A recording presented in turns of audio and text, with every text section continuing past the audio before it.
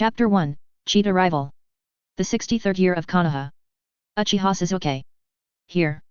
A boy wearing a short-sleeved shirt with the Uchiha emblem on the back stood up, answered, and sat down. Hey? What's going on? Advertisement. Uchiha Itachi looked around with a confused face. Wasn't he playing the Hokage mobile game, and then being beaten by Kizaru Naruto? How did he suddenly change? Then, a wave of memories flooded into his mind, and the aggressive memories made Uchiha Itachi lie on the desk uncomfortably. Soon, he understood everything. This is the Hokage world.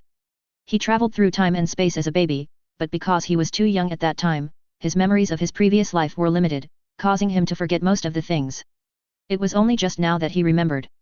Moreover, the good news is that although his memory is limited, the small part of the memory still makes his personality before he can't remember the same as in his previous life, so he is not afraid of others finding something wrong.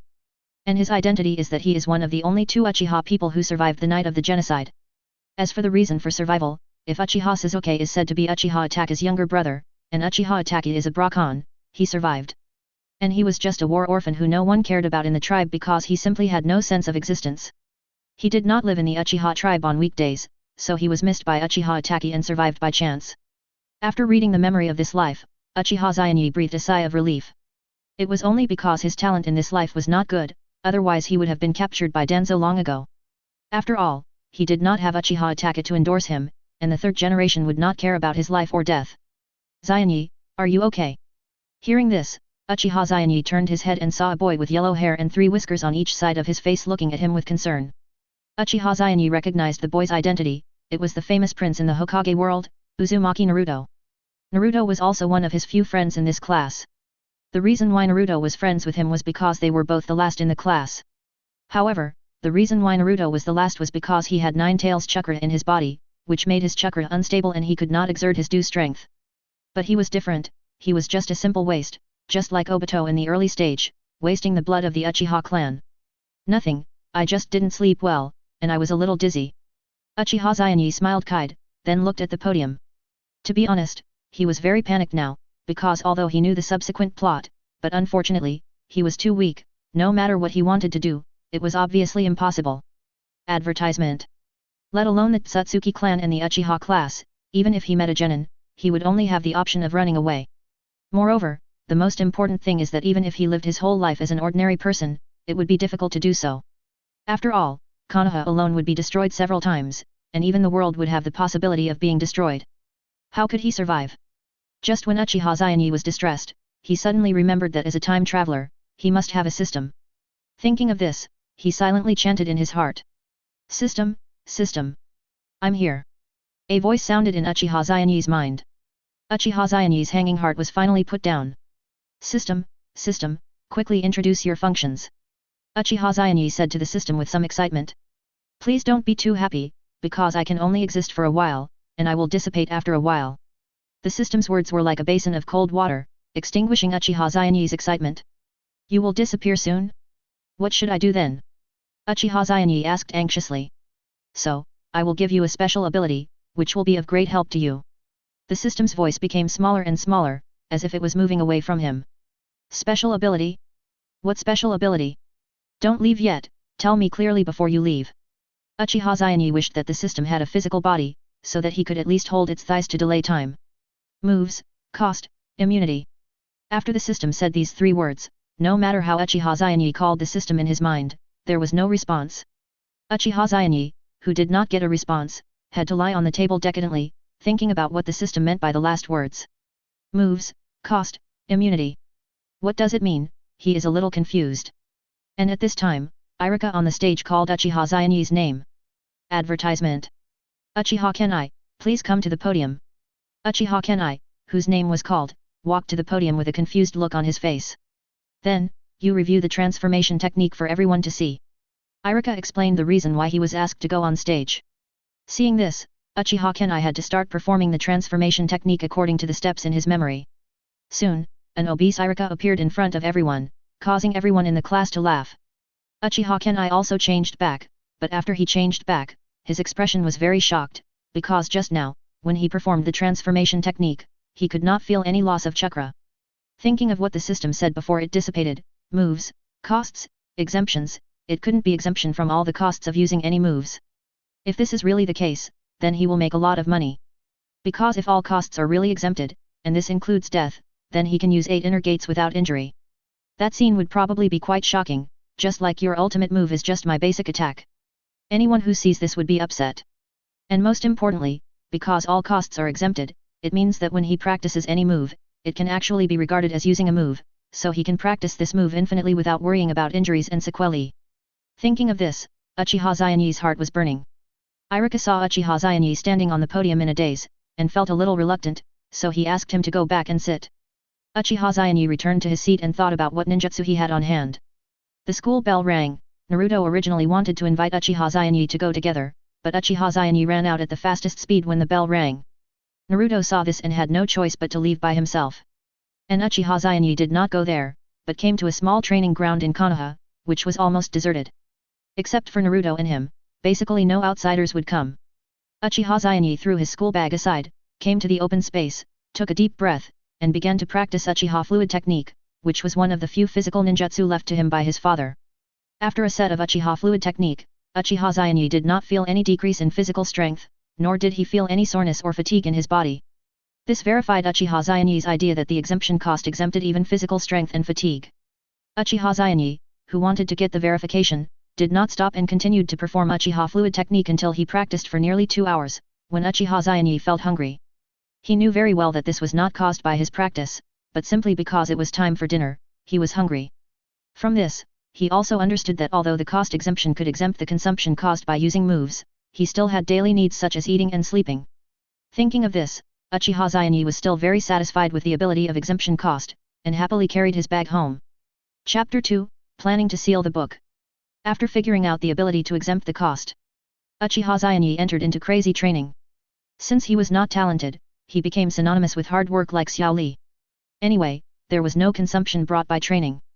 Others needed to rest for 1 hour after training for 3 hours, but he trained for 4 hours without interruption. Moreover, he also found that the fatigue that would occur when refining chakra was also exempted. This surprised Uchiha Itachi very much, because the mental fatigue brought by refining chakra was several times that of training physical skills and ninjutsu. Advertisement. So normally, when ordinary people refine chakra, they can't stand it for 1 hour and need to stop and rest, but he won't. Therefore, when Uchiha Itachi was in class, he lay directly on the table and frantically refined chakra. Anyway, he didn't listen to the class. After a few days, he could feel that his chakra volume increased by at least 50%. As for why he refined chakra, it was because he was prepared in advance in case his shadow clone could not enjoy the cost exemption. Hey, Itachi, let's go eat ramen. That day, Naruto found Uchiha Itachi and invited him with a smile on his face. Well, let's go. Uchiha Itachi did not refuse, stopped refining chakra, and left the school together. The two stepped into the ramen restaurant together, and the smiling uncle immediately noticed them and burst into a hearty laugh. Haha, 2 little brats, come to my shop again today? The old rules, no problem. Naruto heard the words, a sunny smile on his face, and answered without hesitation. Hehe, uncle, we are old customers, of course it's the same as before. Uchiha Itachi added politely. I want a bowl of tonkatsu ramen, thank you. The hand-beating uncle laughed again, and seemed very happy about the arrival of these 2 regular customers. Okay, you 2 little guys wait a moment, the ramen will be here soon. He turned around and got busy, preparing their favorite ramen for the 2 little guests. The ramen came up quickly, and the daughter of the hand-beating master, Ayam, put 2 bowls of ramen in front of the 2. Sorry for the wait, eat quickly. Advertisement. Naruto and Uchiha Kenai picked up their chopsticks and started eating. While the 2 were enjoying the food, Ayam suddenly asked them a question. Kenai, you are about to have your graduation exams, right? How are you preparing? As soon as these words came out, Naruto was like a deflated ball, with a frustrated look on his face. Oh, Sister Ayam, don't mention this. I don't think I can pass it. It's really a headache. If I don't pass the exam, I can't be a ninja. Looking at Naruto's annoyed look, Ayam couldn't help shaking her head gently, and then turned to Uchiha Kenai, who was still calm and enjoying the delicious ramen next to him. Xian Yi, what about you? Aren't you worried? Uchiha Xian Yi swallowed the ramen in his mouth and said calmly. If I can make it, I will make it. If not, I will come to work in Uncle Han's shop and inherit Uncle Han's shop in the future. As soon as he said this, Uncle Han pointed at Uchiha Xian Yi and scolded him with a smile. Good boy, you have been thinking about my shop, but this is what you said. If you can't pass the exam, come to me to learn my skills. If you learn well, I will let you inherit my shop in the future. After hearing Uncle Han's words, Uchiha Xianyi smiled and felt warm in his heart. Although he was only a neighbor of Uncle Han's family, they took good care of him. Uncle Han treated him as his own child, and Sister Ayam also treated him as a younger brother. After Naruto and Kenai finished eating ramen, they went their separate ways and went home. Back home, Uchiha Kenai immediately searched the house and soon found something among his father's relics. It was a Polaroid camera. To be honest, the technology tree of the world of Hokage is very crooked. There are a series of electrical items such as televisions and electric lights, but the ninja equipment is extremely backward.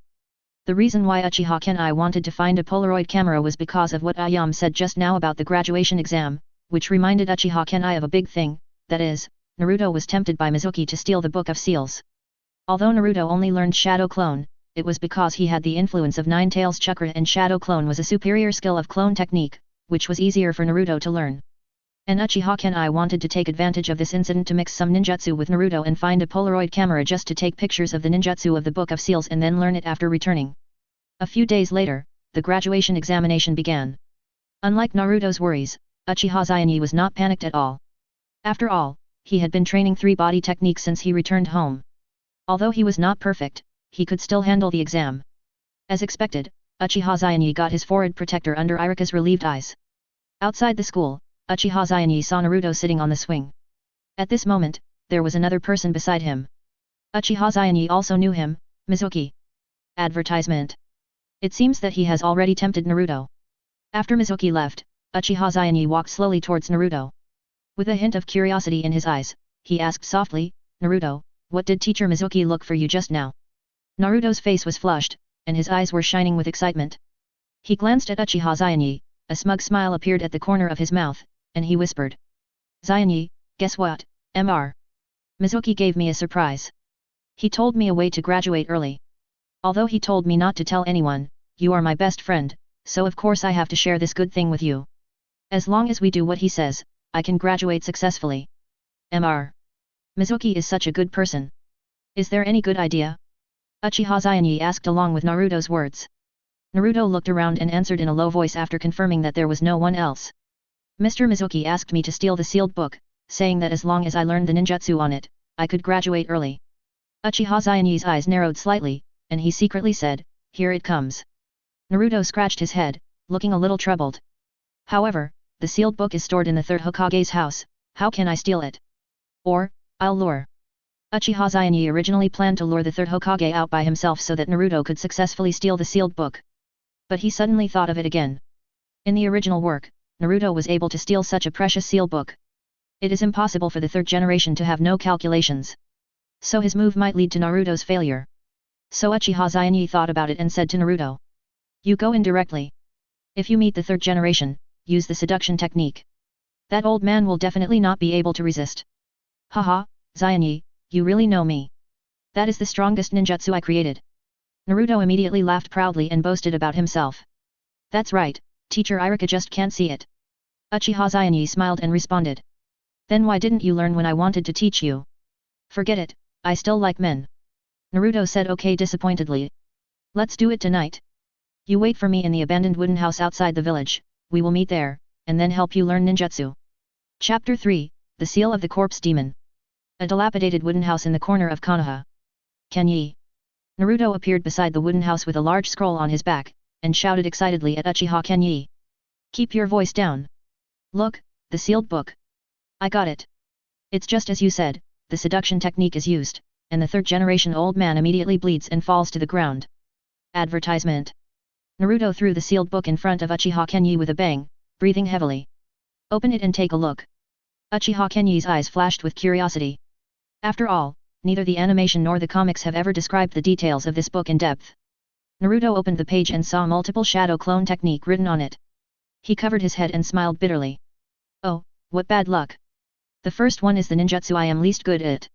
Uchiha Kenyi knew the first ninjutsu very well. He didn't say much, but just continued to flip through the pages quietly. Summoning technique, impure world reincarnation. Flying thunder god technique. Uchiha Xianyi couldn't help but frowning more and more. These ninjutsu are difficult to learn, and most of them seem to be unusable. The one he wanted to learn the most was 8 inner gates, but this ninjutsu didn't seem to be in the scroll. If I want to learn 8 inner gates, I guess I'll have to find Might Guy. Uchiha Itachi muttered to himself.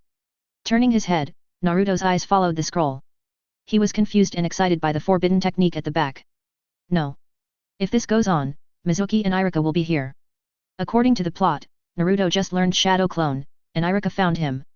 In order not to expose himself, Naruto must learn Shadow Clone quickly, and he must not tell Iruka that he has been here. Uchiha Itachi didn't want to disrupt this plot. Naruto must learn multiple Shadow Clone now, otherwise the plot later will be a big mess. Naruto, let's start ninjutsu. You haven't finished watching it yet, why are you in such a hurry? There are so many powerful ninjutsu, so interesting. Don't you want to finish watching it? Uchiha Itachi was a little speechless. If I wasn't afraid of exposing myself, I would certainly be willing to accompany Naruto here to watch slowly, but the problem is that it won't be long before Iruka will come. If the Book of Sealing is lost, the third Hokage will definitely send someone to chase us. We won't learn any jutsu at that time, so you stole it for nothing? Do you still want to graduate? In order to make Naruto cooperate, Uchiha Itachi can only use Iruka to pressure him. Oh, right. Learn one first, so that teacher Iruka will let me graduate. Which one should I learn? Uchiha Itachi pointed at Shadow Clone and said. Advertisement. Of course the first one, there are no major side effects. The others will kill you if you use them, they are all one-time jutsu. I think this 4-symbol seal is good, this pattern looks familiar, what's going on? Naruto stared at the jutsu describing the 4-symbol seal in the Book of Sealing. This jutsu is not interesting, mainly because we can't show it to the teacher.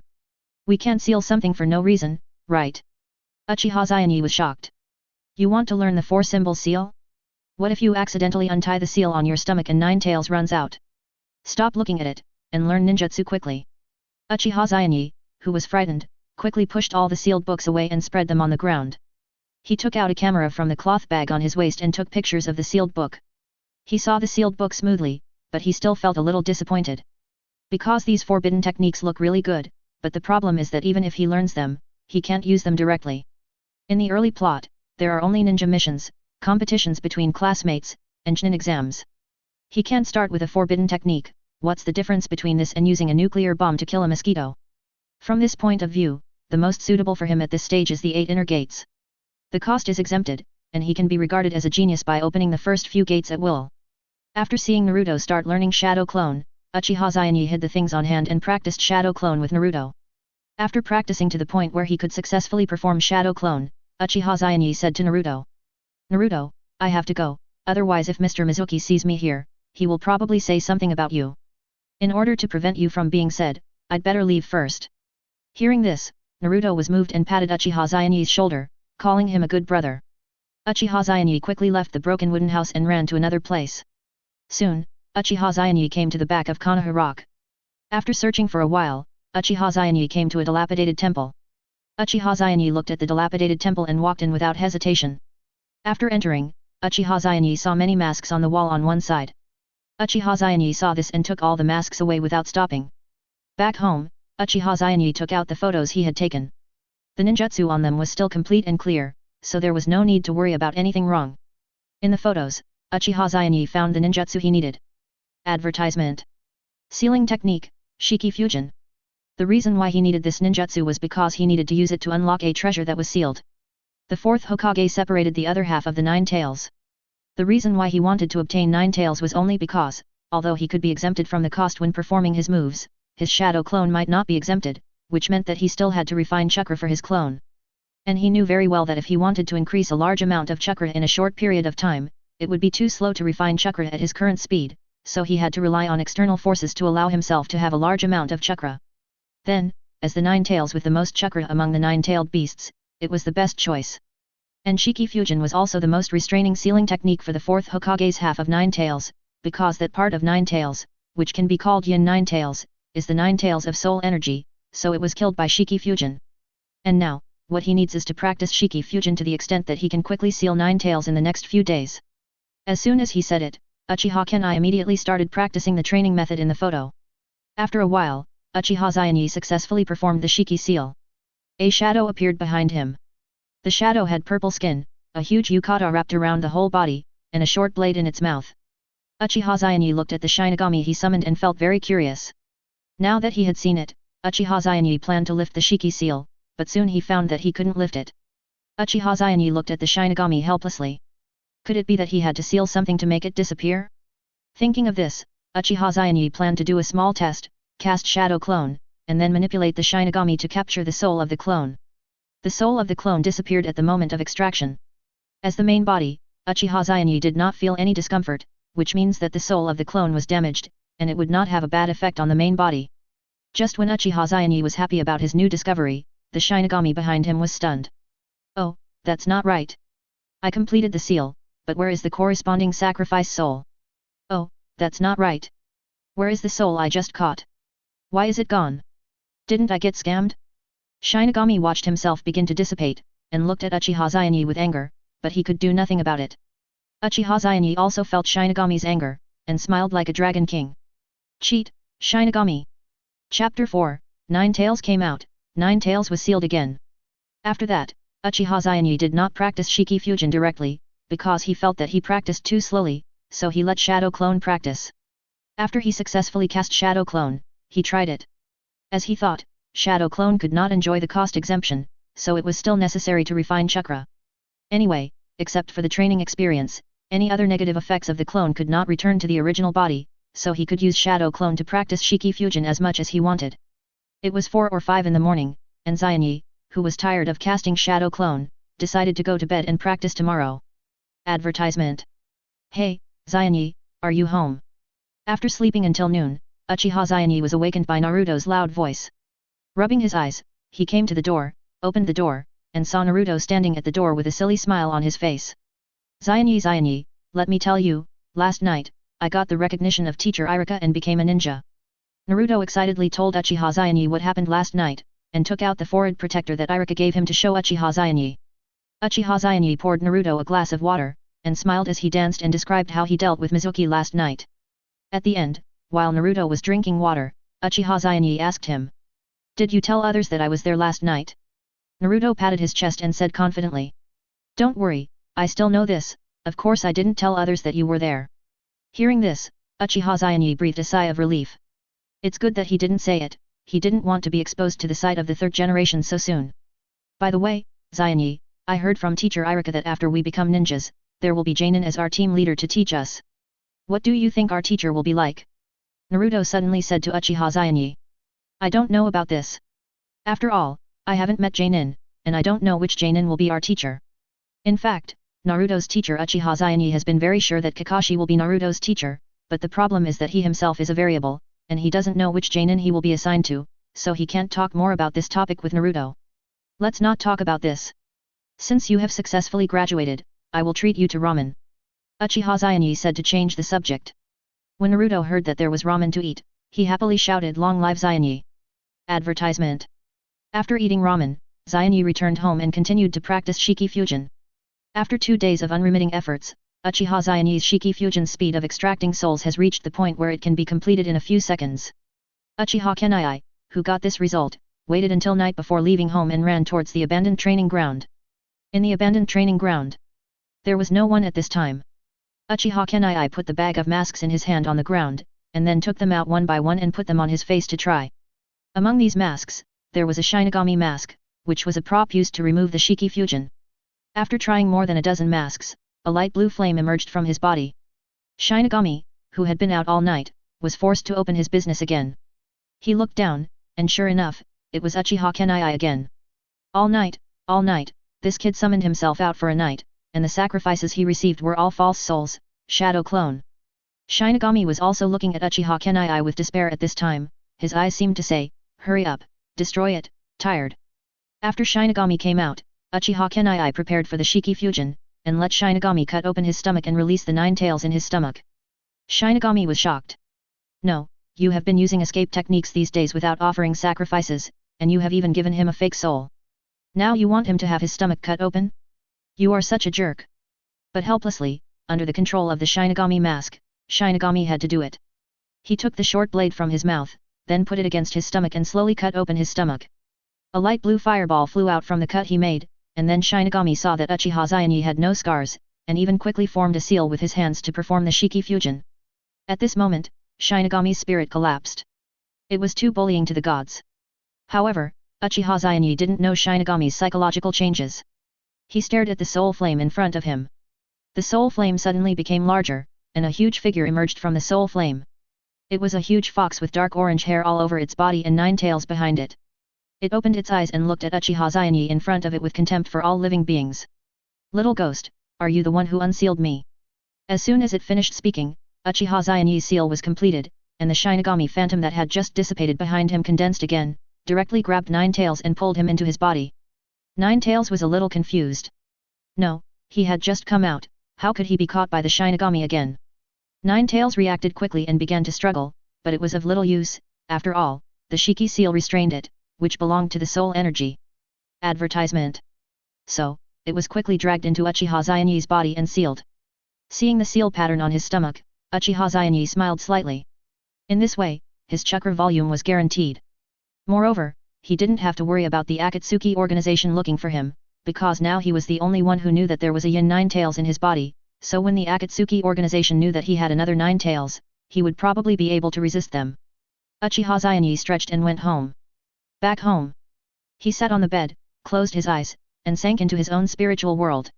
When he opened his eyes again, Uchiha Itachi saw the scene around him change and turned into a place like an underground dungeon. In front of him, there was a huge iron door, and inside the iron door was Yin 9 tails who was sealed here. Yin 9 tails was not surprised by Uchiha Itachi's arrival. "Hey, kid, you're here." Uchiha Itachi looked at 9 tails and said with a smile. "9 tails, you don't seem to be very surprised by my arrival." 9 tails sighed slightly and said helplessly. "What's so surprising? You sealed me in your body, didn't you just want my power? Then you will come sooner or later, so I won't be surprised." In response, Uchiha Itachi shrugged. "This is indeed true, there is nothing he can do. But I am a little surprised. I thought you would be very irritable and yell at me." Uchiha Itachi looked at 9 tails and couldn't help but teasing. "Haha, if it was me in my perfect form or my other half, I would be like that, but I've been nagging that 4th generation guy for so many years, so my temper has been somewhat worn down, and I'm not so irritable anymore." 9 tails laughed and explained to Uchiha Itachi. "Is that so? It seems that Namikaze Minato's little son attribute is really strong, even 9 tails can be influenced." Uchiha Itachi sighed in his heart. However, he didn't come in to chat with 9 tails, he had to do business. "9 tails, can you release your hatred chakra for me?" Chapter 5 Sharingan opens his eyes. "9 tails, can you use your hate chakra on me?" 9 tails' face suddenly became serious when he heard this. "Kid, do you know what you are talking about?" Hate chakra, that is the chakra branch of 9 tails, a mysterious existence known as the collection of hate. This power has an incredible bewitching power, enough to push the user into the endless abyss of hatred. Advertisement. In the past plots, Naruto had suffered from it. He was bewitched by 9 tails due to excessive use and once transformed into the furless 8 tails form, almost causing the seal of 9 tails to collapse. Now, Uchiha Kenai's request shocked 9 tails. For many years, 9 tails had never seen a human being take the initiative to ask for this kind of hate chakra. "Of course I know what I am doing, but I have to do it. Oh, by the way, I haven't formally introduced myself yet. My name is Kenai, Uchiha Kenai." Uchiha Kenai introduced himself to 9 tails. However, when Uchiha Itachi mentioned his surname, 9 tails' eyes immediately became sharp. It could never forget that this Uchiha surname was the surname that enslaved it twice. If someone with this surname came to ask for the hate chakra, it would be reasonable. After all, the Uchiha clan's eye-opening requires strong emotions as a trigger, and hatred is one of them. Therefore, Uchiha Itachi's needs are both reasonable and necessary for him. 9 tails looked at Uchiha Itachi. He was not sure how Uchiha Itachi would treat him after he helped him. However, if he did not help him today, after he obtained the powerful Sharingan through his own efforts in the future, would he remember him and retaliate against him in turn? After a mental struggle, it decided to take the gamble. Then, 9 tails' hate chakra flowed out of the cage and poured into Uchiha Itachi's body. The moment the hate chakra entered, Uchiha Itachi felt that his brain was out of control and hated everything, whether it was the previous life or everything in this life, he hated it. Soon, the emotional power brought by hatred broke through the limit, and his eyes began to change, from dark pupils to blood red, with a black spot in it, and a black megatama appeared on one side of the black spot. But the changes did not stop there. Soon, the second Tomo was born. Uchiha Itachi felt that he was beginning to be unable to resist the negative effects of the hate chakra and was about to lose his mind. 9 tails stopped the supply of hate chakra in a timely manner. "Hey, Uchiha kid, are you okay?" Ninetales looked at Uchiha Itachi lying on the ground and asked with his head tilted. Uchiha Itachi panted and climbed up from the ground. Advertisement. I'm fine. Uchiha Itachi saw his two Megatama eyes from the water on the ground, and ecstasy spread across his face. It worked, he did it, the hate chakra really worked, and it really opened his eyes. Thanks, Ninetales. After suppressing his ecstasy, Uchiha Itachi sat on the ground and thanked Ninetales with a smile. Ninetales felt relieved when he heard this. Hey, it's good, it seems that this kid doesn't have the arrogance of the Uchiha clan. Humph, you're welcome. Uchiha Itachi looked at Ninetales' slightly arrogant look and couldn't help but smile. After staring at Ninetales for a while, Uchiha Itachi pulled up his shirt, then raised his right hand, 5 balls of chakra flames ignited on the tips of his 5 fingers, and then pressed his 5 fingers on the seal pattern on his belly and twisted it. In Ninetales' shocked eyes, the huge iron door was opened. Ninetales stared at Uchiha Itachi dully. It really didn't expect that Uchiha Itachi would let it out so confidently. Little devil, you. Ninetales was speechless for a while. For so many years, since it was exposed to human vision, both the rebellious Uchiha class and the kind-hearted Senju Hashirama regarded it as a threat and wanted to control it. But the problem is that it doesn't want to have much communication with humans at all. Every time it attacks Konoha, it is controlled by Uchiha's Sharingan. It was originally fine in the mountains and forests, but it was pulled out and controlled by someone, and it was made to fight Senju Hashirama, and then beaten up. Senju Hashirama said, Ninetales, you are too dangerous, you must be sealed. Then it was sealed into Uzumaki Mito's body by Senju Hashirama. After that, it was continuously sealed into different people's bodies. And these people, no matter who they were, had no intention of listening to their own voices, and all said that it was too dangerous and wanted to be influenced. Advertisement. Ninetales was already full of resentment, and there were people nagging him to influence it. How could he cooperate at all? Therefore, it was full of distrust of humans. Even just now, it did not trust Uchiha Itachi to hate chakra, but was just gambling. Therefore, after seeing Uchiha Itachi actually release the seal like this, it did not know how to explain this feeling. Ninetales, I will not let you let go of your hatred for Konoha, because Konoha owes you, so if you want to take revenge on Konoha in the future, I will remain neutral and not help either side. Uchiha Itachi looked at Ninetales with a complicated expression and said to it with a smile. Ninetales took a deep breath after hearing this, and then slowly burst into laughter. Ha ha ha, kid, you are much more interesting than others, Itachi, right? Okay, I will remember you. Uchiha Itachi was a little surprised. No, he just got Ninetales' initial recognition like this? Hehe, Ninetales, I hope you won't be shocked by me in the future. Ninetales was looking forward to it. After opening his eyes, Uchiha Itachi left the spiritual space. After regaining consciousness, Uchiha Itachi opened his eyes, and then lay down directly to rest the mental loss caused by the hatred chakra. After recovering some spirit, Uchiha Itachi continued to perform Shadow Clone. After Shadow Clone came out, he immediately understood the meaning of the main body, sat down cross-legged directly, and began to refine chakra. This was the inspiration that Uchiha Itachi got from Naruto's practice of Sage Mode. Since the natural energy refined by Shadow Clone can return to the main body, he let Shadow Clone refine chakra continuously, then I wonder if his own chakra can be improved. Moreover, since Shadow Clone's fatigue will be exempted, Uchiha Itachi directly transformed into Jōbaupi and let Shadow Clone refine continuously. Chapter 6, Class 7. 3 days later. Itachi's last Shadow Clone turned into a puff of white smoke and dissipated due to excessive fatigue. Itachi felt the amount of chakra in his body. Now his chakra amount is 6 times that of before. He nodded with satisfaction. There are already many people in the classroom. Advertisement.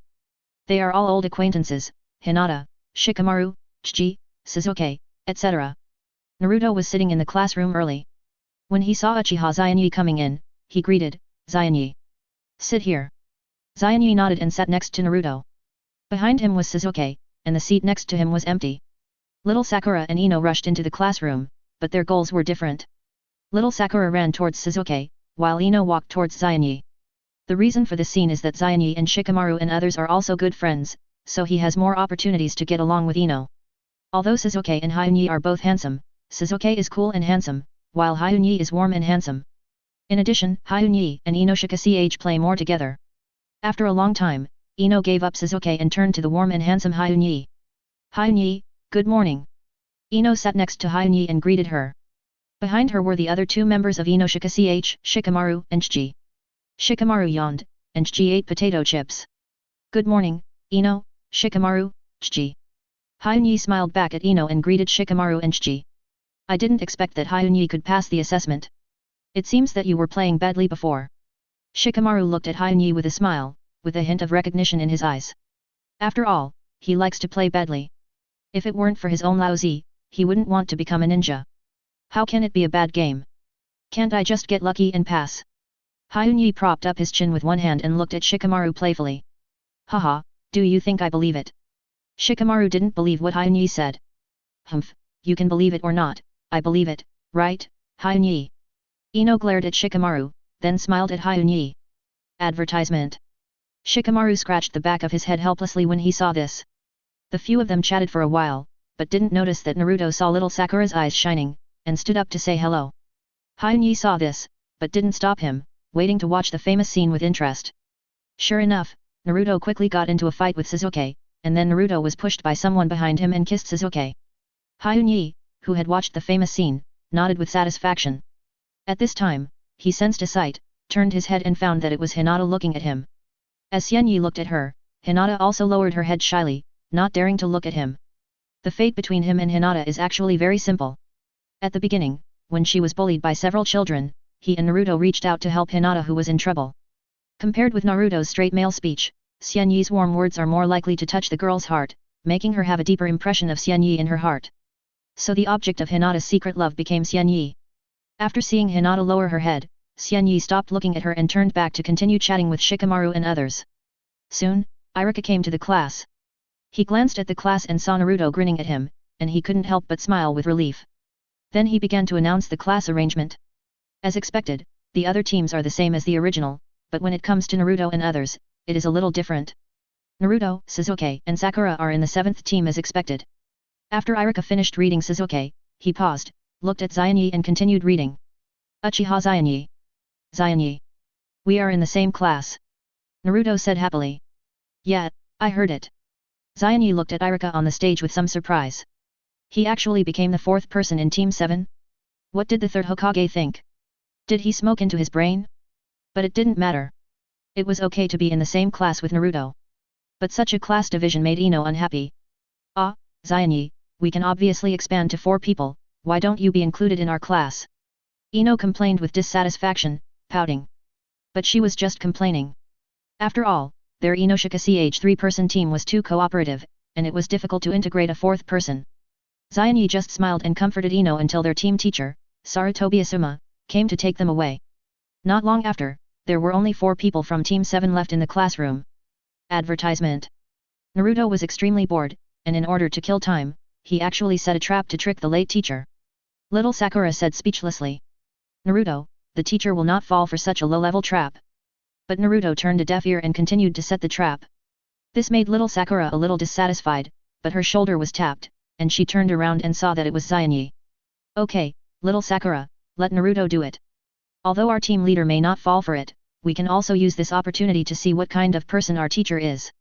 Xianyi's gentle tone, coupled with his face that is more handsome than Sasuke, made little Sakura blush a little, and she stopped talking about Naruto. After waiting for a while, footsteps were heard outside the door and Naruto and little Sakura couldn't help but look forward to it. Soon, the door was pushed open, and the blackboard eraser fell, hitting Kakashi's head. Seeing that Kakashi really got caught, Naruto burst out laughing. Kakashi was not angry either. He took down the blackboard eraser and said to the 4 people. Well, I am your team leader. This is our first meeting. How should I put it? My first impression of you is very bad. Kakashi looked at the 4 people in front of him and thought, my class is really full of problem children. There is a girl who loves flowers. There is Jinchuriki from 9 Tails. There is the Avenger of Uchiha.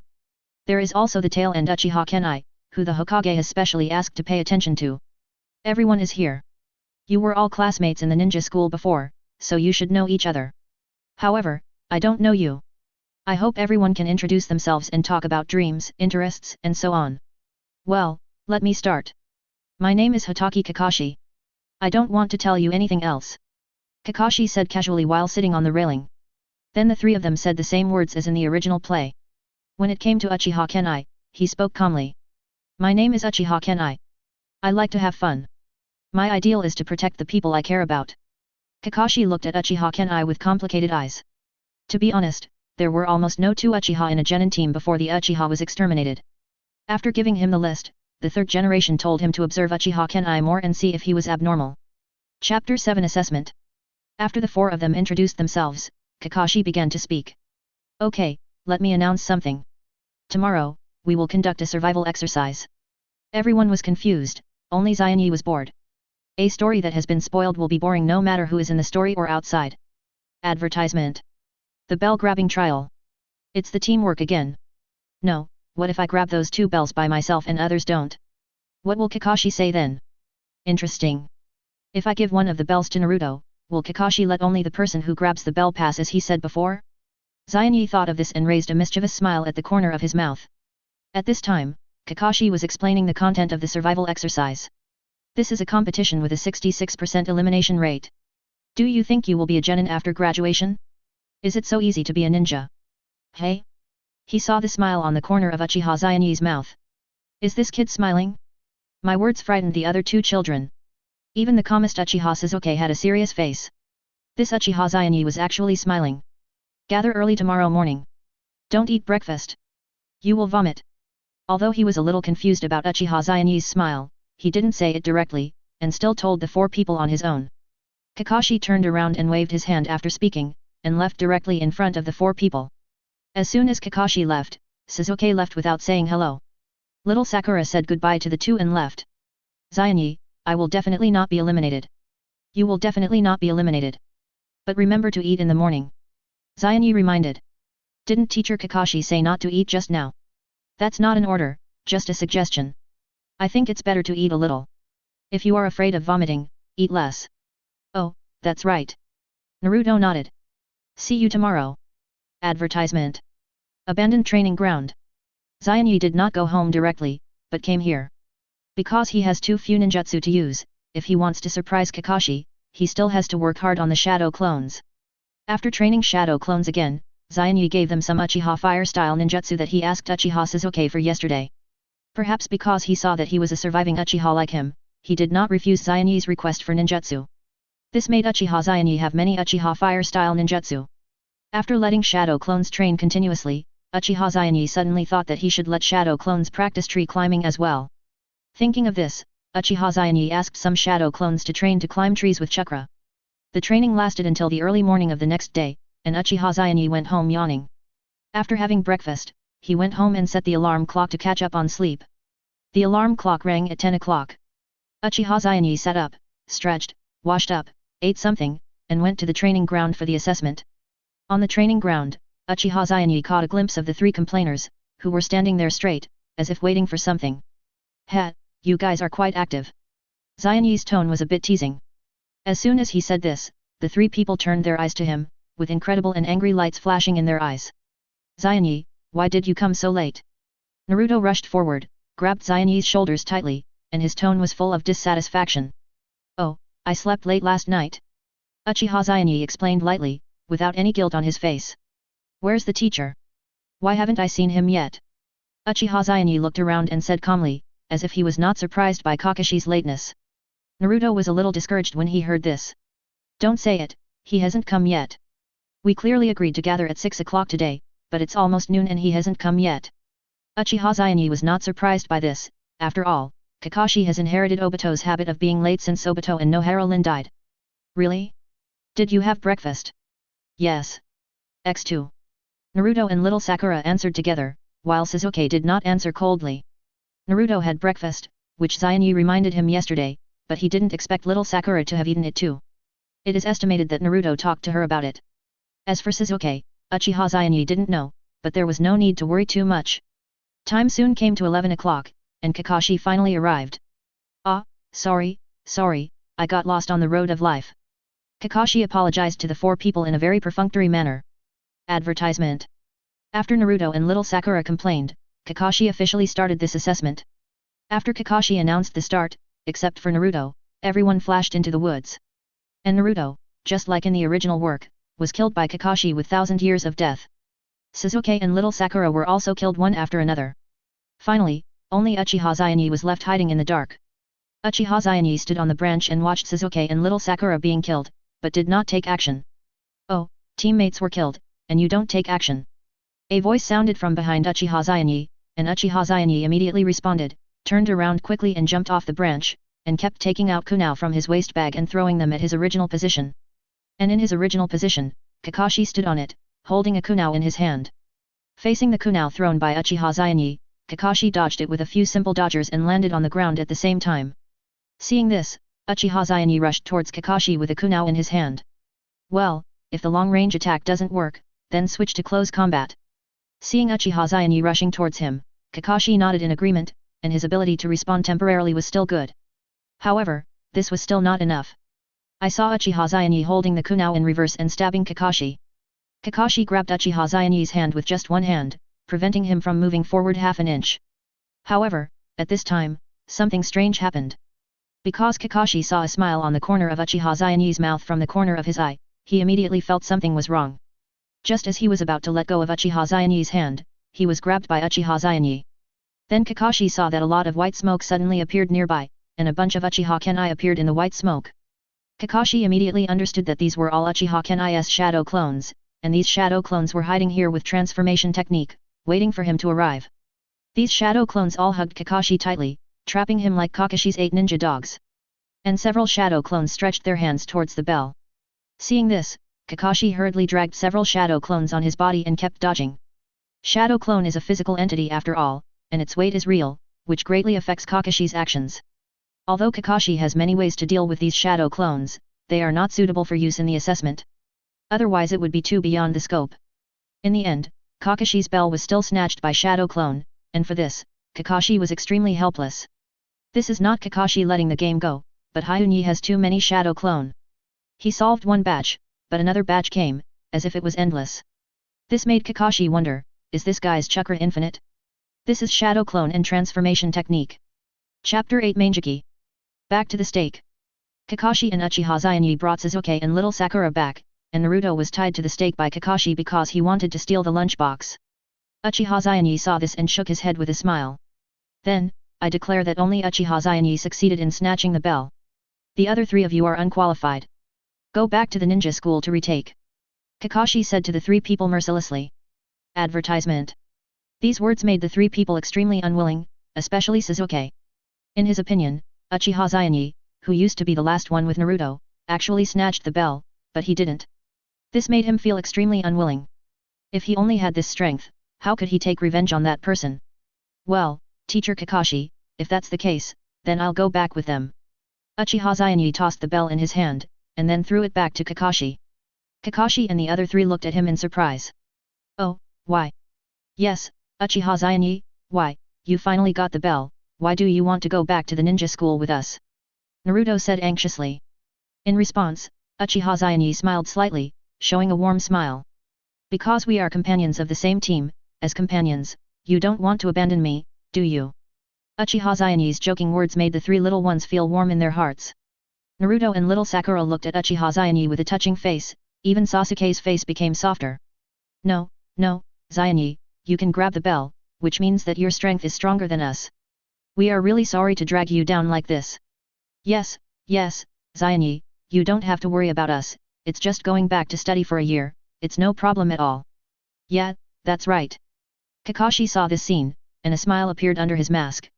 Without waiting for the 3 to continue speaking, Kakashi clapped his hands to interrupt them. Okay, I declare you qualified. The 3 kids looked at Kakashi in surprise, not understanding what he meant. Afterwards, Kakashi talked about the importance of partners and announced the official establishment of Team 7. Naruto and little Sakura jumped up happily, Sasuke also smiled for the first time, and Uchiha watched silently. Advertisement. Finally, Kakashi asked the 4 to go home and rest, and they would start their first mission tomorrow. After the assessment, Uchiha and Naruto came to Ichiraku Ramen to celebrate. Uncle Ichiraku was relieved to learn that the 2 had officially become ninjas and exempted them from paying for noodles today. After eating and drinking, Uchiha returned home. Uchiha lay on the bed, and his consciousness drifted to the familiar spiritual space again. Nine-Tails glimpsed his arrival, no longer lying lazily, but sat up slightly. Little ghost, long time no see, it seems that you have been doing well these days. Nine-Tails said with a little joking. After hearing this, Uchiha Itachi rolled his eyes in dissatisfaction and responded rudely. Nine-Tails, stop talking nonsense. Hurry up and give me the hatred chakra. Nine-Tails shook his head helplessly and pretended to sigh. Oh, it's so sad. The tailed beasts don't even have the right to say a word. Even though he said that, Nine Tails still obediently released the hatred chakra and let it climb onto Uchiha Itachi's body. When the hatred chakra flowed into Uchiha Itachi's body, the anger in his heart was ignited again. His eyes unconsciously turned into two Tomo Sharingan, and deep in the corner of his eyes, there seemed to be a vague third Tomo being conceived. However, it seemed that some obstacles had been encountered, and the third Tomo was never fully born. Seeing Uchiha Itachi's twisted and hideous appearance, Nine Tails decisively cut off the supply of hatred chakra. Without the support of energy, the hatred chakra dissipated in the air like smoke after a while. Uchiha Itachi looked at the Megatama in his eyes, which was still double Megatama, and understood that the dosage was not enough, and said to Nine Tails. Nine Tails, come again, this time, don't cut off the supply of hatred chakra, don't worry, I can withstand it. Nine Tails thought for a moment and looked at Uchiha Itachi and said. Little ghost, I can keep cutting the supply of hatred chakra, but I suggest you find a hidden place to come again. After all, the degree of the future is estimated to make you grow a tailed beast coat, which will be very conspicuous. Hearing this, Uchiha Itachi looked at Nine Tails in confusion. Hey? Will it grow out? But didn't it not grow out before? Nine Tails shook his head. I helped you suppress it to the extent before, but if you strengthen the injection of hatred chakra, I can't help you suppress it. After all, you are the master of this body, and I can only help you a little bit. Uchiha Itachi nodded after hearing this. Okay, I'll find a more secluded place to do it later. Advertisement. After saying that, Uchiha Itachi knew a good place. That is the ancestral land of Uchiha, the secret room where the stone tablet is placed. He did it as soon as he said it, and exited the spiritual space, and Uchiha Itachi ran towards Nanga Shrine.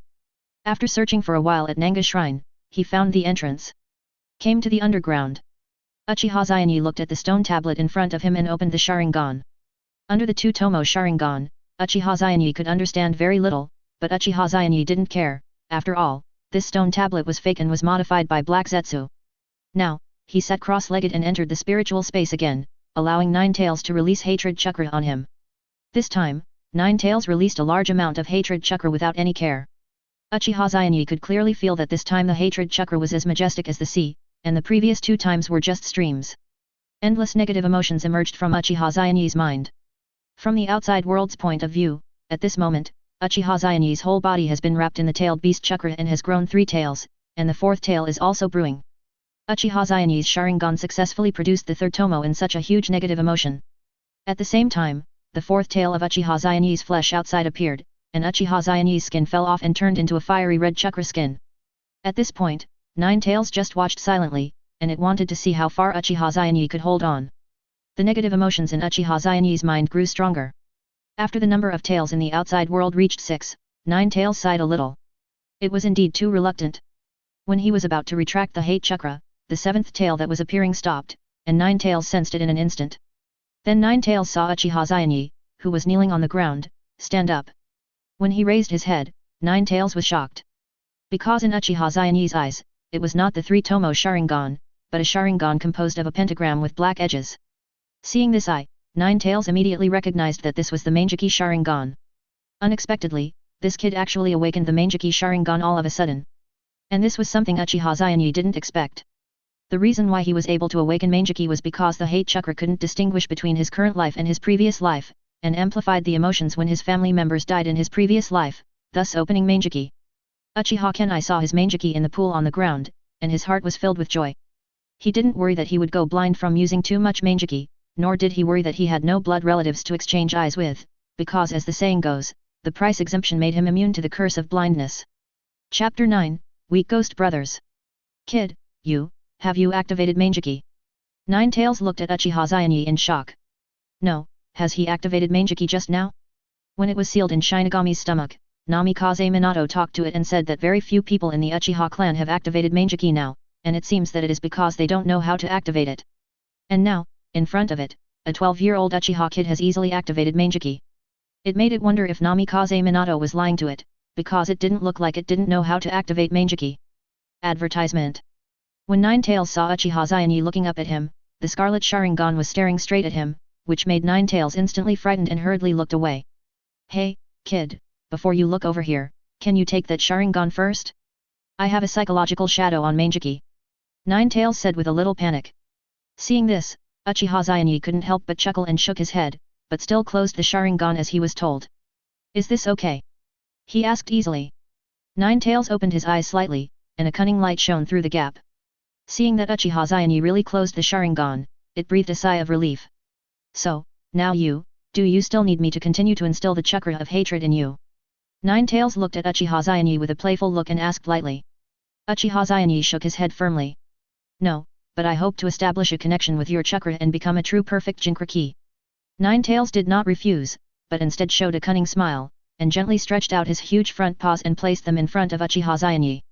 No problem, come on, kid, you're about to become the first legend in Ninetales Jinchuriki to achieve perfect fusion.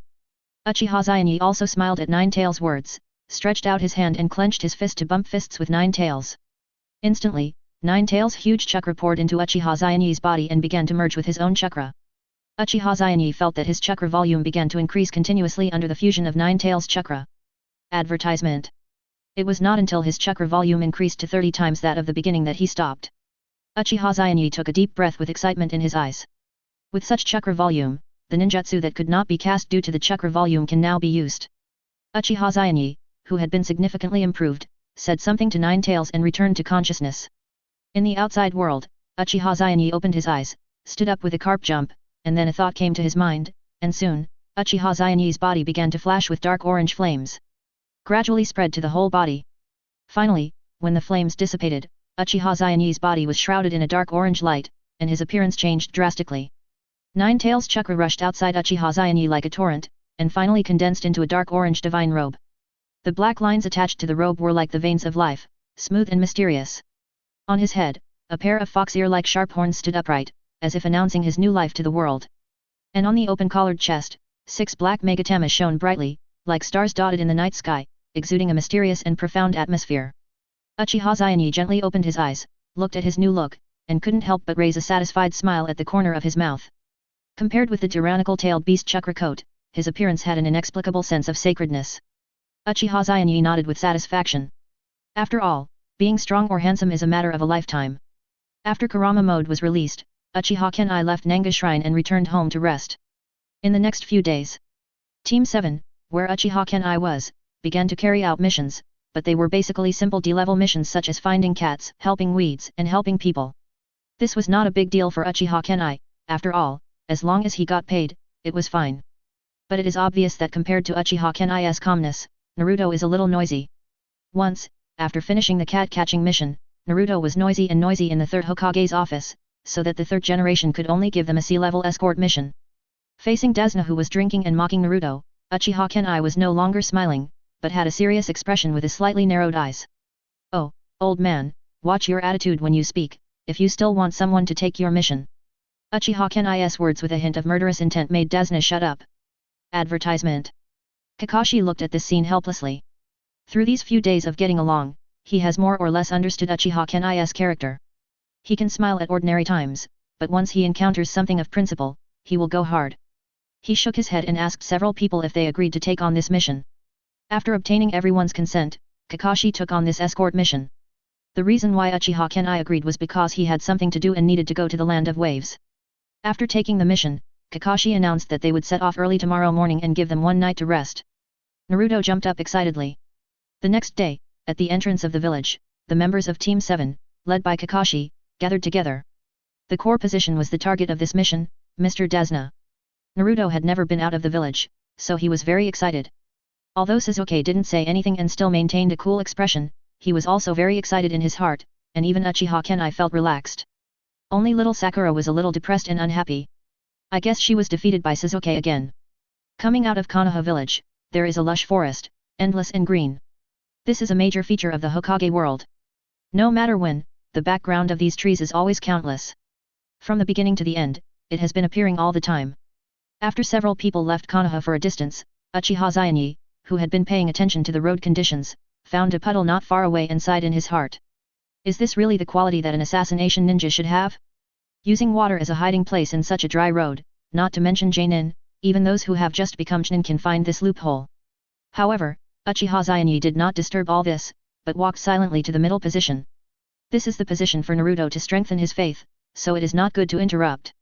Sure enough, not long after the 6 people passed the puddle, 2 black figures immediately appeared from the puddle.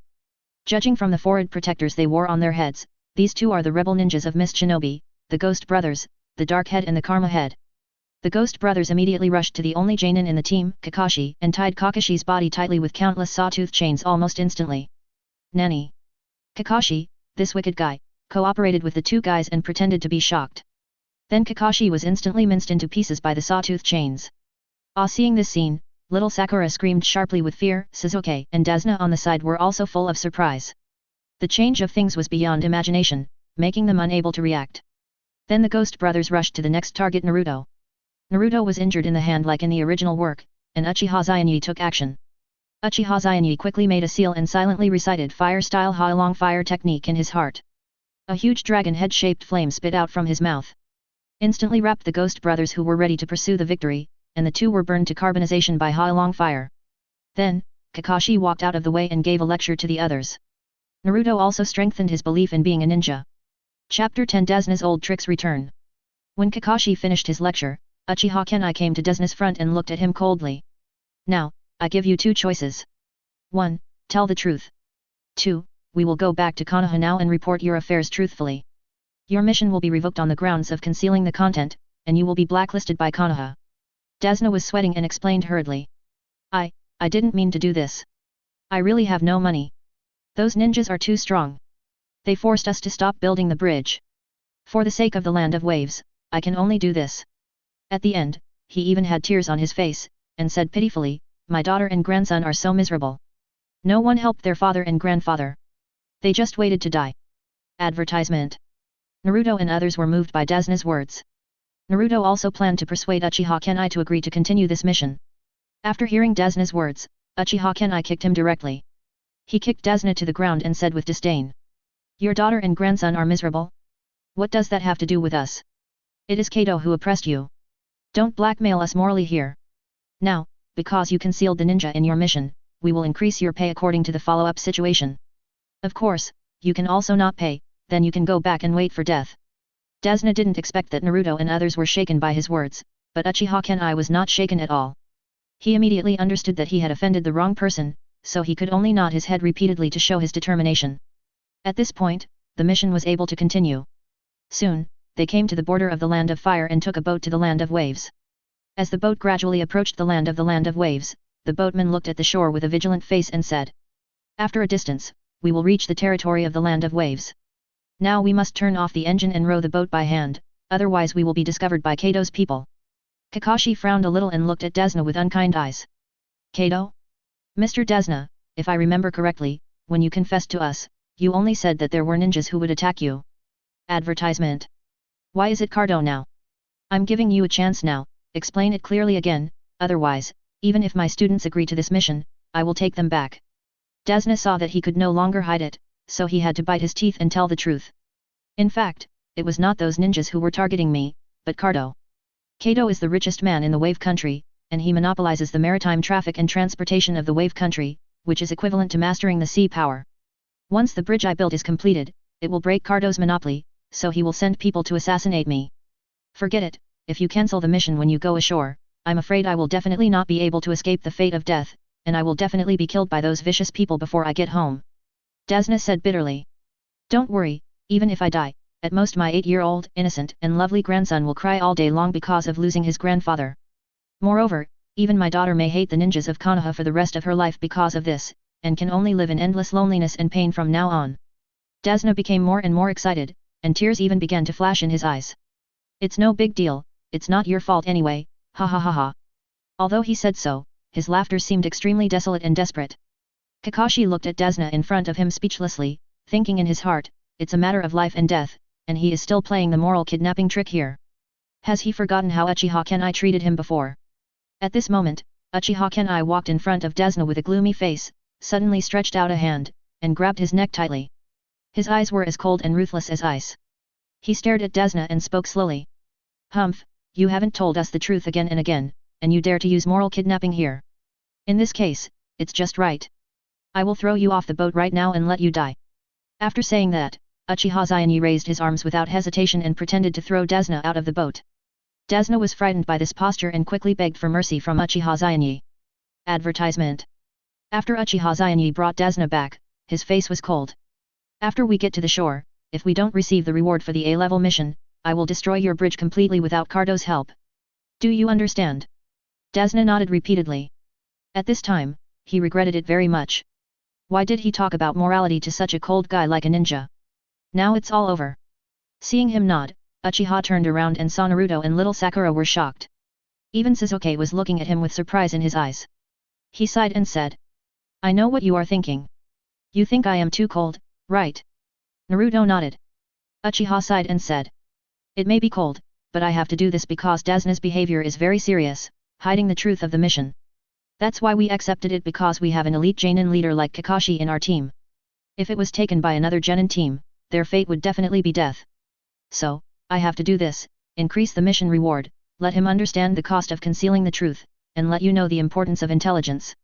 The three listened carefully to Uchiha's explanation, which made Kakashi on the side hold his forehead speechlessly. No, aren't you and them just graduated? How come you are more like a teacher than me? But to be honest, with a student like Uchiha Kenai, he might be able to relax a lot in the future. At least, he can let Uchiha Kenai do a lot of trivial things. Chapter 11 Mangekyō Zabuza. Perhaps frightened by Hyunyi, Desna sat quietly by the side afterwards. When they arrived at the secret disembarkation point, Desna led the way for the 5 people. Soon, everyone came to a forest. Although the environment outside looked quite bad, the forest here was still very lush. When everyone walked for a distance and came to a lake, Kakashi found something wrong. Advertisement. Although this is a forest, the fog is a bit too thick in this season. Thinking of this, Kakashi became alert instantly and began to observe the surroundings seriously. Whoosh! A sharp and piercing sound of breaking through the air suddenly sounded, as if tearing the surrounding air apart in an instant, making a low and dull sound of wind. Everyone lie down. At this critical moment, Kakashi made a prompt decision and shouted loudly. I saw a huge and exaggerated giant sword wrapped in a sharp momentum, whistling over everyone's head at an astonishing speed. The length of the blade was more than 1 meter, and it flashed a chilling cold light under the sunlight. With a loud bang, the broadsword cut deeply into the trunk of a thick tree not far away, and the whole tree shook violently, and the leaves fluttered to the ground. Then, a man as strong as an ox stood firmly on the broadsword, looking down at the crowd below with a cold and fierce look. Kakashi stood there, his hands casually in his pockets, but his expression was extremely serious, staring at the man who suddenly appeared in front of him with full concentration. Are you Zabuza Mangekyō, the defected ninja of Mist Shinobi? Kakashi asked in a deep voice, with a subtle vigilance in his eyes. Hearing Kakashi's question, Zabuza slowly turned around, and the bandage wrapped around his face fluttered slightly with his movements. The ghostly and gloomy voice came through the bandage. Advertisement. I didn't expect to meet Kakashi who has Sharingan here. It seems that the failure of the action of the Ghost Brothers is not accidental. Although Zabuza knew that Kakashi was a famous Genin in the ninja world and his strength should not be underestimated, he still held a glimmer of luck and tried to avoid a life-and-death battle with the other party. So, he continued. Excuse me, can you please hand over the old man to me? As long as you cooperate, I can let you go. However, he knew very well that such words would have no effect on Kakashi and others. Sure enough, Kakashi responded without hesitation. What a pity, he is the client we want to protect with all our strength. If you want us to hand him over, you must defeat us first. Kakashi's words clearly indicated that the negotiation failed, and then he pulled up his forehead protector, revealing the scarlet Sharingan. Sasuke was a little surprised when he saw Kakashi's Sharingan. Why did Kakashi have the Sharingan of their Uchiha clan? Did he steal it? No, if it was stolen, the Uchiha clan would have gone to Kakashi to ask for it. But now is not the time to think about this. Mangekyō Zabuza quickly formed seals with his hands, and the fog around him became thicker. Seeing this, Kakashi immediately shouted to the people behind him. Listen to Kenai's command and protect Desna. Then, the mist enveloped everyone. Although everyone could still barely see the other party's figure, Zabuza's figure was completely invisible. Then, Kenai and others saw the 50-50 battle between Kakashi and Mangekyō Zabuza. It was also when everyone focused on the two people fighting, Kenai opened his Sharingan and began to copy the two's ninjutsu. Although Zabuza used the water style, he currently has the traditional Uchiha fire attribute chakra, but soon, he will have the water attribute chakra. Then, Kakashi was tricked and trapped in the water cage. Kakashi was trapped in the water cage and shouted to Kenai and others. Kenai, take Naruto and the others and run with Desna. Zabuza was obviously prepared, and his water clone quickly rushed towards Kenai and others. Seeing this, Naruto and Sasuke stood up against Zabuza's powerful murderous aura, but the two felt someone patting their shoulders, and turned around to see Kenai looking at the two with a smile. Okay, you guys go to the back, I'll take care of it. Naruto wanted to say something after hearing this, but seeing Xian Yi's confident look, he had to step back a few steps. Seeing that Xian Yi actually wanted to fight him alone, Zabuza swung his beheading sword and chopped at Xian Yi with a smile. Advertisement. Seeing this, Xian Yi made a seal with his hands and cast Shadow Clone. A burst of white smoke dissipated, and more than a dozen Shadow Clone appeared beside Xian Yi. Then, together with Xian Yi's body, they made a seal at the same time and cast ninjutsu. Fire Style Haora Fire Technique. Fire Style Phoenix Fire Technique. Fire Style Great Fireball Technique. Zabuza stared with wide eyes, looking at the dozen Fire Style ninjutsu that rained down on him with astonishment, and stood there for a moment. He secretly complained in his heart, what's going on? Isn't this guy a genin? How can he have such a huge amount of chakra to perform so many ninjutsu at the same time? Isn't he afraid of overdrawing his chakra and falling to the ground due to exhaustion? However, the situation at the moment did not allow him to think about these questions. Zabuza did not dare to be negligent. He quickly formed seals with his hands, muttered something, and then shouted, Water Dragon Technique. A huge water dragon roared out from in front of him, and pounced on those fire-style ninjutsu with its fangs and claws. It's a pity that although water can restrain fire, the number of fire-style ninjutsu released by the opponent is too much. The flames were like a surging wave, and instantly engulfed the water dragon technique performed by Zabuza. And those blazing flames did not stop because of this. They continued to sweep towards Zabuza's water clone with great momentum. In the blink of an eye, Zabuza's water clone was completely swallowed by the sea of fire, turned into a ball of boiling water vapor, and dissipated in the air. As the water clone disappeared, the iconic beheading sword also lost its support and fell to the ground with a bang. Seeing this, Xian Yi walked forward slowly, bent down, and picked up the beheading sword. He weighed the heavy sword in his hand, raised the corners of his mouth slightly, revealed a satisfied smile, and said to himself. Hehe, the equipment actually exploded, which is really good. After saying that, he raised his head and cast his eyes on Zabuza's body not far away on the water surface again. At this time, Zabuza was looking at him gloomily, with anger and unwillingness flashing in his eyes. Xian Yi had a playful smile on his face and shouted at Zabuza provocatively. So, Mr. Zabuza, do you want to fight with me again? My chakra is still abundant. Chapter 12, The Beheading Sword is Mine. Zabuza Momokai raised his eyebrows after hearing what Xian Yi said. Looking at Xian Yi's face and the many shadow clone around him, he knew that his chakra was probably still sufficient. In this situation, he couldn't gamble, otherwise, the fate of the water clone would be his retreat. So he took the initiative to remove the water cage technique on Kakashi and raised his hands. You are awesome, I surrender. Kakashi got out of the huge water cage with difficulty, and his whole body was soaked by the water, but his eyes were still as sharp as a hawk. As soon as he stood firm, he immediately used his own ninjutsu to completely control Zabuza Momokai. Advertisement. However, something unexpected happened to everyone. Just when Kakashi was about to succeed, Zabuza suddenly flashed and rushed towards Xian Yi on the side like a ghost. At this moment, Zabuza held a sharp kunao in his hand, flashing cold light, and the speed was so fast that people could hardly react. Xian Yi was a little surprised when he saw Zabuza coming towards him, but his hands did not slow down at all. He held the extremely heavy beheading sword tightly with both hands, swung it vigorously, and brought a sharp gust of wind, ready to face Zabuza's fierce attack head-on. Just when the two were about to fight hand-to-hand, suddenly, a sharp and piercing sound of breaking wind suddenly sounded. Everyone looked in the direction of the sound, and saw several slender thousand blades rushing like lightning, shooting straight at Zabuza's neck. Zabuza obviously did not expect such a change, and when he realized the danger, it was too late. Only a few muffled sounds were heard, and the thousand blades accurately pierced Zabuza's neck, and the powerful impact made his body stiff suddenly. Then, Zabuza's face, which was originally full of murderous and ferocious, froze instantly, replaced by an expression of disbelief. He opened his eyes wide, as if he had seen something extremely terrifying. Then, his body seemed to lose support, and fell straight backwards, falling heavily on the ground, raising a cloud of dust. After Zabuza fell to the ground, a mysterious figure slowly appeared beside him. The man was covered in a black robe, with a cold mask on his face, revealing only a pair of deep and indifferent eyes. His voice was low and dull. I am Anbu of Kirigakure, responsible for hunting down this evil demon Zabuza. Thank you for your help. Advertisement. Hearing this, Kakashi's eyes fell on the other person and looked at him carefully. In particular, he noticed that the clothes the man was wearing were indeed exactly the same as the legendary Kirigakure Anbu.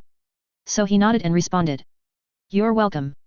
If we didn't have a conflict with Zabuza, I'm afraid we can't help much. But I want to confirm whether this Buza is really dead. As he said this, Kakashi walked towards the body of Buza. Bai nodded slightly, indicating his agreement, without showing any resistance. Kakashi slowly walked to Zabuza's side, squatted down, and carefully stretched out his fingers to touch Zabuza's pulse. Time seemed to freeze at this moment, and the surroundings were quiet. Only Kakashi's steady and light breathing could be heard clearly. After a careful investigation, Kakashi finally confirmed that Zabuza's pulse had completely stopped beating. His heart, which had been hanging for a long time, finally relaxed a little and he breathed a sigh of relief. Okay, that's enough. You can take him away now to deal with the follow-up matters. Kakashi stood up and turned to Bai. Hearing this, Bai nodded, then turned his eyes to Xianyi who was standing beside him, and opened his red lips. Then, sir, please return the beheading sword in your hand to us. After all, this is the precious sword that has been passed down from generation to generation in our Kirigakure. Hearing this, Xianyi raised a disdainful smile at the corner of his mouth, and casually waved the beheading sword in his hand a few times. The blade flashed a few cold lights in the air, making a crisp sound of breaking through the air. He responded in a nonchalant tone. Oh? Your Kirigakure's precious sword? So what? Even if you don't intervene in this battle, I can still easily kill Zabuza with my strength. You just took advantage of the opportunity. In this case, you still dare to ask me to return this sword shamelessly? It's too insincere. Bai listened quietly to Xianyi's ruthless words, and ripples could not help but appear in his heart. Admittedly, she was quite confident in her ice shield technique, but facing Xianyi in front of her and Kakashi who was watching her closely, she was really unsure whether she could fight two people alone and successfully take back the beheading sword.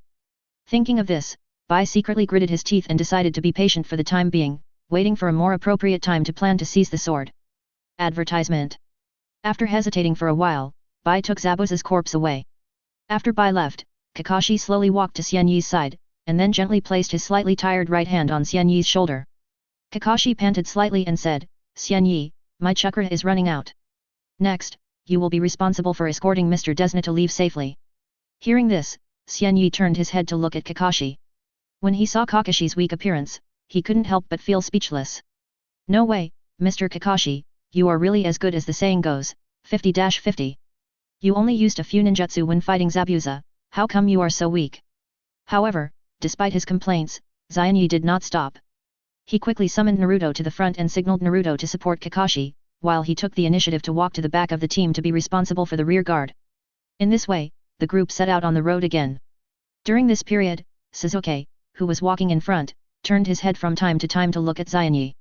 Every time he turned his head, Sasuke seemed to want to ask something, but in the end he seemed to have some concerns, and silently closed his mouth, and did not speak out the questions in his heart. Xianyi naturally noticed Sasuke's series of strange actions, and he couldn't help but feel a little funny when he saw Sasuke's hesitation. I secretly thought, it seems that the ninjutsu I performed today really made Sasuke excited. However, I was not in a hurry at all. Instead, he was interested in seeing how long this arrogant Uchiha genius could endure before asking him questions. Chapter 13, Subjugating Zabuza. In the deepest part of the deep and quiet forest, Bai gently placed Zabuza's seemingly lifeless corpse on the ground. Then, he stood quietly by and waited, and time passed by, as if the whole world was frozen at this moment. Finally, after a while, something unexpected happened. Zabuza, who had closed his eyes and was motionless, suddenly opened his eyes and sat up. He quickly reached out and pulled out several thousand roots stuck in his neck, his eyes were as cold as ice, and he snorted coldly. Humph! That hateful kid actually has such a powerful strength. If it weren't for him getting in the way, I would have killed that old man long ago. Advertisement. After venting his dissatisfaction and resentment, Zabuza began to look around. He frowned, turned his head and looked at Bai beside him with an unhappy face, and asked. Bai, where is my sword? Bai, who had been keeping his head down, trembled slightly when he heard Zabuza's question, and then answered in a low voice with a slightly guilty tone. Master Zabuza, please forgive me. I really couldn't bring the beheading sword back to you. That person claimed that the sword already belonged to him, and at that time, facing the two of them working together, I knew I was powerless and couldn't compete with them, so I had to choose to retreat temporarily to save my life. After listening to Bai's explanation, Zabuza suppressed the raging anger in his heart and cursed with gritted teeth, damn kid. At this moment, a strange voice suddenly came into the ears of Zabuza and Bai, why, do you still want your sword back? Hearing this, Zabuza and Bai became alert instantly, and their nerves were tense to the extreme. Then, they saw a figure slowly walking out from behind a big tree next to them. This person is Xianyi. At this moment, he has a faint smile on his face, and is watching Zabuza and Bai in front of him with interest. Zabuza suddenly saw Xianyi appear, his pupils suddenly shrank, and he cursed in his heart, damn it. How did this stinky kid see through my fake death plan? Veins popped on his forehead, staring at Xian Yi, his eyes full of disbelief and vigilance. Xian Yi looked at the two people in front of him who were like enemies, and his mouth corners slightly raised, revealing a faint smile, and said in a gentle tone. You two don't have to be so nervous, I just came here to have a good talk with you. Advertisement. However, how could Zabuza believe his words so easily? Just now, the two sides were fighting hard and fighting for life and death. Now he suddenly said he wanted to chat? What a joke. Zabuza snorted coldly, and was about to refuse, but suddenly noticed that Xian Yi's eyes began to undergo strange changes. Xian Yi's dark and deep pupils were gradually replaced by scarlet, as if two blazing flames were burning.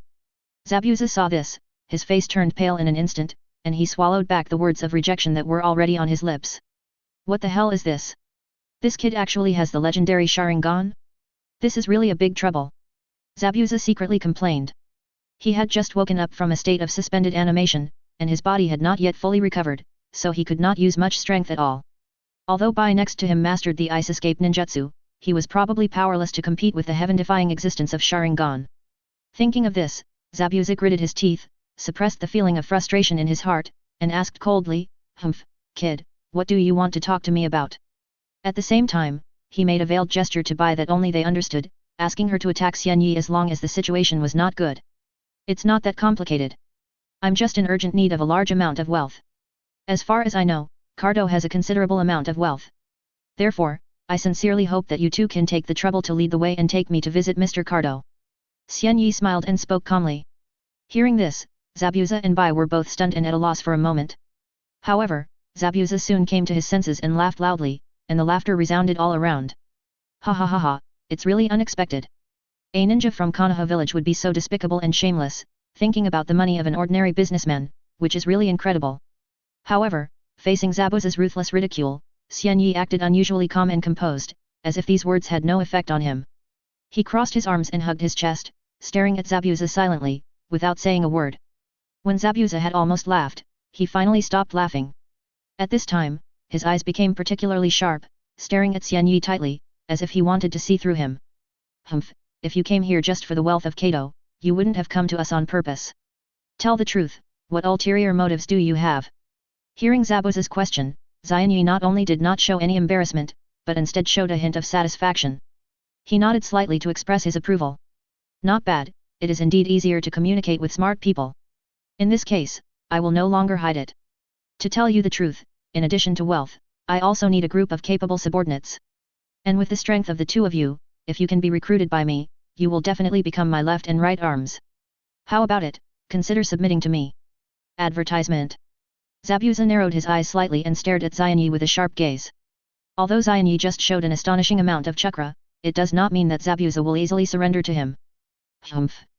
Why should we obey you? Just because of your ability, do we have to obey you? Besides, even if we obey your orders, what benefits can we get from it? Xian Yi shook his head gently, his face still calm, and responded in an unusually calm tone. You have no choice at all. Don't forget, the Sharingan ability I have shown at this moment is enough to make you lose any room for resistance. Hearing this, Zabuza's heart sank suddenly, and he secretly said that it was not good. He hurriedly signaled Bai beside him to act quickly, but what surprised him was that Bai stood there like a piece of wood, without any reaction. As a member of the 7 ninja swordsmen, Zabuza naturally knew what Bai's current situation meant. She was obviously under the illusion of Sharingan. Anxious Zabuza hurriedly planned to personally help Bai get rid of the control of the illusion, but just when he stood up, he felt a strong force coming, and then he flew backwards like a kite with a broken string, and fell heavily to the ground. Zabuza was in such a mess that he endured the pain and supported his body with difficulty. Before he could recover, a cold light flashed in front of his eyes, and an extremely sharp kunai was already across his neck. Xian Yi's icy voice sounded again. Zabuza, you should be very clear about the current situation with your brain. There are only 2 paths in front of you, either surrender to me obediently, or there is only one way to die. You should weigh it carefully. After a period of ideological struggle, Zabuza sighed and said. I know, I choose to surrender. Hearing Zabuza's answer, Xian Yi took back the kunai and said calmly. Don't worry, since you have surrendered to me, I will not treat you unfairly. You should go back to Cardona these days. When you are almost well, let Bai come to notify me. After that, Xian Yi turned into a ball of white smoke and disappeared. Obviously, the one who just talked to Zabuza was just a shadow clone of Xian Yi. Seeing Xian Yi disappear, Zabuza stood up silently, then helped Bai to remove the illusion, and went to the location of Kato silently. Chapter 14 Tree Climbing Training. At the Dasna home. Little Sakura stood by the bed, her eyes fixed on Kakashi lying there, her face full of worry, and she spoke softly. What's going on with teacher Kakashi? How can he have such a serious situation of overuse of chakra after just using a few ninjutsu? Ken Yi, who was standing by, held a delicate teacup steadily in both hands, took a sip of the tea in the cup, and slowly explained. This is because teacher Kakashi is not from the Uchiha clan. When the Sharingan is not closed, it will consume the owner's chakra all the time. Therefore, even on weekdays, the amount of chakra left in teacher Kakashi's body is quite limited. Advertisement. After hearing this, little Sakura was enlightened and instantly understood the reason. Then, her big, lively eyes turned to Kenyi and Sasuke with curiosity and asked. So, do both of you have Sharingan? Hearing this question, Sasuke quickly turned his head to the side. Deep down, he didn't want others to know that he had not yet successfully opened Sharingan. However, in stark contrast to Sasuke's reaction, Xianyi nodded calmly. Seeing Xianyi nod, Sasuke turned his head suddenly, his eyes wide open, staring at Xianyi in disbelief. What? This guy who had always been the last in his eyes actually opened Sharingan earlier than him? For a moment, Sasuke felt a strong sense of frustration, as if all the hard work he had put in day and night in the past had turned into a bubble and became an absurd joke. Compared to chakra, he could only use 5 or 6 great fireballs at most, while Xianyi could already release more than a dozen fire-style ninjutsu in a row. Compared to bloodline, Xianyi had already opened his eyes, but he was still groping. Compared to ninjutsu, Xianyi even mastered B-level ninjutsu. For a moment, Sasuke felt how ridiculous his efforts were. Just like that, he still wanted to take revenge on Uchiha Itachi, which was ridiculous. Are you all here? Where's Naruto? Advertisement. While Sakura and Xianyi were chatting and Sasukemo, Kakashi woke up. He propped himself up and sat up, looking at the 3 people with a tired face, and asked them. Naruto is hanging out outside. Do you need to call him in? Xianyi said as he looked at Kakashi who sat up. Call him in. I have something to say. Kakashi nodded, and Sakura went outside and called Naruto in. After Naruto came in, Kakashi said. I am now overusing chakra, and it may take a few days to recover. In order not to waste these few days, I plan to teach you something. Not surprisingly, Kakashi planned to teach them chakra control. Came to the woods near Dasna's house. After Kakashi stood still, he took a deep breath and adjusted the flow of chakra in his body. He slowly gathered the chakra under his feet, and then stepped lightly on the tree trunk, as if the tree trunk was flat ground, steady and smooth. Naruto's eyes widened, his mouth opened wide enough to fit an egg. Little Sakura covered her mouth with both hands, looking unbelievable. Even Sasuke, who was always calm, couldn't help but show surprise. The 3 were deeply shocked by what they saw, and they admired Teacher Kakashi. Teacher Kakashi, how did you do this? It's amazing. Please teach us quickly. Naruto couldn't hold back his excitement and eagerness, and jumped and shouted. Kakashi looked at Naruto's impatient appearance, shook his head helplessly, rubbed his temples with his hand, and sighed with a headache. Don't worry, I'll teach you right away. As he said that, Kakashi began to explain in detail how to control and use chakra to achieve this magical technique. As Kakashi was talking non-stop, he suddenly found that Xianyi, who had been standing silently, had quietly walked up the tree, and his movements were skillful and natural, as if he had practiced countless times. Advertisement. Kakashi could not help but be stunned, thinking in his heart, this guy is so talented, but why is he regarded as the last one like Naruto when he was in the ninja school? Is it just because he thinks it's fun? Thinking of this, Kakashi fell into a brief contemplation. And Naruto and the others saw Xianyi had already walked up the tree before Kakashi finished speaking, and they all widened their eyes in surprise. Especially Sasuke, he looked at Xianyi in disbelief. Obviously, Xianyi's grades were the last one like Naruto when he was in the ninja school. Why did he completely surpass himself now that he graduated? At this moment, Sasuke's confidence was shattered by Xianyi. Naruto's bright eyes were shining with admiration, like the bright stars in the night sky, staring at Xianyi intently. He was full of surprise and curiosity, and couldn't wait to ask. Xianyi, how did you do it? Teacher Kakashi hasn't finished explaining yet, but you can already use chakra to walk up the tree steadily. Xianyi jumped down from the tree with a beautiful flip, and answered with a confident and friendly smile on his face.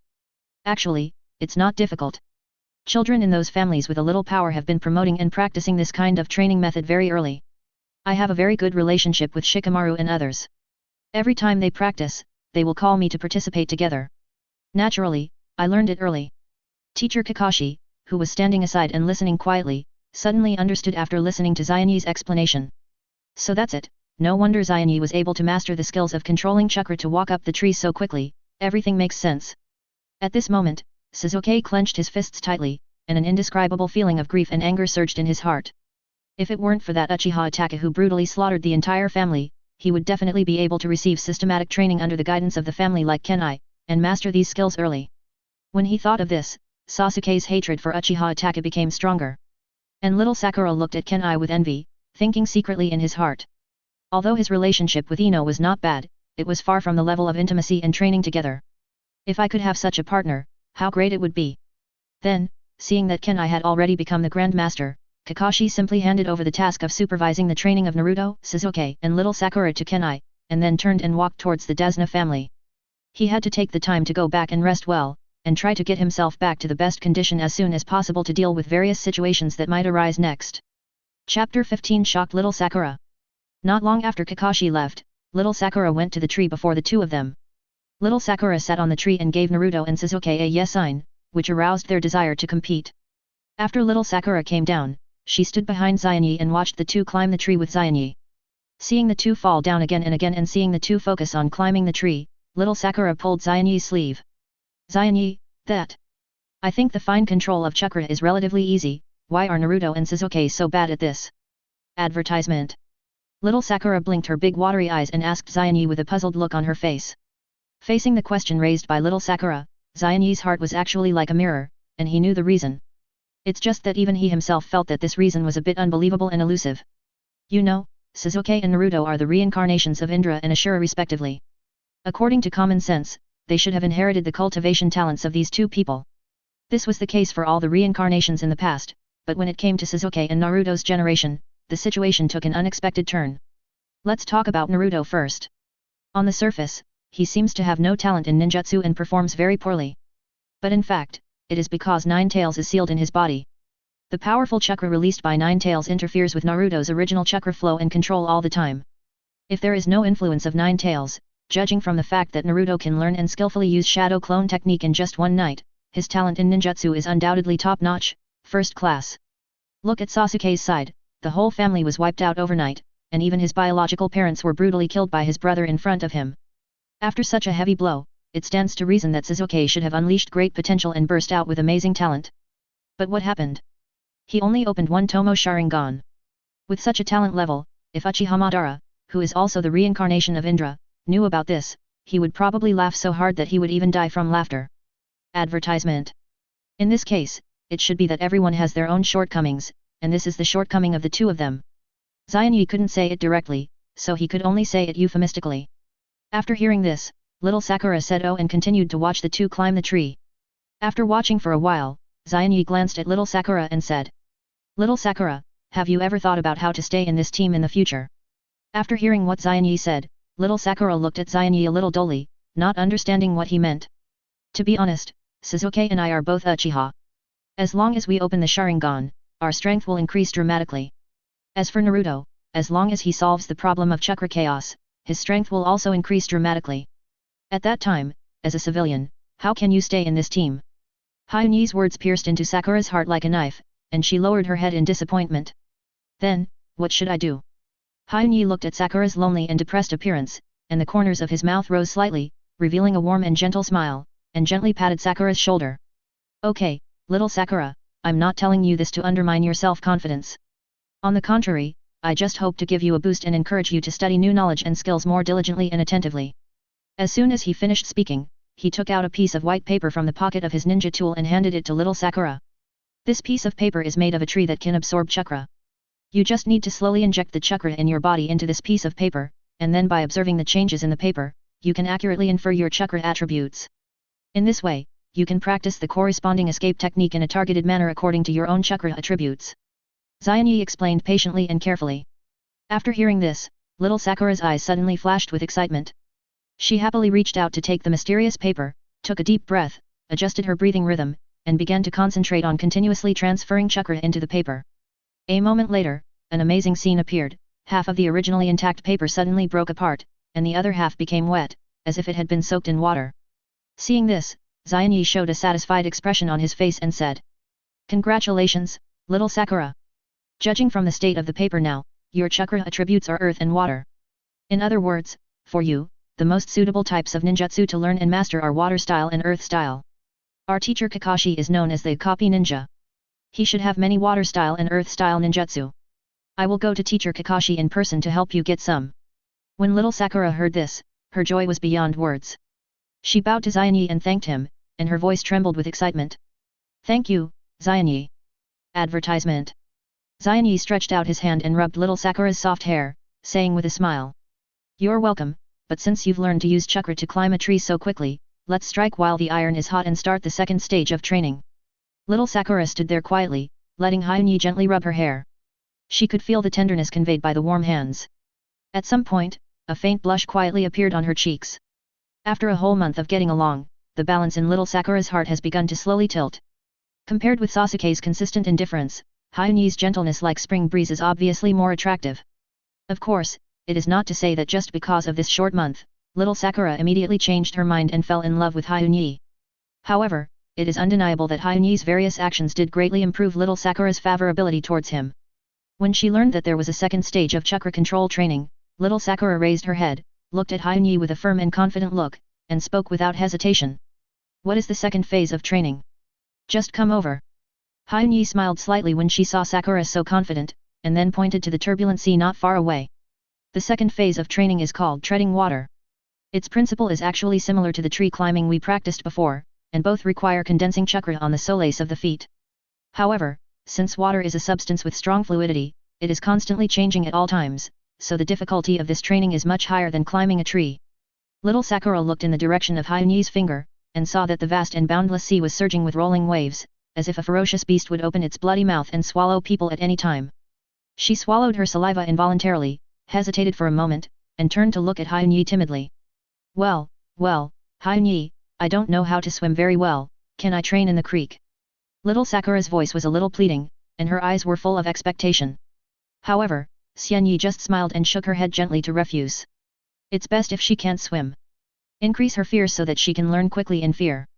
And maybe she can learn to swim during this period. Kill two birds with one stone. Chapter 16, Inari's Narrow Vision.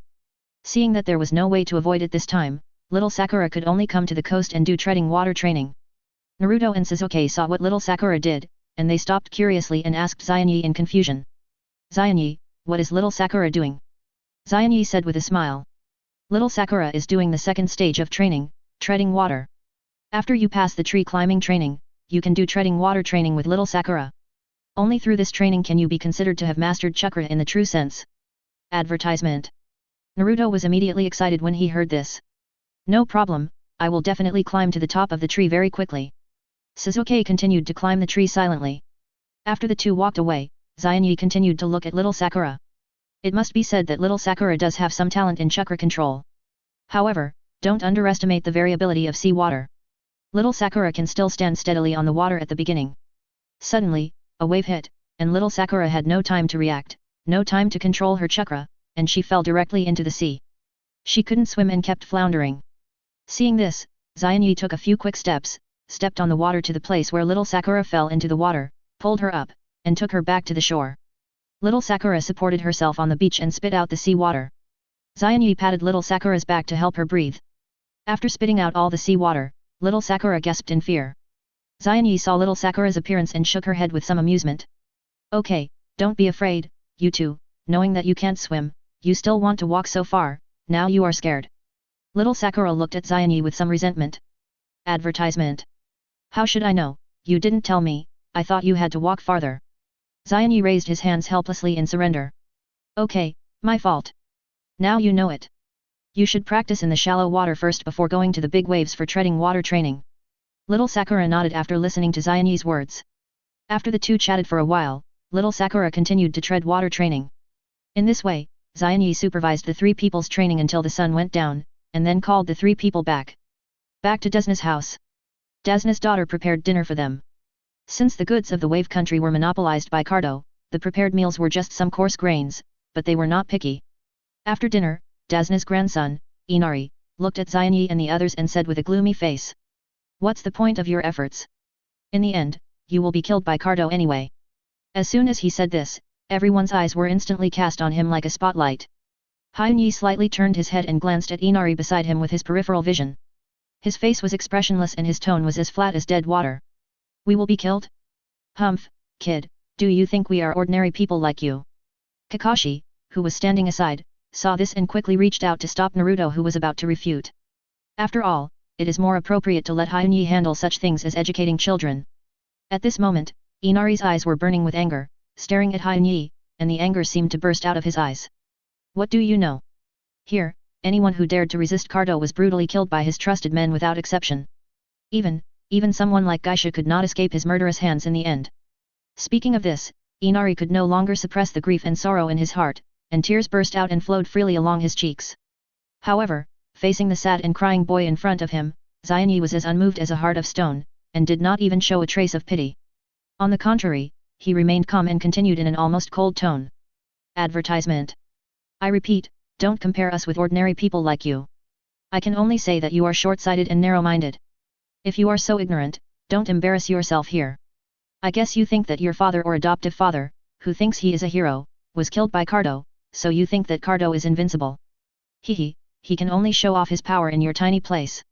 Once he goes to those countries where ninjas exist, he is at best a mobile wallet that can be slaughtered at will. After saying that, Xianyi slowly stood up and turned to walk towards the room. Sasuke on the side had a blank expression on his face, glanced at Inari coldly, and then followed Xianyi without hesitation.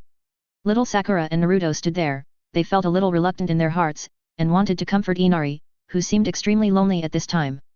However, just as the two took a step, Kakashi appeared in time and grabbed them. Although little Sakura and Naruto were full of worries, they could only follow the teacher's arrangement. After all, for a child like Inari who came from a small country, Kaido has undoubtedly become the pinnacle of his cognitive world. Seeing this scene, Dasna couldn't help but sigh deeply. He gently told his daughter to comfort his grandson, who was shocked first, and then hurried to the room where Xianyi and others were, ready to apologize to them. Because before the huge threat of Kaido was completely eliminated, he knew very well that he and the entire village still urgently needed the strong protection of Xianyi and others. After Naruto returned to the room, his mood was still difficult to calm down, and his mind was full of Inari's lost face. He walked to Xianyi with worry and asked with a frown. Xianyi, did you speak a little too harshly just now? Wouldn't that be bad? Xianyi was sitting quietly by the bed at this moment. Hearing Naruto's question, she raised her head helplessly and looked at Naruto. Naruto, Xianyi shook his head gently and said earnestly. You have to know that some people, due to living in a relatively closed environment for a long time, their horizons are often limited by the region they live in. If we don't use harsh words to wake them up and let them realize the narrowness of their own horizons, I am afraid they will never be able to break through this bondage, and it will be difficult for them to truly grow up. Then, Xianyi looked out the window. It has been a day, and Zabuza has not come to find him. It seems that the deterrence he gave is not enough. Xianyi's eyes were stern, and he had to teach him a lesson. Chapter 17, Kaido's Fortune. Advertisement. The Stronghold of Kaido. Zabuza held an apple in his hand, and then squeezed it hard, and the apple cracked directly. Looking at the residue in his hand, Zabuza's eyes were full of murderous intent. Humph, in a few days, when my body recovers, I will definitely let that little devil know how powerful I am. Bai stood aside and agreed, but she knew in her heart that with Xianyi's strength that made her fall into an illusion with just a glare from Sharingan, Zabuza's revenge was probably just talk. Oh, really? Then I'm really curious, how powerful can you be? Xianyi's crisp and somewhat playful voice echoed slowly in the room. Zabuza and Bai looked in the direction of the voice, only to see Xianyi standing quietly at the window, his eyes with Sharingan opened and staring at the person in front of him. When Zabuza saw Xianyi like this, his heart suddenly skipped a beat, and a chill instantly rose from his spine. Facing Hyunyi, who possessed the Sharingan, he knew that he had no chance of winning. After all, the powerful ability of the Sharingan had always been a problem that he could not solve. So, he quickly showed a flattering smile and stammered, Master Hyunyi, you are really joking. How dare I have such thoughts? Before he finished speaking, Hyunyi had already jumped down from the window. His movements were as light as a swallow, and there was no sound when he landed. He looked at Zabuza with cold eyes, and then walked straight to the sofa beside him and sat down slowly. Humph, you'd better not have other ideas. Tell me the truth, it's been a whole day, why hasn't anyone come to see me? Hyunyi sat on the sofa, crossed his arms, and asked coldly. Advertisement. Zabuza couldn't help but sweat on his forehead when he heard this. He secretly complained in his heart and cursed secretly. Damn it! Who would have thought that Xianyi would come to me on her own initiative? If I had known this would happen, I would have asked Bai to contact her first. However, it was too late to regret now, so he had to explain. That. Lord Xianyi, please calm down. The thing is, I just woke up from a state of suspended animation, and my body is still very weak. I need Bai to protect me, so I didn't let her contact you in time. Xianyi used Sharingan to check Zabuza's condition. Chakra was indeed a little blocked, so it was not his fault. Then, Xianyi asked, who are the people who know that you are still alive now? Zabuza frowned when he heard this question and fell into deep thought. After a while, he raised his head and replied, currently, only Cardo and a few of his confidants know about our situation. Xianyi nodded, indicating that he was satisfied with this answer. Then, he continued to give instructions. In that case, you should immediately send someone to gather them all here. In addition, when these people arrive, you will deal with all of them except Kato. Remember, you must do it cleanly and without leaving any traces. Because I need to make the outside world believe that your death has become an unchangeable fact. After listening to Xianyi's plan, Zabuza nodded and agreed without hesitation. He turned to look at Bai who was standing behind him, and motioned her to carry out the task according to Xianyi's instructions. Bai understood, turned around and left lightly, went to convey the message and prepare for the upcoming killing. It was late at night, and Kato was immersed in a sweet dream. Suddenly, a rapid knock on the door woke him up from his dream. The sleepy Kato got up with displeasure, muttering, "Who is it? It's so late and you still come to disturb my rest." However, when he learned that the person was sent by Zabuza to deliver the message, although he was full of resentment, he still did not dare to disobey Zabuza's order. After all, he was quite afraid of Zabuza and Bai's powerful strength. Cardo hurriedly put on his clothes and followed the person who came to summon him to go to Zabuza's room. Along the way, he kept complaining about Zabuza's inhumanity. When he arrived outside Zabuza's room, Cardo pushed the door open with force. The impatience on his face disappeared instantly, replaced by a warm smile. He said flatteringly, "Oh, Zabuza, look at this late at night, I wonder why you asked me to come." After saying that, he found that Zabuza not only asked him to come, but also called a few of his confidants, and next to Zabuza, there was a kid of 12 or 13 years old. Cardo, who didn't understand Zabuza's purpose, looked at Zabuza in confusion. Before he could ask, Xianyi waved his hand, and Bai immediately moved, using Ice Release to quickly kill Cardo's confidant. When Bai used Ice Release, Xianyi's Sharingan changed, turning into Mangekyō and the pattern on his left eye began to rotate. After Bai killed all of Cardo's confidants, his Mangekyō Sharingan stopped rotating and turned back into 3 Megatama. Cardo saw that his confidant was killed like this, and he collapsed to the ground, opening his mouth and saying something. After Bai finished killing, he returned to his original position. At this moment, Xianyi walked slowly to the front with a steady step, looking down at Cardo who was lying on the ground like mud with a high and arrogant attitude. He stared at Cardo expressionlessly and spoke coldly. Advertisement. Kato, listen carefully. I only give you 2 options now. First, you hand over all your wealth to me honestly, second, I will send you to the west and then take away the wealth. You should think carefully about what to do. Kato raised his head in horror and looked at Xianyi's cold face, his heart full of doubts and confusion. He couldn't figure out why Zabuza, who had always been bribed by him with a lot of money, was not doing anything at this moment, watching him fall into such a desperate situation without helping him. You know, over the years, he has continuously provided Zabuza with a lot of money. Zabuza, what the hell are you doing? I give you so much money every year, are you still not satisfied with this? Hurry up and help me get rid of this ignorant brat. Kato shouted at the distance with all his might, revealing endless despair and anger in his voice. However, in the face of Cardo's shouting, Zabuza still stood there quietly like a sculpture, without any sign of moving. Seeing this, Xianyi shook his head helplessly, with a trace of pity in his eyes. Then, he opened Sharingan without hesitation to cast an illusion on Cardo. Under the effect of the illusion, Cardo, as an ordinary person, was directly hit, and his originally panicked eyes gradually became dull. He mechanically picked up the pen and wrote a property transfer letter stroke by stroke according to Xianyi's will. And the beneficiary of this transfer letter was Bai's name. For Xianyi, the reason why he did not let Zabuza deal with the matter directly, but chose to use illusion to control Cardo to complete the property transfer, was naturally a well-thought-out decision. After all, Zabuza is now a dead man in the eyes of everyone. If he appears again, it will inevitably cause unnecessary trouble and suspicion. In contrast, it is more appropriate to let Bai receive the wealth openly. As for Zabuza, let him continue to hide in the darkness and become a sharp sword in the dark. Chapter 18 Kakashi's Relief. After Xianyi successfully handled the huge wealth of Kato, he took a deep breath, his eyes flashing with wisdom. Then, he turned around and whispered to Bai beside him. Bai, when I return to Konoha, come to Konoha to meet me. Bai nodded slightly to show that he understood. Then, Xianyi looked at Zabuza who was silent on the side and ordered in a serious tone. Zabuza, you go to a village near Konoha to buy a house, live there in the future, and wait for my further instructions. Advertisement. Hearing this order, Zabuza was a little reluctant, but now the situation is forced, he knows that he has no other choice, so he nodded helplessly and said, I know. Next, Xianyi began to plan how to let Zabuza take back his beheading sword legitimately. He raised the corners of his mouth, revealing a sly smile, and said slowly. Regarding the beheading sword, I will arrange for some people to pretend to be Kirigakure's ninjas to come to me for the deal. At that time, you only need to get rid of them all, even if it means taking their lives. In this way, the beheading sword can be reasonably returned to your hands. Zabuza listened to Xianyi's plan quietly, without much expression on his face, and just responded lightly, I understand. After explaining these things, Xianyi waved his hand gently and asked Bai to prepare to handle the relevant matters of property transfer.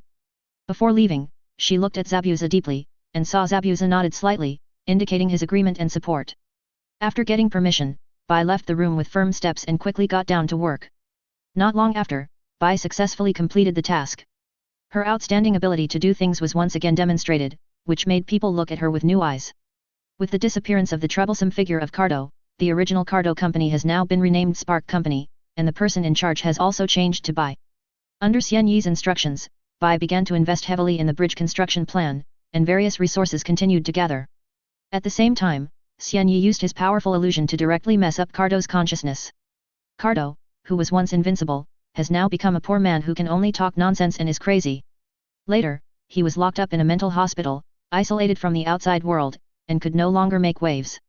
On the other hand, when Dazna learned that he had to take responsibility for concealing the truth and issuing false tasks, he seemed a little helpless.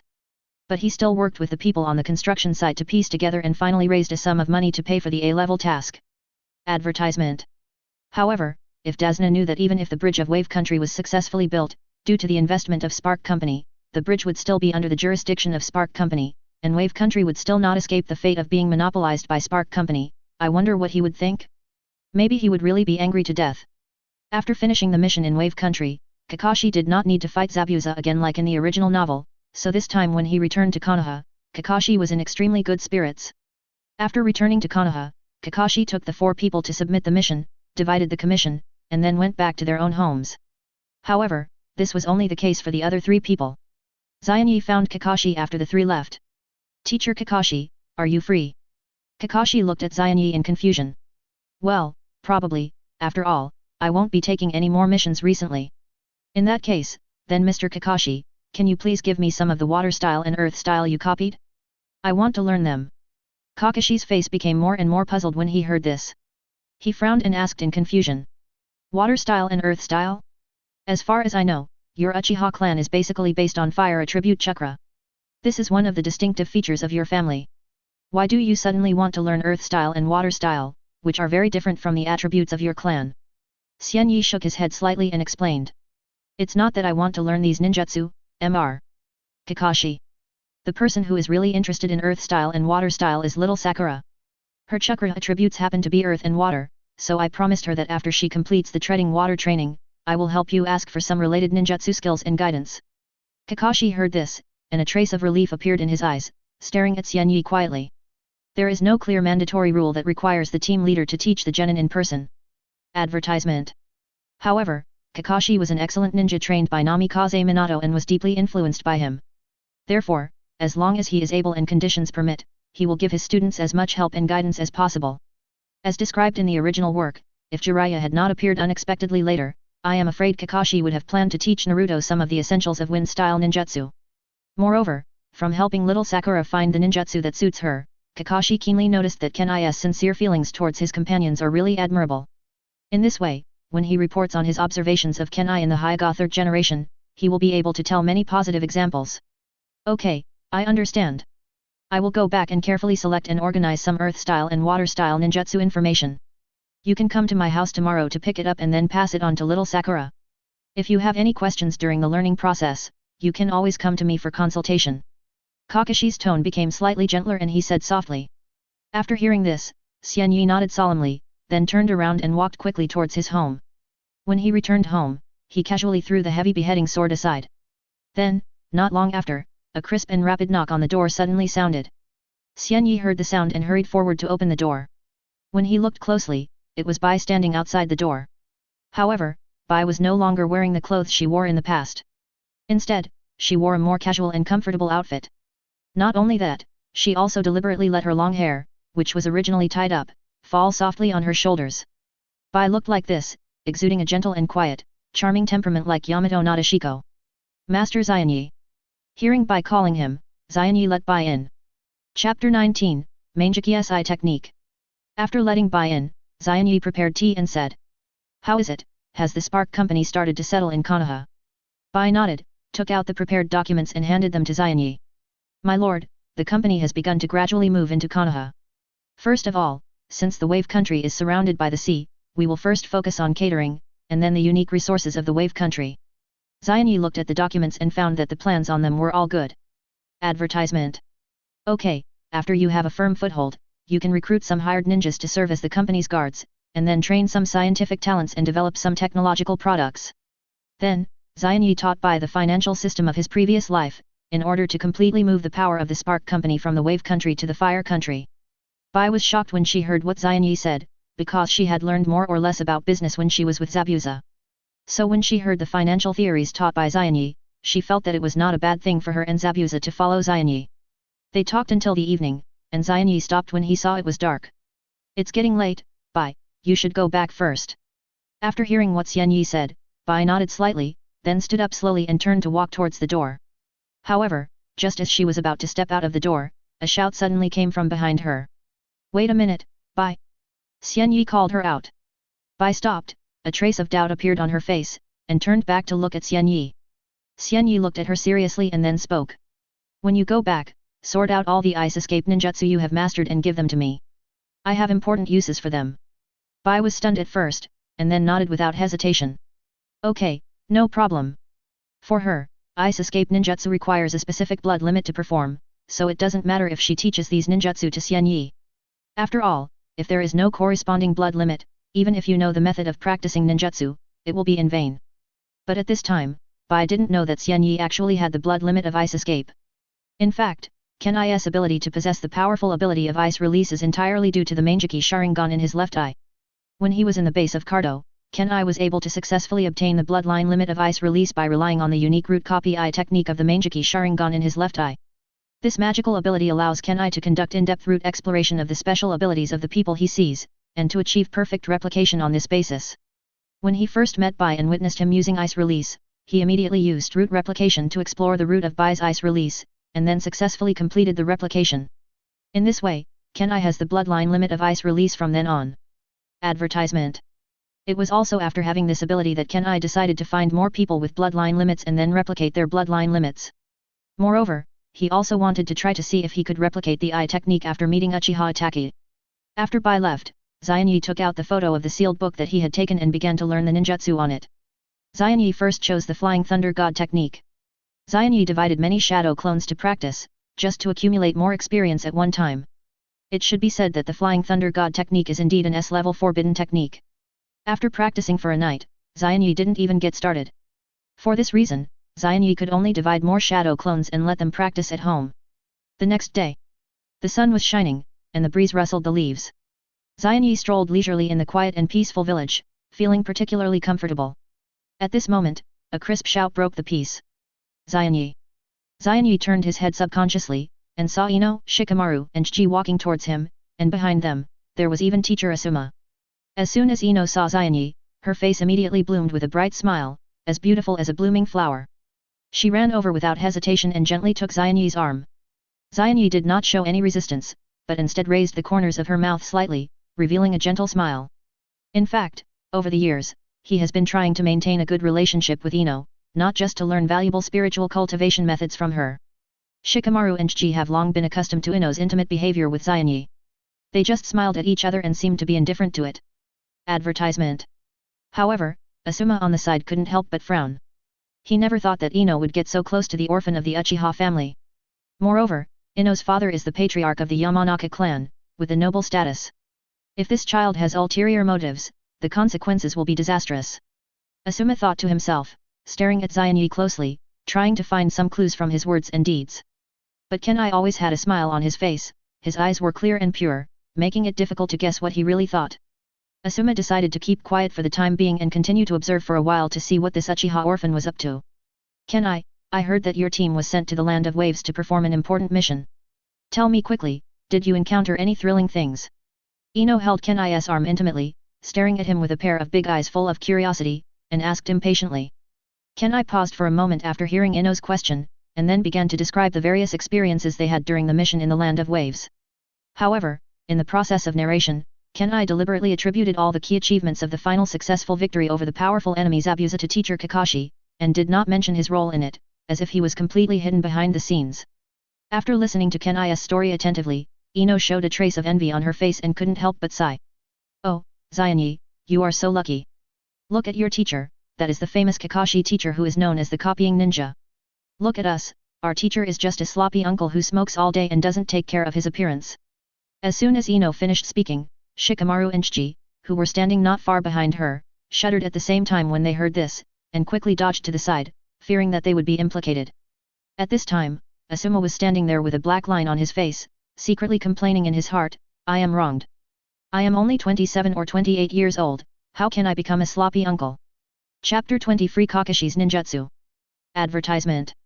In order to save his little remaining dignity, Asuma first coughed lightly, then pretended to be calm and spoke. That, you, should be called Xianyi, right? It's like this, later, our team plans to have a barbecue together, how about it, are you interested in going with us?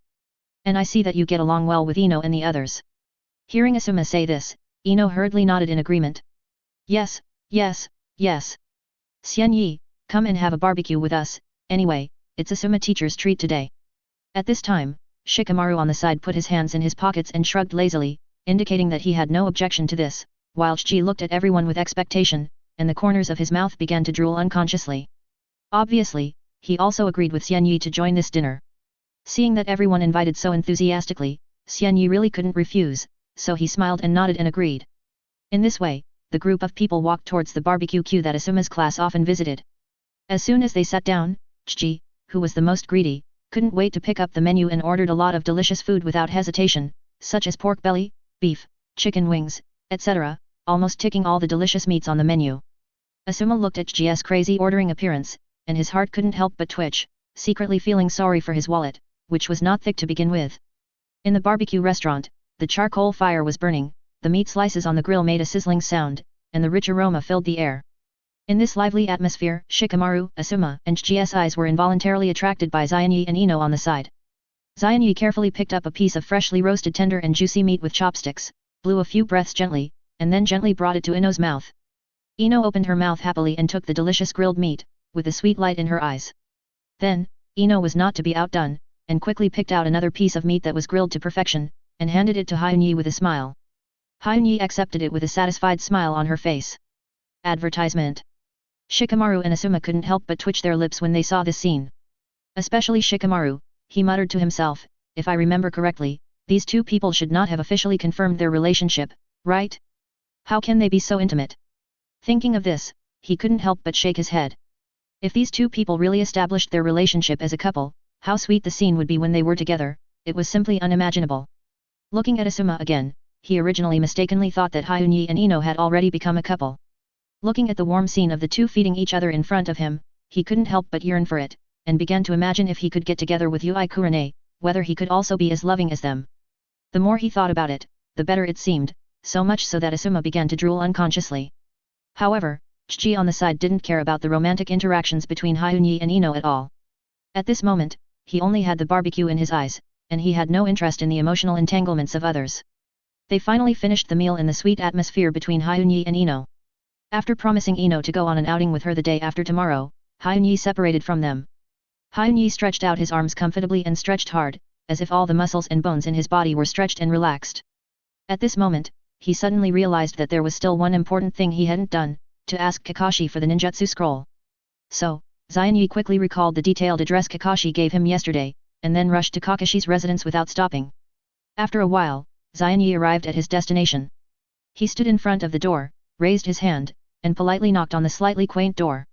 Along with the knock on the door, a slight noise soon came from the house. Not long after, the door was slowly opened. Kakashi appeared at the door with sleepy eyes and a lazy face. When he saw that the person coming was Xianyi, his originally confused eyes instantly became bright, and he asked enthusiastically. Advertisement. Ah, it turns out to be Xianyi, you are here. Have you had lunch? If not, come in and eat something together. After hearing this, Xianyi showed a gentle smile on his face and shook his head gently in response. Thank you for your kindness, Mr. Kakashi. I've already eaten. Actually, I came here today mainly to collect the ninjutsu scrolls that we promised you before. Hearing what Xianyi said, Kakashi suddenly slapped his forehead and said as if he had suddenly realized something. Oh, right. Look at my memory, I almost forgot about this. Please come in and wait for a moment. After saying that, Kakashi stepped aside to let Xianyi walk into the room. After Xianyi entered the room, he sat quietly aside and waited. Kakashi quickly turned around and walked into the inner room. Not long after, he came out with a few scrolls. He handed the scrolls to Xianyi and introduced them. Here are a few sea-level water-style and earth-style ninjutsu scrolls that I sorted out last night. Although they are only sea-level ninjutsu, they should be enough for little Sakura to learn and use at present. You can give them to her. If you have any questions during the training process, you can always come back to me for advice. Hyunyi took the ninjutsu scrolls, nodded gently, smiled and thanked Kakashi. Thank you, Teacher Kakashi. After that, he turned around and prepared to leave. However, just as Hyunyi was about to step out of the door, Kakashi's low and magnetic voice suddenly came from behind. Hyunyi, wait a minute. Hyunyi stopped and turned to look at Kakashi in confusion. Kakashi smiled slightly, took out a few more ninjutsu scrolls from his arms, and said. I have some fire-style ninjutsu here, and you happen to have a fire attribute chakra, so you can take them to learn together. Hearing this, Hyunyi couldn't help but widen his eyes, his face full of surprise. He originally just wanted to learn some water-style and earth-style ninjutsu from Kakashi, but he never expected such an unexpected surprise. After a little hesitation, Xianyi came back to his senses, and a bright smile immediately appeared on his face. He hurriedly responded, Okay. Thank you, Mr. Kakashi, for your generosity. As he said that, he took 2 steps at a time and walked to Kakashi, and without hesitation, he stretched out his hand to take the fire-style ninjutsu scrolls. Seeing Xianyi so excited and impolite, Kakashi shook his head helplessly, rolled his eyes, and secretly complained in his heart, this kid, he is really not polite to me at all. But on second thought, Xianyi usually helps him manage the affairs of the team and is also dedicated, so let him take this little advantage. Chapter 21 Might Guy's Guidance. After getting these scrolls, he did not go directly to little Sakura, but went home first. Since he was going to teach little Sakura, it was reasonable for him as a teacher to learn these ninjutsu first. Xianyi opened the scroll, and the water-style and earth-style ninjutsu on it were indeed sea-level, but Kakashi gave the best of the sea-level. After a rough scan and memorizing the hand seals, Xianyi came alone to a forest river, performed multiple shadow clone, and conjured hundreds of clones to let them practice water-style and earth-style ninjutsu. And he himself was practicing physical skills. Advertisement. The reason for practicing physical skills is to prevent someone from getting close to him, so that he can also fight back. In order not to be disturbed by the clones, Xianyi came to the training ground of Konoha to practice physical skills. As for physical skills, Uchiha did have a set of physical skills, so he didn't practice blindly. In the next few days, Xianyi continued to practice physical skills in the training ground. And one day, Xianyi met an unexpected person. That day, after Xianyi finished his strength training in the morning, he was eating when a person suddenly appeared in front of him, which scared Xianyi so much that he almost choked. Xianyi quickly drank a sip of water and then looked at the person in front of him. He saw that the person in front of him was wearing a green tights and a green vest jacket, with a watermelon head and extremely thick eyebrows. Seeing this look, Xianyi immediately knew who the person was. After all, there was only one person in Konoha with this look, and that was Might Guy. Oh, so you are the student of Kakashi. I think your name is Uchiha Xianyi, right? Might Guy said while scanning Xianyi in front of him from top to bottom with a scrutinizing look. Then, he showed a bright and enthusiastic smile, acting very familiar. Yes, I am Uchiha Xianyi. May I ask what you want to see me for?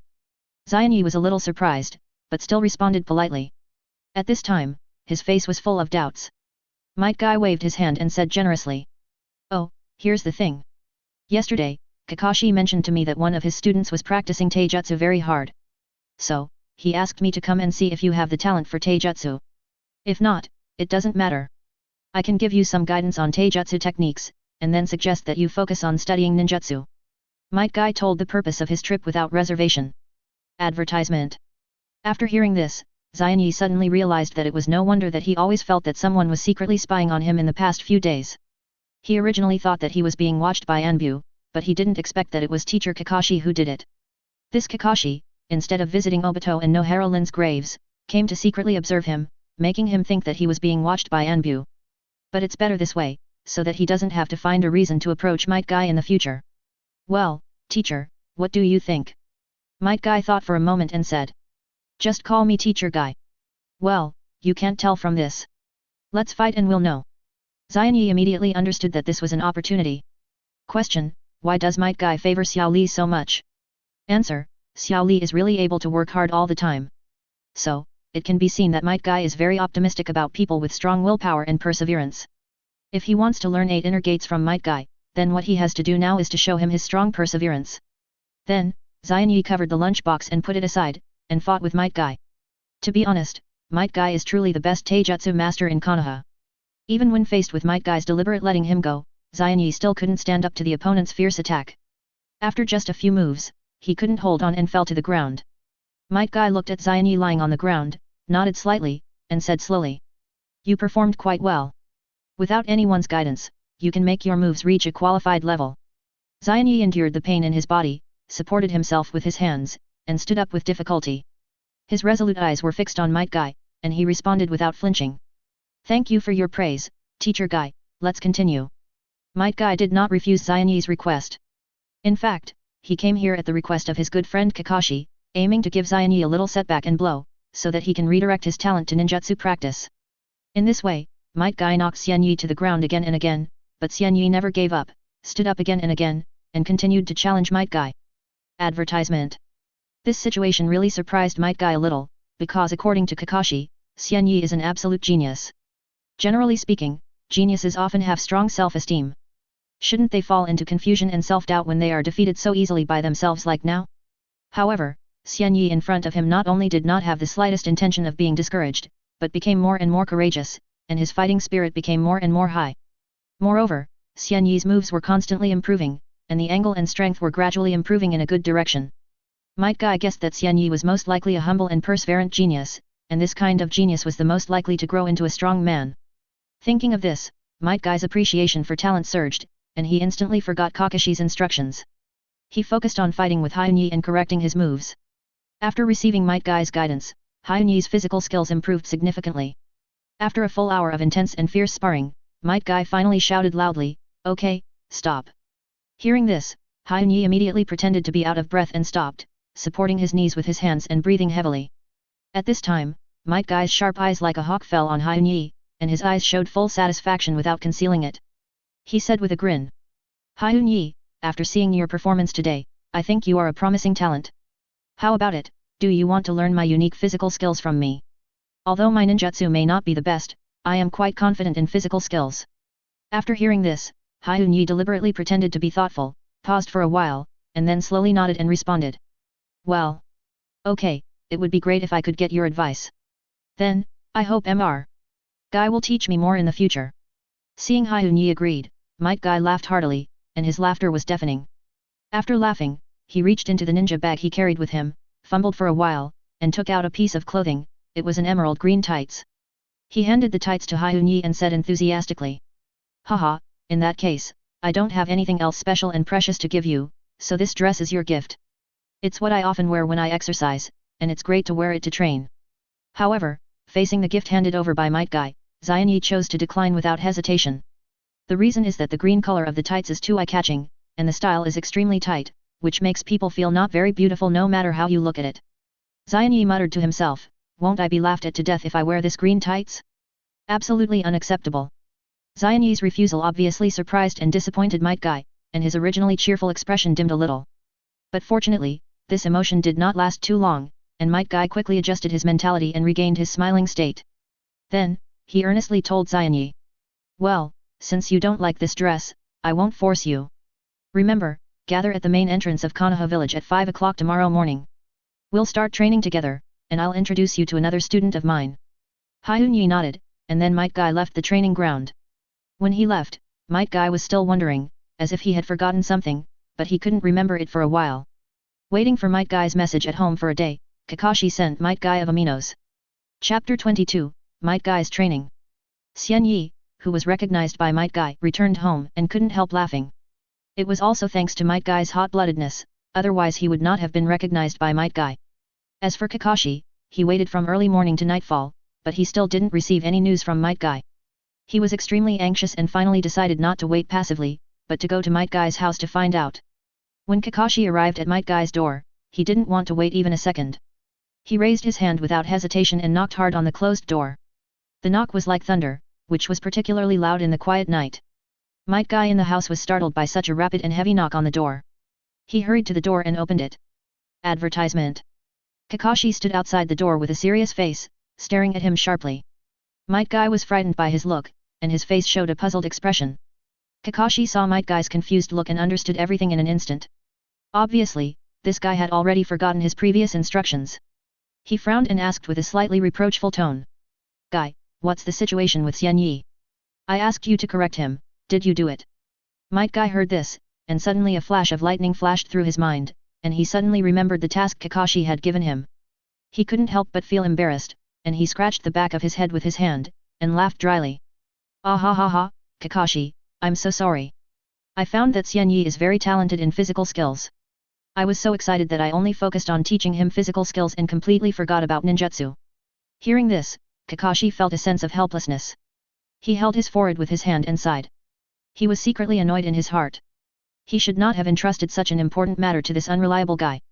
However, since Might Guy said that Xian Yi was talented in taijutsu, Kakashi no longer thought about correcting Xian Yi's thoughts and let him concentrate on ninjutsu. Therefore, Kakashi no longer pursued Might Guy. However, Kakashi did not expect that Xian Yi was so talented in taijutsu that he could be appreciated by Might Guy. The next morning, when the sky was just slightly white, the clock just pointed to 5 o'clock. Xian Yi appeared at the gate of Konoha village on time. At this time and place, 2 figures had already stood here early. Looking closely, the faces of the 2 people were surprisingly similar. One of them was Might Guy, who was famous for his passion and enthusiasm. The other was Rock Lee, who was regarded as a symbol of hard work in the entire Hokage world. They both seemed to have arrived a long time ago and had even started hard training. They were seen standing on one hand and supporting the ground, their bodies were as straight as a vertical line, and they were exercising meticulously. Advertisement. At this moment, Hyun Yi entered their field of vision. Might Guy saw this, then slowly laid down his body, then stood up, and then burst into a hearty laugh. Haha, Hyun Yi, you are finally here. Hearing Might Guy's laughter, Hyun Yi smiled slightly and responded politely. At the same time, Xiao Li also stood up quickly, staring at Hyun Yi with his energetic eyes, and spoke enthusiastically. Hello, my name is Rock Lee, I am a student of Teacher Guy's team, and I am a year older than you. I guess you are Hyun Yi, right? Teacher Guy mentioned you. After saying that, Xiao Li also extended his right hand to Hyun Yi in a friendly manner. Seeing this, Hyun Yi hurriedly stepped forward, shook Xiao Li's hand and introduced himself. Nice to meet you, I am Hyun Yi, please take care of me. After Hyun Yi and Xiao Li got to know each other, Might Guy started today's special training journey. Afterwards, Xian Yi truly experienced the astonishing intensity of Might Guy's training. Might Guy and Xiao Li were tightly tied with huge weights weighing 70 to 80 kilograms on their bodies, as if they were carrying a heavy mountain, and began to practice frog jumps around the entire Konoha village. As for Hyun Yi, who had just arrived, this was his first time to join their training camp, so Might Guy specially prepared a relatively light weight of 10 kilograms for him. Although Hyun Yi has the ability of cost immunity, which can offset some of the physical consumption to a certain extent, it is still difficult to completely avoid the muscle strain and soreness caused by long-term high-intensity exercise. Therefore, when Hyun Yi completed the first round of frog jumps, his feet were already sore and painful, as if they were deeply pierced by thousands of steel needles. In the end, he could no longer support the weight of his body and collapsed to the ground.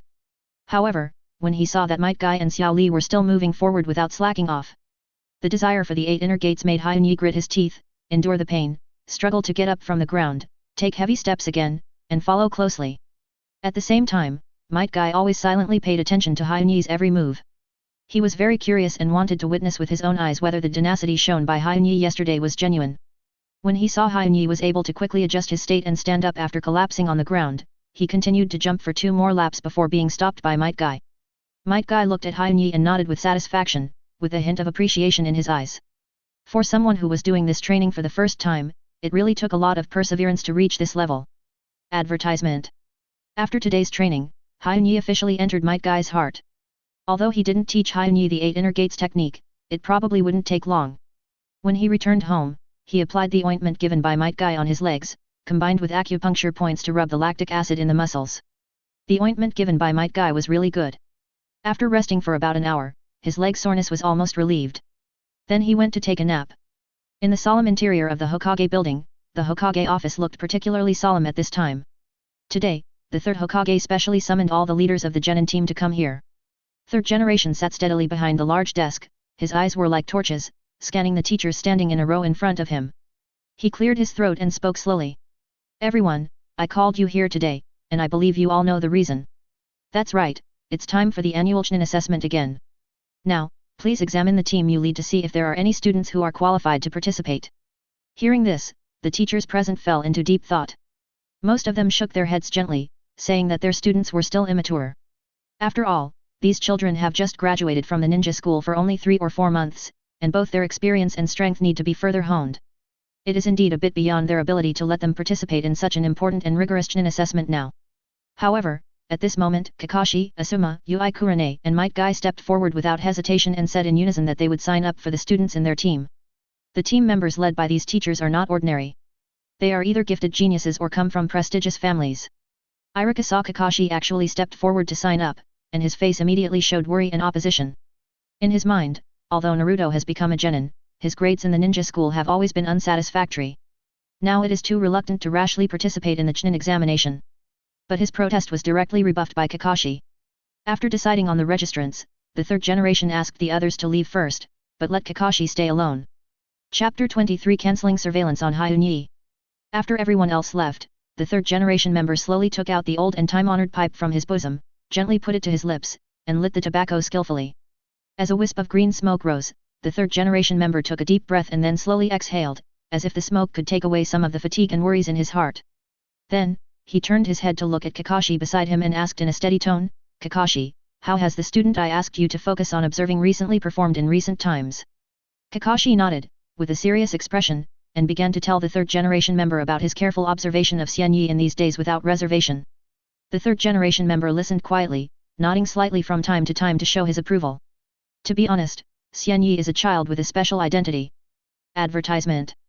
As a person left out of the Uchiha genocide night, Danzo has been trying hard to persuade the third generation member to hand Xianyi over to him.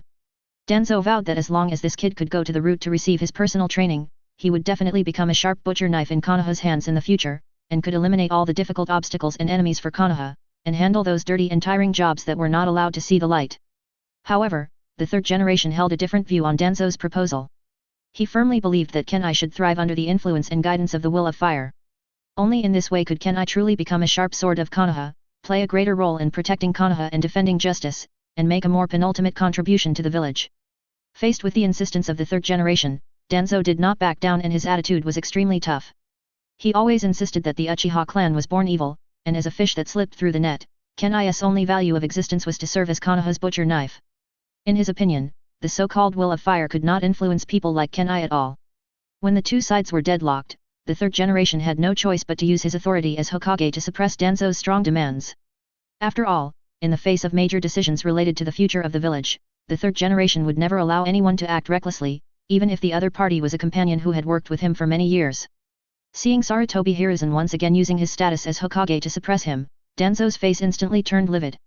He glared at Sarutobi Hiruzen, his eyes flashing with reluctance and anger, but in the end he gritted his teeth helplessly, saying that Sarutobi Hiruzen would definitely regret his decision in the future. After saying that, he turned around abruptly, flicked his sleeves hard, and with a loud bang, the door was heavily closed, and Danzo walked away with a full of anger. However, the facts ruthlessly proved that Danzo's judgment was completely wrong. According to the detailed report submitted by Kakashi, Kenai showed extraordinary care for his companions, and he had a strong sense of belonging to Konoha village.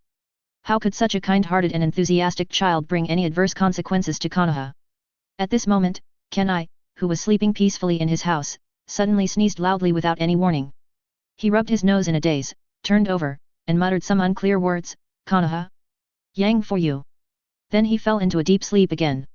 After Kakashi finished reporting the situation about Kenai, he stood quietly aside and watched the reaction of the third generation.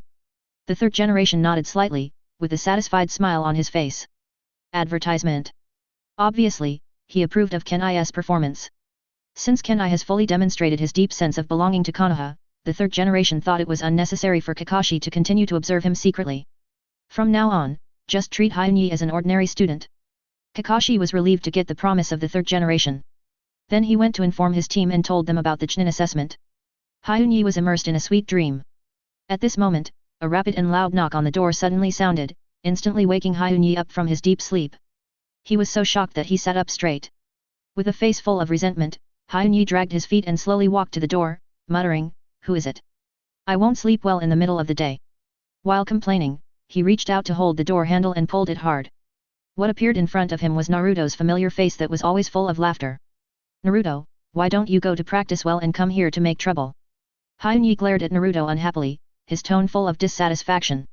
Naruto still smiled and replied, "You can't blame me for this, it was teacher Kakashi who asked me to come and call you."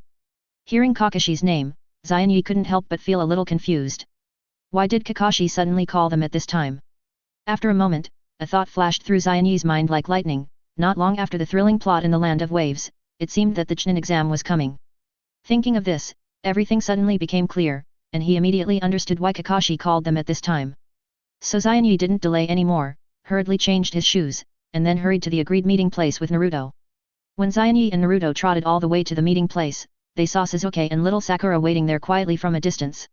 What's more surprising is that Kakashi, who has always been known for being late, actually arrived on time for the first time. Advertisement. Kakashi saw the two people coming, and a faint smile appeared on his face. Then he said, "Okay, students, let me tell you the purpose of gathering you here today." After that, he reached into his pocket, carefully took out a few forms, and showed them to everyone. In about a week or two, the Chunin exam will begin. Only by successfully passing the Chunin exam can you be promoted to Chunin. So, if any of you are confident enough, then fill out this application form now. Of course, if you feel that you are not ready yet, or you are worried because you are afraid, you can choose to wait until next year to participate. As soon as the voice fell, Naruto grabbed an application form without hesitation, quickly picked up the pen and began to fill it out seriously. Seeing this, Sasuke on the side also took another application form decisively without hesitation, and buried his head in writing. Even the little Sakura, who was a little hesitant at first, took up the courage to step forward after thinking for a while, gently picked up a registration form, and then filled it out attentively. Kakashi looked at the three students in front of him who were full of fighting spirit, and he couldn't help but feel a little relieved. However, when he turned his eyes to Hyunyi, he found that the other party was still standing there quietly, with no intention of taking the registration form to fill it out, which made Kakashi puzzled. So he asked curiously, "Hyunyi, don't you plan to sign up for this Chunin exam?" Naruto, Sasuke, and little Sakura were concentrating on filling out the registration form for the Chunin exam. When they heard Kakashi's words, they all stopped writing, looked up, and looked at Hyunyi with doubts on their faces. Hyunyi looked at teacher Kakashi, with a hint of inquiry in his eyes, and asked, "Teacher Kakashi, as far as I know, the previous Chunin exam seemed to have clearly stipulated that teams must be formed in the form of 3 people. But our current team has a total of 4 people, including me. Wouldn't this violate the rules of the competition?" Naruto and his companions couldn't help showing some surprise on their faces when they heard Hyunyi ask this. After they looked at each other, they cast their eyes on teacher Kakashi, and they were eager to know whether the answer was as Hyunyi said. Kakashi nodded and said affirmatively. "Yes, the rule Hyunyi said does exist. However, if Hyunyi is sure to sign up for this Chunin exam, I can apply to the third Hokage to see if he can grant you special approval to form a team alone to participate in the competition." As Kakashi spoke, he touched his chin with his hand and continued thoughtfully. Of course, the final decision is still in the hands of the third generation. Chapter 24, Fake Date with Little Sakura. Advertisement. Since Kakashi said so, Hyunyi also took the registration form and filled it out. Naruto looked at Kakashi curiously and asked, "Teacher Kakashi, wouldn't it be bad for Hyunyi to be alone in a team? After all, you said that the Chunin exam will be difficult. If there are no teammates, he will probably be targeted." In response, Kakashi said, "Don't worry, with the amount of chakra and the number of ninjutsu that Hyunyi has shown, even if several teams besiege him alone, he will be fine." After listening, Naruto put aside his worries, and then, after filling out the registration form, Kakashi asked them to make sufficient preparations during this period, and then left first. After Kakashi left, Naruto was going to find Shikamaru and the others to show off. Sasuke went back to continue training. After all, Hyunyi's strength stimulated him. He wanted to catch up with Hyunyi as soon as possible, so that he would have enough strength to seek revenge on Uchiha Itachi in the future. After they left, little Sakura walked quietly to Xianyu's side. She carefully reached out her hand and gently pulled the corner of Hyunyi's clothes. Hyunyi noticed this subtle movement, slowly turned her head, and her eyes fell on little Sakura. Little Sakura pursed her lips slightly, her face full of expectation, her bright big eyes staring at Hyunyi without blinking, and spoke softly. Advertisement. Hyunyi, there is something I want to ask you. A few days ago, I accidentally saw you and Ino going out for a picnic together, so I am very curious, how far have you two developed now? After saying this, little Sakura clenched her hands nervously. Hyunyi was stunned when he heard this, and then he showed a warm smile and answered. Haha, little Sakura, don't think too much. Ino and I are just very good friends. We have been childhood sweethearts since we were young. We grew up together, so our feelings are naturally deeper, but there is really nothing special. After listening to Xianyu's explanation, little Sakura's heart, which had been hanging in her throat, finally fell back into her stomach. She secretly breathed a sigh of relief, thinking to herself, it's okay, as long as we haven't confirmed our relationship, it's okay. Then, little Sakura's face bloomed with a bright smile again, and she said to Xianyi excitedly. Xianyi, do you still remember what you promised me before? You said that you would teach me ninjutsu after I completed the treading water training. I could stand completely on the water 2 days ago. Xianyi raised his eyebrows. Little Sakura's talent in chakra control is indeed good. In just half a month, she has completed the training of chakra control. Thinking of this, the corners of his mouth rose, revealing a gentle smile, and said to little Sakura. Very good, in that case, let's go enjoy a hearty lunch first to recharge our batteries. I'll teach you some powerful ninjutsu in the afternoon. After hearing what Xianyi said, little Sakura's face flushed with excitement, her big eyes sparkling with joy, and she nodded repeatedly, saying, yes, yes. Thank you, teacher Xianyi. As she said that, she happily followed Xianyi and walked side by side. However, little Sakura at this moment did not realize that, since when, compared with Sasuke, she began to pay more attention to Hyunyi's every move and every word. Hyunyi brought little Sakura to the door of Xingyu Hotel, which had just opened grandly under the Xingguo company. This hotel is gorgeously decorated and extraordinary, and it is a high-end place at first glance. Little Sakura looked up and said with some worry, Hyunyi, why don't we change places to eat? I feel that the consumption here must be very high. Hyunyi just smiled and shook his head, without explaining much, but reached out and gently held little Sakura's hand, and walked straight into the hotel. When the staff at the front desk of the hotel saw Hyunyi walk in, they immediately rushed forward as if they were facing a great enemy. Because they all knew that this was a distinguished guest who the boss had specially instructed to give the highest level of treatment. Advertisement. The front desk staff bowed respectfully and said enthusiastically. Mr. Xianyi, warmly welcome you. We have prepared a luxurious private room for you in advance according to the boss's instructions. Please follow me. After that, he led the way and took Xianyi and little Sakura to the private room upstairs. Xianyi nodded, took the stunned little Sakura and followed the front desk to the private room. It was not until little Sakura sat down that she reacted and asked Xianyi. Xianyi, when did you become a guest of Xingyu Hotel? Didn't they just open? Xianyi gently put down the menu in his hand, raised the corner of his mouth, and showed a smile as warm as the warm spring sun, and slowly spoke. Just a few days ago, the owner of the hotel encountered a difficult problem. I happened to meet it and helped him. In order to express his gratitude, he specially invited me to be a guest of their hotel. However, the fact is that Xianyi is the hidden behind-the-scenes boss of Xingguo Company. It is normal for him to have the identity of the top guest of its hotel. After hearing what Xianyi said, little Sakura believed it without a doubt, and stopped asking questions. She picked up the menu in front of her and looked at it carefully to see what delicious dishes were available. When ordering, Xianyi was very thoughtful and specially selected several special dishes that suited Xiao Sakura's taste. This move deeply touched Xiao Sakura's heartstrings, and she couldn't help but wonder, could it be that Xianyi has always secretly liked me? Otherwise, why has he never been able to clarify the relationship between him and Ino after knowing each other for such a long time? Once this thought came to her mind, Xiao Sakura became particularly happy and cheerful even when eating. But how could she know that this was just a trick used by scumbags? If she were in the era of overwhelming and complicated information in Xianyi's previous life, perhaps such a method would be quickly seen through. But unfortunately, the world they are in now is similar to the ancient Hokage world. After such an operation, little Sakura has been deeply immersed in it and can't extricate herself. So, after this meal, little Sakura's favorability towards Xianyi has increased rapidly. Chapter 25 Teaching Little Sakura. After lunch, Xianyi brought little Sakura to a river. Little Sakura looked at Xianyi in confusion, not understanding why he brought her here. Xianyi pointed to the river and said, "Little Sakura, your chakra volume is not enough to support you to rely entirely on yourself to create water to perform water-style ninjutsu, so at this time, you have to consider the terrain problem. Now, some of the ninjutsu I teach you can be performed by relying on rivers and the like." Advertisement. After that, Xianyi began to teach little Sakura the hand seals of water-style ninjutsu. When little Sakura was in the ninja school, she was already ranked among the top in cultural subjects, so she quickly memorized the hand seals. But Xianyi did not rush little Sakura to start practicing water-style ninjutsu, but asked little Sakura, "Little Sakura, before officially starting ninjutsu training, I want to ask you, do you know anything about chakra's nature transformation and form changes?" Facing Xianyi's question, little Sakura looked confused and shook her head helplessly. Xianyi was not surprised at all. You know, Sakura's parents are ordinary civilians, and she graduated from the ninja school as a civilian. If Sakura could know these two key changes of chakra, it would be a strange thing. Seeing this, Xianyi smiled and patiently explained, "Okay, let me explain it to you in detail. First of all, let's talk about nature transformation.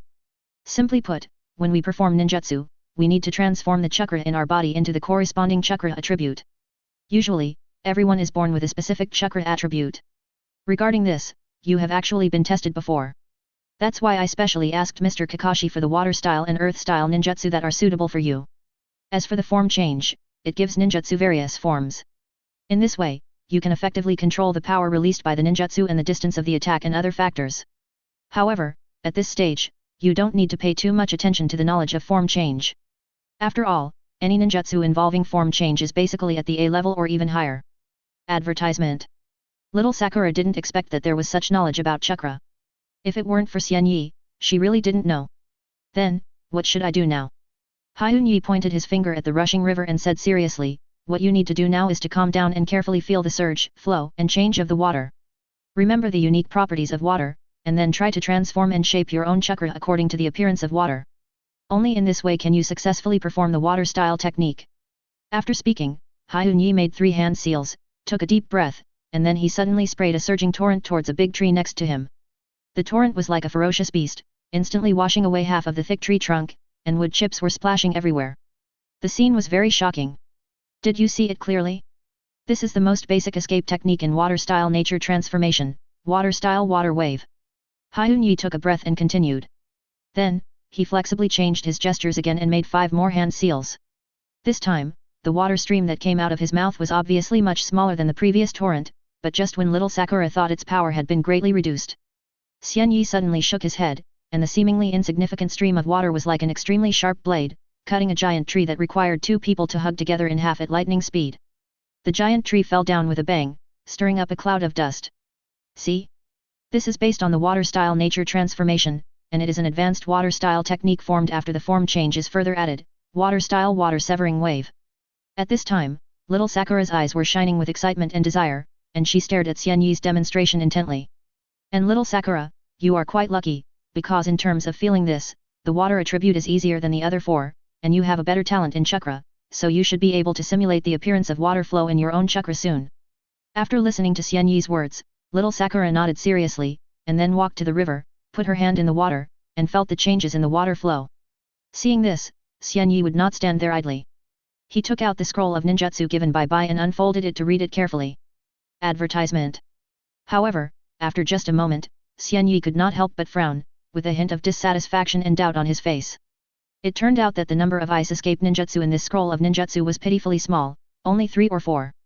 After thinking about it, Xianyi felt that the only reasonable explanation was that Bai had always been used as a secret weapon by Zabuza at critical moments, that is, the so-called backhand. Therefore, Zabuza may not have spent too much effort to cultivate Bai's ice escape ability, resulting in her mastering relatively few ice escape ninjutsu.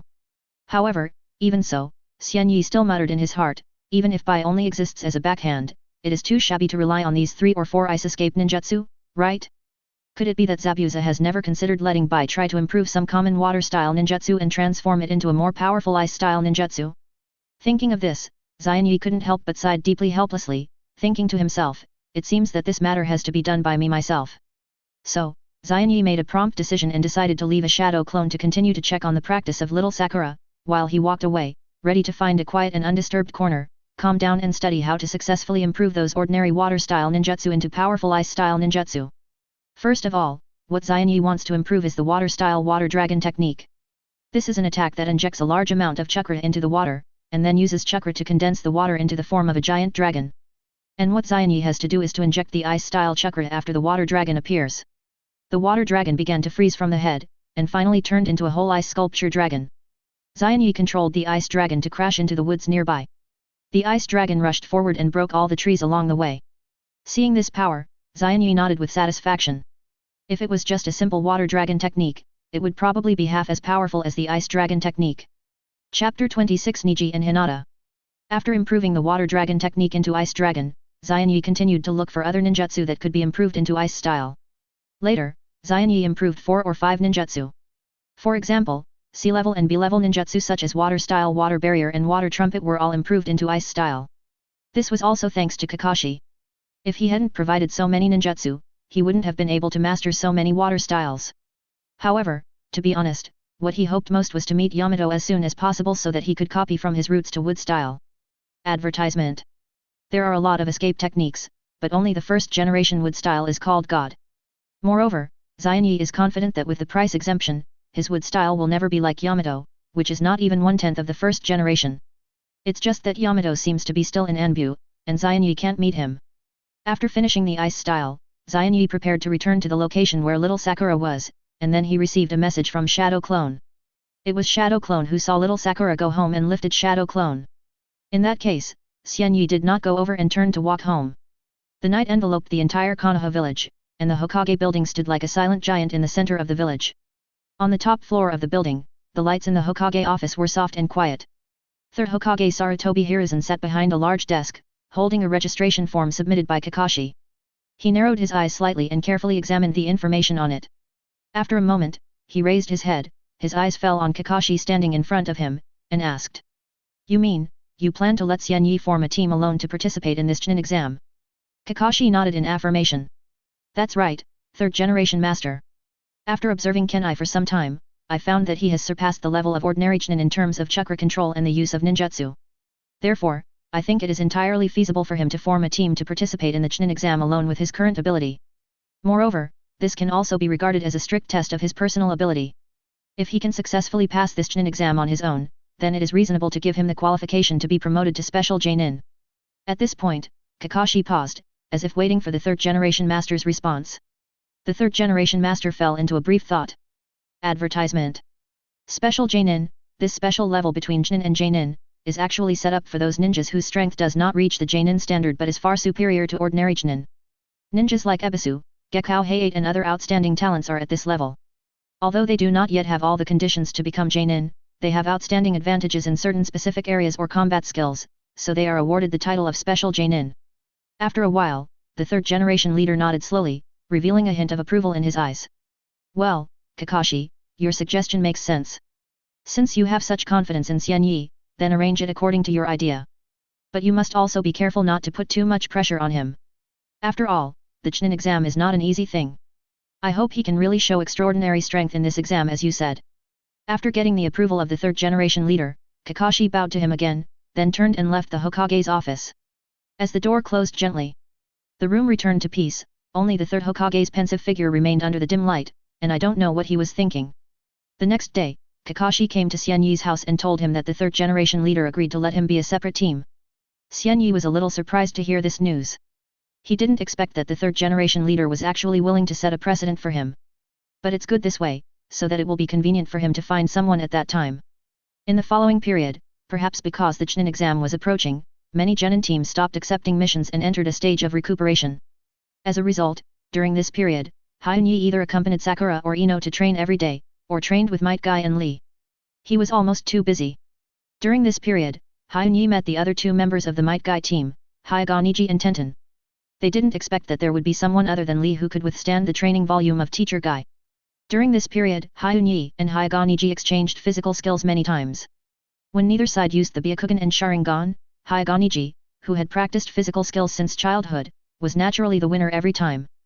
Hyunyi also benefited a lot from it. But the good times didn't last long. On this day, Hyunyi came to train with the Guy team. Advertisement. But as soon as he arrived, he saw Niji talking to a short-haired girl with a hostile look on his face. Miss Hinata, please just stay at home and be a lady. With your talent, no matter how hard you try, it will still be like that. This is your fate. But, Hinata opened her mouth and was about to explain something, but before she could say anything, she was interrupted by Niji mercilessly. Niji looked indifferent and his words were full of sarcasm. Isn't what I said clear enough? You can't even beat Miss Hanabi, who is only 7 years old, so why do you shamelessly run out and embarrass yourself? If it weren't for the fact that he was a member of the branch house and couldn't easily take action against the main family, I'm afraid Niji would have been unable to suppress his anger and directly attacked Hinata. At this moment, his contemptuous eyes fell directly on Hinata, as if he was looking at a useless waste. Facing Niji's rebuke and ridicule, Hinata's face turned pale as paper in an instant, and her head, which was already lowered, drooped even more deeply, not daring to look directly into Niji's eyes. Her lips trembled slightly, and her voice was as thin as a mosquito. I know, Niji brother, I will leave now. After saying that, Hinata slowly turned around, her steps were as heavy as if filled with lead, and she walked towards the distance step by step. Her lonely back looked extremely desolate. Xianyi, who was standing aside, watched all this silently and couldn't help but sigh softly. He actually knew very well why Niji treated Hinata like this. In the final analysis, it was because of the thrilling Cloud Shinobi kidnapping incident that year. Back then, when Cloud Shinobi and Konoha were holding peace talks, Cloud Shinobi secretly planned a conspiracy to kidnap Hinata, the eldest daughter of the main family, in an attempt to obtain the precious Byakugan of the Hyuga clan through such despicable means. Hinata's father, Hyuga Hayashi, had no choice but to kill all the kidnappers in order to successfully get his daughter back from the kidnappers. But who knew that Cloud Shinobi would turn the tables, confuse right and wrong, slander Konoha for having no sincerity in seeking peace, and even threaten to start a war again. At that time, in order to calm Cloud Shinobi's anger, the third generation also thought that it was the fault of the Hyuga family without any distinction. Seeing that the third generation was so cowardly, Cloud Shinobi said that Hayashi must die to apologize and hand over his body to them. The third generation actually agreed. In order to prevent the Byakugan from being obtained by Cloud Shinobi, the Hyuga clan had to let Hayashi's brother, Hisashi, the master of the branch house, come out to convict. Anyway, the people in the branch house were all marked with the caged bird mark, and the Byakugan would self-destruct after death, so they were not afraid of being obtained by Cloud Shinobi. Chapter 27 Cute Hinata. Niji always believed that his poor father had become a victim of the family's interests, and was ruthlessly used as a scapegoat to die in place of Hayashi. Since then, his deep hatred for the main family has been burning like a raging fire. However, the damn curse mark, caged bird was like a heavy yoke, tightly binding him, leaving him with a lot of resentment, but only a momentary verbal pleasure, unable to really take substantive revenge. But in fact, Hayashi was initially firmly opposed to his brother Hisashi dying in his place. But those stubborn elders did not care about his wishes at all, and forcibly imprisoned him, which eventually led to the tragic ending of Hisashi's death in place of Hayashi. Unfortunately, Hayashi's personality was too old-fashioned and rigid, and he did not know how to explain to Niji the complicated reasons and truth. So, Niji resented the people of the main family day after day and year after year in misunderstanding. Advertisement. Hyunyi stared at Niji, his eyes revealing an indescribable emotion. He shook his head slowly, then turned around and quickly chased in the direction Hinata left. Not long after, Hyunyi found Hinata by a winding river. She was sitting quietly by the river, her petite body trembling slightly, and crystal tears silently sliding down her cheeks, like a broken heart. Hyunyi walked to Hinata's side lightly and sat down slowly. Hinata keenly sensed someone approaching, and instinctively raised her head to look around. When she saw that the person coming was Hyunyi, the sadness on her face instantly disappeared without a trace, replaced by a shy blush. Then, like a frightened deer, she quickly lowered her head and dared not look Hyunyi in the eye again. Come to think of it, it seems like we haven't met for quite a while since graduation. I wonder if you have had any interesting experiences during this time apart? Can you tell me about them? After both of them were silent for a while, Xianyi finally broke the silence and asked softly. Hinata was startled when she heard Xianyi's words, and then her fair cheeks instantly flushed with shyness. She nodded gently and then began to tell the stories that happened in her class 8 during this period. In such a warm atmosphere where one person was telling the story seriously and the other was listening attentively, Hinata's deep sadness caused by Niji's ruthless words just now was also gradually reduced, just like the ice and snow that gradually melted under the warm spring sun. Advertisement. When Hinata finished telling all the stories, Xianyi saw that Hinata was no longer as sad as before, so a warm smile like spring breeze bloomed on her face and said softly. Oh my, you must be thirsty after talking so much, right? Are you thirsty? How about we go to that dessert shop together? I heard that the new Anko-san they launched today tastes super good. Hinata's heart, which was already beating because of shyness, was beating even faster. She happily regarded Hyunyi's invitation as a sweet date invitation, so she nodded shyly and said that she was very happy to go with him. The sun shone down, and the light and shadow of Madara fell on the ground. Hyunyi and Hinata walked slowly side by side. Hyunyi smiled and whispered to Hinata about the interesting things he experienced when he was in Team 7. Hinata nodded slightly, her beautiful eyes staring at Hyunyi intently, listening attentively to every word and sentence he said. For Hinata, being able to hear about Hyunyi was undoubtedly the happiest moment. At this moment, she couldn't help but wonder, I wonder why Hyunyi suddenly suggested trying Anko sand. If it's because he likes this kind of dessert, does it mean that they both have the same preference? And if this proposal was not made out of his own preference, but was made specifically for her, wouldn't it mean that he was also paying attention to each other silently like her? Thinking of this, Hinata's fair cheeks instantly flushed with shyness, like a ripe apple that made people love her. However, Hyunyi was completely unaware of these thoughts in Hinata's mind. At this moment, he was full of doubts, and he really couldn't figure out why Hinata would have such a big reaction just by walking side by side with her. As for the mention of Anko sand, the reason was actually very simple, just because he knew that this was Hinata's favorite food. In order to further narrow the distance between them and enhance their feelings, he just proposed to go and taste Anko sand together. But then again, Hinata's shy look is really cute. When they stepped into the dessert house together, Hyunyi ordered a sweet and delicious Anko sand and 2 colorful and mouth-watering 3-colored dangos. Hinata, who was standing by, felt an indescribable joy when she saw Hyunyi only ordered an Anko sand. Could it be that Hyunyi had been paying attention to him silently like herself? Otherwise, how could he know that she had a special liking for Anko sand? Thinking of this, Hinata's cheeks became more and more red, as tempting as a ripe apple. Advertisement. She walked gently to Hyunyi and sat down, lowering her head slightly, not daring to look directly into Hyunyi's eyes, but the blush on her face had already betrayed her inner shyness and nervousness. After a moment of silence, Hinata finally plucked up the courage to ask. Then, Hyunyi, did your team also sign up for this Chunin exam? Hyunyi smiled and nodded, and replied. Yes, our team did sign up. However, since there are 4 people in our team, and the exam rules require teams of 3, I had to be separated and form a team alone to participate in the competition. Hearing this news, Hinata was stunned. She widened her beautiful eyes and showed a trace of worry. Then, she said anxiously. How can this be possible? The Chunin exam has always been conducted in teams. How can you do it alone? Facing Hinata's concern, Xianyi smiled and said. Don't worry, Hinata, I'm very strong. But... Hinata wanted to say something, but Xianyi blocked her with his fingers. Okay, Hinata, I understand your intention, but this teacher Kakashi told me that this is a test for me. If I can pass the Chunin exam alone, he will help me apply to the Hokage to become a special Jonin. Feeling Xianyi's fingers on her lips, Hinata almost fainted from shyness. If Hyunyi hadn't retracted his finger in time, Hinata might have fainted here. Obviously, Hyunyi's action was intentional. He just likes to see Hinata shy, which is so cute. Chapter 28, 8 Inner Gates. Advertisement. Just when Hinata was so shy, she tried to pick up the bowl of Anko sand in front of her in a hurry to calm her fluttering heart. However, the agile Hyunyi got there first and steadily picked up the bowl of Anko sand that Hinata had been thinking about. He raised his mouth slightly, revealing a sly smile, and then he picked up a spoon and sent a spoon of Anko sand to Hinata's mouth with a little bit of bad taste. Hinata's face flushed instantly, her heart beat wildly, and she felt like she was about to burn. Her mind was in a mess, and only the thought of Hyunyi is feeding me kept circling.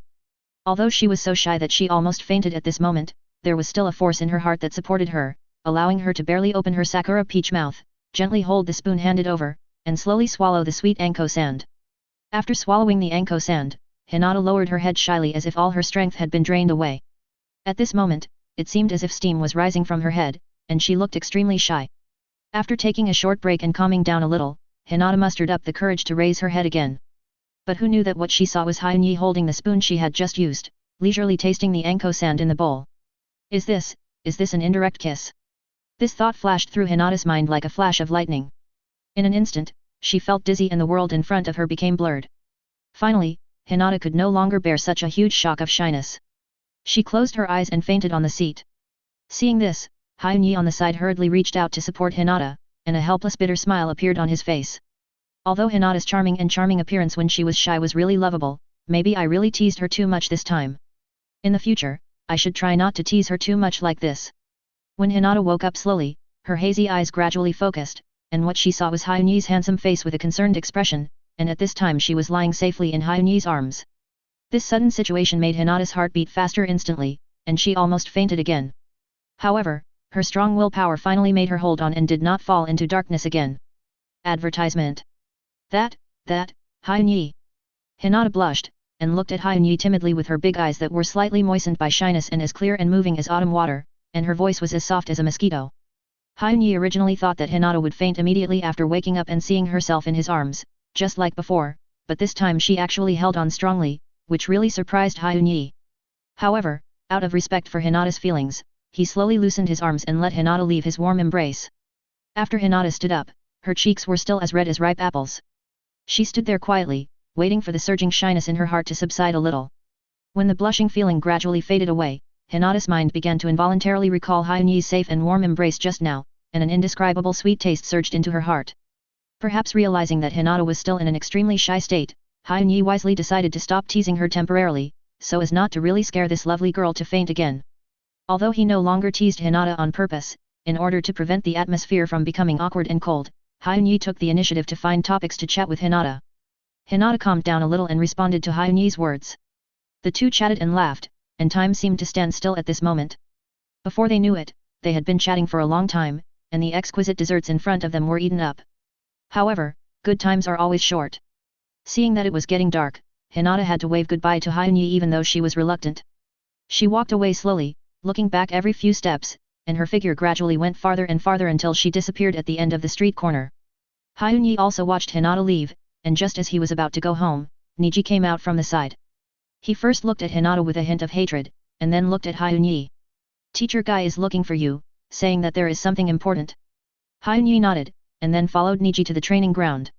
Along the way, neither of them spoke, and the atmosphere was a little cold. Advertisement. After a while, they arrived at the spacious training ground. At this time, Might Guy and Xiao Li were training vigorously. Their clothes were soaked with sweat, but they were still fully focused on the training.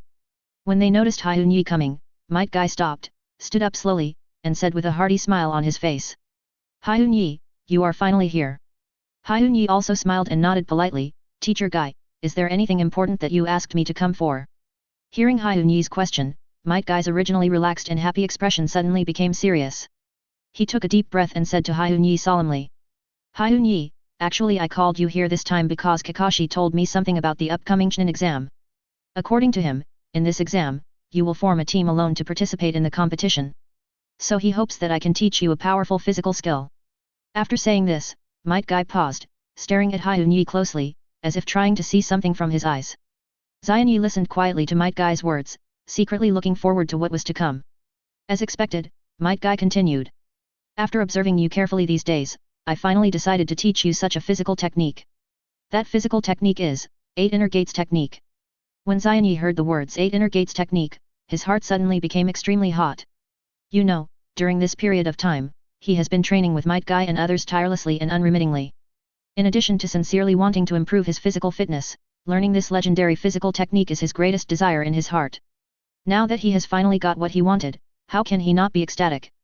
Chapter 29 Acquisition of the 8 Inner Gates. 8 Inner Gates? What is this? However, in order to prevent Might Guy from noticing something was wrong, Xian-yi pretended to have heard of the 8 Inner Gates for the first time. The so-called 8 Inner Gates is a magical ninjutsu that allows people to gain extraordinary power in a short period of time by removing the channels that restrict the flow of chakra in the human body. However, this power is not easy to obtain, and it requires a heavy price. At this moment, Might Guy was staring at Xian-yi in front of him with a solemn face, and said solemnly.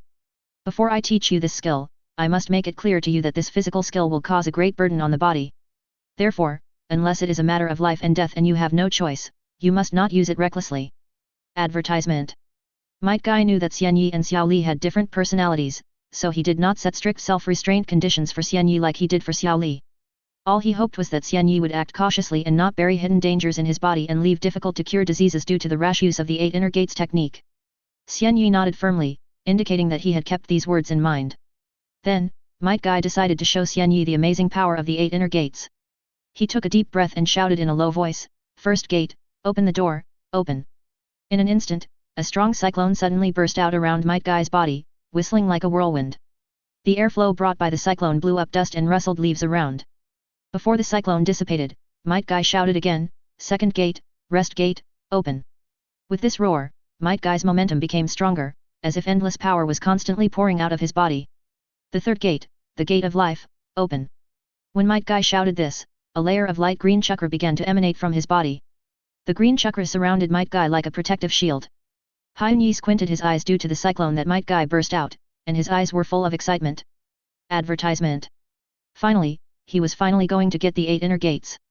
After the demonstration, Might Guy removed the 8 inner gates. For him now, the damage to him from the 5th gate before the 8 inner gates was minimized. Seeing Hyun-Yi's shocked look, Might Guy laughed. Then, Might Guy stood in front of Hyun-Yi with a serious face and began to teach him in detail how to explore the 8 gates hidden deep in his body. Hyun-Yi listened attentively to every word of Might Guy, and according to the method he taught, he slowly closed his eyes and concentrated on feeling the 8 gates in his body. After some efforts, Hyun-Yi finally succeeded in finding the first gate deep in his body. He opened his eyes excitedly and looked at Might Guy, his eyes flashing with joy and anticipation. Then, Hyun-Yi took a deep breath, mobilized all the chakra in his body, and carefully gathered it to the location of the first gate. With a cry in his heart, "Open the door, open!" A powerful energy instantly surged out of the first gate and penetrated Hyun-Yi's entire body. At this moment, Hyun-Yi felt as if his brain was struck by lightning, and an unprecedented sense of clarity surged into his heart. At the same time, he also clearly felt that his strength was growing at an astonishing rate, his body became extremely light, and his speed was as fast as the wind. However, this state did not last long. Just a moment later, Hyun-Yi took the initiative to release the 8 inner gates technique. At this time, his face was flushed, his breathing was rapid, and he looked like he had just experienced a fierce battle and was extremely tired. In fact, Hyun-Yi, who had the ability to be exempt from the cost, did not feel the slightest consumption or fatigue at all, but he knew that he could not let Might Guy notice this. After all, he had only been training his body for a month, and had only learned the 8 inner gates for less than 2 hours. If he acted too relaxed at this moment, it would inevitably arouse Might Guy's suspicion. So, Hyun-Yi suppressed his inner calmness, pretended to be out of breath and exhausted, and waited for Might Guy's evaluation. Might Guy smiled with satisfaction and nodded slightly. He thought to himself, Hyun-Yi is really not simple. He can do this in less than 2 hours. No wonder Kakashi applied for a special Joinin for him. With his talent, it would be too unfair for him to be promoted to Jonin. Advertisement. At this time, Xiao Li on the side also cast envious eyes on Hyun-Yi. He remembered that when he first learned the 8 inner gates, he had to work hard and spent several days to finally open the first gate. And now, seeing Hyun-Yi master this skill so quickly, he couldn't help but feel a little inferior. However, this envy did not last long and was soon replaced by a strong desire to fight. Xiao Li clenched his fists tightly, and secretly vowed in his heart that he must practice harder and strive to compete with Hyun-Yi in this Chunin exam. Might Guy keenly noticed the change in Xiao Li's mood, and he smiled slightly in his heart. For him, proper competition between disciples is not a bad thing, but it helps them grow and improve faster. After learning the 8 inner gates, although Hyun-Yi has learned the 8 inner gates, he still did not stop training. Moreover, he also hopes to learn other physical skills with Might Guy. This Chunin exam is of great significance because it is no longer limited to Konoha village, but is jointly held with multiple ninja villages. Because of this, in the past few days, people can easily find many ninjas from other ninja villages shuttling through Konoha village. Among them, the most eye-catching are those ninjas from the Hidden Sand village. On this day, Hyun-Yi had the idea of finding Naruto and testing his recent training results. When he found Naruto, he saw from a distance that Naruto was communicating with 3 other children with great interest. Needless to say, those 3 little guys must be the famous Konohamaru trio. However, something unexpected happened unexpectedly. Suddenly, Konohamaru seemed to be stimulated by something and ran away. Perhaps because he ran too fast, he didn't pay attention to the road conditions ahead. There was a muffled bang sound, and Konohamaru hit a figure hard. When everyone looked closely, the person who was hit was Kankuro from the Hidden Sand village. At this moment, Kankuro's face was full of anger, staring at Konohamaru fiercely, and roaring. "Hey, you little brat, why are you running around? You dared to bump into me, it hurts so much." Before he finished speaking, he had already stretched out a big hand, grabbed Konohamaru's collar tightly, and lifted him up like a chicken. Temari, who was standing by, saw this scene and couldn't help but frown slightly. She quickly persuaded Kankuro. "Kankuro, let go of your hand, this is not our sand village, don't make trouble casually." In fact, the reason why Temari spoke out to stop it was not because she was afraid of Konoha village, but because she was worried that their actions would be reprimanded by Gaara. Although she and Kankuro are Gaara's sister and brother, in terms of real strength, Gaara is the most powerful among the 3. If Gaara is annoyed, the consequences may be unimaginable. So she doesn't want to be taught a lesson because of Konohamaru. Chapter 30, Gaara of the Sand Village. Naruto's eyes widened as he watched his little brother Konohamaru being held in the air by Kankuro like a little chicken. His anger instantly rose, and he stepped forward without hesitation, shouting, "Hey, put Konohamaru down." Kankuro heard Naruto's roar, turned his head carelessly, glanced at Naruto with disdainful eyes, raised the corners of his mouth slightly, and sneered contemptuously. "Humph, just a little genin from Konoha village." After saying that, he deliberately shook Konohamaru in his hand. Advertisement. Naruto couldn't stand such insults and provocations. He clenched his fists tightly, and the chakra in his body began to surge.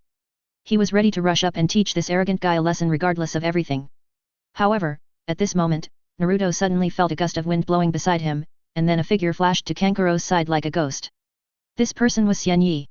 He had a blank expression on his face and his eyes were as cold as ice.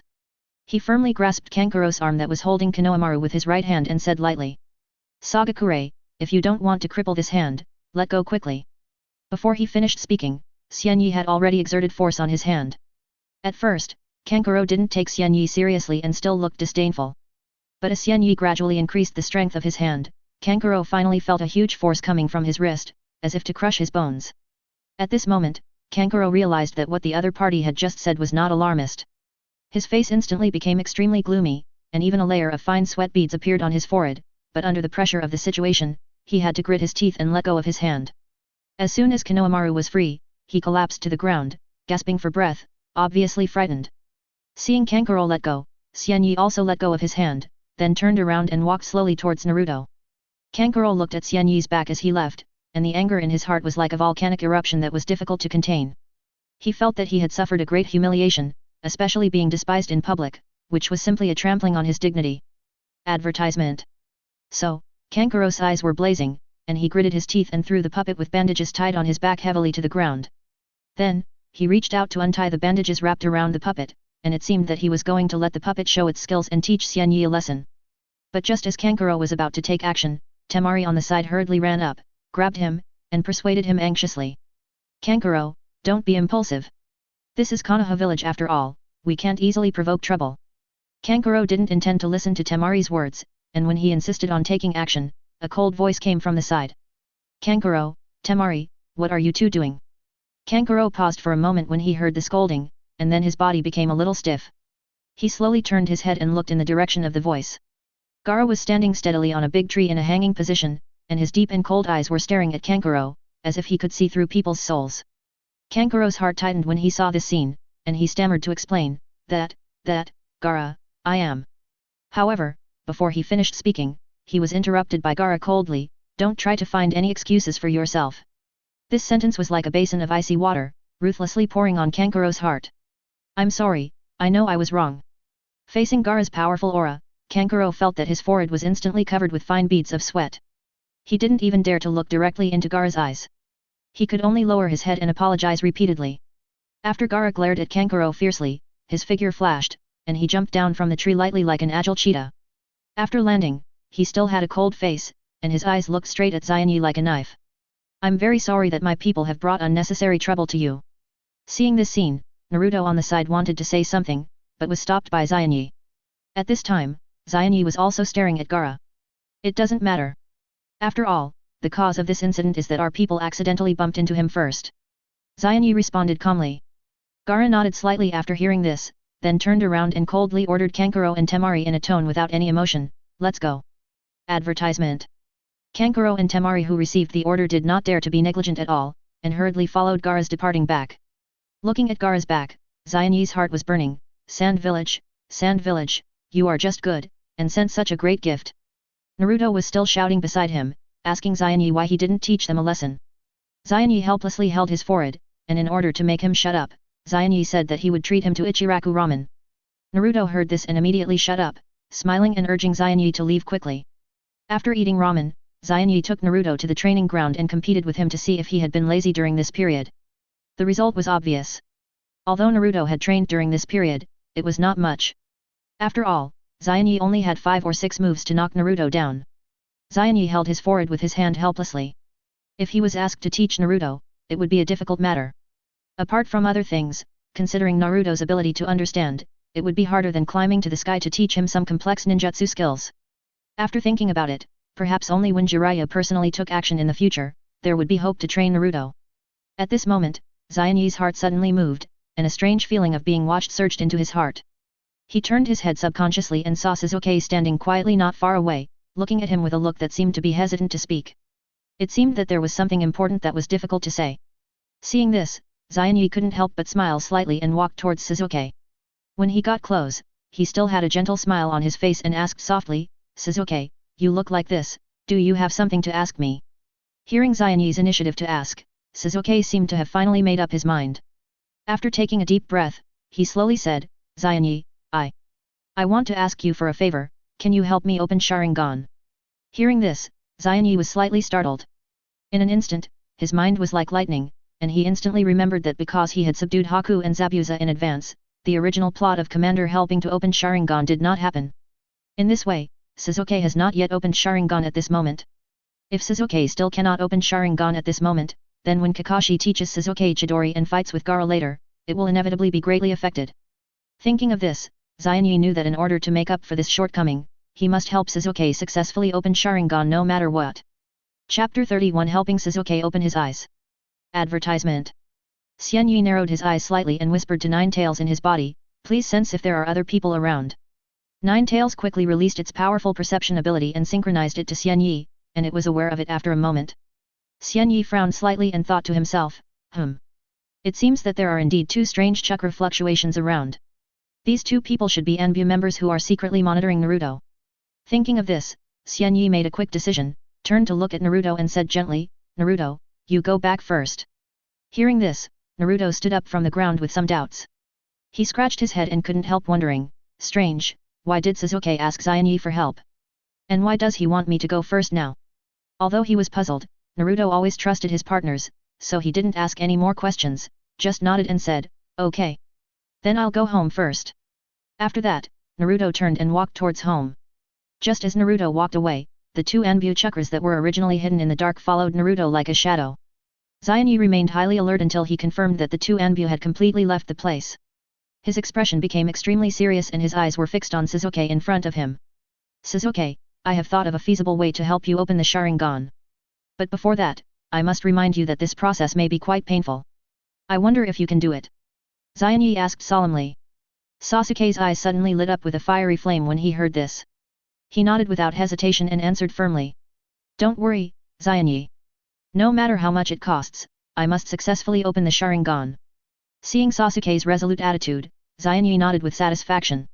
Then, he took a deep breath and concentrated on mobilizing the power in his body. Advertisement. In an instant, his pupils suddenly changed, and a pair of scarlet Sharingan slowly emerged. In those blood-red eyes, 3 black Megatama were like ink. "Sasuke, you have to stare into my eyes from now on, and don't have any thoughts of resistance," Xianyi said in a low and magnetic voice. Sasuke stared at Xianyi's mysterious Sharingan with full concentration, not daring to be distracted at all. At the same time, Xianyi began to urge the Megatama in the Sharingan to slowly rotate. As the Megatama rotated, a stream of chakra was quietly released, instantly enveloping Sasuke. Gradually, Sasuke felt as if his consciousness was drawn into an endless Uzumaki, and the whole world began to become blurred. Seeing that Sasuke was already deeply trapped in the illusion and unable to extricate himself, Xianyi quietly moved behind Sasuke, and then he slowly raised his palm, and a strong black and red chakra flowed out from his palm, which was the terrifying Nine Tails Hate Chakra. This evil power was like a black torrent, sinking directly into Sasuke's body. That's right, the method Xianyi used to help Sasuke open the Sharingan was exactly the method he used when he opened his eyes. Using Hate Chakra as a strong stimulus, coupled with the illusion scene that Xianyi carefully prepared for him, the tragic night of the Uchiha genocide that year. He thought to himself, I don't believe it. Under such double stimulation, Sasuke can still be blind? Even if he can't be promoted to Mangekyō level in one step, he should have 3 Tomo Sharingan at least. At this moment, Sasuke, who was in the illusion, only felt that the eyes were dark, and the cold streets were empty and deserted. This extremely familiar atmosphere made him tremble all over. This is actually the terrible night when the Uchiha was exterminated. Sasuke muttered to himself in a trembling voice. Then, his legs felt as heavy as if they were filled with lead, but he still moved forward with difficulty. As he walked, he suddenly saw that the uncles and aunts who were kind and familiar in the past were now lying on the ground without life, and the blood dyed the land under them red. The scene was shocking. Sasuke's body trembled more and more when he saw this scene. The deeper he walked into the family, the more corpses of the clan members Sasuke witnessed. Every step seemed to be a heavy burden on him, but he still gritted his teeth, forced his shaky body, and moved towards his home with difficulty. Finally, Sasuke came to the familiar door. He slowly pushed open the door with trembling hands, and the scene inside the house instantly came into view. A tall young man stood quietly in front of the corpses of a man and a woman. The young man was his biological brother, Uchiha Itachi. The two lifeless bodies lying on the ground were his parents who had given birth to him and raised him to adulthood. Seeing such a tragic scene, Sasuke's breathing suddenly became rapid, and his chest rose and fell violently, like a bellows. He stared at Uchiha Itachi with eyes wide open, his eyes full of deep hatred. Although he knew very well that everything in front of him was just an illusion world constructed by his memory, the strong emotions made him unable to suppress the surging murderous intent in his heart. He just wanted to pounce on Uchiha Itachi regardless of everything and cut Uchiha Itachi into pieces. Just when Sasuke was concentrating on Uchiha Itachi, he didn't realize that his body began to emit waves of black and red hatred chakra. These hatred chakras were like lion majesty, quickly wrapping around his whole body and constantly eroding his will and reason. Advertisement. Under the crazy stimulation of the hate chakra, Sasuke's hatred for Uchiha Itachi erupted like a volcanic eruption, reaching an unprecedented peak. At this time, Sasuke felt a sharp pain in his head, as if something was about to break through the restraints and explode. Then, his originally dark and deep pupils suddenly changed color and turned into a terrifying scarlet. Not only that, in the center of the scarlet eyes, two ghostly twisted Megatama appeared. Sharingan, it's done. At the moment when Sharingan was opened, Sasuke felt a strong sense of fatigue surging like a tide, instantly drowning all his consciousness. His body seemed to have been drained of the last bit of strength, and he could no longer support it. He fainted straight to the ground with a black eye. I don't know how long it took, when Sasuke slowly opened his eyes, he found himself lying on the soft grass. He turned his head with difficulty, and where he looked, he saw Xianyi sitting quietly not far away. Sasuke sat up with all his strength, still with his signature cold expression on his face, and said to Hyunyi calmly, Hyunyi, thank you, I can feel that I have successfully opened the Sharingan. Hyunyi nodded slightly and responded, okay, then open your eyes now and let me see. Sasuke did not hesitate at all, and immediately mobilized the chakra in his body to flow to his eyes. The next moment, the originally dark eyes gradually turned scarlet, and two Magatama-shaped patterns appeared clearly in the pupils. However, when Hyunyi saw that Sasuke's Sharingan only had two Megatama, he couldn't help but feel speechless. He widened his eyes, looked at Sasuke in disbelief, and muttered to himself. No. I used the tragic event of the Uchiha genocide night and the hateful chakra to stimulate you. Even if I don't expect you to open the Mangekyō Sharingan in one step, you should at least open it to 3 Megatama. How come you only have 2 Megatama? Is Sasuke's talent really that bad? Although he was full of disappointment, Xianyi still tried to maintain his calmness on the surface and said, well, it's okay. Since your Sharingan has been opened, I will leave first. After saying that, he stood up tiredly, patted the dust on his clothes, and then turned away without looking back, leaving Sasuke sitting alone, looking at Xianyi's back thoughtfully. Chapter 32, Nosy Sasuke. Advertisement. A few days passed quickly after Sasuke opened his eyes, and finally the Chunin exam came. On this day, Xianyi, Naruto, Sasuke, and little Sakura walked together and headed towards the exam room. Since Sasuke opened the Sharingan, he exuded an unprecedented confidence. He walked with his head held high, thinking to himself, with this powerful Sharingan, how can the others in this Chunin exam be my opponent? This conceited mentality just echoed the teasing saying, the rain stopped, the sky cleared, and the two pillars thought they were good again. If Xianyi could see through Sasuke's inner thoughts, he would probably cover his mouth and laugh, and look forward to Sasuke being severely punished when he encounters several other amazing geniuses in the exam room. After all, Sasuke currently has only the 2 Tomo Sharingan, which is nothing in front of the real strong. Let alone those hidden masters with unfathomable strength, just talking about that Taijutsu maniac Xiao Li, as long as he removes the weight on his body, he doesn't even need to open the 8 inner gates, which is enough to beat Sasuke. As for Naruto, don't worry too much. With Naruto's personality and ability, it shouldn't be a problem for him to pass the first 2 tests smoothly. And when Naruto meets Jiraiya, one of the legendary Sunin, during the break after the second game, this powerful teacher will naturally give Naruto careful guidance and training. Looking at little Sakura, due to the butterfly effect caused by Xianyi, little Sakura has now mastered several ninjutsu. With these skills, she must be a sure thing to pass the first 2 exams successfully. On the first floor of the venue, many people gathered outside a room on the second floor. This is a test before the Chunin exam, a kind of illusion test. Advertisement. Only those who can see through the illusion can enter the real examination room, and those who fail will naturally ask to leave directly. This test is a boring trick for Xianyi and Sasuke, who have Sharingan, and little Sakura, who are proficient in illusions and have strong analytical ability. It is easy to pass. Xian Yi originally planned to ignore those people and take Naruto and the others to the third floor, but Sasuke's personality made him want to show off. Helplessly, Xian Yi could only take Naruto and little Sakura with him. Then, Xian Yi saw an acquaintance. At the entrance of the fake examination room, Xiao Li walked towards the entrance with a determined look. However, just as he was about to step into the door, one of the two guards suddenly kicked Xiao Li hard. Xiao Li, who was unprepared, was instantly knocked to the ground by this powerful force, making a dull sound. Xian Yi stood aside and saw the scene in front of him, with a little helplessness on his face.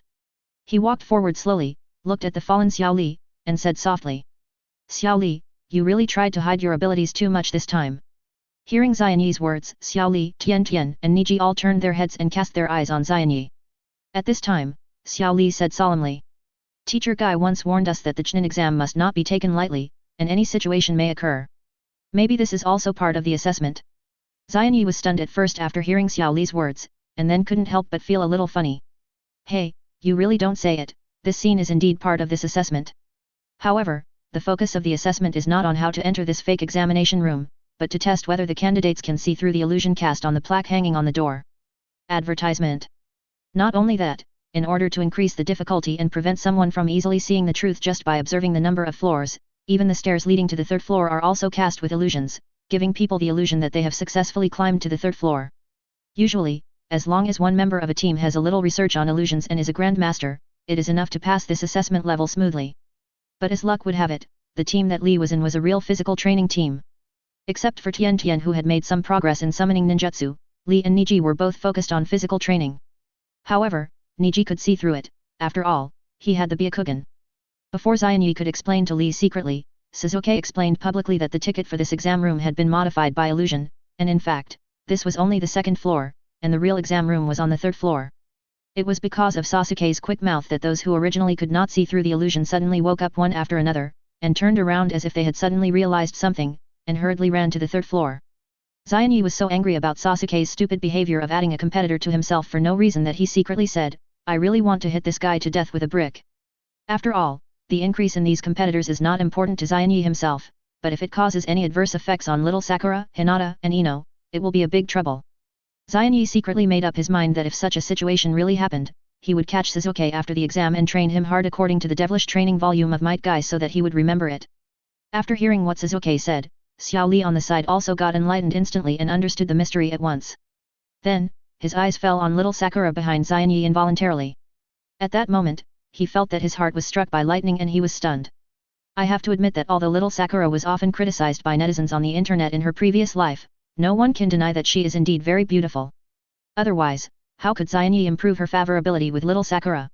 Just as Xiao Li mustered up the courage to walk up to little Sakura and say hello to each other, he suddenly found that little Sakura actually took Xian Yi's arm intimately. In an instant, Xiao Li felt as if a bolt of lightning hit him directly on the head, and the whole person was struck by lightning and stood there. He didn't expect that his love, which had just begun, would end like this. He watched Xian Yi and the others go up to the second floor, until Tian Tian came over and patted him, and then he came to his senses. Chapter 33 Training Ground. The real assessment venue was crowded with people of all kinds. These people came from different ninja villages, but most of them were small ninja villages. The only famous ninja villages were Konoha, the organizer, and the Sand Village, which CEO organized the event. Just as they slowly pushed open the heavy door, a low creaking sound instantly broke the originally calm atmosphere in the venue. The attention of all the people present was almost attracted by the sudden sound at the same time. They turned their heads and cast their curious and scrutinizing eyes at the door. Advertisement. Little Sakura couldn't help but swallowed secretly. She had never experienced such a scene. At this moment, countless pairs of eyes were staring at them with doubts, vigilance, and even a little hostility, which made little Sakura feel extremely nervous, as if her heart was about to jump out of her throat. Even Naruto, who is usually carefree, and Sasuke, who is always calm and composed, feel a little bit of pressure at this time, and their expressions are a little tense. However, only Xian Yi is still calm, as if everything around him has nothing to do with him. Because he knows very well that among this group of people, more than 90% of them are just the foil in this assessment. As described in the original book, after the first round of assessment, the number of people here will be directly reduced by half, and when the second round of assessment is over, there are only a few teams that can continue to stay, only 6 teams, a total of 18 people. Therefore, for these people who are destined to play only supporting roles, Xianyi really can't get up the slightest interest to care about them. Just as Xianyi looked around carelessly, a crisp and pleasant voice suddenly came into his ears, "Xianyi, you are here." Then, a golden figure rushed towards him like a whirlwind. Before Hyunyi could react, the girl with dazzling blonde hair had already thrown herself into his arms without hesitation, and hung on him tightly like a koala, while hugging his neck intimately. Hyunyi's face was filled with a warm smile, and he gently patted Ino who was hanging tightly on him, his eyes full of pampering and tolerance. However, this scene made little Sakura beside him unhappy. She pouted her little mouth angrily, walked forward quickly, and pulled Ino off Hyunyi's body without any hesitation. "Ino pig, what are you doing? This is too rude." Little Sakura widened her eyes and scolded Ino. Advertisement. After Ino was pulled off Hyunyi by little Sakura unexpectedly, she looked dissatisfied and angry, staring at little Sakura and said, "Broad forehead, what are you crazy about? Aren't you obsessed with pursuing Sasuke? I've already generously given Sasuke to you, how dare you come to compete with me for Hyunyi? Are you deliberately looking for trouble?" Hearing what Ino said, little Sakura's face instantly turned red. She first carefully glanced at Hyunyi, then turned her head and refuted Ino. "I pursued Sasuke before because I didn't realize the good of Hyunyi before. Now I have come to my senses and turned back, isn't it okay?" After hearing what little Sakura said, Ino couldn't help but sneer and said sarcastically, "Hey? Turn back? Don't be kidding. Do you think you can cover up your fickle nature by making up a random excuse? If you have the guts, you can continue to pursue your Sasuke, but Hyunyi is mine. No one can take her away." Little Sakura snorted coldly, folded her hands in front of her chest, and fought back unyieldingly. "Humph! Don't be so smug here. Hyunyi and I are teammates in the same team. We will definitely spend more time together than you do. By then, Hyunyi will naturally know who treats him better." After saying that, little Sakura raised his chin in a protest and looked at Ino provocatively. "Don't be so proud, broad forehead." Ino glared at little Sakura with her eyes wide open, gritting her teeth and shouting, "If you have the guts, you can beat me, Ino pig." Little Sakura retorted without showing any weakness, with raging anger in her eyes. At this moment, the eyes of little Sakura and Ino seemed to have countless arcs colliding fiercely, emitting dazzling sparks. The sparks seemed to ignite the surrounding air, which made people shudder. Xianyi stood aside, looking at the tense scene in front of him, and couldn't help but sigh with a headache. He thought to himself, what was supposed to come finally came. At this moment, Shikamaru and Chiji walked over slowly from the side. Shikamaru said teasingly with a half-smile on his face, "Xianyi, I didn't expect that in just 1 or 2 months after graduation, little Sakura actually changed from liking Sasuke to liking you." After saying that, he winked at Xianyi. Chiji nodded in agreement, chewing potato chips and mumbling incoherently, "That's right, Hyunyi, you are so charming." Advertisement. Hyunyi glanced at Shikamaru helplessly, muttering to himself, "This guy is always causing trouble." Although the scene of 2 girls fighting for their own jealousy is indeed quite nice, it is not a solution to continue like this, and it is necessary to mediate quickly. So, Hyunyi took a deep breath, mustered up the courage, and stood up. "Okay, both of you, stop arguing. Now our most important task is to prepare for the upcoming Chunin exam. After the exam, I will explain things to you clearly, okay?" Hearing Hyunyi speak, little Sakura and Ino stopped arguing temporarily. Ino quickly put away her angry expression, and in the blink of an eye, she changed into a gentle and dignified lady, coquettishly hugged Hyunyi's arm, and said in a coquettish voice, "Okay, Xianyi, I will listen to you in everything." Seeing this, little Sakura was naturally unwilling to be outdone. She also quickly adjusted her posture, put on a gentle and ladylike look, hugged Xianyi's other arm tightly, and whispered, "Xianyi, I will also be obedient." Shikamaru was speechless when he saw Ino's face change so quickly. But he didn't say much, after all, he didn't want to get too involved in the affairs of men and women. As for Chiji, he continued to eat snacks. And Sasuke didn't care at all, but thought it was not bad, at least little Sakura wouldn't bother him anymore. Naruto was miserable, he liked little Sakura in the first place, and when little Sakura liked Sasuke, he could still compete with Sasuke, but Xianyi, after all, was his best friend, so Naruto could only give up with tears. Chapter 34 The 9 Little Warriors Arrive. Advertisement. After successfully stabilizing little Sakura and Ino, Hinata's team came over. Kaiba's iconic figure appeared in front of everyone, with a cute white puppy lying steadily on his head, and a bright smile on his face, and he greeted the 7 people in front of him. "Oh. So you are here, it really surprises me, I didn't expect you to come to participate in this Chunin exam." And Shino, who has always been taciturn, stood quietly aside, nodded slightly, and did not greet people as enthusiastically as Kaiba. At this time, Hinata's eyes fell on Xianyi involuntarily, and when she saw Xianyi, she couldn't help but feel a little happy. However, this joy was soon broken by the scene in front of her. Ino and little Sakura were hugging Xianyi's arms tightly, looking intimate. Hinata's heart sank suddenly, and her eyes revealed an unconcealable loss. She thought to herself, he already has someone else by his side, could it be that he will no longer need me? Just then, Hyunyi noticed the change in Hinata's mood, he rolled his teeth in annoyance, and then gently patted Ino and little Sakura beside him. Although the two seemed a little reluctant, they still let go of Hyunyi's arm. Then, Hyunyi turned to look at Hinata with a gentle smile, and asked softly, Hinata, I haven't seen you for a few days. I just happen to have some cinnamon rolls here. Do you want to eat them? Hinata heard this, and her originally dull eyes lit up instantly. Because cinnamon rolls are one of her favorite foods, it seems that Hyunyi still cares about her. Seeing Hinata nod, Hyunyi took out a scroll from the ninja bag, pulled it open a little, revealing one of the magic circles, put his hand on it, and injected chakra. With a bang, a big box appeared, Hyunyi opened it, and it was filled with slow cinnamon rolls. Xianyi first gave Hinata a piece before giving it to the others. Advertisement. When little Sakura and Ino saw this scene, they seemed to have guessed something in their hearts, and they felt a little bitter, but Xianyi said that he would give them a clear answer after the Chunin exam, so they didn't show anything. And they thought that Xianyi's answer was to choose one from them, but Xianyi was a greedy person, so there would only be one answer. Can you be quiet for a while? Just then, a voice came. Then, a figure slowly walked in. Here it comes. This is the legendary number 1 rebel Yakushi Kabuto. His appearance instantly attracted everyone's attention. You are the 9 newcomers who just graduated from school this year. You look so happy and noisy here. Really, do you think you are going on a hiking trip? Yakushi Kabuto crossed his arms and put on the appearance of a senior and began to teach everyone. Ino, who was originally a hot-tempered person and only acted like a lady in front of Xianyi, could not stand Kabuto's arrogant attitude, and she immediately said in dissatisfaction. Who are you? How dare you talk to us like this, and act so self-important? Yakushi Kabuto smiled slightly and replied slowly, My name is Yakushi Kabuto, but now is not the time to discuss my identity, you should look around you first. Hearing this, everyone looked around. They were immediately frightened. There were hundreds of ninjas standing densely in the classroom, staring at the 10 of them with hostile and unfriendly eyes. Even Shikamaru, who was the laziest on weekdays, and Sasuke, who always had a blank expression, felt a huge pressure at this moment.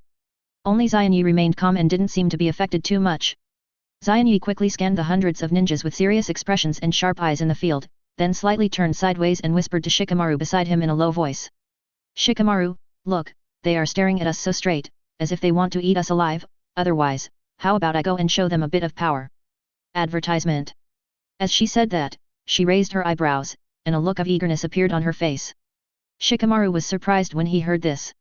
He turned his head and looked at Xianyi with a little doubt, and asked, A show of force? How are you going to do it? Xianyi thought for a moment, and then answered confidently. Haha, I just learned a very strong physical skill recently. A random punch in here will definitely make them fall to the ground instantly, or at least end up half dead. After saying this, he showed a harmless smile. When Shikamaru heard this, a layer of fine beads of sweat suddenly appeared on his forehead. He waved his hands and shook his head. Oh, don't be impulsive. We can't do this. After all, they didn't provoke us. Instead, we were the ones who made a loud noise here and disturbed them first. Xianyi shrugged when he heard Shikamaru's words, and seemed to feel a little disappointed, but he still gave up the idea and didn't mention it again. On the other side, Yakushi Kabuto was concentrating on fiddling with the shinobi card in his hand, with a gentle and kind smile on his face.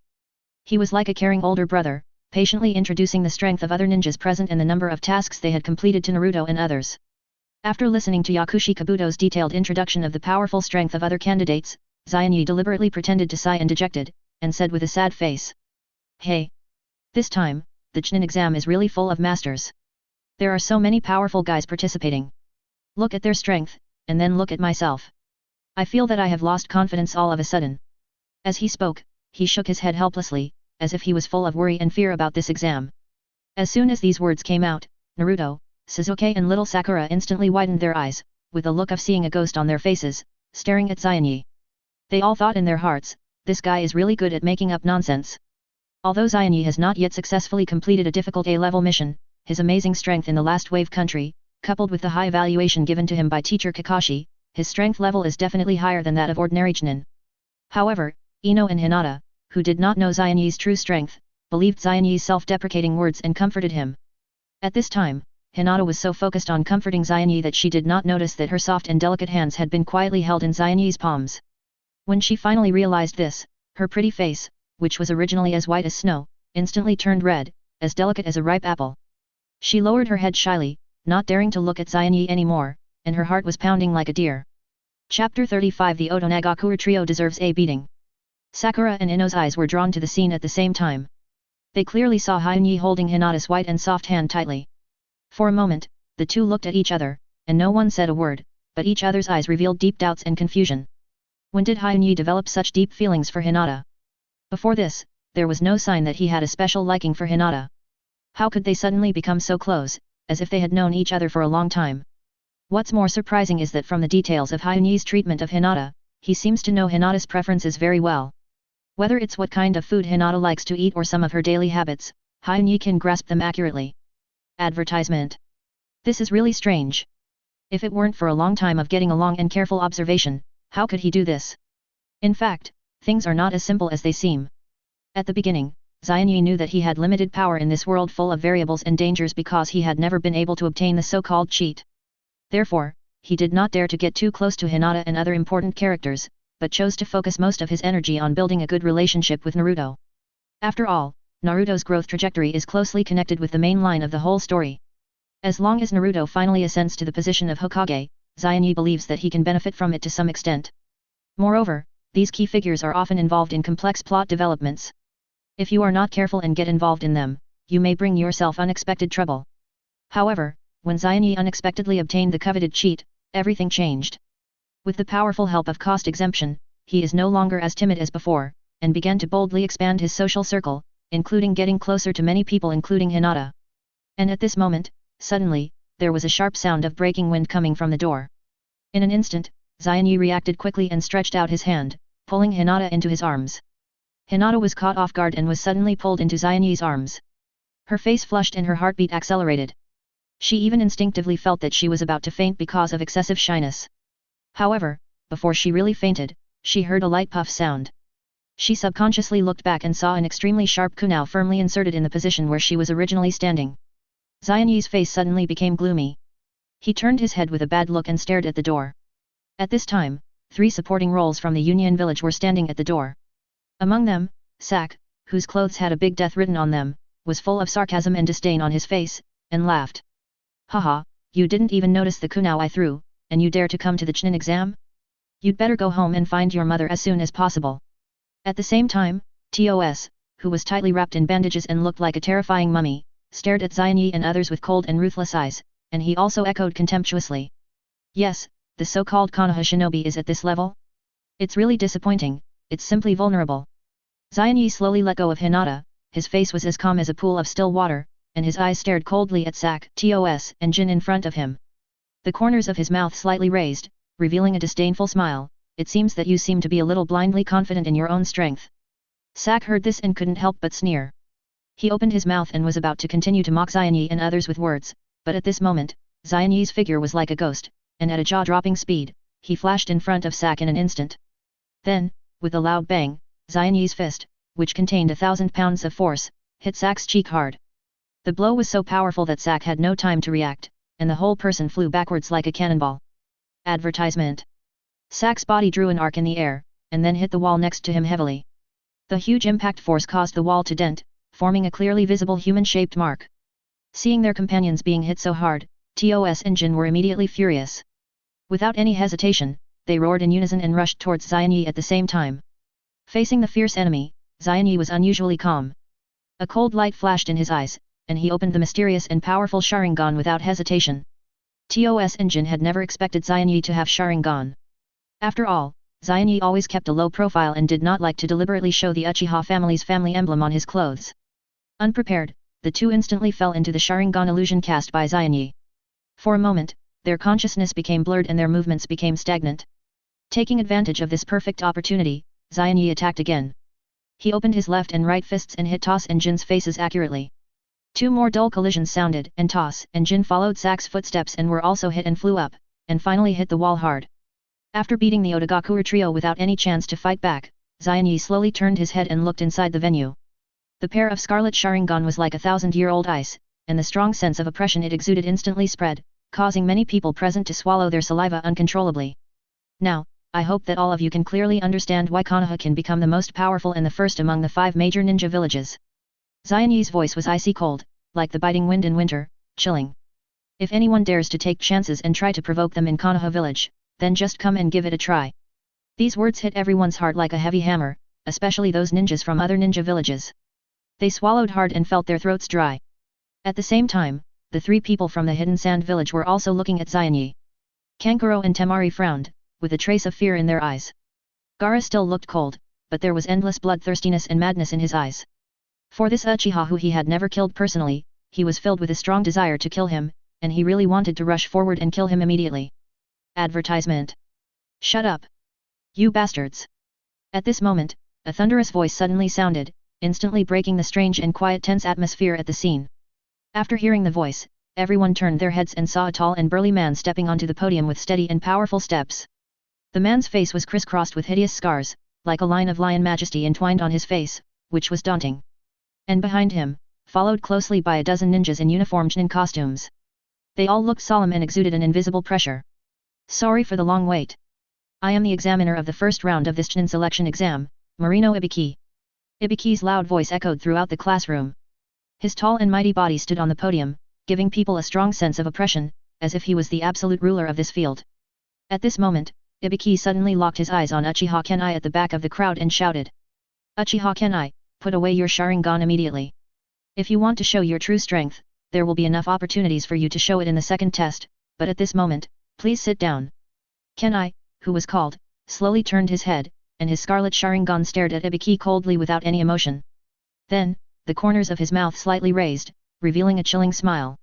Then, the Sharingan in his eyes gradually returned to the original dark pupils, and he crossed his arms and responded nonchalantly.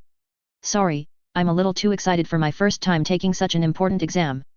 In fact, Kenai just wanted to teach the 3 people from the Union village a lesson. He didn't really intend to take their lives, not because he lacked such ability, but because the time was not right. When he communicates with that person in the second test, he will kill these 3 guys. Chapter 36 The First Exam.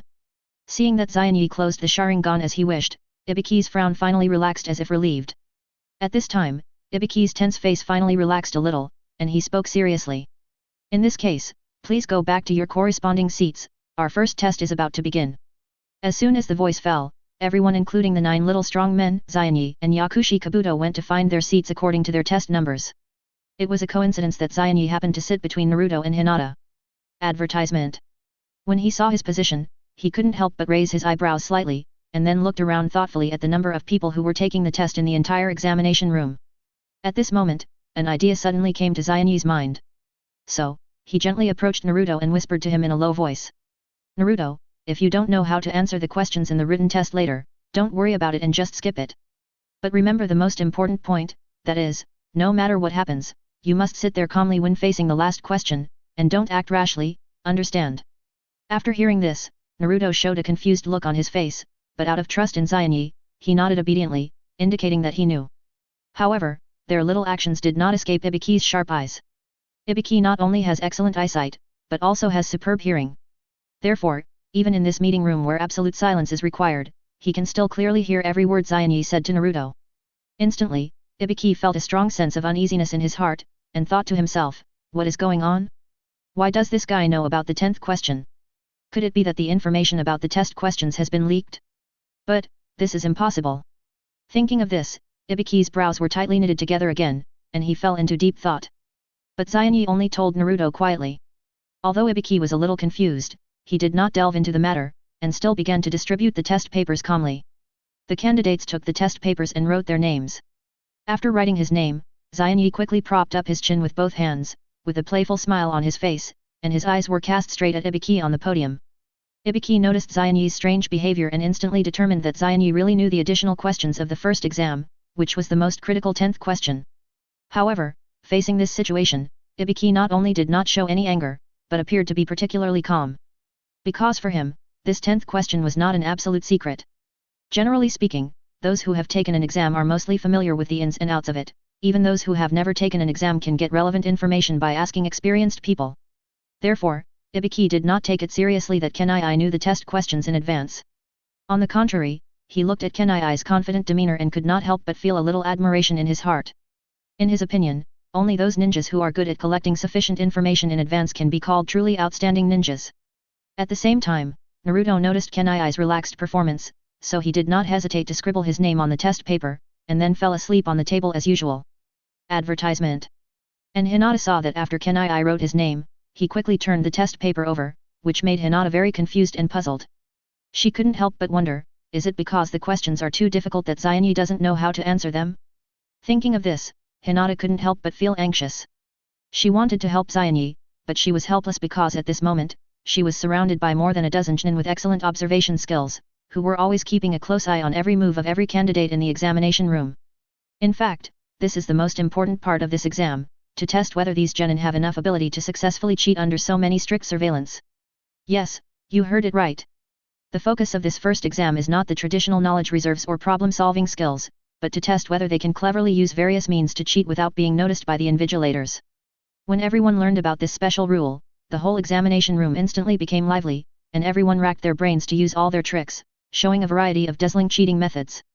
For example, Sasuke, with his sharp eyes, quickly locked on a person with excellent written test scores. Then, without hesitation, he activated Sharingan and accurately imitated the man's writing movements, thus successfully obtaining the correct answer. Looking at Kaiba, he suddenly had an idea and made full use of his inseparable companion Akamaru. He held Akamaru on his head and whispered to it to observe other people's answers and convey the answers he saw to himself. After all, those Chunin would not keep a close eye on even a cute puppy. From this incident, it is not difficult to see how useful it is to master a dog language. However, as the saying goes, there are those who are capable and those who are not. Not long after, the first person who was unfortunately eliminated came into being. Then, one after another, the examinees were called out of the examination room by the invigilator Chunin like dominoes. The number of people who stayed in the examination room to continue fighting gradually decreased, and the atmosphere became more solemn. Ibiki looked up and glanced at the clock on the wall. Before he knew it, 45 minutes had passed. He suddenly raised his voice and spoke loudly. Okay. Next, I will announce the 10th question of this exam. But before that, I need to add a special rule for this last crucial question. As soon as Ibiki finished speaking, all the candidates who were still writing or racking their brains stopped their actions at the same time. Their faces were instantly filled with nervousness, and their eyes were all focused on Ibiki. Seeing everyone's reaction, Ibiki couldn't help feeling a little proud. He cleared his throat and continued, then let me explain in detail. This is really a rule that is enough to make people fall into the abyss of despair. Then, he glanced at the faces in front of him that seemed a little distorted because of nervousness and anxiety with satisfaction, and slowly spoke. First of all, for this 10th question, each of you must decide for yourself whether to accept it. Say your own choice? What if you choose not to accept it? Temari widened her eyes and asked impatiently. Her voice was crisp and eager, and it sounded particularly loud in the quiet examination room. Ibiki had a blank expression on his face, his eyes were as cold as ice, and he said coldly, if you choose not to accept, this candidate will immediately get 0 points, which means he will be judged as unqualified, and the 2 people in the same group with him will also be considered unqualified. His words blew through the hearts of every candidate like a cold wind. Advertisement. What kind of rule is this? There is only one choice, how can you implicate innocent people like this? Other candidates also echoed, and the whole examination room was noisy for a while. Facing the doubts and anger of the crowd, Ibiki did not get angry this time. Instead, the corners of his mouth slightly raised, revealing an elusive smile, and said slowly. Don't worry, there is another rule. If you choose to accept but fail to answer the question correctly in the end, you will lose the qualification to participate in the Chunin exam forever from now on. As soon as these words came out, it was like a bolt from the blue that hit everyone present. This rule is really too harsh, it is simply crazy. Ye could no longer suppress his anger, and slammed the table hard, pointing at Ibiki and cursing. How can there be such a BD rule? Many people here have participated in the Chunin exam more than once. Are you going to cut off everyone's hope? Ibiki's gloomy face slowly showed an extremely cruel smile, and his mouth corners slightly raised, and he sneered. He. What a pity, blame your bad luck, this year's rules are made by me. Of course, I am still very kind, after all, I have given you a chance to turn back. Those who have no confidence in themselves can choose to give up this assessment directly and wait to participate next year or the year after next. This so-called two-choice question is simply a nightmare choice. Because once someone chooses to refuse to accept the challenge, not only will he lose the qualification to continue the exam, but his teammates will also be eliminated together. However, if they accept the test but fail to answer correctly, the fate that awaits them will be extremely tragic. They will only stay at the humble level of genin forever and will never be promoted. Such a difficult choice is an unbearable burden for any ordinary person. Although Ibiki cannot torture the candidates as he did in the past, he can still skillfully use various methods to create huge psychological pressure on every candidate present with his interrogation experience and superb skills accumulated over the years. I have to admit that being able to do this is indeed worthy of the prestigious position of the head of the Konoha Interrogation Department. Chapter 37 Question 10 and Anko. Advertisement. Then, those who want to give up answering the 10th question can raise their hands and give up and leave. Ibiki's voice resounded loudly and solemnly throughout the examination room. As soon as the voice fell, time seemed to freeze, and the scene was dead silent. However, this silence did not last too long.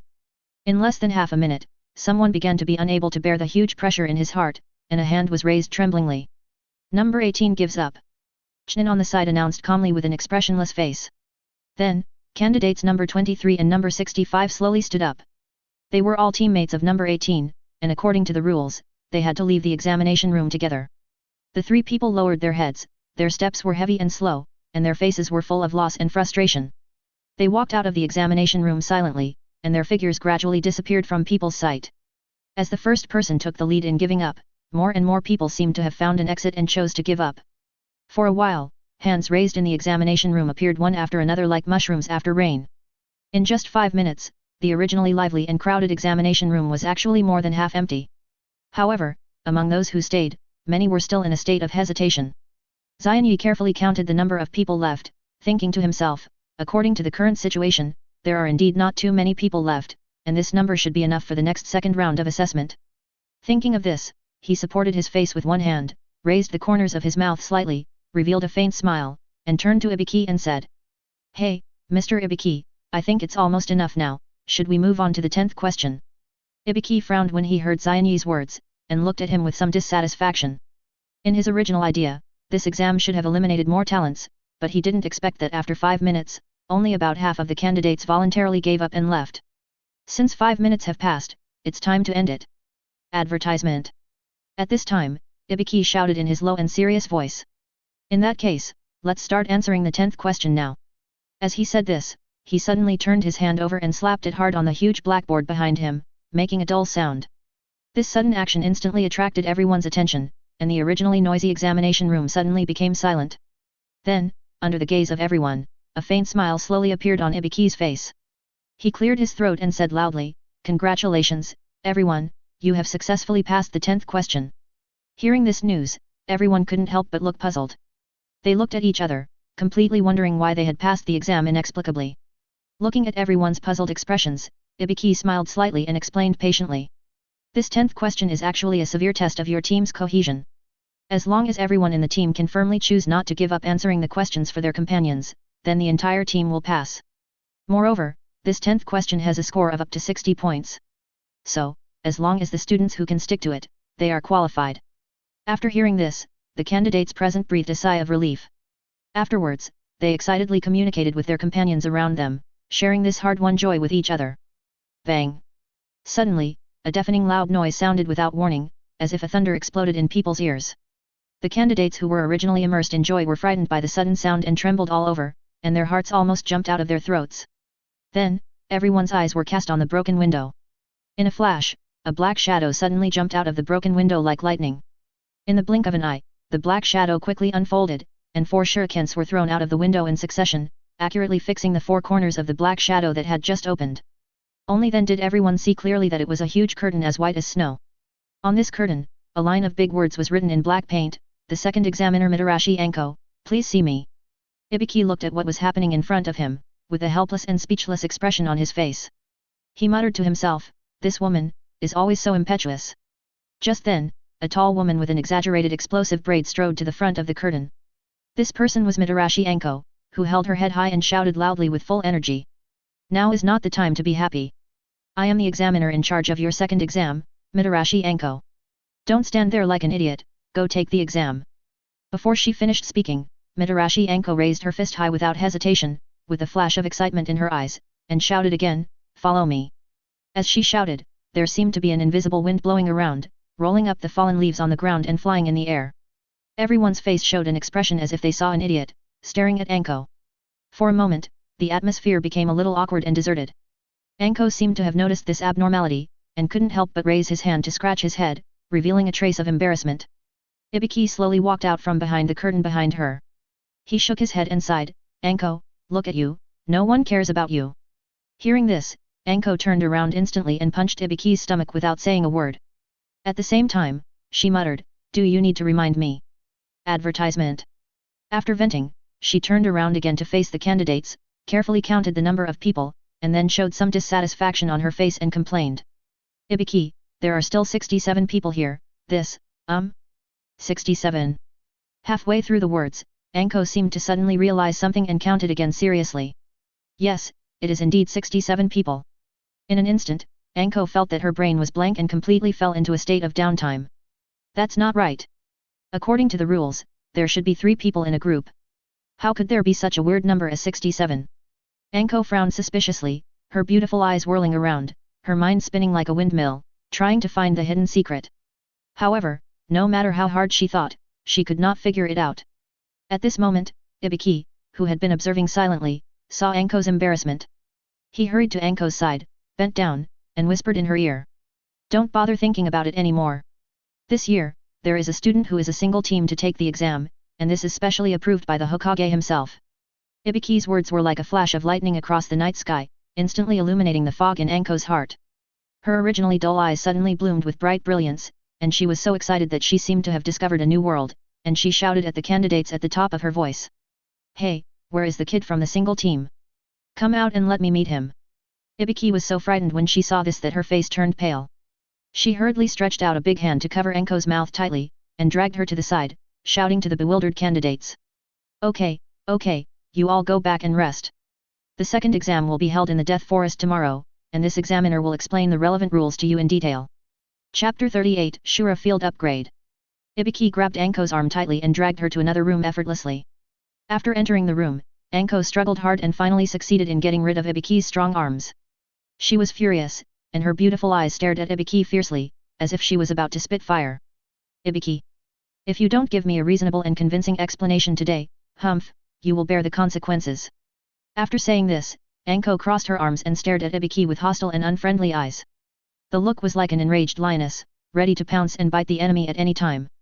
Faced with such a strong reaction from Anko, Ibiki couldn't help but feel a splitting headache. He rubbed his temples, trying to relieve the tension, and then spoke helplessly. Advertisement. "Anko, please don't be so impulsive, okay? Listen to me, what I did just now was to help you. Do you know what kind of special identity and background that kid who just formed a team alone has?" Hearing this, Anko showed a trace of disdain on her face. She snorted, turned her head away, and muttered. "Tisk, isn't he just an ordinary ninja? What kind of great identity can he have?" However, despite her strong words, she was actually a little curious about this question in her heart. Ibiki sighed deeply and said slowly. "Alas, Anko, things are far from as simple as you think. That kid is one of the only 2 survivors of the Uchiha family now. And as the head of the interrogation department, I more or less understand some of the complex power struggles between the upper echelons of the village. The 3rd Hokage and Lord Danzo once had a fierce dispute about how to deal with this kid." At this point, Ibiki paused and observed Anko's expression. Seeing that Anko's expression gradually became solemn, he continued. "The reason why the 3rd generation agreed to let that guy form a team alone this time is to test his true strength and loyalty to Konoha village. Therefore, before the 3rd generation clearly expresses his attitude, we must not leak the news, let alone let other ninja villages know about his existence. Otherwise, once the news leaks out, it may cause a series of unexpected troubles and crises." After listening to Ibiki's explanation, Anko's original angry expression disappeared instantly, replaced by a serious look. At this time, she finally realized the seriousness of the situation and understood the hidden meaning behind Ibiki's previous actions. "How dare you do that?" Ibiki rubbed his temples and said. "What can we do? You've already said it in public. If nothing unexpected happens, the Sand Village will start investigating this soon. Plus, that kid has been in the limelight before the first exam. The Sand Village will find him soon, so what we need to do now is to have someone watch that kid and prevent him from getting into trouble." Anko nodded, then turned and left to prepare for tomorrow's test. Hyunyi didn't realize how much trouble Anko's casual words would cause him today. However, at this moment, he was facing a more difficult situation. In the bustling barbecue restaurant, the members of the 7, 8, and 10 teams of the 3 teams actually gathered together. 10 people, all gathered together. Perhaps out of consideration not to be affected, as smart as Shikamaru, he took the others to sit at another table and watched the situation on Hyunyi's side with interest. Hyunyi was sitting at the same table with little Sakura, Ino, and Hinata. Hinata, who is more introverted and shy, has been keeping her head down, as if she dare not raise it to face the scene in front of her. At the same time, little Sakura and Ino stared at Hyunyi with their sharp eyes, as if they wanted to see through him. Feeling this suffocating atmosphere, Hyunyi tried to find an excuse to temporarily escape from this place. Well, are you thirsty? How about I go get some water for everyone to drink? As he said that, he was about to get up and leave. But who knew that his 2 hands were instantly grabbed by little Sakura and Ino, and the 2 people even looked at each other. Ino had a faint smile on her face, and she said to little Sakura in a gentle but sharp tone, "Hey, you sneaky little Sakura, can you please let go of my hand?" Advertisement. Hearing this, little Sakura naturally refused to show weakness and immediately fought back. If we are talking about letting go, it should be you, the vixen Ino, who should let go first. For a moment, the atmosphere at the scene became more and more tense.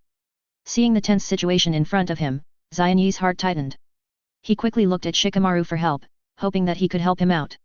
However, what he never expected was that Shikamaru, who seemed smart and witty on weekdays, just shrugged his shoulders at this moment, indicating that he could not help. This guy actually watched someone die at such a critical moment.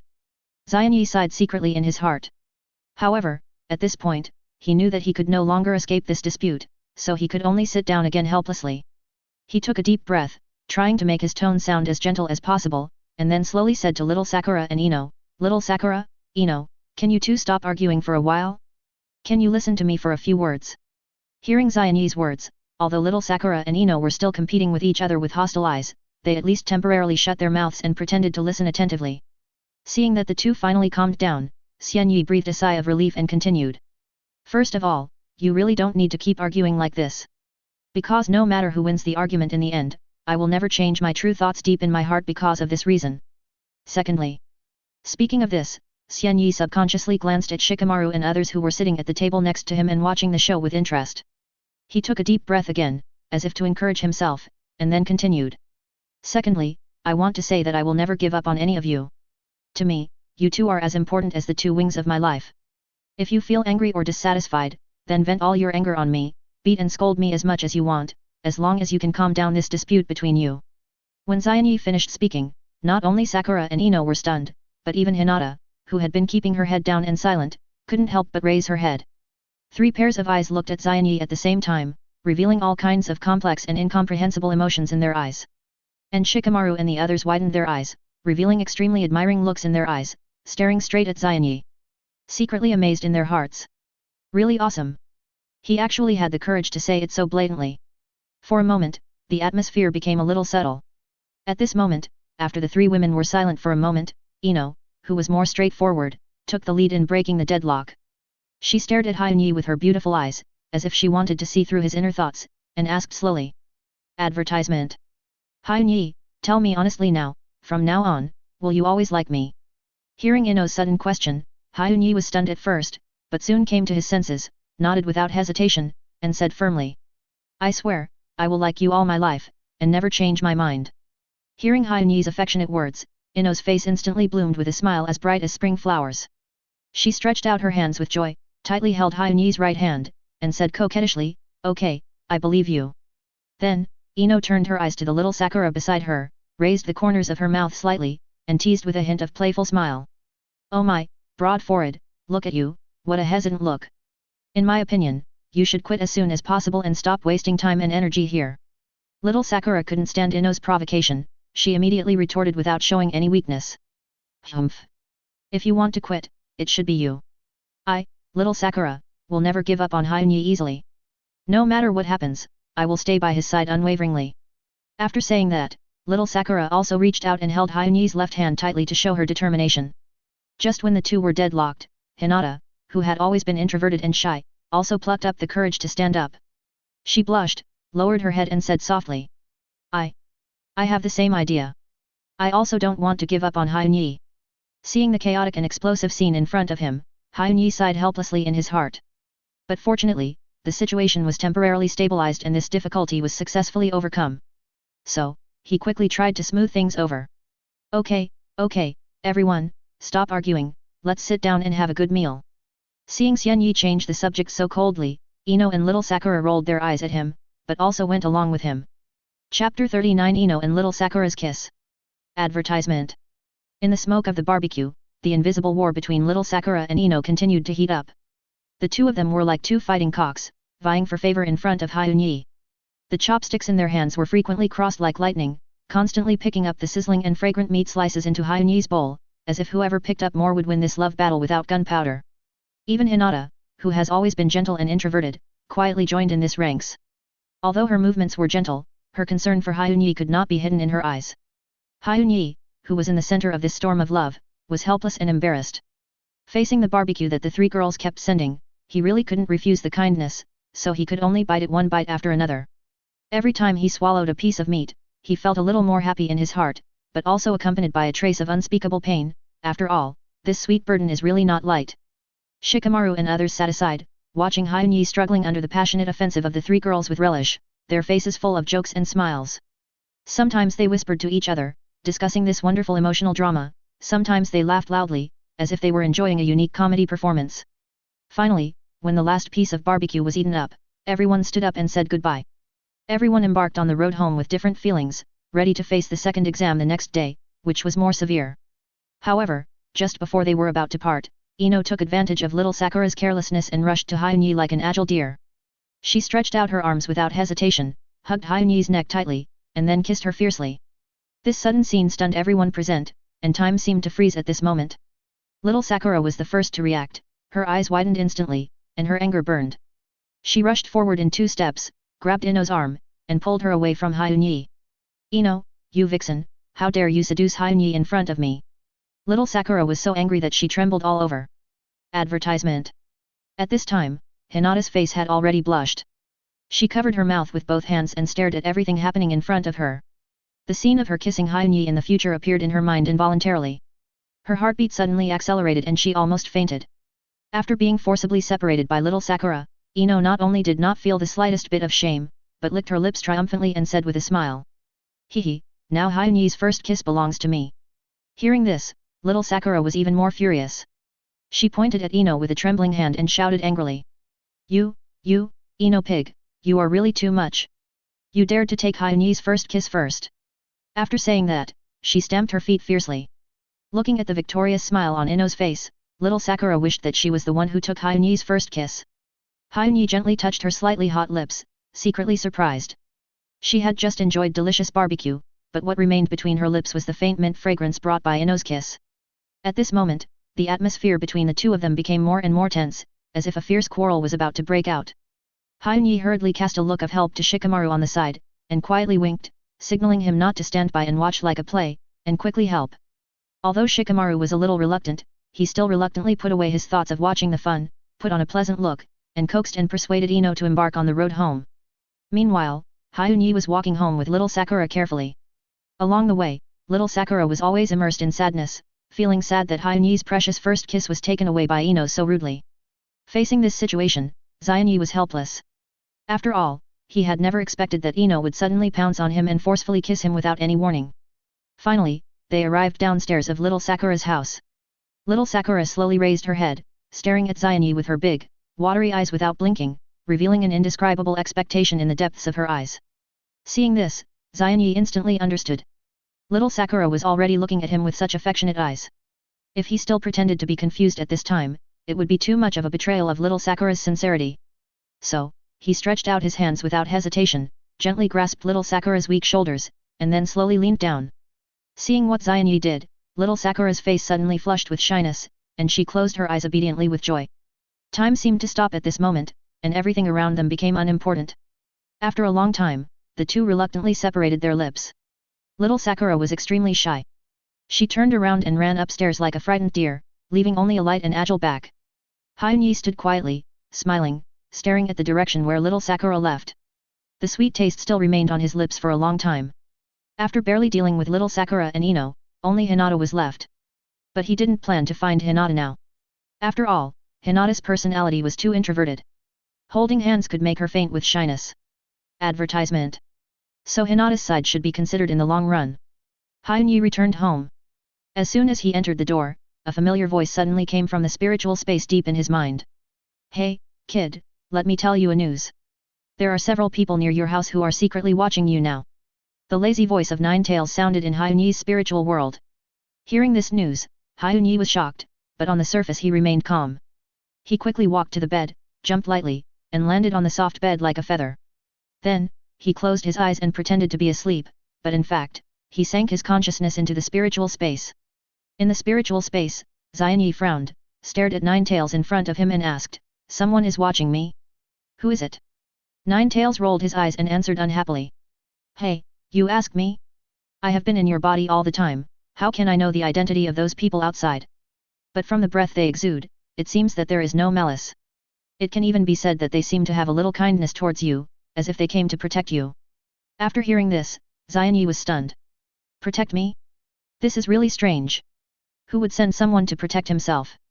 He thought hard for a long time, but he still couldn't figure it out. Forget it, since I can't figure it out, I'd better not think about it.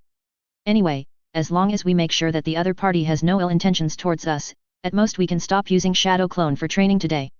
It won't matter if we practice one day less. Thinking of this, Xianyi smiled with relief, then adjusted her posture and prepared to have a comfortable sleep. Chapter 40, Hyunyi's shocking words. Advertisement. The next morning, the sun shone at the entrance of the Death Forest, as if covering this mysterious and gloomy place with a layer of golden gauze. However, the seemingly soft light could not cover up the tension and danger that was about to come. The 67 candidates who successfully passed the first exam were now standing neatly outside the Death Forest. Everyone's face revealed different degrees of expectation and uneasiness, and they quietly waited for the next instructions. Standing at the front of the team was Anko. She raised the corners of her mouth slightly, with a smile on her face, and after scanning every candidate present, she slowly spoke. "Before we officially start the second exam, here is an important consent form, which needs everyone to sign." As soon as the voice fell, she waved her arm lightly, and several ninjas wearing Chunin costumes behind her quickly took action and distributed the consent forms that had been prepared in their hands to everyone one by one. The candidates reached out to take the consent form. When they looked down and took a closer look, many of them turned pale, their pupils shrank, and their hands even began to tremble involuntarily. The consent form clearly had 5 chilling characters written on it, "Life and Death Consent Form." At this time, a slightly braver candidate in the crowd asked Anko with a slightly trembling voice. "Please. Excuse me, what does this mean?" Facing the question of the candidate, Anko still maintained his iconic smile, but his tone became serious. Advertisement. As the name of this forest suggests, the Death Forest is not a place to play. It is full of various unknown dangers. Even those ferocious beasts have the ability to easily take your lives. And don't forget, in addition to the threats from the outside environment, you may also have fierce fights with each other. At this point, Anko reached out again and took a scroll from Chunin next to him, and continued to explain. "As for the reason for your fight, it stems from this thing in my hand. Later, we will give each of your teams a scroll marked with the word Heaven or Earth. Only when your team can hold both the Heaven Scroll and the Earth Scroll at the same time and successfully reach the tower in the center of the Death Forest, can it be considered to have passed this cruel second exam. So, if you want to quit, it's still not too late. Cowards who want to escape can return the Life and Death Consent form now and get out." Anko used an extremely provocative way to stimulate the candidates present. Not to mention, this method really stimulated them. They all gritted their teeth and signed the Life and Death Consent form. Anko said slowly with a playful smile on his face and slightly opened his red lips. "Okay, all candidates, please pay attention. Next, this important exam will officially begin in 10 minutes. In addition, the duration of this exam is set to a full 120 hours, which is equivalent to 5 days. During this period, unless you can successfully reach the central tower or choose to give up, you are not allowed to leave this dangerous death forest without permission." As soon as the voice fell, Xianyi quickly signed the consent form that symbolized the choice of life and death, and raised the thin paper in his hand high, and asked loudly. Excuse me, I have a small question here that I want to ask." Anko looked over and set his sights on Hyunyi, then nodded slightly, indicating that he was allowed to ask questions. "Hyunyi, little brother, come on, tell me, what kind of question makes you so impatient?" Anko's words were full of teasing. Advertisement. Hyunyi's mouth twitched slightly when he heard Anko's intimate and somewhat inappropriate address to him. However, he quickly controlled his emotional reaction and quickly regained his original calm demeanor. Then, Hyun-yi said something in an unusually calm tone that was enough to scare everyone present. Since the rules of this exam allow us to compete fiercely with each other and even kill each other, then if I am strong enough, does it mean that I can completely eliminate all other participating teams by myself? As soon as these words came out, the scene suddenly fell into a dead silence. Except for the Konoha village 12 strong men who had known Hyun-yi for a long time and had a close relationship with him and the 3-person team from Tsunagakuer. The rest of the people all widened their eyes and stared at Hyun-yi with horror, as if the person standing in front of them was not an ordinary candidate, but a terrifying beast that had escaped from the abyss of hell. Anko had never expected Hyun-yi to ask such a question, and she immediately showed great interest and stared at Hyun-yi with burning eyes. She said with her red lips, "That's natural. If you are so powerful that you can destroy all the other teams, then it doesn't matter. After all, everyone has signed the consent form for life and death." After saying that, she blinked at Hyun-yi with a playful look on her face. "Oh my, little brother, you are so interesting. I really want to know more about you. After you pass the exam, we can communicate. How about that?" Hearing this, Hyun-yi rolled his eyes and thought to himself, if this woman hadn't always called him by such an uncomfortable name, he would actually be quite willing to agree. However, he would only agree if Hinata, Ino and little Sakura were not present. Just now, he clearly felt that the soft flesh on his waist had been pinched by little Sakura and Ino, and the force was not light. It seemed that as long as he dared to nod and agree, the next moment those two jade hands would twist mercilessly and fiercely, which made people shudder just thinking about it. "Haha, that's not necessary." Hyun-yi quickly refused, and little Sakura and Ino's hands were released from the soft flesh on his waist. Because of what Hyun-yi said, most people present were targeting Hyun-yi and regarded him as their primary target. Chapter 41 Communication with Orochimaru. Advertisement. After a short and tense 10-minute break, the tense exam finally kicked off. All teams were assigned to different entrances in an orderly manner and filed in. Hyun-yi walked towards gate number 9 with a steady pace. When he stepped into the door, he couldn't help but feel a little uneasy, but it was soon replaced by determination. As Hyun-yi walked forward, he looked down at the scroll with the eye-catching word Earth printed on it. This means that his mission this time is to do everything possible to seize a scroll with the word Sky. However, he had just stepped into this mysterious and dangerous death forest not long ago, and he encountered an unexpected uninvited guest. Not far ahead, a woman wearing a Kusanagi forehead protector was slowly walking towards him. The woman was tall, with a playful smile on her lips, and her eyes were fixed directly on Hyun-yi. As expected, as the opponent gradually approached, Hyun-yi immediately guessed the true identity of the visitor, Orochimaru, one of the famous Sunin, who has now become a traitor. Although Orochimaru was wearing women's clothes at the moment, his unique temperament and eyes could not hide his true identity. Facing this powerful and dangerous opponent, Hyun-yi did not show any fear. He put one hand on his waist, stared at Orochimaru disguised as a woman without changing his expression, and spoke calmly. "I really didn't expect that the famous Orochimaru would have such a special hobby and like to wear women's clothes to show himself." Hearing Hyun-yi's words, Orochimaru showed a little surprise on his face. Obviously, he did not expect Hyun-yi to be able to see through his carefully arranged disguise so quickly. However, this surprise was fleeting, and was replaced by an increasingly strong interest in Hyun-yi. "Ah, Hyun-yi is indeed extraordinary. He can detect my true identity without even opening the Sharingan." Orochimaru no longer used the disguised voice before, but returned to his original low and magnetic voice. Advertisement. "So, Lord Orochimaru, why did you come to me this time?" Hyun-yi walked towards Orochimaru with a relaxed look, as if he was completely unaware of the potential danger. Orochimaru looked at him so defenseless and couldn't help but raise his eyebrows. He thought to himself, this guy actually trusts me so much. Is he really not worried that I will suddenly take action against him?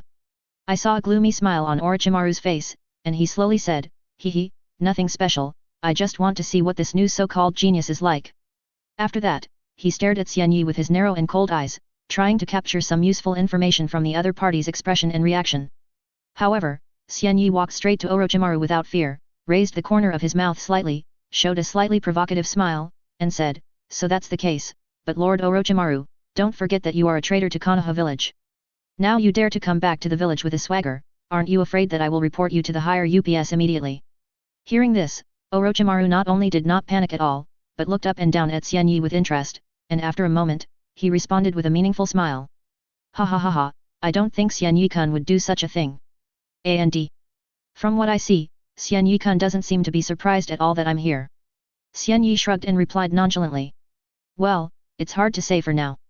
But, Orochimaru, I would like to ask you, are you planning a destructive plan for Konoha village?" After hearing this, Orochimaru's narrow eyes quickly flashed a trace of imperceptible surprise, but this strangeness only lasted for a moment, and then, his pale and sinister face once again showed his usual calmness and composure, the corners of his mouth slightly raised, and he chuckled in a low and sinister way. Oh my, it's really unexpected that Xian Yujun can even find out a little about my extremely confidential plan. Such keen insight is really creepy, hee. However, his laughter did not stop, and he continued, but, Xianyi, even if you have seen through everything, what can you do? Are you trying to stop my actions by yourself? Faced with Orochimaru's questioning, Xianyi just shrugged indifferently and responded with a relaxed look. No, on the contrary, not only will I not stop you, but I will help you achieve your goal in my unique way. You know, the third Hokage has been sitting firmly in his position for a long time, and those so-called elders are a bunch of people with empty names and unworthy of their positions. Now, Konoha village has indeed reached the time to enter a new era. After listening to Xianyi's remarks, Orochimaru couldn't help but raise his eyebrows and thought to himself. I thought that my plan to create a great destruction in Konoha was bold and arrogant enough, but I never thought that the so-called genius genin in front of me, Xianyi, actually had the shocking idea of expelling the third Hokage and the entire elders. Thinking of this, Orochimaru couldn't help but sneer. Hehe, Xianyi, in my opinion, you are just a small genin at best. Even if you pass the ninja exam by chance, you can only be promoted to a chunin at most. Let me ask, with your meager strength, how can I believe that you really have the ability to help me? Xianyi was silent, and I saw his eyes slightly closed, and then suddenly opened, and a scarlet light bloomed instantly. Sharingan has been opened. Advertisement.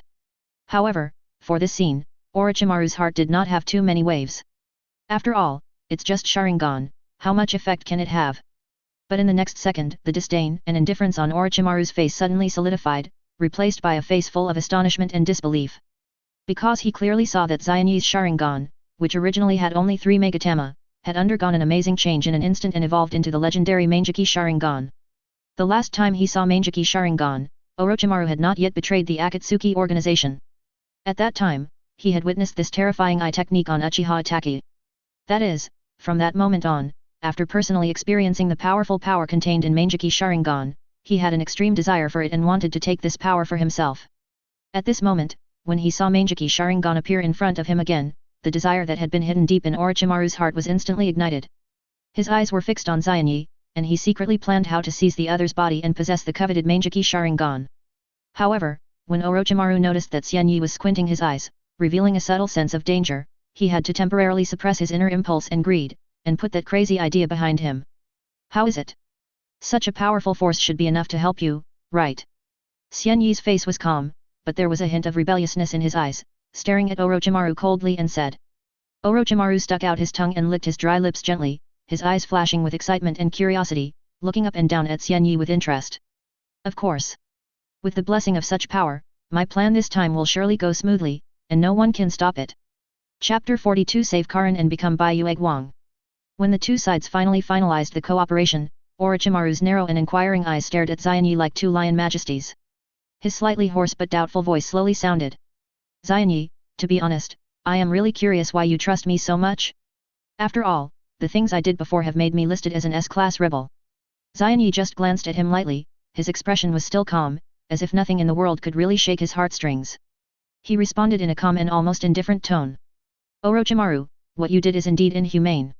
However, it should be noted that the people you used for the experiment are all from the same village. Advertisement. Therefore, if this plan can be successfully completed, after I ascend to a high position, the first thing I will do is to recall you back to Konoha village. Hearing this, Orochimaru was slightly stunned at first, obviously not expecting Xianyi to give such an answer. But soon, he raised his head and laughed loudly, his laughter echoing in the air, with a bit of madness and unruliness. Xianyi, you are such an interesting guy. I am now suddenly looking forward to seeing how your future will develop. Faced with Orochimaru's somewhat neurotic reaction, Xianyi couldn't help rolling his eyes. It is undeniable that Orochimaru is sometimes very much in line with the style of a fun person. In addition, he was able to study and obtain a great breakthrough in cell culture and transplantation technology alone in the environment of the Hokage world where the technology tree is seriously deviated. If he were placed in the Collapse Iron world, it would surely cause a fierce competition between the two star gods, Joy and Boshizun. By the way, you came here to meet me on purpose, it's impossible that you just want to chat with me. Don't keep me in suspense, tell me directly, what else do you have in mind? Xianyi leaned leisurely against a thick tree. Orochimaru smiled and responded slowly. Hehe, actually, My original idea was to come and find out what your talent is. If your talent is excellent, then I plan to list Uchiha Sasuke as a candidate for the flesh container, and give priority to taking your body. However, after some observation, I changed my mind. He had no scruples and openly told everything in his mind. After all, the two sides have already finalized the cooperation, and Xianyi has a powerful Mangekyō Sharingan. If he dares to have bad intentions towards him, he will probably be fatally counterattacked in an instant. Hearing this, Xianyi nodded slightly to show his understanding. After thinking for a moment, he continued. In that case, don't touch Sasuke for the time being. After the third generation dies, I will arrange for you to return to Konoha village. At that time, you can take him as your disciple. With the famous name of Sunan, he will surely agree to be your disciple. Advertisement. Faced with Xianyi's suggestion, although Orochimaru was a little unwilling in his heart, he could only nod helplessly. Judging from the current situation, Xianyi has obviously made up his mind to protect Sasuke. Before they parted, Xianyi asked Orochimaru to test Sasuke, just as a test before becoming a disciple. Orochimaru nodded, which was exactly what he meant. After Orochimaru left, Xianyi closed the Mangekyō Sharingan and walked deep into the Death Forest to find other teams to seize their heaven scrolls. An hour later, 8 or 9 people were lying on the cold and hard ground with twisted faces and extreme pain. At this time, Xianyi sat arrogantly on a huge rock not far away. He frowned slightly and stared at the scrolls in his hands with dissatisfaction. Disappointingly, all these scrolls were engraved with the eye-catching Earth logo without exception, and not even a heaven scroll was found. Obviously, after these guys found out that each other was holding Earth scrolls, they tacitly chose to form an alliance. They wanted to snatch the team holding the heaven scroll in one fell swoop in this way, so as to successfully advance.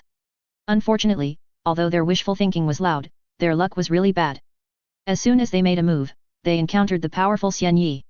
When he saw that the other party also had all the Earth scrolls in his hand, Xianyi lost interest and used fire style without hesitation to ignite those Earth scrolls. As the blazing flames continued to rise, the scrolls quickly turned into ashes and drifted in the air. As a result, the number of teams that can successfully advance naturally decreased. Although according to the original plot, the only teams that can advance in the end are the 12 little strong men of Konoha village, the 3 people of Tsunagakuer, and the inconspicuous 3-person group of Otagakuer village. However, in order to minimize possible variables and ensure that everything can develop according to the predetermined plan, Xianyi felt that he had to intervene decisively and try his best to avoid any unexpected situations. Relying on the perception ability of 9 tails in his body, Xianyi easily took the heaven scroll without much effort. So far, the 2 key scrolls of heaven and earth have all fallen into his pocket. Just as Xianyi was ready to continue to sweep all the teams except those that were sure to advance in the original work, suddenly, a deafening roar came into his ears without warning. Without thinking too much, Xianyi knew very well that this loud noise must have been caused by the fierce battle between Orochimaru and Naruto and others. Xianyi was too lazy to pay attention to it. After all, it was just to satisfy Naruto's addiction to 9 tails chakra. Advertisement. In the mysterious and gloomy depths of the Death Forest, a petite, bespectacled, red-haired girl was running as fast as she could. She was holding the scroll with the word Earth in her hand tightly, as if it was her last straw. Behind her, there was a huge brown bear that was 15 meters tall. If it were placed in the world where ordinary people live, such a huge body would probably be regarded as a terrible upgraded beast. However, this is the world of Hokage, and beasts of this size are just ordinary summoning beasts here. As Karin ran forward desperately, tears welled up in her eyes, and her eyes were full of fear and helplessness. Not long ago, her teammates had unfortunately died tragically under the claws of the ferocious giant bear. In fact, she was forced to come to this Chunin exam unwillingly. Because to her, she was just a mobile blood bag that could be used for treatment at any time by her teammates. Because of this, she herself did not have much real fighting strength. Now facing such a terrifying giant bear, she had no power to fight back except to run away in panic. As time went by, the giant bear behind her was getting closer and closer to Karin. She was panting, and her legs felt as heavy as if they were filled with lead, but her instinct for survival still drove her to continue running desperately. Suddenly, Karin's thoughts were a little erratic, so that she didn't notice the thick tree root that suddenly rose in front of her. The next second, there was a muffled bang sound, and Karin was tripped by the abominable tree root. In an instant, her body lost balance and fell forward like a cannonball. With a dull crash, Karin fell heavily on the cold ground covered with fallen leaves and soil. At this time, Karin felt extremely painful all over her body, as if every inch of her skin was burning. But even so, she gritted her teeth and raised her head with all her strength. However, the scene that came into her eyes made her heart sink suddenly. She saw that the huge and ferocious giant bear was taking heavy steps, approaching her step by step. Seeing that the giant bear was only a few steps away from her, Karin felt her heartbeat getting faster and faster, and her breathing became more and more rapid. A feeling of despair surged into her heart like a tide, surrounding her tightly. Just as Karin slowly closed her eyes in despair and prepared to welcome death, a deafening and huge cry suddenly came from above her head. Karin subconsciously opened her eyes, and then she saw an amazing scene in front of her. The originally aggressive giant bear fell to the ground without any warning, raising a cloud of dust. And on the broad and thick back of the giant bear, there stood a tall boy. At that moment, the sun shone on the boy through the gaps in the leaves, outlining his well-defined face and resolute eyes. Karin stared at the boy who seemed like a god sent from heaven, and forgot to speak for a moment. The boy's figure was deeply imprinted in her heart and became an eternal landscape. Standing on the back of the giant bear, Xian Yi quickly glanced at the disheveled Karin below. When he noticed Karin's iconic long red hair and glasses on her nose, a look of surprise suddenly appeared on his face. Wow! I didn't expect to meet Karin here. It seems that there is really an unexpected gain today. Xian Yi said to himself, with a slight upward smile on his lips. Thinking of this, Xian Yi couldn't help but secretly rejoice. Could it be that I accidentally seized Sasuke's opportunity to become the white moonlight in Karin's heart? Chapter 43 Let Karin Stay. Xian Yi jumped off the giant bear's back and landed steadily on the ground. Then he walked briskly to Karin. With a warm and friendly smile on his face, he slowly extended his broad palm to Karin. How are you? Are you feeling okay now? Can you stand up by yourself? Xian Yi's voice was as gentle as water, as if it could soothe all the anxiety and fear. Karin looked up at the handsome and caring man in front of her, and a faint blush appeared on her cheeks involuntarily. She nodded slightly, bit her lips lightly, and after hesitating for a moment, she finally mustered up the courage to stretch out her slender jade hand and gently placed it on Xian Yi's hand. Advertisement. Seeing this, Xian Yi suddenly exerted force with his arms and easily pulled Karin up from the ground. However, at the moment when Karin just stood up, the strong discomfort brought by the desperate escape and rapid running before came like a tide. Suddenly, I felt my legs go soft, and I lost my balance and fell straight towards Xian Yi. Xian Yi reacted very quickly, and almost at the same time, I quickly opened my arms and hugged Karin, who was about to fall to the ground. At this time, Karin was tightly held in Xian Yi's arms, feeling the warm breath and strong heartbeat from her chest. Her already red face was like a ripe apple, and it was so beautiful that it was dripping. I'm really sorry. I don't know why this happened. I definitely didn't mean to fall on you. Karin explained hurriedly, and struggled hard to get out of Xian Yi's arms. But her legs were so weak that she couldn't use any strength at all.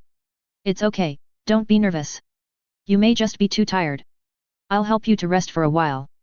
Xian Yi gently comforted the shy beauty in his arms, with an extremely gentle tone. Hearing this, Karin nodded gently like a kitten, indicating her agreement. So, Xian Yi carefully supported Karin and slowly walked to a flat big rock not far away. Xian Yi considerately helped Karin to sit down slowly. But at this moment, a strange cuckoo sound suddenly rang around. It turned out that Karin's stomach had been hungry for a long time because she had not eaten for a long time. At this moment, she finally couldn't help but protest. Advertisement. After realizing this, Karin's face instantly turned red, like a ripe apple. She stretched out her hands in panic and covered her abdomen tightly, as if trying to suppress the annoying cuckoo sound. However, everything was too late. At this moment, Karin felt that she was so ashamed that she wanted to find a crack in the ground and crawl into it immediately, and never come out to see people again. Xian Yi saw Karin's embarrassed look, and couldn't help but smile and shook his head gently. Then, he slowly walked to the huge bear corpse, picked up the kunao skillfully, and began to dismember the bear meat. He was very skilled, and each cut was extremely precise. Soon, the bear meat was cut into even-sized pieces. Then, Xian Yi carefully selected the most tender and plump parts to prepare delicious dishes. Karin sat quietly in her place, lowering her head and not daring to look at Xian Yi. When she thought of making such an indecent noise in front of the boy she fell in love with at first sight, she felt her heart pounding and was extremely shy. However, when she occasionally raised her head and secretly glanced at Xian Yi who was busy making dishes, her eyes were unconsciously filled with his figure. Not long after, a simple dish was completed. After all, it was in an exam environment, and Xian Yi could only find limited seasonings, so this dish did not have too many complicated seasonings and exquisite plating. Even so, the aroma still made people salivate. Karin looked at the food in front of her and secretly told herself, I must remain elegant and not let Xian Yi think I am a vulgar girl. So, even though she was starving, she still carefully picked up the chopsticks and tasted it slowly, one bite at a time. Every bite was chewed very gently, for fear of making any indecent sounds. After eating, Xian Yi and Karin started chatting. During the conversation, although Xian Yi had heard about Karin's difficult situation in Kusagakure village, he still greatly underestimated the badness of those people in Kusagakure village. When he saw the lonely look on Karen's face, he couldn't help but feel pity in his heart. So, Hyun-yi slowly reached out his hand, gently stroked Karen's silky hair, and said with a smile in a gentle and caring tone. Karen, now, do you want to stay and join us in Konoha? Advertisement. When Karen heard this, her originally dull eyes suddenly lit up, as if she had suddenly found a ray of light in the darkness. But this light was fleeting, and she lowered her head, frowned, and muttered to herself worriedly. But how should I deal with the Kusagakure village? Seeing this, Hyun-yi raised the corners of his mouth slightly, revealing a mysterious smile, and said. You don't have to worry about this. I have a plan. I will arrange for someone to help you disguise yourself so that you can get out of the death forest smoothly. By then, everyone will think that you have died here. After hearing this, Karen was stunned in shock, and then looked at Hyun-yi with ecstasy on her face, her voice trembling with excitement. Really? Thank you so much, Hyun-yi. Hyun-yi smiled gently, rubbed Karen's bright red hair again, and responded gently, don't be polite to me. After a while, Hyun-yi suddenly felt a restlessness coming from the nine tails in his body, and it told Hyun-yi, it seems that there is another fierce battle going on over there with Orochimaru. Hyun-yi frowned slightly, and after a little contemplation, the scenes that happened before flashed through his mind quickly. He remembered that before Orochimaru sneaked into this place, he brutally killed a candidate and cleverly disguised himself as that candidate to sneak into the examination room. At this moment, Anko must have noticed the clues and guessed that it was Orochimaru's doing. With Anko's understanding of Orochimaru, she will definitely not give up, and will definitely rush into this forest of death without hesitation to find and fight Orochimaru to the death. Thinking of this, Hyun-yi's heart can't help but move. Because of Karen's matter, he just happened to have an important matter that urgently needs Orochimaru's help. In this case, take this opportunity to find Orochimaru, and maybe help Anko by the way. So, Hyun-yi began to look around, looking for a relatively safe corner.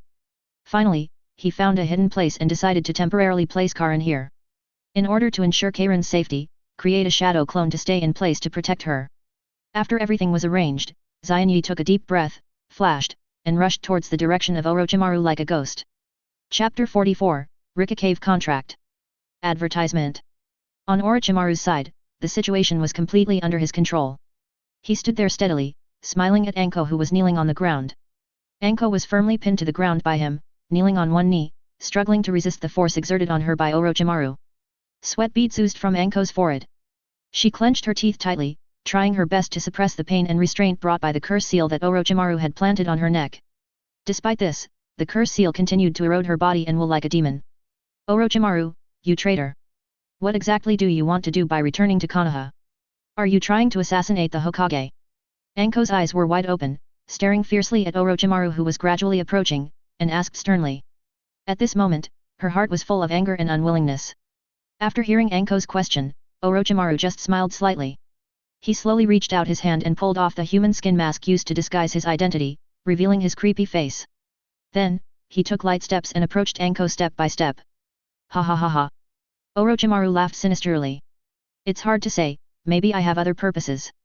After all, it's just a pipe dream to assassinate the Hokage with my useless subordinates. However, this time when I returned to Konoha, I found something more interesting than assassinating the Hokage. Orochimaru. Anko clenched her fists, her nails deeply embedded in her palms, and blood flowed down her fingers. Her beautiful eyes were filled with anger at this time, and her hatred for Orochimaru reached the extreme.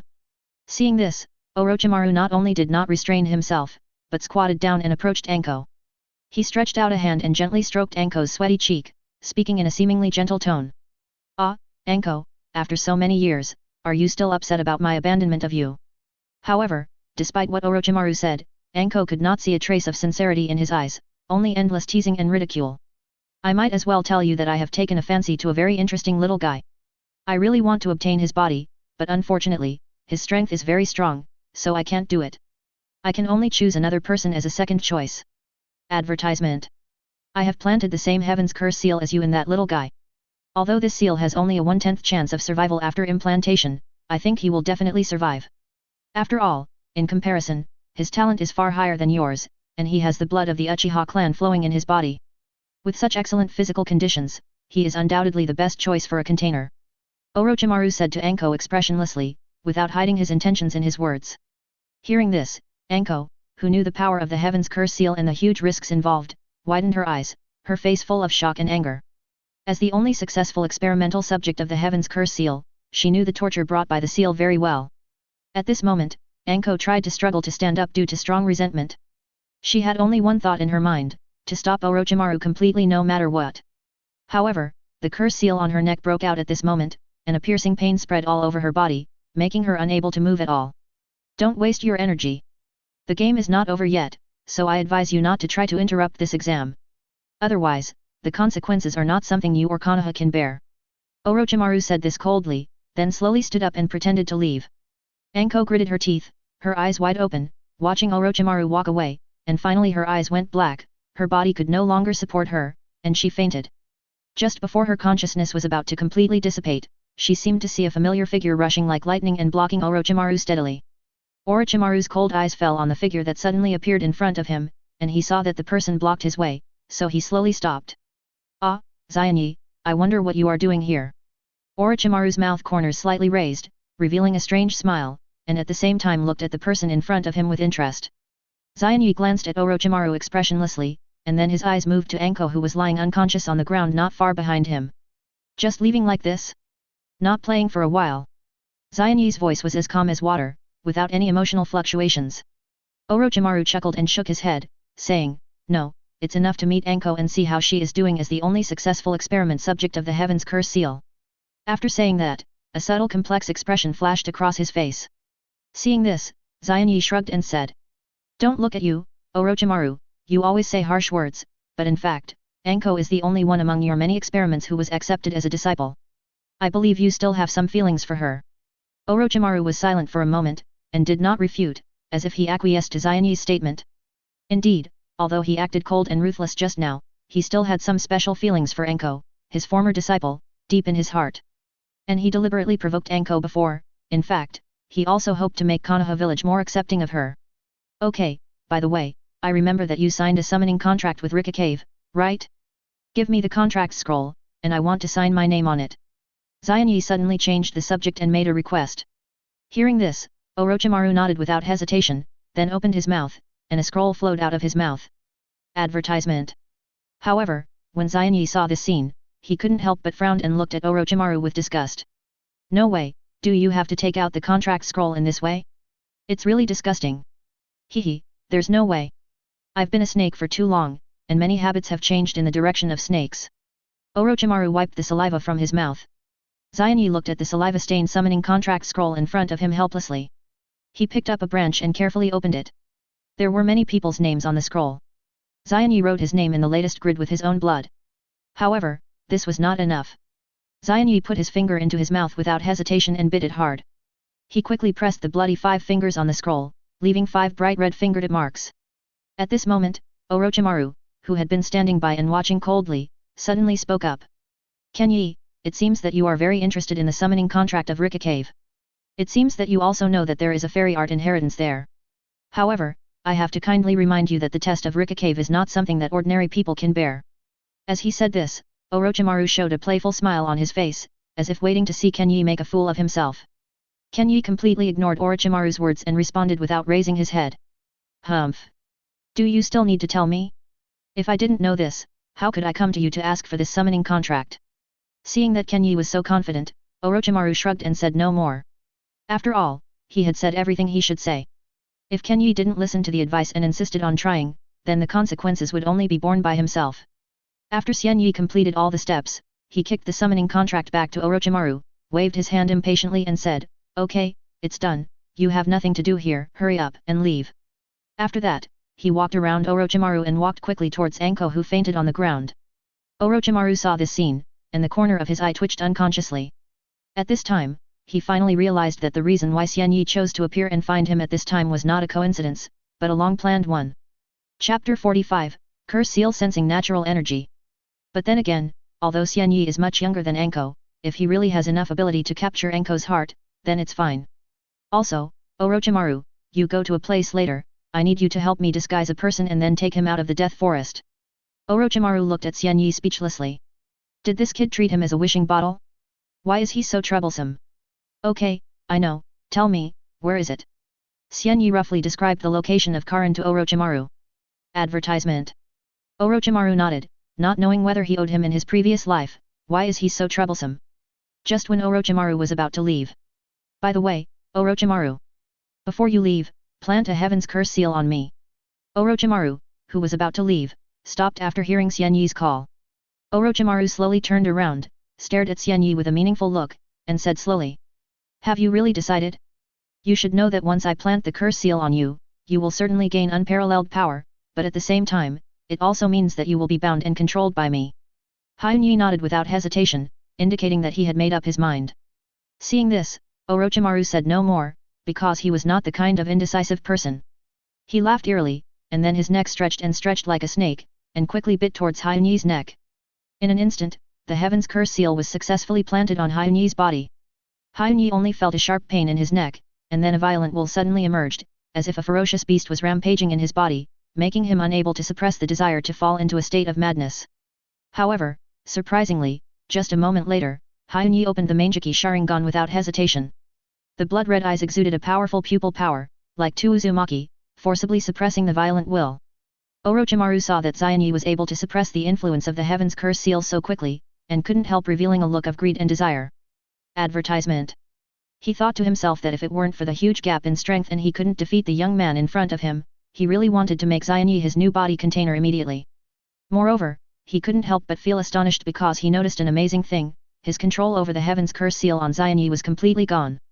In this way, it means that Xian Yi has been freed from his restraints and control from now on. Hee hee. Orochimaru let out a cold and low laugh, as if all this was just an interesting game. This time back to Konoha village, it can be said that I encountered many unexpected and interesting things. Before he finished speaking, he turned around without hesitation, and walked away with light but somewhat treacherous steps. On the other side, Xian Yi reached out and gently stroked the back of his neck, breathing heavily, trying to calm the excitement in his heart caused by the change that had just happened. Then, he concentrated his mind and began to sense the curse seal that was originally imposed on his body by Orochimaru, and tried to release it. In an instant, the curse seal was like a spring, and black lines emerged continuously. They spread rapidly and covered Xian Yi's entire body in the blink of an eye. Looking at these mysterious and powerful black lines, Xian Yi murmured to himself, "Is this the power of the Heaven's Curse seal?" At this moment, Xian Yi held his right hand tightly, concentrating on feeling the changes in his body. He could clearly perceive that there seemed to be a strange but extremely powerful energy in his body. This energy is completely different from the common chakra. It is deeper, more violent, and full of primitive breath. However, if you taste it carefully, you will find that its power even exceeds that of ordinary chakra. If I am not mistaken, then this newly added energy should be the mysterious natural energy. It must be said that Orochimaru is really talented in scientific research. With only Jago's natural sage body, he has developed a curse seal that can also absorb natural energy. He wants to curse, not for the power of the curse seal, but to familiarize himself with natural energy in advance and prepare for the future practice of sage art. After exiting the curse seal, Xian Yi picked up Anko, came to the side and sat down against the tree trunk, closing his eyes and resting. Karin waited for him to come back in the safe tree hole that Xian Yi found. She looked at Xian Yi's shadow clone next to her and wanted to talk to him about something, but she didn't know how to start. In this way, Karin was in a daze here for a long time, and Orochimaru came. Karin saw Orochimaru suddenly appear, and she hid behind Xian Yi's shadow clone in fear. Advertisement. Orochimaru glanced at Xian Yi's shadow clone and said, "Is this the girl you want to take out?" Shadow clone nodded and spoke slowly. "Yes, it is her. After taking her out of here, please make sure to place her properly in the Spark Hotel. Here is my ID." As soon as the voice fell, Shadow clone threw the ID given by the original body to Orochimaru like a parabola without hesitation. Orochimaru took the ID steadily and nodded slightly, indicating that he already knew the details of the mission. Then, his narrow and cold eyes turned to Karin, who looked a little pitiful, and the corners of his mouth slowly rose, outlining a creepy smile, and said softly, "Let's go, little girl, let me take you away from this place of trouble first." At this time, Karin looked at Shadow Clone with an almost pleading look, her eyes full of fear and anxiety. However, Shadow Clone just shook his head gently and comforted her. "Don't worry, Karin. Although this guy is not a good guy, he has a deal with me. So, he will never do anything to you easily. Besides, once the second exam is over, I will go to find you immediately." After hearing this, Karin was still full of uneasiness, but it seemed that there was no other way. In the end, she had to nod reluctantly, and followed Orochimaru with a face full of grievances to slowly leave this dangerous death forest. After Karin walked farther and farther away until her figure completely disappeared, Shadow Clone breathed a sigh of relief. Then, he saw his hands quickly forming seals. Shadow Clone successfully lifted the spell, and disappeared from the spot in the blink of an eye. On the other side, Orochimaru, who had walked a distance, suddenly stopped and looked back thoughtfully at Kairin's bright red hair like a flame. Red hair. If this woman is not from the Akamichi clan, then she is most likely a descendant of the Uzumaki clan. Thinking of this, Orochimaru couldn't help but secretly marvel, I never thought that Xianyi-kun would have such ability to find the orphan of the Uzumaki clan. It's a pity that Xianyi found it first, otherwise I would definitely take it back for research. Chapter 46 Anko's Heart. Advertisement. After a long time, Anko in Hyunyi's arms slowly opened her eyes. At first, her eyes were still a little confused, but when she realized that she was in someone's warm embrace, her body trembled suddenly, and a strong sense of alertness made her quickly force herself to wake up. After seeing that the person in front of her was Hyunyi, Anko's tight strings in her heart finally relaxed a little, and she breathed a long sigh of relief. At this moment, Anko stared at Hyunyi's handsome face, and her mind couldn't help but recall the blurry figure she saw before she fainted. Could that person really be him? Although she said it was a question, she was actually sure in her heart that it was Hyunyi. In fact, Anko originally planned to stay here to guard Hyunyi, wait until he woke up and then leave quietly. However, in just a moment, she changed her mind. No.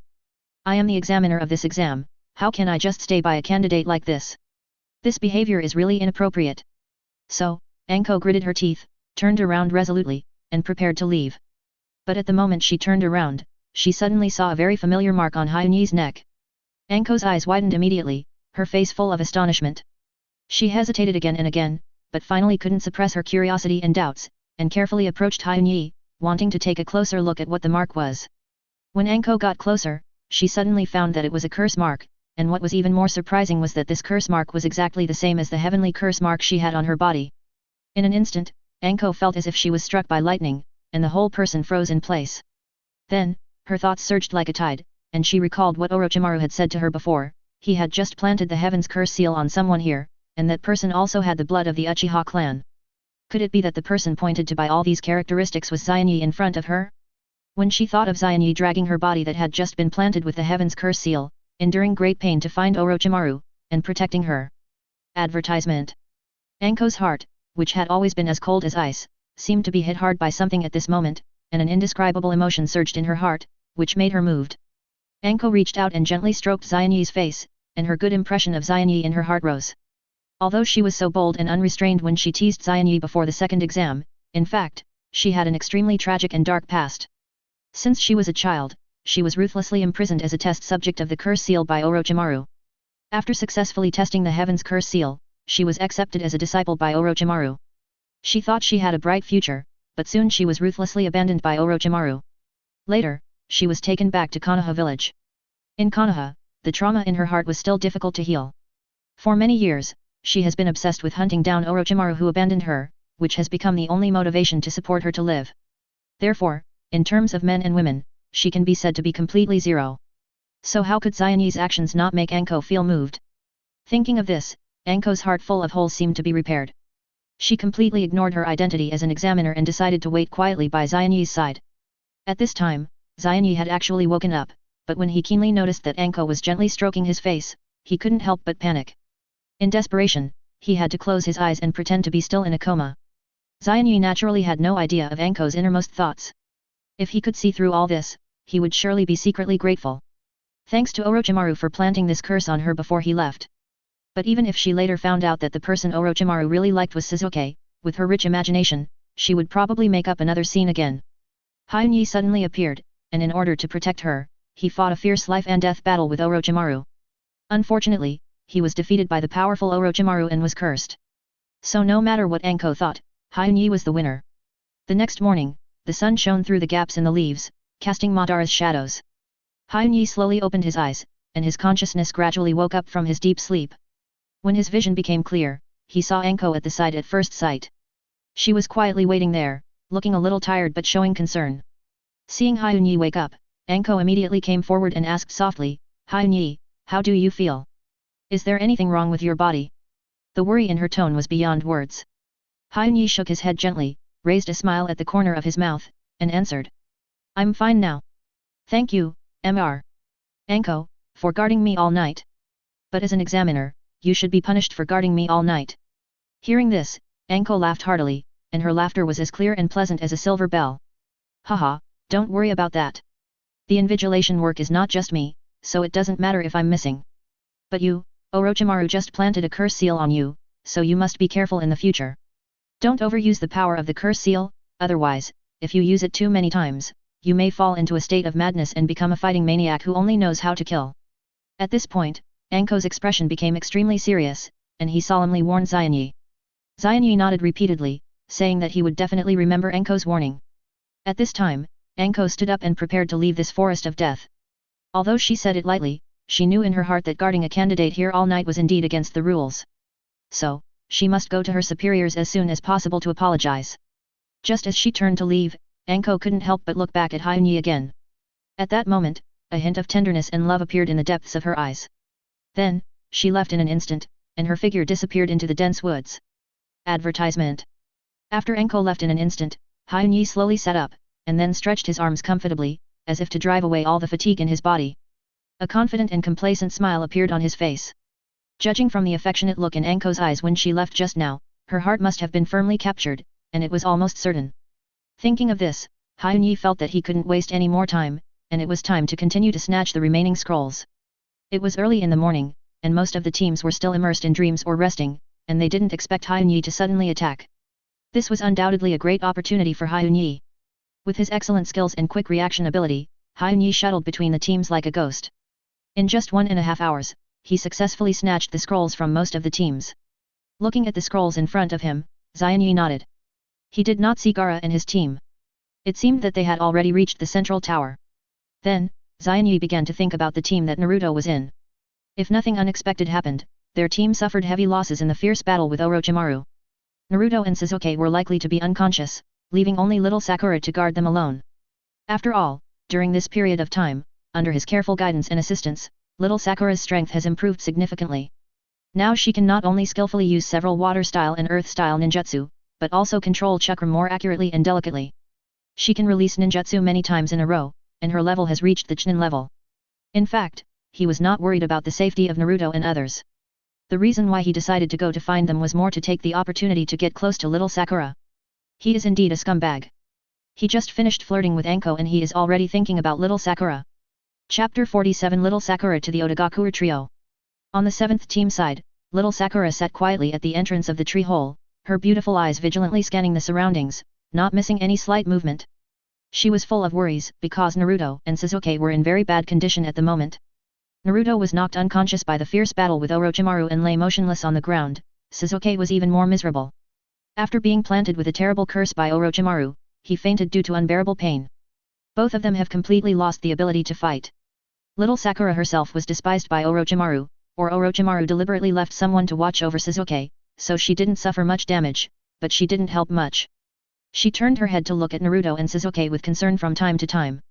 The two companions have been in a coma since last night, especially Sasuke, his body was abnormally hot, as if burning. If they continue to be unconscious, Sakura must make a decision, to withdraw from the exam with the two of them. However, just as Sakura was struggling, someone was watching their every move in a tree not far away. Advertisement. It turned out to be a trio from the Hidden Sound Village. With their keen hearing, they located the tree hole where Sakura and others were hiding.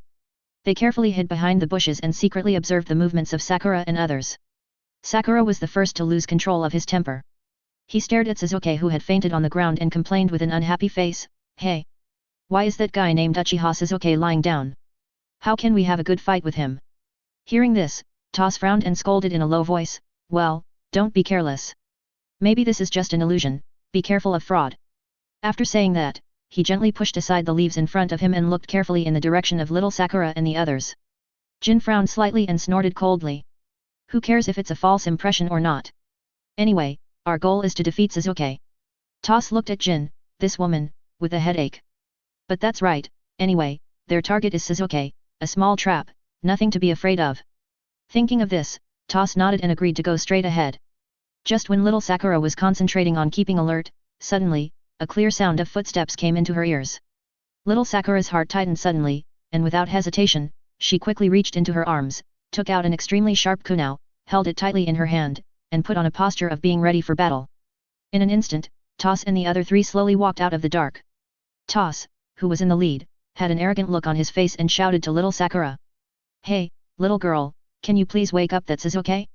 We brothers want to have a good fight with him." After hearing this, little Sakura turned her head and glanced at Sasuke, who was still unconscious behind her. Then, she cast her sharp eyes at Toss and the other two in front of her and said tenderly. Advertisement. Don't even think about hitting Sasuke. Sasuke is in a coma at the moment and there is no way he can fight with you guys. I advise you to leave quickly.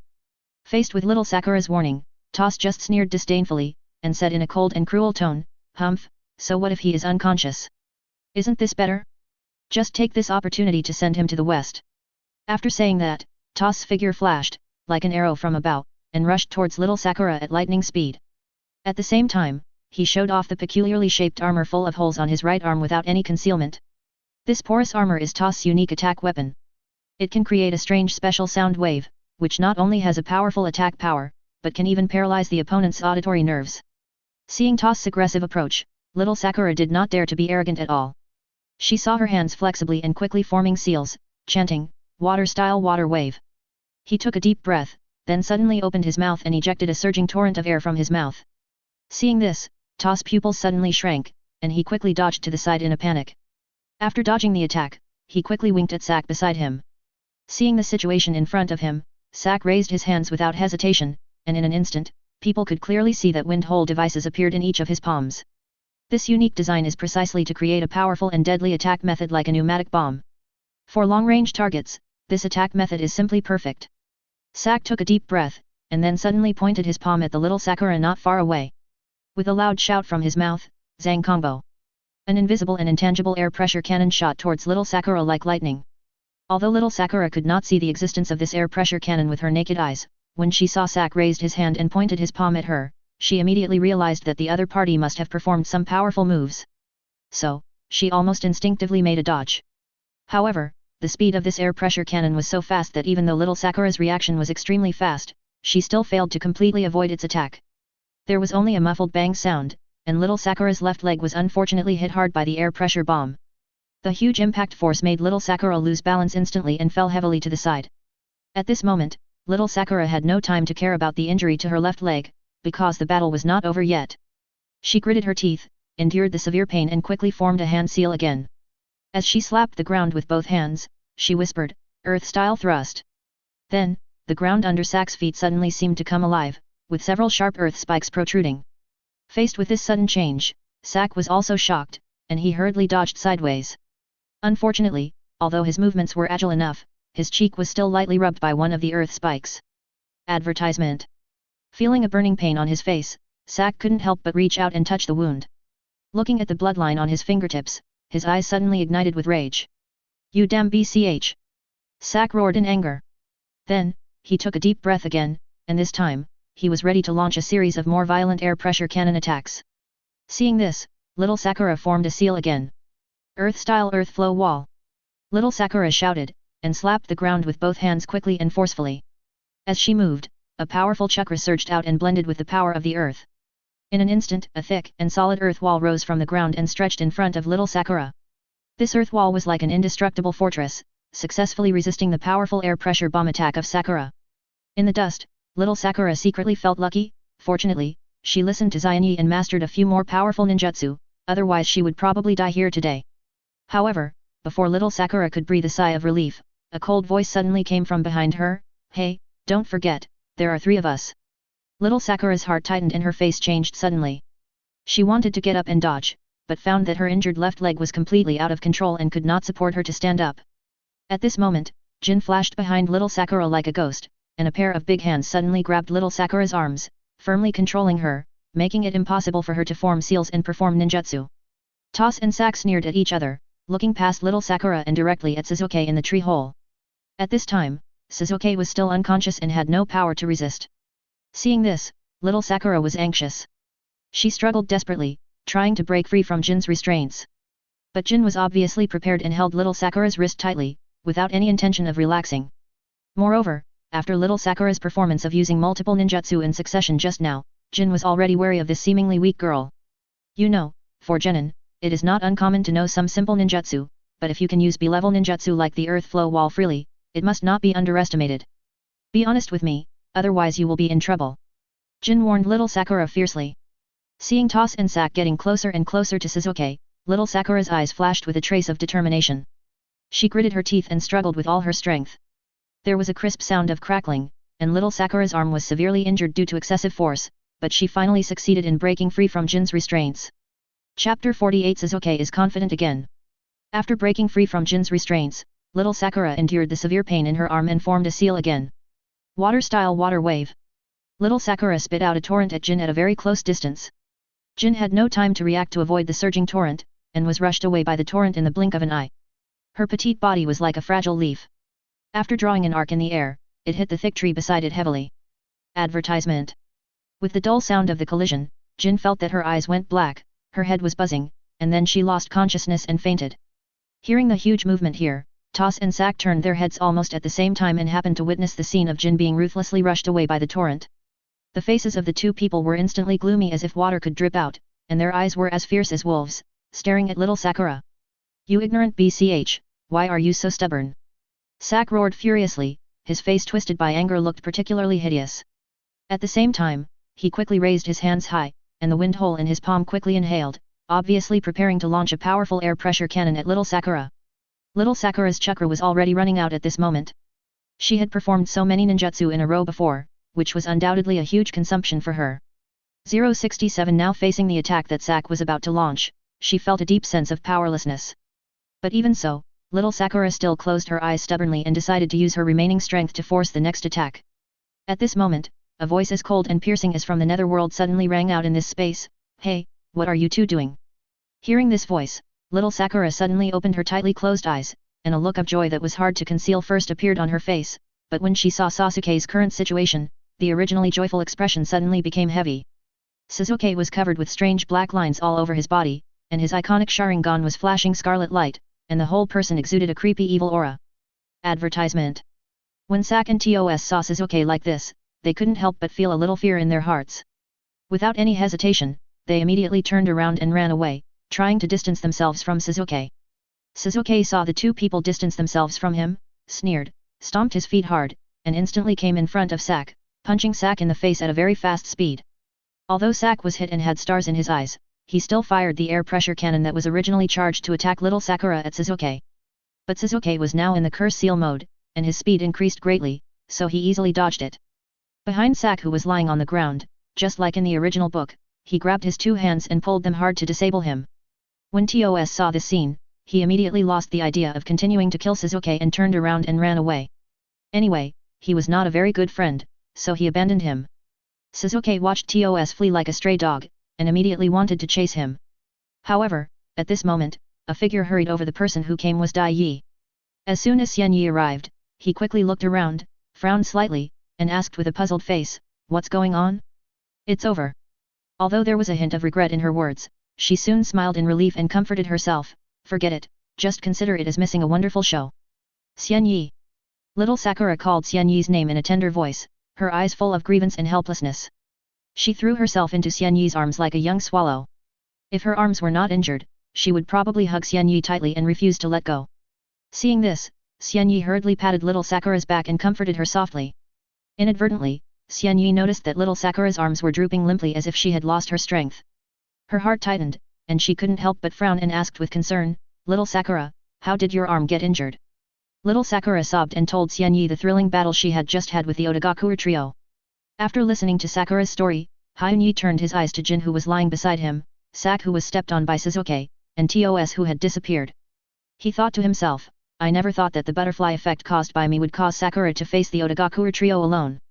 Fortunately, Sakura was able to hold on until Sasuke woke up and finally defeated the enemy, which shows that the hard training during this period of time has achieved remarkable results. Advertisement. However, Sakura's current state may require a period of recovery, so even if she passes the second exam, she will not be able to take the third exam. Just as Hyun Yi was gently comforting Sakura, Sasuke, who had been silent, suddenly turned his head and looked at Hyun Yi. His fiery eyes seemed to be burning with a raging fire of war. He stared at Hyun Yi closely, not hiding his strong fighting spirit, and shouted confidently, "Hyun Yi, come and compete with me. I can feel the endless power surging in my body at this moment." Hearing Sasuke's provocation, Hyun Yi slowly raised his head and looked at Sasuke calmly. At this time, Sasuke exuded a strange aura all over his body, and he had obviously entered the initial state of curse. However, from his slightly confused eyes, it can be seen that he has not yet fully mastered and understood the true power of this newly acquired powerful force. Hyunyi pondered for a moment, thinking that since this is the case, he might as well take this opportunity to give this somewhat arrogant boy a vivid practical lesson. So, he whispered to little Sakura to stand in a safe place, and then took a few steps forward. After standing firm, Hyunyi looked directly at Sasuke and said in a deep voice, "Okay, Sasuke, as you wish." Almost at the same moment, Hyunyi opened his Sharingan without hesitation. When Sasuke saw the 3 Megatama in Hyunyi's eyes flashing scarlet light, he couldn't help but be slightly startled. He subconsciously touched the corner of his eye, and when he thought about the fact that he only had 2 Megatama Sharingan, his original arrogance suddenly weakened a little. However, Sasuke soon regained his spirits. Because he could truly feel the powerful force brought by the curse seal pouring into his body continuously, this unparalleled sense of power made him once again believe that he would never lose to Xianyi. In a flash, Sasuke flashed, rushed to Xianyi as fast as lightning, and threw a heavy punch with great force. But this seemingly swift attack seemed very slow in the eyes of Xianyi, who possessed the Sharingan. Xianyi just raised his hand lightly and easily caught Sasuke's fist. Then, he raised his knee and pushed hard, hitting Sasuke's abdomen hard. Sasuke felt a sharp pain and his whole body bent down involuntarily. However, Xianyi's attack did not stop there. While Sasuke was still not recovered, he quickly slapped out another palm and hit Sasuke's chest firmly. The huge impact made Sasuke retreat several steps before he could barely stabilize his body. Chapter 49 Sasuke out. Sasuke stumbled back several steps, and finally managed to stabilize his body. A trace of unwillingness flashed in his eyes, and then he quickly formed seals with his hands and shouted, "Fire style Great Fireball Technique!" Instantly, a ball of flames gushed out of his mouth and quickly expanded in mid-air, turning into a giant great fireball with a diameter of 3 meters in the blink of an eye, whistling towards Xianyi with scorching heat. However, facing the fierce great fireball, Xianyi did not panic at all. He also completed the seal action at a very fast speed and also performed the fire escape Great Fireball technique. But surprisingly, the great fireball spit out by Xianyi was actually 6 meters in diameter. Advertisement. Unlike Sasuke, Xianyi has the ability of cost exemption and can squander chakra without scruples. If he didn't think about not causing too much damage to Sasuke, he could easily spit out a super great fireball with a diameter of 20 meters. When the two blazing great fireballs collided, a thunderous sound instantly erupted. Although Sasuke's great fireball also contained powerful power, after a few seconds of confrontation with Xianyi's even larger great fireball, it was ultimately unable to withstand its fierce attack and was completely devoured. Seeing that his attack was so easily broken, Sasuke was secretly shocked. He did not dare to hesitate at all, and immediately flew to the side, while waving his right hand, throwing several extremely sharp shurikens at Xianyi in succession. At the same time, he formed a seal again and performed another fire-style ninjutsu fire-style Fengxian fire technique. Small fireballs flew out of his mouth like meteors, accurately enveloping those shurikens that were running fast, forming a dense flame barrage covering Xianyi all over the sky. Facing Sasuke's series of fierce attacks, Xianyi just smiled slightly, and seemed to be confident. He changed his hand seals quickly and whispered, "Water-style water dragon bomb technique." Then, a surging torrent suddenly gushed out of his mouth, twisting and circling rapidly in the air, and in the blink of an eye, it turned into a giant water dragon with bared fangs and claws. The water dragon opened its bloody mouth, let out a deafening roar, and then rushed straight towards the fire-style attack launched by Sasuke. There was only a continuous hissing sound, and the mighty water dragon easily extinguished all of Sasuke's fire style, and even the shuriken wrapped in flames were not spared. They were washed away by the water and lost their original power. The surging water dragon bomb attacked Sasuke like a ferocious beast. Sasuke had no time to dodge effectively in the face of such a fierce attack. With a loud bang, Sasuke was hit hard by the water dragon bomb and hit against a thick tree. Advertisement. If Hyunyi had not deliberately shown mercy and reduced some of the force, this collision alone would have been enough to cause Sasuke to be seriously injured, and he would have to lie in bed for 10 days or half a month to recover. After suffering a heavy blow, Sasuke slowly slid down the tree trunk and finally collapsed on the ground powerlessly. At this time, the curse seal that was originally activated on his body due to the initial adaptation could no longer support it due to the weakness of his body, and disappeared in an instant, and Sasuke also exited the curse seal mode. Seeing this scene in front of him, Hyunyi shook his head helplessly, and couldn't help but regret that he had hit too hard. He walked forward quickly, carried Sasuke on his shoulders, and then carefully took him into a nearby tree hole, ready to let Sasuke have a good rest. After gently putting Sasuke aside, Hyunyi hurriedly turned his head to look at Xiao Sakura. Little Sakura was seen covering her injured arm with a painful expression on her face. Although it looked like she just sprained her arm backwards, Xianyi was still very worried, afraid that she might have a serious injury like breaking a bone. What was worse was that Xianyi usually only focused on studying various combat ninjutsu, but never took the time to learn medical ninjutsu. Now facing the injury of little Sakura, he felt helpless.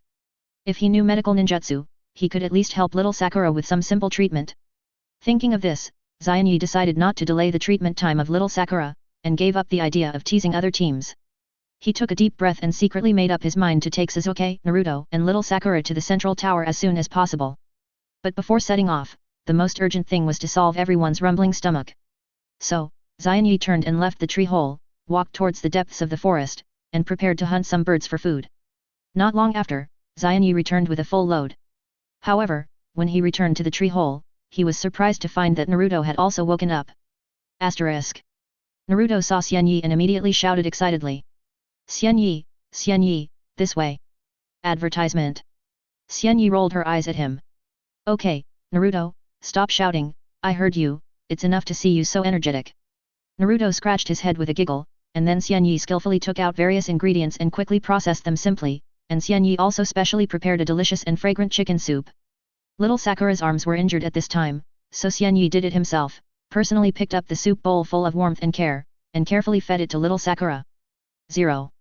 Little Sakura stared at Xianyi quietly, her eyes full of happiness and touching. Xianyi gently blew the soup in the spoon, waited for the temperature to drop slightly, and then slowly sent it to little Sakura's mouth, and fed her with a vinovno. At that moment, little Sakura's heart seemed to be surrounded by a warm current, and the sweet feeling spread in her heart, making her intoxicated and unable to extricate herself. On the other side, Naruto and Sasuke finally woke up after being in a coma for nearly a day. Perhaps because of their strong hunger, the two of them didn't care about their image at all at this moment, and they ate the food in front of them voraciously, looking like little wolves who had been hungry for a long time. However, just as everyone was enjoying this moment of peace, a crisp and loud voice suddenly came from outside the tree hole. Ah, wide forehead, you dare to sneak away. Hearing this voice, the 4 people in the room turned their heads and looked at the tree hole. They saw that the figures of 9 other little strong men appeared outside the tree hole at some point, and the person who just spoke was Tianyat. At this moment, Ino was standing with his hands on his waist, staring at little Sakura angrily, with a bit of anger on his face. Little Sakura naturally understood and instantly understood why Ino was so angry. So, she playfully stuck out her tongue at Ino, then turned her head and said ah to Hyunyi, indicating that she wanted more soup. Seeing this, Hyunyi couldn't help but feel a headache. You know, just 2 days ago, he finally managed to appease these 2 girls, but he didn't expect that the war between them seemed to be reignited. Chapter 50 Orochimaru's Prank. Advertisement. Outside the towering and magnificent central tower, Xianyi and his group left Sakura and Jin behind without hesitation and walked into the tower without looking back. The reason why Xianyi was determined not to let Jin in was mainly because he was worried that she would cause disputes and discord between little Sakura and Ino. After all, leaving Jin outside for a while shouldn't cause any big problems, right? When Xianyi stepped into the central tower, a solemn atmosphere came over him. Each team took out the heaven and earth scrolls in their hands, and then quickly dispersed to find a suitable position to open the 2 scrolls.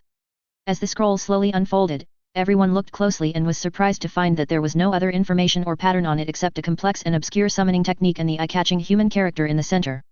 For a moment, everyone present was at a loss. However, just as everyone was looking at each other in confusion, an amazing scene happened. The originally flat character in 6-0 actually began to swell slightly, accompanied by wisps of white smoke rising up. Faced with such a strange situation, each team made the same decision almost at the same time: throw the 2 scrolls in their hands away without hesitation.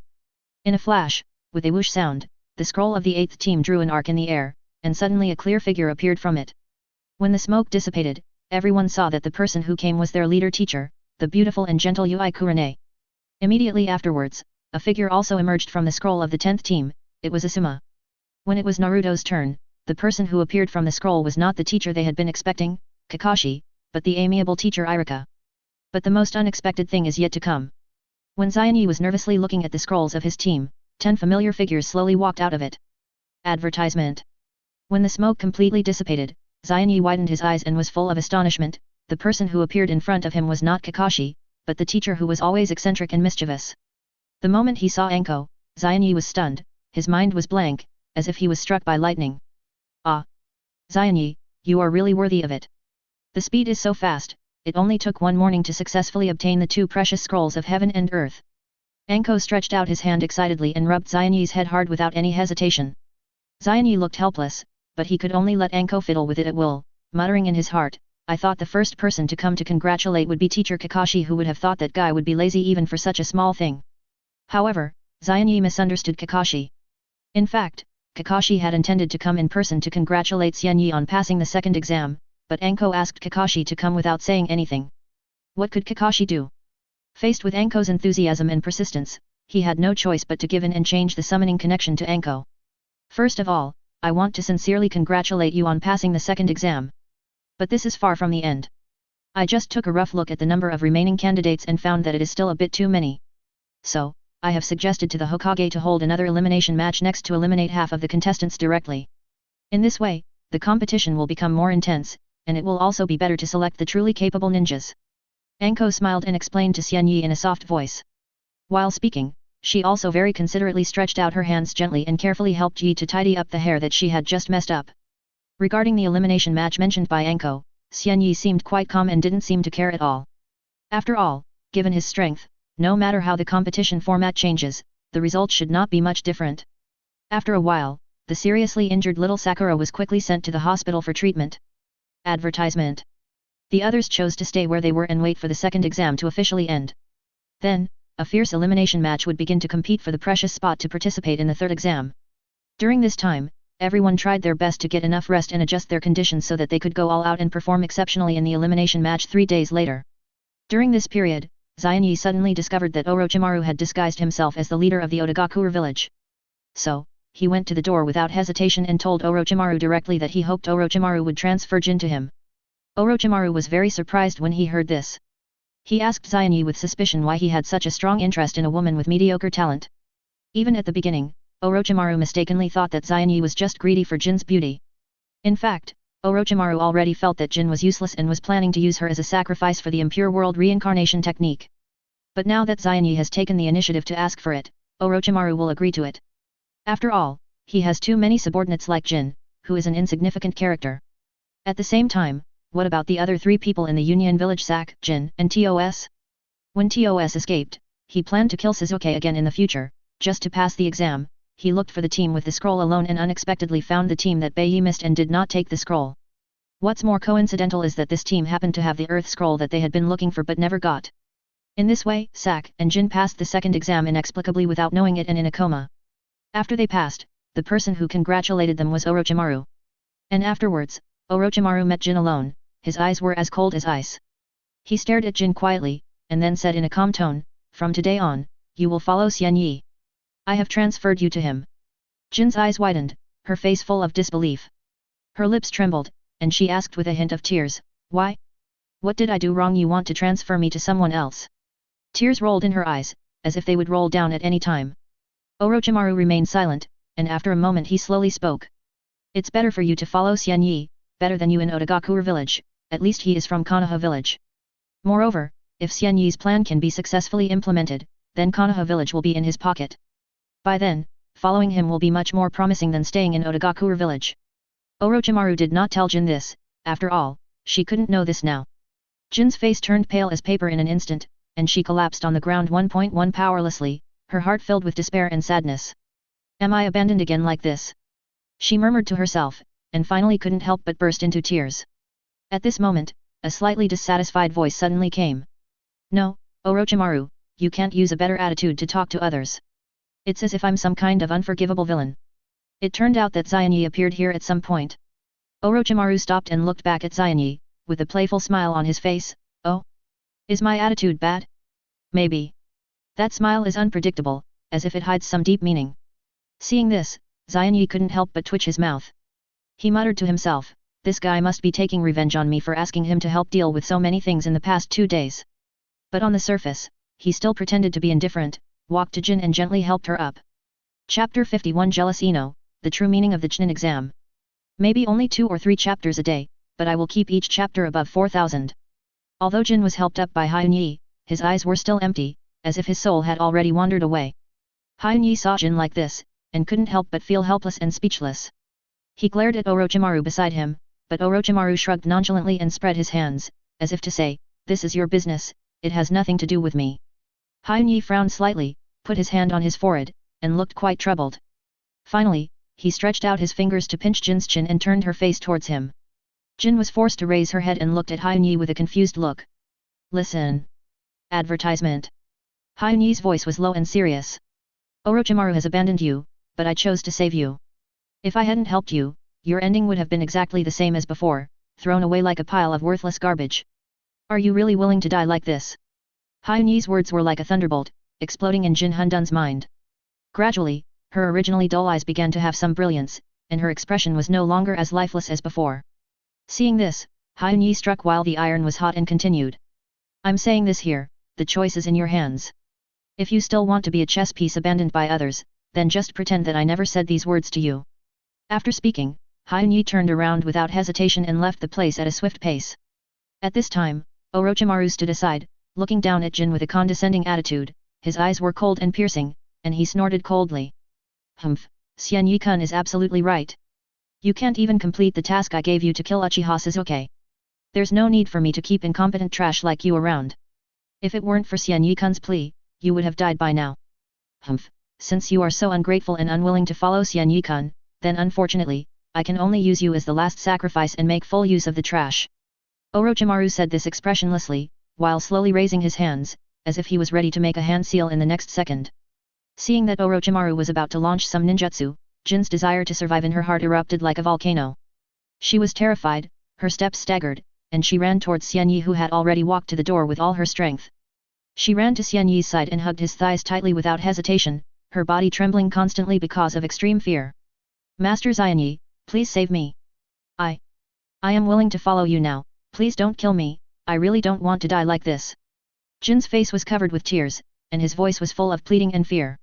However, Xianyi just glanced at Jin coldly, without any pity in his eyes. How dare I accept someone like you who still has resentment in my heart? His words were like a cold wind, blowing through Jin's heart mercilessly. Hearing this, Jin hurriedly shook her head desperately, and tears continued to flow like a flood, making her originally delicate face a little embarrassed. No, no, no, Master Xianyi, I will never have any resentment again. From this moment on, I will be loyal to you wholeheartedly. As long as you don't abandon me, I am willing to dedicate my life to you. Please believe me. Facing Jin's tearful plea, Xianyi remained unmoved. But in the end, he nodded slightly to show his agreement. Seeing this, Orochimaru also understood and silently waved his hand, indicating that the farce could end. In fact, all this was just a play they performed by chance. The purpose was to make Jin clearly realize that only by following Hyunyi could she save her life and get a glimmer of hope. It was also fortunate that Orochimaru, the old fox, could take over the play in an instant and cooperate with Hyunyi. Hyunyi squatted down, wiped Jin's tears, and whispered gently. Don't worry, since you are willing to follow me, I will protect you. Jin was soothed by Hyunyi's gentle tone, and her body stopped shaking. From today on, Jin is dead, and your name is Kainyin. Jin, no. Kainyin looked up at Hyunyi and nodded with a firm look. After dealing with Kainyin, Hyunyi told her that she would have someone solve her identity problem later. Advertisement. After her identity problem was solved, Hyunyi asked Bai to recruit her into the Spark group. Then, Hyunyi and Orochimaru left Kainyin's lounge together. After leaving, Orochimaru said to Hyunyi. Hyunyi, I helped you with one more thing. You have to repay me for so many things. Hyunyi rolled his eyes with great disdain, and said unhappily, okay, tell me what you want me to do. Orochimaru leaned lazily against the wall, but his expression was serious and difficult to conceal, and he spoke slowly. Kenai-kun, since you know so much about my plan, you must have heard of the root organization, right? Kenai nodded slightly to show his agreement. Yes, of course I know. That is the rather mysterious and special Anbu organization in Konoha village. It is different from the Anbu directly under the Hokage. It has actually been under the control of the elder Shimura Dans. So what? Are you planning to attack them? Orochimaru shook his head slightly and denied it. Not really. When I was doing the human experiments before I defected, a considerable part of them were participated in by Danzo and helped to cover up the truth. Especially the experiment about the wood-style transplantation reproduction of first Hokage Senju Hashirama, we actually successfully created an experimental subject back then. Speaking of this, Orochimaru paused for a moment, and then his tone became heavy. However, since I defected from Konoha, that precious experimental subject was taken away by Anbu. But so far, I don't know who this experimental subject ended up in. So, if possible, I hope Xian Yujun can help me sneak into the route to find the whereabouts of this experimental subject. If I can successfully take it back, maybe I can continue to carry out related research in depth, and it may also further reduce the risk of the experiment, and even let you have the enviable wood-style ability. Xianyi raised his eyebrows. Isn't this talking about Yamato? At this time, Yamato should have been snatched from Danzo by the third generation and snatched into his Anbu. He was too lazy to sneak into the roots. After a day or two, he would tell Orochimaru that Yamato was already in Anbu. So he agreed to Orochimaru without any burden. Xianyi returned to his lounge. However, as soon as he stepped into the room, a golden figure suddenly pounced on him like lightning, and instantly the whole body was tightly hung on Xianyi. Xianyi, you are finally back. Ino's warm and sweet voice sounded in Xianyi's ears. While she was talking excitedly, she rubbed Xianyi's cheek with her pretty face intimately. Xianyi subconsciously stretched out his arms and hugged tightly Ino, so that she would not fall accidentally. Looking at the enthusiastic Ino in front of him, he smiled gently and asked softly. Ino, I clearly remembered to lock the door when I went out, how did you get in? Hearing this, Ino proudly took out a key from her pocket, shook it in the air, and then smiled mischievously. Hehe, this is not difficult for me.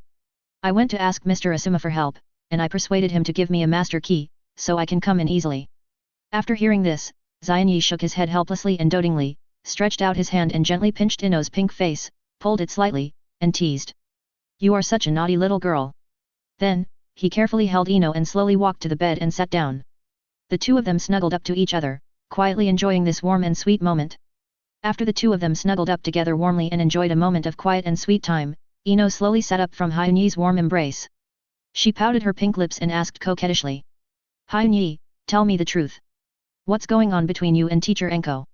Teacher Enko's attitude towards you yesterday was so strange that it was really confusing. Hearing Ino's question, Hyunyi couldn't help but feel weak in her heart, but she still pretended to be calm and answered. Oh, don't think too much, maybe she just thinks I'm a promising talent, so she takes care of me a little bit. However, how could the clever Ino be easily dismissed by his words? Her beautiful big eyes stared straight at Hyunyi, as if she could see through all the secrets in his heart. Humph, don't try. Do you really think I'm that easy to fool? As a woman, I can keenly perceive that Enko's eyes are about to be pulled out when she looks at you, which obviously means that she has love for you. Faced with such sharp questioning by Ino, Hyunyi knew that she could no longer hide it, so she concealed Orochimaru and briefly told Ino about her encounter with Enko in the Forest of Death. After listening to Hyunyi's narration, Ino puffed up her cheeks in anger, stretched out her jade hand and fiercely pinched the soft meat on Hyunyi's waist, and cursed with gritted teeth. You playboy, you are so bad. You have only known Enko for a few days, but you can easily capture her heart. Hyunyi looked at Ino looked so angry that she knew that it would be difficult to coax her with words alone. So, he rolled his eyes and came up with a plan. He stretched out his hand and gently hugged Ino's slender waist. Just when Ino hadn't come back to her senses, Hyunyi suddenly exerted force, turned around suddenly, and instantly pressed Ino down on the soft bed.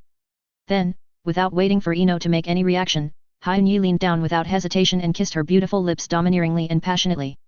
Advertisement. Hit by the sudden kiss, Ino felt that her brain became blank in an instant, as if the whole world stopped turning. Time seemed to freeze at this moment. I don't know how long it took before Hyunyi slowly loosened his lips and separated from Ino. At this time, Ino's cheeks were already covered with shy blushes, as tempting as a ripe apple. Hyunyi stared at Ino with a smirk and asked softly, Are you still angry now? Ino shook her head shyly when she heard this. Seeing Ino's reaction, Hyunyi secretly breathed a sigh of relief, thinking that the storm had finally calmed down. Then, Hyunyi slowly stood up, and Ino sat up right after. She was like a docile kitten, gently nestling into Hyunyi's warm embrace. The two of them hugged each other quietly and started a warm and sweet conversation again. In the next 2 days, Ino was almost always by Hyunyi's side during the day, and only at night would she go back to her room to rest. During this period, Hyunyi still treated Hinata with great care and did not neglect her at all. Even Enko came to chat with Hyunyi from time to time. Fortunately, Hinata is introverted and shy, and is not very active in matters of love, and although Enko has a crush on Kenai, she is no longer a young girl who has just begun to fall in love, so she will not be jealous of him. Otherwise, with Namiya's hot temper, she would have to fight with the two of them. Finally, on the morning of the 6th day, the second exam officially ended. All the teams that passed gathered together. Kenai looked around and saw that there were 21 people in the teams present. The extra team was the team where Yakushi Kabuto was, and his 2 teammates were also 2 extras. One will be defeated by Sasuke, and the other will be killed by Kankuro. Before the start of the preliminaries, the third Hokage gave a speech. The content of the speech was very simple, which was the significance of this Chunin exam. Rather than saying that this is a Chunin exam jointly held by various countries, it is better to say that it is a microcosm of the war between the allied countries. It is just to give countries a chance to fight reasonably. After all, the promotion of ninjas is decided by the upper echelons of each ninja village. In other words, even if you don't come to participate in the Chunin exam, as long as you are excellent, the upper echelons of the village will approve your promotion application. Moreover, in addition to being a microcosm of war, it is also an advertisement. For example, the Chunin exam is actually completely open to the public, which is why the third exam will be held in the arena and there will be spectators. The purpose is to let people see that the genin of their own ninja village defeated other ninja villages and was promoted to Chunin. This means that their own ninja village has excellent Chunin, while those ninja villages are just a group of Chunin who were eliminated. When someone wants to issue a task later, they will definitely choose a ninja village that appeared in the Chunin exam. After the third generation speech, the examiner of the third exam, Moonlight Hayate, announced in a sickly clear voice. Dear candidates, the next step is the preliminaries of the third exam. Here I need to remind everyone that this exam is a single-player mode. If anyone feels that they can't cope with it or wants to quit midway, you can apply now. After hearing this, there was a brief commotion in the crowd, but most people still stayed where they were, ready to face the challenge. However, at this moment, Yakushi Kabuto raised his hand as expected, indicating that he wanted to quit the exam. He came to participate in the Chunin exam this time for another purpose, and now that he has achieved his goal, there is no need to continue. Moonlight Hayate nodded slightly, indicating that he agreed to Yakushi Kabuto's request. In this way, the number of participants is exactly as expected. As the game progresses, everything develops as described in the original work. The first to play was Sasuke, whose opponent was a mediocre supporting character, then Kenins easily killed another supporting player. Then came Shino and Seiku. When it was Nemono's turn, something unexpected happened. She actually drew Tenten as her opponent. You know, according to the original plot, Temari should be Tenten's opponent. However, at this point, the game still needs to go on as usual. The duel between Ino and Tenten was almost one-sided from the beginning. In the original work, the reason why little Sakura was able to tie with Ino was because of her extremely strong inner personality consciousness. This tenacious mental strength made Ino's heart-to-heart technique completely ineffective, and in the end the two sides had to decide the winner with physical skills. But Tenten obviously did not have the strong will like little Sakura, and faced with the heart-to-heart technique performed by Nemono, she had no strength to fight. Not long after, Tenten completely lost control of her body. Under Ino's manipulation, she had no choice but to give up. In this way, Namiya won the game smoothly and successfully advanced to the next stage of the competition. Xianyi leaned against the railing and watched the game below. The previous games were boring, but when Hinata appeared, Xianyi immediately became excited. Chapter 52, The Fateful Confrontation Between the Main Family and the Branch House. Just like the original, fate seems to have been determined, and Hinata's random opponent is Niji. This duel is like fate, not only a contest of strength between the two, but also a clash of old grudges between the main family and the branch house. At this moment, Hyaga Niji looked at Hinata worriedly, his heart full of anxiety and uneasiness. Because of him, everyone arrived at the central tower much earlier than in the original, so that everyone had ample opportunity to rest. In the original, Niji was able to easily defeat Hinata before he had enough rest, so under this situation, wouldn't he win faster? I didn't expect to fight you here, Miss Hinata. Advertisement. Hyaga Niji stared expressionlessly at the girl in front of him who had the same eyes as his own, his face full of coldness. Although Niji was a little cold and indifferent on weekdays, at this moment, he seemed to exude a bone-chilling chill that made people dare not approach easily and kept people away from him. After all, the long-standing conflicts between the main family and the branch house have almost reached a point where they cannot be resolved. Before the game begins, I must solemnly advise Miss Hinata to give up this game. Because you don't have the qualifications to be an excellent ninja. Hyaga Niji still looked cold and emotionless, and spoke coldly. He stared at Hinata with his sharp eyes, and then added mercilessly. You are too kind, and your heart is full of yearning for peace. You always try your best to avoid any form of dispute. You even put aside your own self and take the trouble to cater to the opinions of others. This is not a commendable quality for a ninja. Besides, you are extremely lacking in self-confidence, and there is always a deep sense of inferiority in your heart. In my opinion, with your personality, it is enough for you to be a genin honestly. It's a pity that the Chunin exam requires a group of 3 to register. You can't refuse the enthusiastic invitation of your group members, so you can only participate in this exam reluctantly, right? Hinata listened to Niji's sharp words, and her originally unsteady confidence began to shake violently. She responded timidly. No. It's not like that. I just want to get rid of the weak and incompetent self through my own efforts. However, Niji did not intend to let Hinata go, but further increased the intensity of his verbal attacks. Don't deceive yourself, Ms. Hinata. You are a coward and a coward to the extreme. Otherwise, Why didn't you dare to do even the most basic struggle when facing Hyun-yi? You could only watch him being intimate with others, but you were indifferent. Hinata. Just when Hinata was hesitant because she wanted to quit, she suddenly heard Hyun-yi's familiar and powerful shout. She subconsciously turned her head and looked towards the stands. She saw Hyun-yi standing there, his eyes as gentle as water, staring at her quietly. I believe you, you can do it. No matter what happens, I will always stand behind you to support you and accompany you. Hyun-yi's words were like a gentle spring breeze, gently blowing through Hinata's heart, instantly blowing away the depression and entanglement that had been accumulated deep in her heart for a long time. In fact, Hyun-yi did not want to stop Niji's previous extremely harsh words. However, he knew very well in his heart that if he wanted Hinata to truly grow, she must bravely face all kinds of setbacks and hardships. Only after going through these hardships, Hinata can deeply realize her own insignificance and shortcomings, and thus continue to work hard and become stronger. But at this moment, seeing that Hinata was almost completely defeated by Niji's overwhelming verbal pressure, Hyuga couldn't help it after all, and chose to cheer Hinata up. Hinata, who was encouraged by Hyuga, took a deep breath and then slowly exhaled. There was no longer any fear in her pure white eyes, but she resolutely met Hyuga Niji's cold eyes. Niji, from today on, I will never be as weak and incompetent as before. This is the critical moment to decide whether my fate can be broken, and. Speaking of this, Hinata slightly turned her head and quickly glanced at Xianyi in the stands, and her cheeks suddenly flushed. And, in front of the person I like, I will never allow myself to show any cowardice and retreat. White eyes. Open. With Hinata's cry, the veins around her eyes bulged, and the white eyes suddenly opened, and a wave of chakra instantly spread out from her to the surroundings. Niji's eyes were stern, and he said in a cold voice. Miss Hinata, do you think I dare not attack you just because I have the seal of caged bird? Don't forget, this is the Chunin exam. After saying that, he also opened his Byakugan, the veins around his eyes bulged, and then he rushed towards Hinata, attacking quickly with soft body techniques. Advertisement. Hinata also used soft body techniques to defend. Both of them were from the Hyuga clan, and they used the same soft body techniques, so at this time, the only thing they were competing for was who was more skilled and had deeper skills. Hinata saw that she was struggling to cope with it, so she immediately stepped back and tried to distance herself, but Niji didn't intend to give her a chance and still tightly controlled the distance between her and Hinata.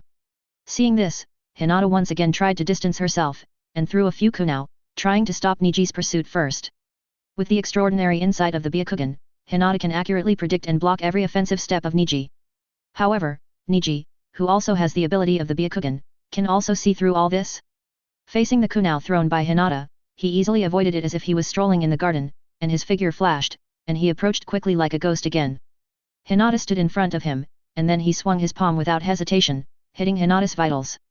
Seeing that he couldn't distance himself from her, Hinata made a decision in an instant. She decided to exchange injuries for injuries. So, the two of them slapped their palms almost at the same time, and the powerful chakra contained in each of them collided with each other in the whistling palm wind, and directly hit each other's meridians. In an instant, Hinata felt a sharp pain, her throat felt sweet, and she spat out a mouthful of blood with a puff sound, and the scarlet blood splashed out and just dripped on the back of Niji's hand. This sudden scene shocked all the Jonin and 3rd Hokage present, and they secretly exclaimed, he is indeed a rare genius in the Hyuga clan. Seeing Niji's face unchanged, he put his left hand 2 fingers together, and quickly touched Hinata's attacking right arm. At the same time, he slapped Hinata's body with his right hand, and the chakra instantly hit her meridians deeply. Hinata endured the severe pain in her internal organs caused by the severe injury, gritted her teeth, and pushed Niji's palm away, and then punched Niji again without flinching. Unfortunately, her attack still failed. Niji reacted very quickly and easily reached out to grab Hinata's wrist. Then, he used his fingers to lightly tap Hinata's arm in the same way. At this time, Naruto and others who were watching the fight were all puzzled. I don't understand why the fight has developed like this. At this time, Niji pulled open the sleeves of Hinata's arms, and saw that Hinata's white arms were covered with bright red dots, like red plums dotted on them. It turned out that these red dots were the symptoms after Hinata's meridians were acupunctured. Miss Hinata, this is the insurmountable gap between us.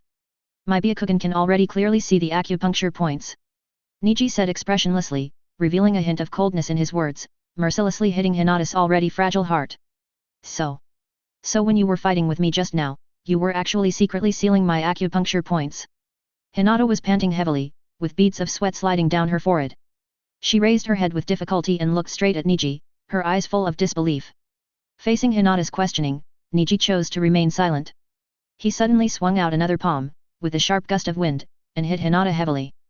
Hinata groaned, her body flew backwards like a kite with a broken string, and finally fell to the ground in embarrassment. Miss Hinata, give up. This competition is doomed to be yours from the beginning. Niji looked down at Hinata who was lying on the ground, and said coldly. Hinata endured the severe pain from her body, slowly got up from the ground, and stood up shakily. She raised her head, looking past Niji and falling on Yi who was watching the fight not far away. She saw Yi holding the guardrail tightly with both hands, his palms turned white due to excessive force, his eyes showed deep worry, and he was staring at her intently.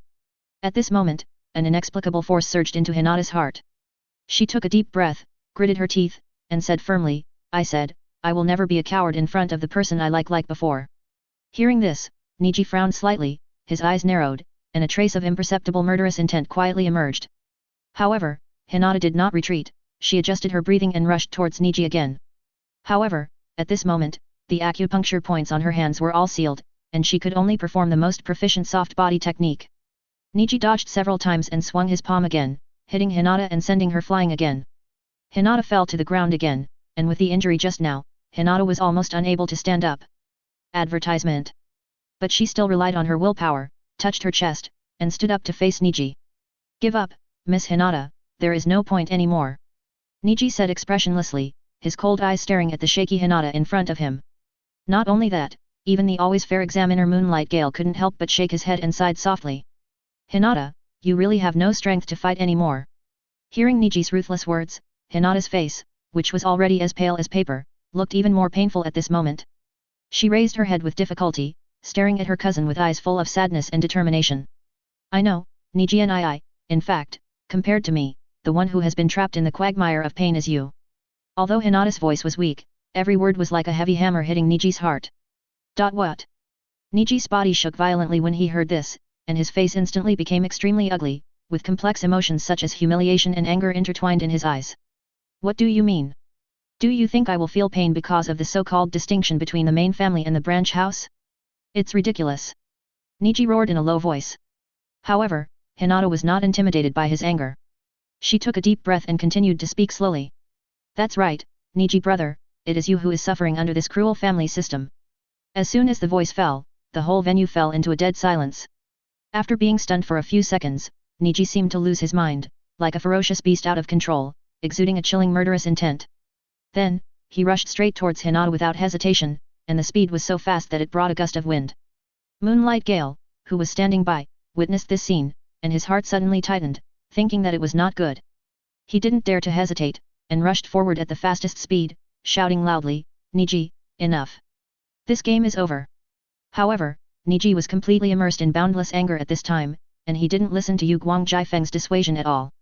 He turned a deaf ear to the shouts of the people around him, and still ran towards Hinata like crazy regardless of anything.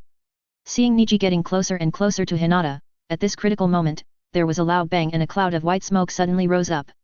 When the smoke dissipated, everyone was surprised to find that Might Guy appeared behind Niji at some point, and he stretched out his strong and powerful arms and tightly held Niji's neck. On the other side, Kakashi quickly grabbed Niji's right hand that was about to attack. At the same time, Yui Kurane also quickly took action, firmly clamped Niji's left hand. At this time, Moonlight Gale had already rushed to Niji. His face was gloomy, his eyes were wide open, and one finger was pointed straight at Niji's forehead. Not only that, Yi also arrived in time. He carefully and gently held the injured Hinata in his arms, and opened Sharingan, staring at Niji with a sharp gaze to prevent him from making any radical moves again.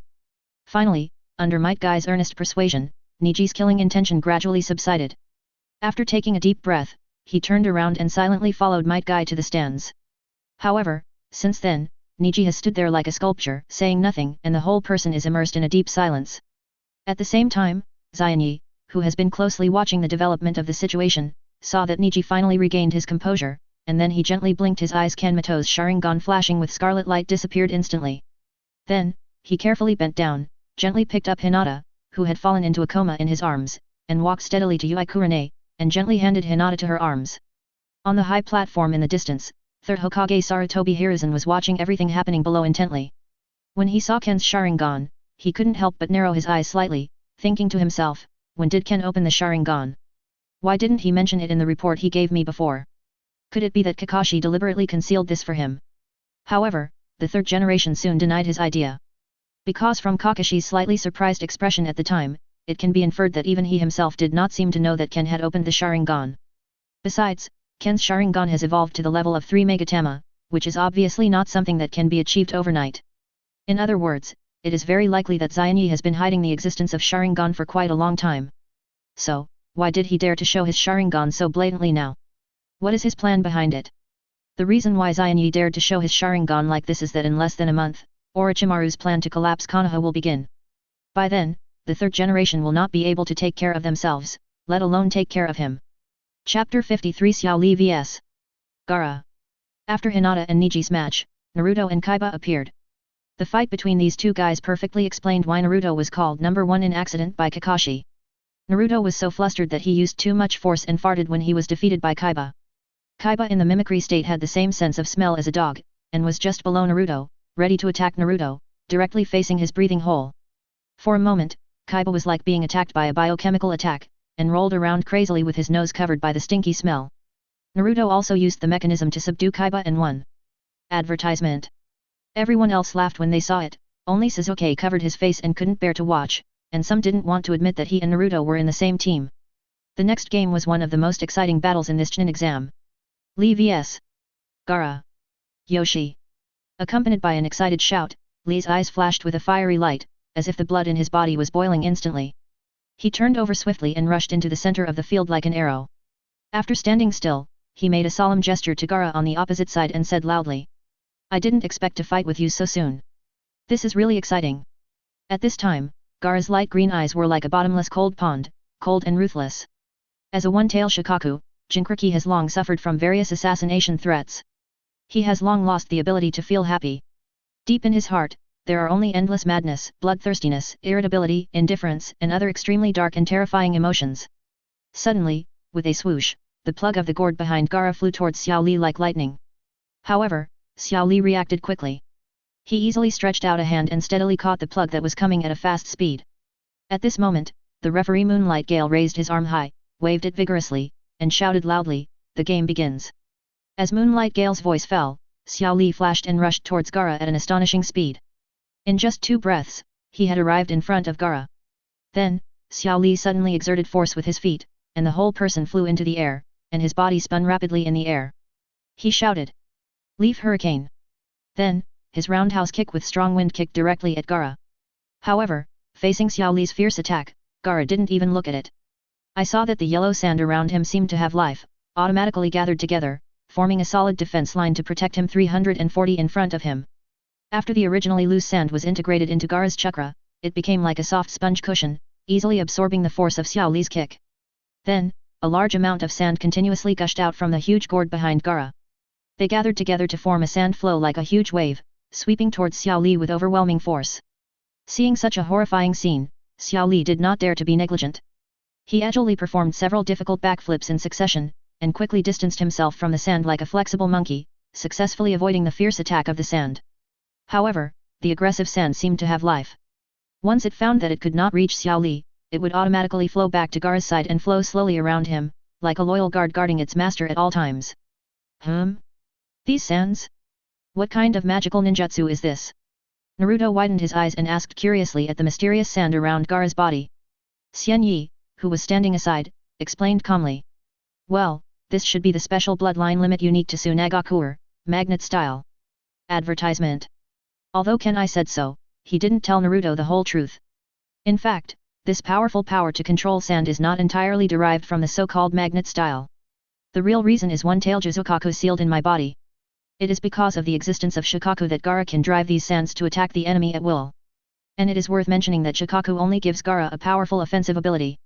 As for his amazing sand defense that can be exerted without consuming chakra, it comes from his mother who loves him deeply.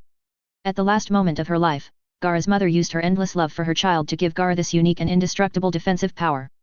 Facing Gaara's overwhelming sand, Xiao Li not only did not retreat out of fear, but also took the initiative to launch a fierce attack again without showing any weakness. He clenched his fists and used all his strength, hitting Gaara with powerful swinging punches like a storm. At the same time, he kept changing his moves, sometimes using a roundhouse kick, sometimes using a knee strike, and various exquisite physical skills emerged one after another, like a surging tide, constantly pouring towards Gaara. However, the sand controlled by Gaara seemed to have an independent consciousness. Even without Gaara's personal control, these sands can accurately predict every round of attack launched by Xiao Li and provide strict defense. Xiao Li's extremely sharp physical skills are useless in front of this magical sand, and every move of his is completely resisted by the sand without any omission. No matter how hard Xiao Li hits, he can't penetrate Gaara's indestructible sand shield. At this moment, a surging yellow sand suddenly rolled in from behind him. Xiao Li reacted instantly, quickly pulling out a sharp kunai from his ninja bag, and then swung his arm violently, fiercely splitting the surging yellow sand. Unfortunately, sand is a very fine material with strong fluidity and plasticity. As long as the chakra is not exhausted, the sand can condense into various forms and attack at will. Therefore, Xiao Li's attack just now is meaningless. Then, wave after wave of sand rolled towards Xiao Li like a raging wave. Faced with such a fierce attack, Xiao Li could only roll back to avoid it and look for opportunities to counterattack. Finally, he saw the opportunity and jumped into the air, throwing 2 shurikens without hesitation. However, the sand seemed to have expected it, and once again organized itself to form a solid defense line, easily blocking the 2 shurikens that were rushing towards him. At this moment, Gaara stood quietly in place, lowered his head slightly, and muttered, "Not enough, far from enough, the blood flowing is still too little." His eyes flashed with a heart-pounding cold light, revealing endless bloodthirsty desire. As his emotions became more and more out of control, the powerful force in Gaara's body was as difficult to control as a wild horse. He controlled the flying sand to sweep towards Xiao Li like a surging wave. In the blink of an eye, the sand quickly wrapped around Xiao Li's ankle like a snake out of a hole, and threw it hard on the hard wall. However, for Xiao Li, such an attack was obviously far from enough to completely deprive him of his combat ability. At the moment when his body collided with the wall with a dull sound, Xiao Li turned over nimbly with the reaction force and landed steadily on the ground. Then, he took another step without hesitation and rushed towards Gaara like an arrow from a string. Facing the aggressive Xiao Li, Gaara seemed calm. He continued to mobilize the surrounding sand without panic and built an indestructible defensive barrier in front of him. Seeing this, Xiao Li did not have the slightest intention of retreating, but exerted all his strength, and various powerful physical skills poured out continuously. But unfortunately, no matter how hard he attacked, all his attacks were easily blocked by Gaara's all-permeable sand. At this time, Sasuke, who had been watching the battle, suddenly turned his head to look at Xianyi beside him, and said in a low voice, "Xianyi, did you notice?" Xianyi nodded slightly, expressing his agreement, and was secretly surprised at Sasuke's keen insight. After all, he didn't expect Sasuke to find out so quickly. On the other side, Naruto looked at the two of them with a puzzled look on his face, completely confused. "Xianyi, Sasuke, what are you talking about? Why can't I understand anything at all?" Naruto asked anxiously. Xianyi shook his head helplessly, and then explained patiently. Advertisement. Naruto, observe Xiao Li's movements carefully. Although on the surface, each of his attacks is extremely fast and sharp, if you look carefully enough, you can still find a subtle sense of pause hidden in it. It's as if he was dragged by something invisible when he was moving. After listening to Xianyi's words, Naruto immediately concentrated his mind and stared at Xiao Li who was fighting fiercely on the field. However, although he tried his best to observe, he still couldn't see what kind of problem there was with Xiao Li's movements. "Oh my, it's really hard to figure out. I can't figure out the trick. But then again, why does Xiao Li keep sticking to taijutsu? He didn't even use ninjutsu from beginning to end." Naruto scratched his head with doubts, but he couldn't figure it out in the end. He had no choice but to give up thinking about this problem. Then, as if he had thought of something, he quickly turned his head and asked Xianyi. Before Xianyi could explain, Might Guy explained, and said with a smile. "It's not that Xiao Li doesn't want to use ninjutsu, but that he doesn't know how to use it. Because Xiao Li almost doesn't know how to use any ninjutsu or genjutsu." "What? No way." Hearing this, Naruto's eyes widened instantly, his face full of unbelievable expressions. Not only him, but even Sasuke and others who were always calm and composed were all shocked at this moment, and their eyes all looked at Xiao Li who was fighting fiercely on the field. After all, for a ninja, not knowing illusions might be barely acceptable, but if he doesn't even know ninjutsu, it's simply unimaginable. At this moment, the situation on the field changed again. Gaara controlled the flying yellow sand like a surging wave, sweeping towards Xiao Li continuously. At this time, Xiao Li seemed to be a little caught off guard. Suddenly, he stepped on a small piece of sand hidden under the ground, and his feet slipped and his body lost balance. Seeing Gaara's sand rushing towards him like an overwhelming force, Xiao Li reacted very quickly at the critical moment, and suddenly jumped up, like a nimble cheetah, and nimbly jumped onto the huge unprinted sculpture in the center of the field, temporarily avoiding this wave of fierce attacks. Indeed, it is rare to find a ninja like Xiao Li who can neither do ninjutsu nor illusion. As a ninja, the only weapon left for Li is physical skills. Because of this, he will definitely be able to defeat his opponent and win the final victory. Mad Guy stared at Xiao Li in the field with his eyes, his mouth slightly raised, and his smile revealed an extremely firm confidence. He gave Xiao Li a thumbs up and shouted, "Li! Take it down!" Xiao Li was stunned when he heard this. He looked at Might Guy with a puzzled look and asked in confusion. "But Mr. Guy, can't you only do this when you are protecting important people?" Might Guy smiled and answered boldly. "It's okay, Li, I allow you to do this now." Hearing this, Xiao Li was instantly filled with ecstasy. He was so excited that his face flushed, and he sat cross-legged and steadily on the sculpture beside him with a big laugh. Then, he took a deep breath, quickly grabbed his ankle with both hands, and removed the heavy weight engraved with the word root nature. "Yoshi! This way you can move easily and freely." Xiao Li shouted out as if relieved of a heavy burden. Before he finished speaking, the two huge weights fell straight from the sky like meteors. At this moment, Temari, who was standing not far away, snorted lightly, with a look of disdain on her face, and said with a curled lip. "Hey! It's just a little weight reduction. Do you think you can keep up with the speed of Gaara's sand? How naive." Although Gaara is scary in her eyes, Temari still has full confidence in Gaara's powerful strength. There was a loud bang sound, deafening. The two weights called roots fell heavily on the ground, as if triggering a small earthquake. The entire central tower shook slightly, and the billowing smoke and dust raised were much thicker than those produced by the simultaneous explosion of two detonating tags. This sudden scene scared Temari. Almost bit his tongue. When everyone saw this shocking scene, they were shocked and dumbfounded. In their hearts, they secretly wondered what kind of amazing weight was needed to cause such a slight tremor in this rock-solid tower. The eyes then turned to Xiao Li, who had been tying these heavy iron fasteners compressed to only 2 rows of palm-sized weights tightly around his ankles. Everyone's face showed a mixture of shock and admiration. It is hard to imagine how strong Xiao Li's physical fitness must be to tie such a heavy weight to his ankles. Seeing this, Kakashi on the side covered his face helplessly, shook his head and sighed. "Guy, isn't this a bit too much?" However, Might Guy seemed to be deaf to Kakashi's words, and still shouted loudly, "Go, Li!" Accompanied by Might Guy's passionate cheering, Xiao Li, who was in the back, suddenly jumped up like a wild horse, his body as fast as lightning, and moved to the in front of Gaara. He suddenly swung out a strong and powerful fist, whistling away with a sharp wind sound. Gaara also reacted quickly and immediately activated the sand shield for defense. There was only a dull bang, and the fist and the shield collided violently, stirring up a cloud of sand and dust. After the attack failed, Xiao Li did not hesitate, and his figure flashed again, like a ghost, shifting positions.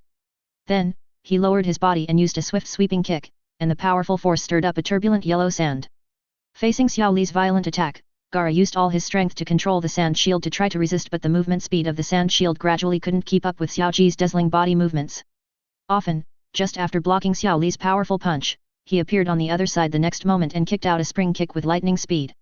Xiao Li hugged his body tightly, and the whole person huddled into a small ball, and Gaara's face kept rolling. With each rotation of his body, the power would accumulate. When this power accumulated to the peak, Xiao Li seized the opportunity, raised his heel suddenly, and kicked Gaara's face with a thunderous force. There was a loud bang like a thunderclap in the plain. Ah! Gaara, who had almost never been injured, had a deep crack on his cold and ruthless face, as if it was split open. Chapter 54, The Powerful Li and the Defeated Gaara. Then, Xiao Li launched a continuous offensive like a storm. After each round of attack, he always found the right time to launch a fierce attack that left the sand no time to react or defend. And Gaara was hit again, and this blow landed firmly on his face. Even with the extremely heavy gourd on his back, Gaara was still like a kite with a broken string, and was knocked away by Xiao Li's powerful punch. Then, Gaara slowly stood up from the ground. At the same time, it can be seen that the sand originally scattered on the ground was like being summoned, and it continued to flow towards the gourd behind him.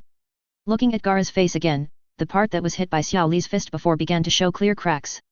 As these cracks continued to spread and expand, pieces of broken sand fell off one after another, and finally fell to the ground with a patter, turning into a pile of ordinary, lifeless sand. Advertisement. Seeing this, Naruto and his companions were all stunned. Before this, they always thought that Xiao Li's series of attacks were quite effective and powerful. But who could have expected that Gaara actually had another layer of indestructible defense? However, just when everyone was shocked that Gaara still had a backup defense, only those who knew Gaara's true situation, including Xian Yi, frowned and were worried at the same time. Because they knew that under the heavy sand armor, Gaara's true expression had already become extremely hideous and distorted, like a demon in a state of madness, staring at Xiao Li in front of him with a smile full of murderous intent and madness. What's worse is that the Shikaku in Gaara's body has become more and more restless and uncontrollable. The sand on Gaara's body continued to gather, quickly filling the previous damage. In the blink of an eye, the extremely solid sand armor had been perfectly restored, tightly fitting, and flashing a frightening light. At this time, Gaara hugged his arms again, his expression indifferent, as if everything in the world had nothing to do with him. Is that all? Gaara said coldly, his words full of disdain. However, Xiao Li, who was standing not far away, was not affected by these contemptuous words. His eyes were as firm as iron, staring at the enemy in front of him, and slowly untied the bandage wrapped around his hands. First gate, open the door. Open! With a roar, a powerful force burst out from Xiao Li's body, and the airflow around him surged, with amazing momentum. Seeing this scene, Kakashi couldn't help but show a look of surprise, turned his head to look at Might Guy, and asked in surprise.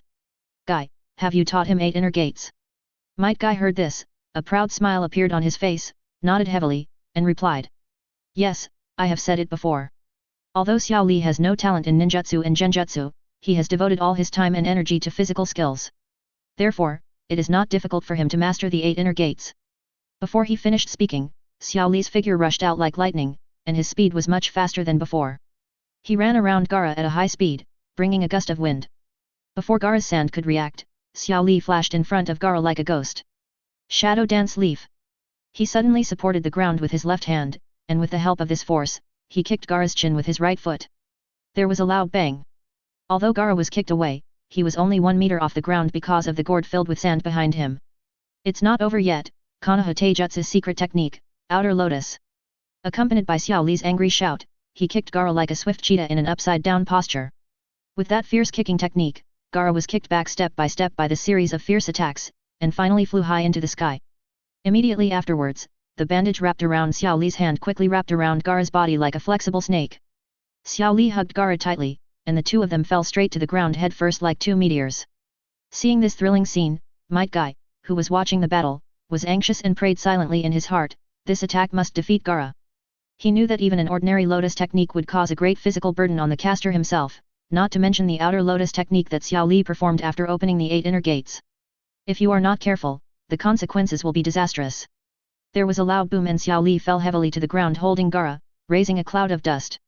After a while, the dust gradually dissipated, and Xiao Li climbed out of the deep pit with difficulty, looking a little tired. Gaara, with cracks all over his body and eyes wide open, lay motionless in the center of the pit, looking as if he had lost his ability to fight. However, just when Xiao Li secretly breathed a sigh of relief and thought that this fierce duel was finally over, an accident happened. Gaara's body, which seemed to be lifeless, suddenly broke into pieces and turned into countless tiny sands.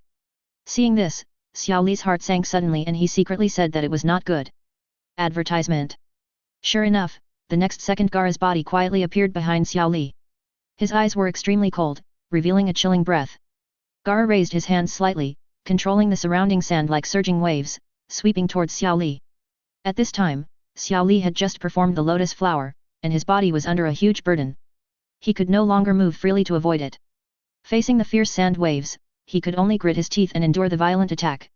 After being unilaterally slaughtered by Gaara, Xiao Li, who was covered with wounds and dying, lay on the ground, and his mind flashed through all kinds of past scenes like a movie.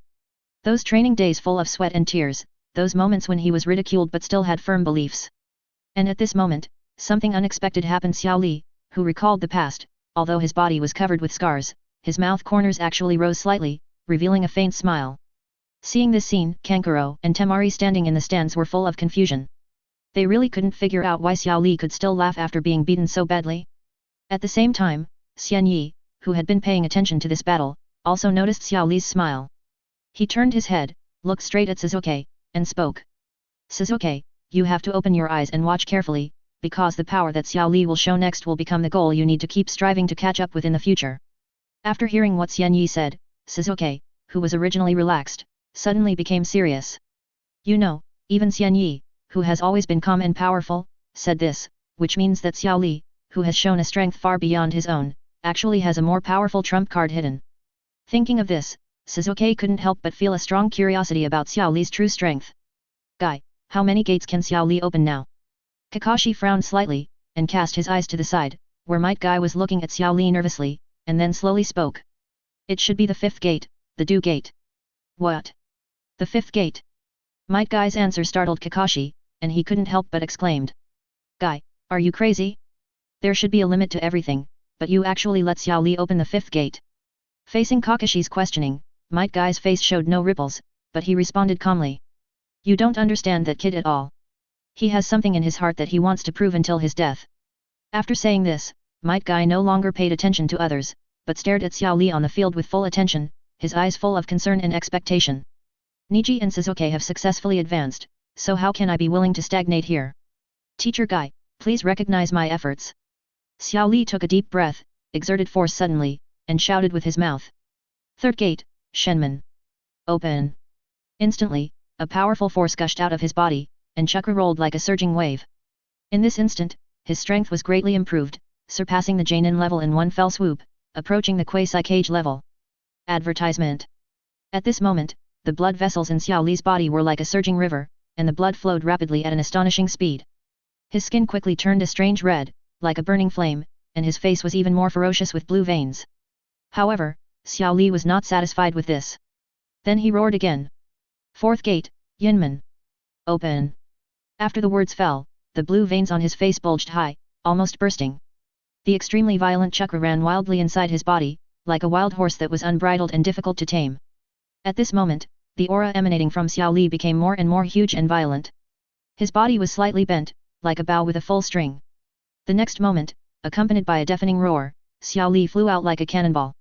Wherever he passed, the floor tiles shattered and made a rumbling sound. Every time he landed, he would leave a deep footprint on the ground and rubble flew everywhere. His body turned into a flash of lightning, cutting through the sky and rushing straight towards Gaara. Due to the extremely fast speed, Xiao Li's body rubbed against the air violently, producing a strong gas explosion. This gas explosion was so powerful that it caused all the floor tiles around to explode and the broken stones to shoot out in all directions. The scattered airflow was like a raging storm, whistling past, and its momentum was so great that it seemed as if someone had performed a powerful wind style. The people in the stands stretched out their hands, trying to block the surging airflow and the flying rubble. They were shocked, their eyes were fixed on the battle in the field, and their hearts were full of shock and expectation. At this time, Sasuke stared at Xiao Li with a torch-like gaze, and his eyes were shining with a fiery light. He couldn't help but think to himself, is this the power that Xian Yi recognized? Is it really so powerful? Just then, there was a loud noise bang. Xiao Li kicked Gaara's chin fiercely. Different from the past, this time Xiao Li's power seemed to be completely released and exploded. Songjian Woei Ling kicked the whole person and the heavy gourd behind him into the sky. As Gaara's body rose, a heart-pounding crackling sound came. It turned out that the extremely solid sand armor on his body began to show fine cracks all over, as if it would break at any time. However, Xiao Li did not give Gaara a chance to breathe. He flashed and rushed towards Gaara in the air as fast as lightning, and then used a powerful cannon punch, hitting Gaara hard. With the reaction force of the sand on Gaara's body, Xiao Li flexibly sideways in the air, and instantly came behind Gaara, and then swung another powerful cannon punch. Relying on the large amount of chakra that erupted after opening fourth gate, Xiao Li was like a vigorous bird, flying freely in the air and shuttling freely. On the other hand, Gaara, because he was carrying the huge and heavy gourd, obviously couldn't keep up with Xiao Li's swift movements. At this moment, Gaara was completely reduced to a sandbag at the mercy of others. He could only passively endure Xiao Li's violent attacks without any ability to fight back. Xiao Li's figure flashed, like a flash of lightning, and instantly came in front of Gaara. Then, he swung a powerful cannon punch and hit Gaara hard. The huge impact force made Gaara fly straight into the air like a cannonball. Xiao Li landed steadily on the ground, his legs slightly bent, and then bounced towards the ceiling like a spring. In the air, he adjusted his posture and prepared to meet Gaara who was about to fall. Just as Gaara was about to approach the ground, Xiao Li used the rebound force of the ceiling to rush towards Gaara like a meteor. At this moment, Xiao Li's left hand was clenched into a fist, and the veins on his arm were bulging. However, due to the continuous heavy blows before, his muscles had long been overwhelmed and had multiple fractures. Crack! But the iron will supported him, making him clench his fist tightly, refusing to relax. This is the last blow. Fifth gate Duman. Open. As Xiao Li roared, a strong breath gushed out of his body, and the air around him seemed to tremble. Gaara felt unprecedented pressure. He suppressed the fear in his heart and crossed his hands in front of his chest with difficulty. However, the usual indifference and calmness on his face had disappeared, replaced by full of fear and panic. Xiao Li rushed to Gaara in the blink of an eye. He flexibly dodged to the side and cleverly avoided the defense of Gaara's hands. Then his hands turned into a series of phantoms like a storm, and madly bombarded Gaara's abdomen at a dazzling speed. There was a continuous bang bang bang sound. In just 1 second, Xiao Li actually fired dozens of punches at Gaara's abdomen. Such a swift attack made Gaara have no time to react, and even his body could not fly out in time due to inertia. Every punch contained Xiao Li's endless anger and strength, as if he wanted to completely crush the enemy in front of him. Xiao Li's bandages tightened Gaara's body, pulling him towards himself, and then his body fell down with the gravity of the fall. Li Lianhua. Xiao Li's eyes were wide open, revealing an extremely firm light in his eyes. He gambled his entire life in the ninja way he had always adhered to, and launched a full-strength attack Li Lian. Then, Xiao Li was like an out-of-control beast, swinging his heavy fists and hitting Gaara's body. This blow was accompanied by a terrifying burst of power, and the feedback of the force made Xiao Li's own bones crackle and break instantly. Just as Xiao Li swung the last wave, an extremely powerful air explosion suddenly exploded and spread to the surroundings at an astonishing speed. This air explosion stayed in the air for a short time, and it formed a beautiful but destructive shape like a blooming lotus. However, in just a moment, this gorgeous lotus disappeared without a trace. If it weren't for the magical sand gourd behind Gaara that turned into a soft cushion in time and buffered most of the impact, I'm afraid Gaara would have completely lost his combat ability and fell to the ground. But even so, he still lay in a mess in the yellow sand and raised his left hand with difficulty. In an instant, countless tiny sands rushed towards Xiao Li, who was almost disabled, as if summoned. Xiao Li, who opened the fifth gate, had already been severely overdrawn. Facing the overwhelming sand, he had no power to dodge. In the blink of an eye, Xiao Li's left hand and left foot were firmly grasped by these ruthless sands. Sand coffin. As Gaara's left hand clenched violently, the sand that seemed soft suddenly produced a huge squeezing force, as if it had turned into an invisible giant hand, mercilessly pinching the bones of Xiao Li's left hand and left foot. Ah! Xiao Li let out a shrill scream. How could his body, which had become dilapidated after the opening of the fifth gate, withstand such a horrible attack? The severe pain instantly swept through his body, Xiao Li's eyes went black, and he finally fainted completely. Chapter 55 Preliminary Round ends. Although Xiao Li had fallen into a deep coma at this time, the ruthless Gaara had no intention of stopping. He still controlled the sand and went towards Xiao Li, who had no power to fight back. It was obvious that he was determined to kill him. At this critical moment, there was a loud noise bang. It turned out that Might Guy took action in time. He rushed forward with lightning speed and instantly dispersed Gaara's surging sand waves. At this moment, Might Guy looked solemn, and his eyes were sharp and firm as he looked directly at Gaara in front of him. Faced with Might Guy's sudden intervention, Gaara felt very puzzled and angry. He roared hysterically, "Why save him?" Advertisement. The sharp and piercing roar echoed in the air, making people shudder. However, Might Guy was unmoved. He took a deep breath and slowly said, "Because he is my most beloved and cherished subordinate." This sentence hit Gaara's heart like a bolt from the blue. For Gaara, who had lived in loneliness and indifference since childhood and only had himself in his heart, this emotion was too unfamiliar. He could not understand the deep meaning contained in it. However, after a brief loss of composure, Gaara quickly adjusted his emotions and regained his usual calmness. He looked at Might Guy expressionlessly and said lightly, "I won't fight anymore." There is no doubt that the winner of this battle should belong to Gaara. After all, since the moment Might Guy rescued Xiao Li had already lost. At this moment, the referee Yu Guangji Feng was about to announce the result of the game loudly, "The winner is me." 977. But his words stopped abruptly, and he froze in place, his mouth slightly open, his face full of disbelief. Everyone followed his gaze and was stunned by the scene in front of them. Xiao Li, who had fallen to the ground and even had his left hand and legs broken, miraculously stood up again. Although Xiao Li was covered with scars at this moment, his body was straight, like an unshakable mountain. That strong willpower seemed to be able to break through all obstacles. It was moving. Everyone present was deeply shocked by Xiao Li's indomitable spirit. For a time, the entire stadium was silent, and only Xiao Li's heavy breathing could be clearly heard. Guy's resolute face was now covered with beads of sweat, which kept falling down like beads with broken strings. He opened his eyes wide, his face full of disbelief, and slowly turned his head. As far as the eye could see, Xiao Li was relying on his indestructible will like steel to forcibly support his body that had already exceeded the limit of his body, standing tremblingly. "That's enough, Li." Guy rushed forward, stretched out his hand to support Xiao Li's shaky shoulders, and said in a slightly trembling voice.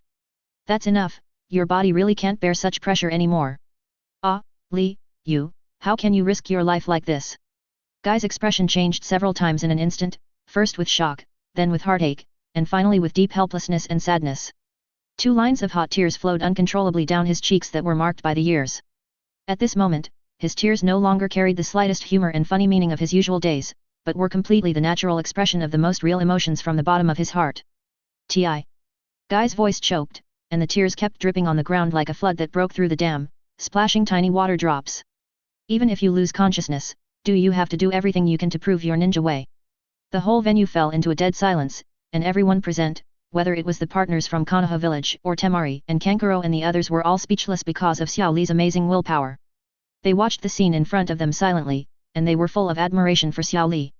P.S. Xiao Li is my favorite character, and he is the representative of Hokage without blood, so I gave him more chapters. Then, Might Guy did not dare to delay at all, and quickly picked up the unconscious Xiao Li, and rushed to the direction of the medical ninja anxiously.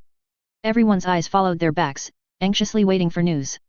After a long time, Might Guy came back with a serious face. From his extremely ugly expression, it can be guessed that the situation is probably not optimistic. However, no one knows what the medical ninja said. But everyone knows that Ji's situation is not optimistic. Advertisement. After this game, there are still 6 people who have not been to the mall, namely Xianyi, Shikamaru, Chiji, Temari, Kainyin, and TOS. Soon, the 2 sides of the next battle came out, Xianyi and Temari. When Temari saw that her opponent was Hyunyi, she was immediately terrified. She had not forgotten the Sharingan that Hyunyi had shown during the first exam. As the daughter of the Kazekage, she knew very well how powerful Sharingan was. But admitting defeat would be unworthy of the name of the Kazekage, so she still chose to go on the court. When she came to the court, Hyunyi smiled and nodded to her. Temari replied nervously. With the order of Moonlight Gale, the game began. Wind-style airflow dance. With a cry, Temari knew that the opponent's strength should not be underestimated, and she did not dare to be lazy or arrogant at all. She suddenly exerted force with both hands and fully opened the huge fan. With a strong wave of both hands, a strong airflow gushed out instantly, and the court was suddenly filled with strong winds, raising dust all over the sky, forming a thick dust curtain, trying to interfere with Hyunyi's sight. However, Hyunyi just smiled slightly and shook his head gently. The next moment, his mysterious and deep Sharingan suddenly opened, flashing a scarlet light. Then, he flashed and rushed towards Temari like an arrow. Temari's heart sank when she saw that the dust screen she had carefully created could not stop Hyunyi's steps. But she did not panic, but gritted her teeth and decided to use her last trump card. Wind-style Kamaitachi. Temari shouted angrily and swung the huge fan in his hand again. In an instant, a more rapid and fierce airflow whistled out. These rapid airflows quickly gathered into extremely sharp wind blades, with a piercing sound of breaking through the air, sweeping towards Xianyi.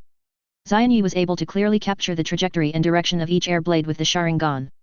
He evaded left and right flexibly, and his posture was as agile as a ghost, easily avoiding all the incoming wind blades. At the same time, his hands were not idle, and he began to form seals at a very fast speed. Earth-style Tolong Gun. As Xianyi's voice fell, only a dull roar was heard. The ground under Temari's feet suddenly trembled violently, and then sharp rocks broke out of the ground and stabbed directly at Temari. Temari's face changed drastically, and he jumped back in a hurry, narrowly avoiding those sharp rocks. But this completely disrupted the rhythm of her attack. In this fleeting moment, Xianyi had already approached Temari like a ghost.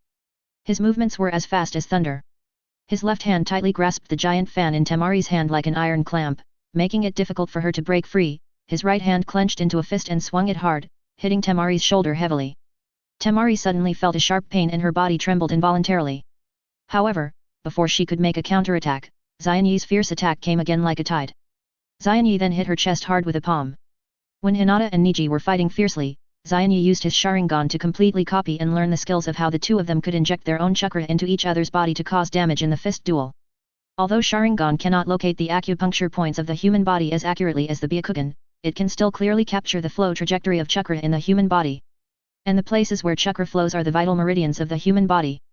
Therefore, even if Xianyi does not have the ability of Byakugan, he can still use this method to deal a heavy blow to the opponent. After Temari suffered this heavy palm, she felt that her internal organs seemed to be shattered, a fishy sweetness surged into her throat, and she couldn't help but spit out a large mouthful of blood. At the same time, her hand that was originally tightly holding the giant fan also loosened powerlessly because of this injury. Seeing this, Xianyi did not pursue the victory, but stopped the action in his hand, stared at Temari with a smile, and asked softly. Advertisement. How about it, do you want to continue fighting? Temari raised her head with difficulty, her eyes fell on the giant fan that Xianyi held firmly in her hand, a bitter smile appeared at the corner of her mouth, and she shook her head slowly. Without the giant fan as a weapon, the ways she could attack became extremely limited, almost to the point of being few and far between. In this case, it seemed futile to continue fighting, so it was better to simply give up. When Moonlight Gale noticed that Temari had given up resistance and voluntarily admitted defeat, he announced loudly without hesitation, "The winner of this match is Hyunyi." After the announcement, Hyunyi smiled and generously handed the giant fan back to Temari. However, Temari snatched the fan at a very fast speed, and glared at Hyunyi with eyes full of resentment and anger, then turned around and walked quickly towards the stands without looking back. Seeing this, Hyunyi shrugged helplessly and returned to his seat in the stands. At this time, there were only 2 matches left on the field. One was between Shikamaru and Koton.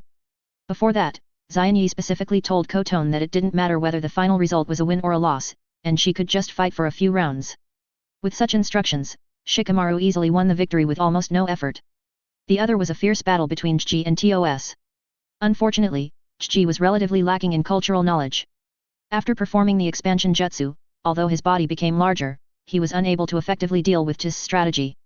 T's multi-hole armor hit the multiplied Chiji, and with just a flick, the sound waves spread through Chiji, causing Chiji to faint immediately, allowing Tos to win the game. With the 2 games coming to an end, this preliminaries were officially declared over. After a fierce competition, among the 10 people who successfully advanced, except for Tos who came from other places, the other 9 were all from Konoha village or Sunagakuer. It was really ironic that none of the smaller villages could stand out and enter the next round. Soon, the 3rd exam was still a one-on-one battle, and the 10 people who advanced came forward to draw numbers.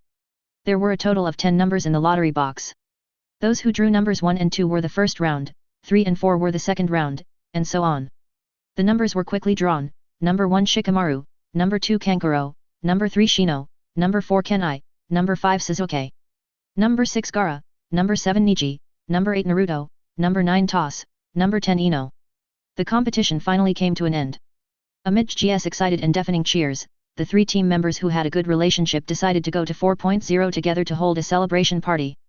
Originally, only 8 team members and a cute puppy were expected to participate in the party, but the development of the event far exceeded everyone's initial expectations.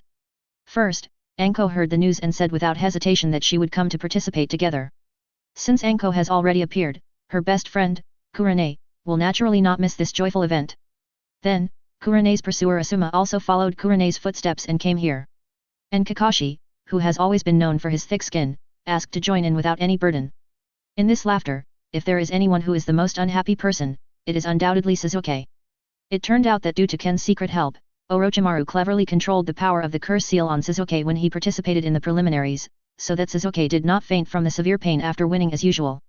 Sasuke wanted to take this opportunity to ask Xianyi for advice so as to better prepare for the upcoming 3rd exam.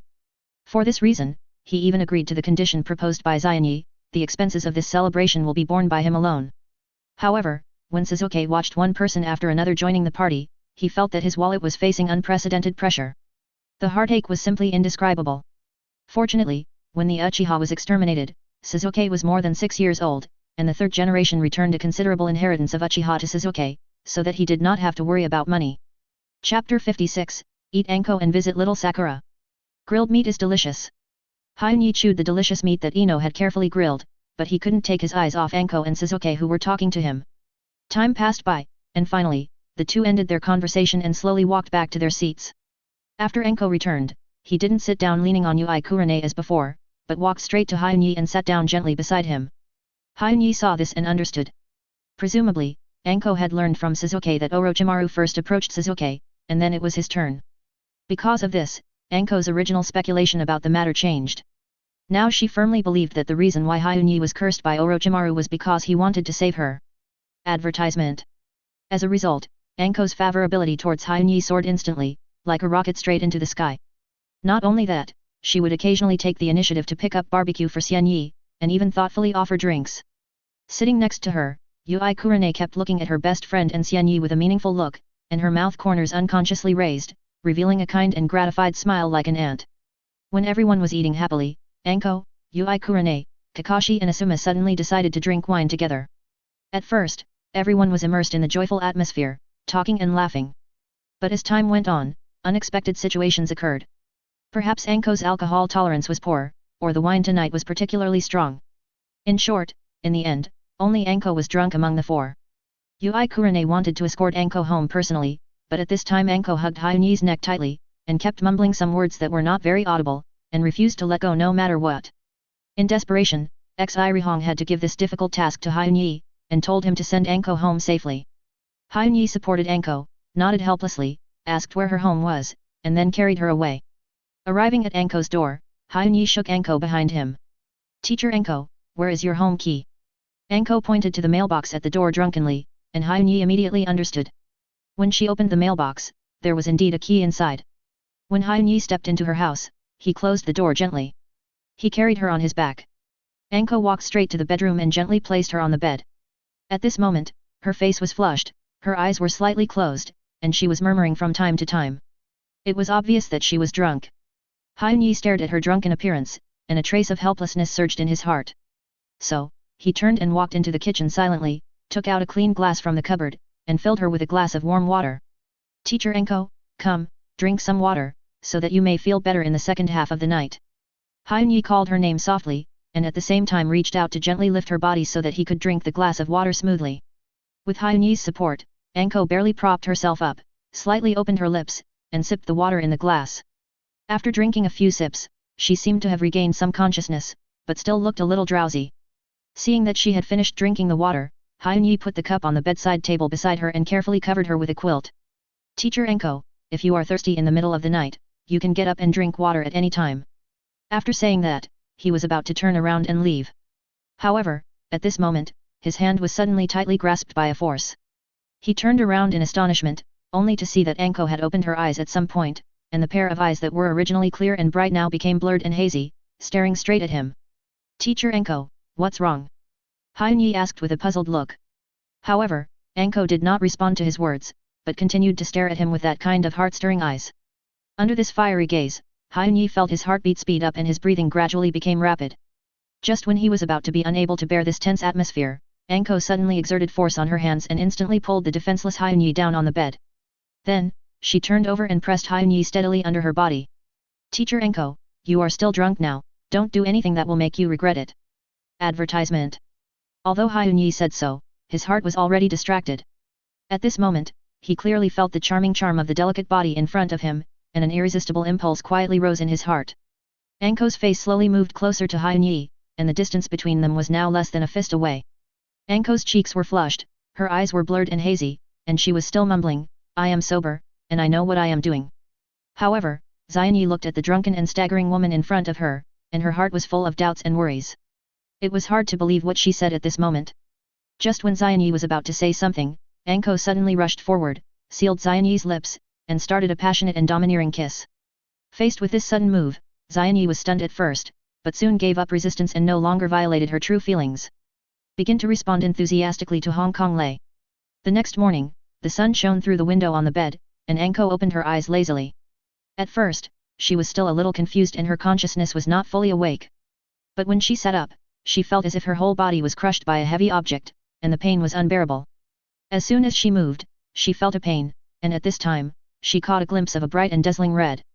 Instantly, the memories of last night surged into her mind like a tide, making her face flush with shame. Endless shyness surged into her mind like a flood that broke through the dam, and Anko quickly lay back on the bed again, wrapping herself tightly with the quilt, as if this could cover up the panic and anxiety in her heart. After a long while, Anko's emotions calmed down a little, and she remembered where Hyunyi had gone. So, she carefully lifted a corner of the quilt and looked around. However, the room was empty. Where was Hyunyi? At this moment, all kinds of complicated thoughts began to emerge in Anko's mind. Did Hyunyi think that she was just impulsive and would regret leaving afterwards? Or did he not take it to heart at all? Or did something unexpected happen? As the saying goes, women who experience S*X for the first time are always particularly sensitive and prone to wild thoughts, not to mention a girl like Hong who has never been in love and is as innocent as a blank sheet of paper. Just when Anko was full of worries and uneasiness, she heard a slight sound from the door of the room and was slowly pushed open. Then, Hyunyi carefully carried a bowl of steaming soup and walked into the room with light steps. When Hyunyi saw that Anko had woken up, a warm and charming smile immediately bloomed on his face and he said softly. Finally woke up, I just cooked delicious chicken soup, drink some while it's hot, and replenish your body. Anko was still thinking about Hyunyi's absence, and now she saw that he just got up early to cook soup, and the inexplicable worry and anxiety in her heart instantly disappeared. She turned back to her usual carefree self, smiled and responded. Hehe, thank you so much, brother Hyunyi. Hyunyi looked at Anko deeply, and there seemed to be some deep meaning in his eyes. Then, he slowly walked to the bed and sat down, picked up a spoon and gently stirred the chicken soup in the bowl, scooped a spoonful to Anko's mouth, and said in a somewhat playful tone. You're welcome. To be honest, you were the one who had the most trouble last night. If I hadn't seen that spot of blood, I would have almost suspected that you had had countless boyfriends. Anko was drinking the chicken soup handed to her by Hyun-yi.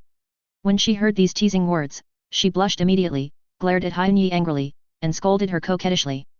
Humph, you guy, if you keep talking nonsense, be careful of my fist or I won't spare you. As she said this, she also raised her clenched fist demonstratively. However, Hyun-yi didn't care and continued to tease Anko with a playful smile. Oh, by the way, I remembered that we should have Anko's meal at noon. After all, this is such a special and meaningful day. After saying that, he deliberately winked at Anko with a sly smile. Anko was really anxious now. She sat up straight and waved her fist in a threat. Well, if you dare to joke about this again, I will really hit you. Seeing Anko's angry look, Hyun-yi couldn't help laughing. There was no way. The impression left on him last night was too deep. It was obviously her first time, but she was like a knight leading the charge. Of course, it was cannon fodder. In less than half an hour, she was defeated, and the main force of the siege became Hyun-yi. Hyun-yi didn't expect that his first woman would be Anko. It was also a muddle. The physique of a ninja is good. Anko rested for a morning and her body was almost recovered. Thinking that Hyun-yi would have a third exam in a month, Anko asked Hyun-yi to prepare well. But Hyun-yi, who had just eaten meat, couldn't bear to leave like this. She wanted to eat a few more times, but was Anko kicked him out. After all, she was worried that Yui Kurane would come to find her. Advertisement. Walking on the street, Hyun-yi remembered that little Sakura was still in the hospital, so she went to see her. Arriving at Ino's flower shop, she bought a bunch of red carnations. Ino felt a little jealous when she saw this because she knew that Jiang Yushi was going to visit little Sakura. Seeing that little Sakura was injured and hospitalized, she ignored this. Arriving at the hospital, she asked the nurse about little Sakura's ward and went straight there. Hyun-yi gently pushed open the door of little Sakura's ward and saw the scene inside the room at a glance. A middle-aged woman with a kind face was sitting by the bed and taking good care of little Sakura. There was no doubt that this middle-aged woman was little Sakura's mother. At this moment, little Sakura keenly noticed the sound of the door being pushed open. She quickly turned her head and her eyes met with Hyun-yi who had just entered the room. When she saw that the person coming was Hyun-yi, a happy smile immediately bloomed on her face, and she shouted excitedly, Hyun-yi, you are here to see me. Hyun-yi's mouth corners slightly raised, revealing a warm smile in response, and then he slowly walked towards little Sakura, holding a bunch of beautiful carnations in his hand. Little Sakura's mother noticed the flowers in Hyun-yi's hand and instantly realized that the handsome young man in front of her was the one her daughter had been thinking about. So, she stood up with a smile on her face, pretending to go get some hot water, leaving space for the two to be alone. After Sakura's mother left the room, Hyun-yi tiptoed to the chair beside the bed and sat down. His eyes fell on Sakura's left foot, which was wrapped in thick bandages and hung high, and his eyes showed concern and worry. Hyun-yi put on a soft 620 voice and asked softly, how is it? Is the injury serious? Did the doctor say how long it takes to recuperate? When Sakura heard that Hyun-yi cared so much about her, she couldn't help but feel a warm current in her heart, but she still answered pitifully. The situation is not very good. The bone is injured. But fortunately, it was only rubbed by the edge of the air pressure cannon, so it's just a fracture. It is estimated that it will take about a month to recover to walk normally. During this time, I can only rely on crutches to help. After saying that, she sighed helplessly. Hyun-yi gently stretched out her hand and gently stroked Sakura's little head, her eyes full of concern and self-blame, and she spoke slowly in an extremely gentle tone. It's all my fault. If I had shown up in time, you wouldn't have been hurt. Sakura shook her head and responded with a look of scorn. No, it's not your fault. It's actually my problem. I'm too weak. I can't even deal with those three guys who don't have the true essence of ninjutsu. Oh, it would be great if I could be stronger. Hearing what Sakura said, Hyun-yi fell into silence. To be honest, he did have a way to help Sakura's desire to become stronger. However, this method was extremely uncertain, so he couldn't easily make a promise to Sakura at the moment. After a while, Hyun-yi broke the silence and asked softly. Is that true? Well, in that case, after your injury is completely healed, I will accompany you and provide you with targeted guidance and training, how about that? As soon as the voice fell, little Sakura's originally dull eyes suddenly lit up, as dazzling as the stars twinkling in the night sky. She nodded excitedly, and kept muttering, great. Great. Then, little Sakura suddenly blinked her big watery eyes, deliberately made a pitiful look, and looked at Hyun-yi coquettishly. Hyun-yi, my legs hurt so much now, what should I do? Hyun-yi naturally saw through little Sakura's pretending to be in pain, but sometimes, not pointing out the other person's little thoughts is one of the best ways to promote the warming of the relationship between each other. Xianyi smiled slightly and responded to little Sakura's words. Oh? So that's how it is. I just happen to have a special magical ninjutsu here. Let me show it to you to see if it can relieve the pain. After saying that, Xianyi slowly stretched out his right hand and gently stroked the pink and white face of little Sakura, then moved closer to little Sakura little by little, and finally kissed her affectionately. Chapter 57 Hayashi's Expectations, Naruto's Training. After being affectionate with little Sakura for more than 10 minutes, the two were immersed in the sweet and warm atmosphere. At this moment, little Sakura's mother suddenly returned to the door of the ward. She caught a glimpse of little Sakura's red face, like a ripe apple, and instantly understood what was happening in front of her. Little Sakura's mother's mouth corners slightly raised, revealing an ambiguous smile, and her eyes fell directly on Hyunyi. Hyunyi felt the meaningful gaze of little Sakura's mother, and couldn't help feeling embarrassed and awkward. He coughed subconsciously to try to hide his inner panic. After all, openly flirting with someone else's daughter in front of her mother did make him look like a spirited boy. Are you safe upstairs? Advertisement. However, despite a little uneasiness in his heart, Hyunyi still tried to stay calm and continued to chat with little Sakura for more than 10 minutes. Finally, Hyunyi felt that the time was about right, so he got up to say goodbye to little Sakura and left the ward. However, he did not leave immediately, but went to a nearby flower shop to carefully select a bunch of beautiful flowers. Then, holding the flowers, he came to the nurse's station and politely asked the nurse on duty where Hinata's ward was. After learning the specific room number, Hyunyi walked quickly to Hinata's ward and knocked on the door gently. Soon, Hinata's soft and gentle voice, as soft as a yellow warbler, came from the room, "Come in." Hyunyi slowly opened the door and walked into the ward. When Hinata saw that the person coming was Hyunyi, her pale cheeks instantly turned red, and her beautiful big eyes flashed with surprise. She nodded shyly, then quickly lowered her head as if she remembered something, and began to shyly fiddle with her slender fingers. Hyunyi saw Hinata's cute and shy appearance, and couldn't help but feel pity for her, and a warm smile appeared on the corner of his mouth. He knew that he needed to break the silence at this time to make the atmosphere less restrained, so he took the initiative to find a topic to talk to Hinata. Under the guidance of Hyunyi's humorous words, Hinata gradually relaxed, slowly raised her head, stared at Hyunyi with her big watery eyes, and listened to him carefully. Just as the two were talking happily, Hyunyi suddenly stretched out his right hand and gently held Hinata's little hand that was fiddling with the corner of her clothes restlessly. In an instant, Hinata shuddered as if she had received an electric shock, and she was completely stunned. Her face became more and more red, as if blood could drip out, and even her breathing became rapid. Seeing that Hinata was almost fainting from shyness, Xianyi hurriedly comforted her softly, "Don't be nervous, Hinata." After a long time, Hinata's emotions like a frightened deer finally calmed down slowly, but her cheeks were still flushed with a charming blush, and her shyness did not diminish at all. "Hinata, do you know? In that fierce preliminaries, when I saw you stand up even though you were seriously injured and bravely challenge Niji, an indescribable joy and relief surged in my heart. At that moment, I was truly proud of you, because from then on, you had taken an important step to overcome your cowardice." Xianyi's eyes were extremely gentle, as if the warm spring breeze gently brushed across Hinata's heart. He whispered and gently caressed her. Hinata's small, soft hands. "Actually, I have always believed that under your seemingly weak body, there is endless potential. However, your brilliance is bound by your introverted and timid character. But I believe that one day, when you successfully break free from the shackles of cowardice, you will surely bloom with amazing brilliance and become an existence that no one can match." After listening to Hyunyi's sincere and inspiring words, Hinata's heart seemed to flow through a warm current, and a sweet ripple instantly spread. She nodded slightly and held Hyunyi's hand tightly with the same gentle strength. For Hinata, every word of praise, every bit of consideration, and every intimate move of Hyunyi are the most precious treasures in life, enough to make her immersed in the ocean of happiness. Recalling that she was able to stand up tenaciously again and again on the field, Hinata knew the reason very well. She really didn't want her beloved Hyunyi to see her cowardly and timid garlic. Because of this firm belief, no matter how much it costs, even if it takes all her strength or even her life, Hinata will never give up in front of her. For Hinata, Hyunyi's heart is full of endless love. This love is not only due to her unwavering and unswerving character. Once she falls in love with someone, more importantly, she will continue to work hard and pursue progress because she loves that person deeply. Because of this, even though the time spent with Hinata was the shortest among the three girls, Hyunyi still put Hinata at the top of his heart without hesitation. After chatting with Hinata for a full half an hour, Hyunyi got up and prepared to leave. At this time, Hinata looked at Hyunyi, who was about to turn around and leave, and her eyes revealed a trace of reluctance that was difficult to conceal. Advertisement. Hyunyi keenly caught the affection in Hinata's eyes.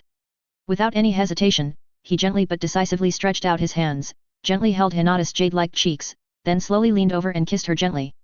In an instant, Hinata seemed to be struck by lightning, and her eyes widened instantly. However, just a moment later, she was like being intoxicated in a wonderful dream, and her whole body was deeply immersed in this sudden sweet kiss. In fact, when she saw Ino bravely kissing Hyunyi, she had imagined countless times in her mind the romantic scene of herself and Hyunyi hugging each other intimately and touching their lips. At that time, she always felt that if that moment really came, she would definitely faint directly because of extreme shyness. However, when this moment that she had been thinking about day and night finally came, she found that she was not panicked or embarrassed as she imagined, but was unusually sober and calm. Although she was a little at a loss at first, she soon began to raise her head slightly, and responded to Hyunyi's passionate and affectionate kiss awkwardly and passively. After only 2 or 3 minutes, the two reluctantly separated. After separating, Hinata panted, her chest heaving violently, and her blurred eyes always stayed on Hyunyi, as if she couldn't bear to move away. Hyunyi smiled gently scratched Hinata's small and cute nose with his fingers, and said softly, "You must take good care of yourself. When you are discharged from the hospital, let's go on a romantic date, okay?" Hinata's cheeks flushed when she heard this, but she did not respond. She just nodded like a docile little rabbit. Seeing this, Hyunyi's heart was full of love, and he turned around and slowly left Hinata's ward. When he just closed the door and was about to leave, he found 10 middle-aged men in kimonos standing in front of him. The man had a dignified and serious face, and exuded a majestic and inviolable aura. Hyunyi's heart was shocked, and he instantly recognized the identity of this person, the patriarch of the Hyuga clan, and also Hinata's father, Hyuga Hayashi. In an instant, Hyunyi felt a chill rising from his spine and rushing straight to his forehead. All the blood in his body seemed to have cooled and solidified at this moment. You know, just now in the ward, he had interacted intimately with the other person's baby daughter. Now he was caught red-handed by such an unfortunate coincidence, how could he not panic? Hello, uncle. Hyunyi stuttered and greeted him, his voice trembling slightly. However, Hayashi did not answer, and still stared at Hyunyi expressionlessly. His sharp eyes were like 2 cold arrows, shooting straight into Hyunyi's heart. As time passed, the atmosphere became more and more tense and depressing. Hyunyi felt that his heart was about to jump out of his throat, his mind was in a mess, and he even began to wonder whether he should buy a good coffin for himself in advance. Just as he was thinking about it, Hayashi finally made a move.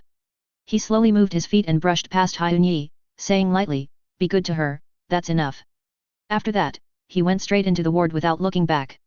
After listening to Hyuga Hayashi's words, Hyunyi's heart, which had been hanging for a long time, finally slowly fell back into his stomach. He breathed a sigh of relief, then slowly turned his head and looked at the quiet ward again. Through the narrow glass window on the door, he saw Hinata lying on the bed. He understood the meaning of Hyuga Hayashi's words.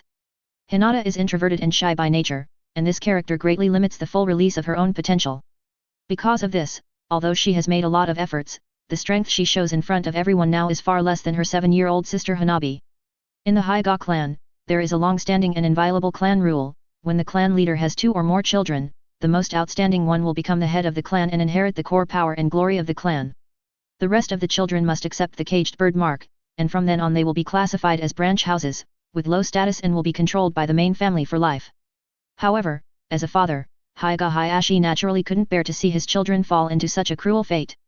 Ever since he knew that the talented Hyunyi and Hinata were in love with each other, Hyuga Hayashi had a glimmer of hope in his heart. He hoped that Hyunyi could rise quickly and grow into a real strong man. Advertisement.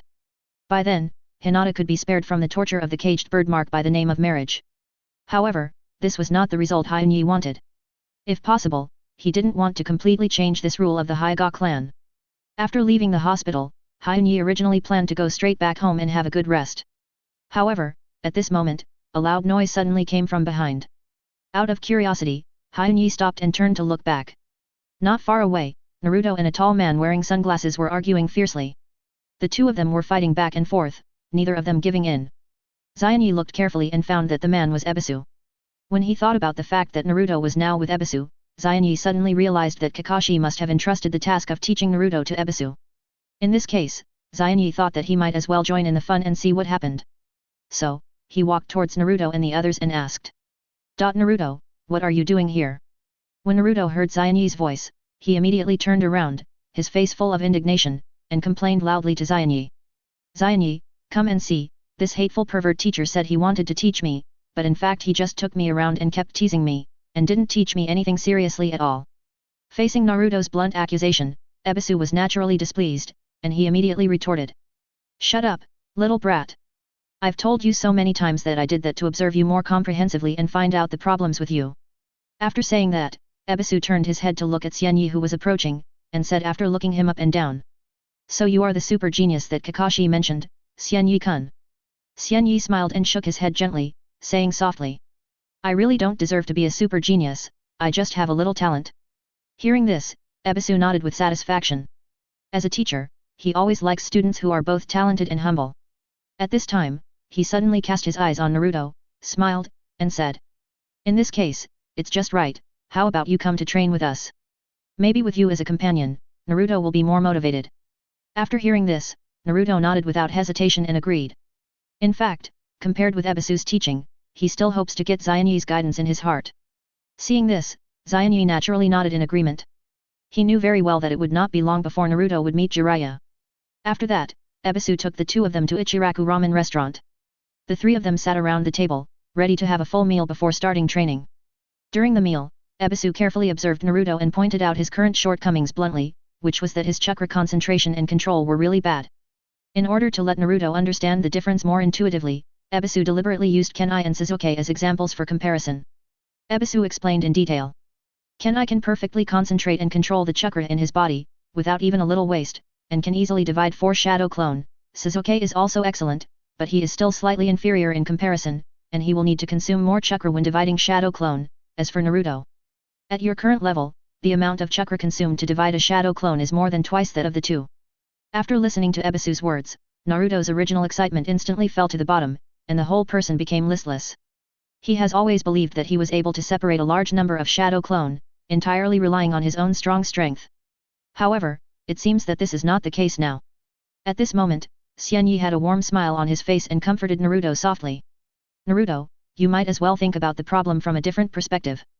This just proves that you have a very large amount of chakra. If you can further improve your ability to condense and control chakra on this basis, then your strength will not just double, but will be dozens or even hundreds of times stronger. Naruto's eyes lit up all of a sudden, as if he had regained his confidence. He grinned and responded, yes, it is indeed the case when you think about it. Ebisu cast his eyes on Xianyi, thinking secretly in his heart. Until this moment, he finally understood why Kakashi praised Xianyi so much. It turned out that Xianyi exuded a unique leadership temperament. Well, now that everyone has eaten and drunk enough, let's start training. After saying that, Ebisu quickly finished the last mouthful of noodles and was about to get up to pay the bill, but suddenly he saw the pile of empty bowls in front of Naruto, and his heart tightened, secretly worrying about his wallet. Chapter 58 Naruto's Training, Jiraiya's Vigilance. After paying, Ebisu led Naruto and Kenai to the hot spring shop in Konoha village.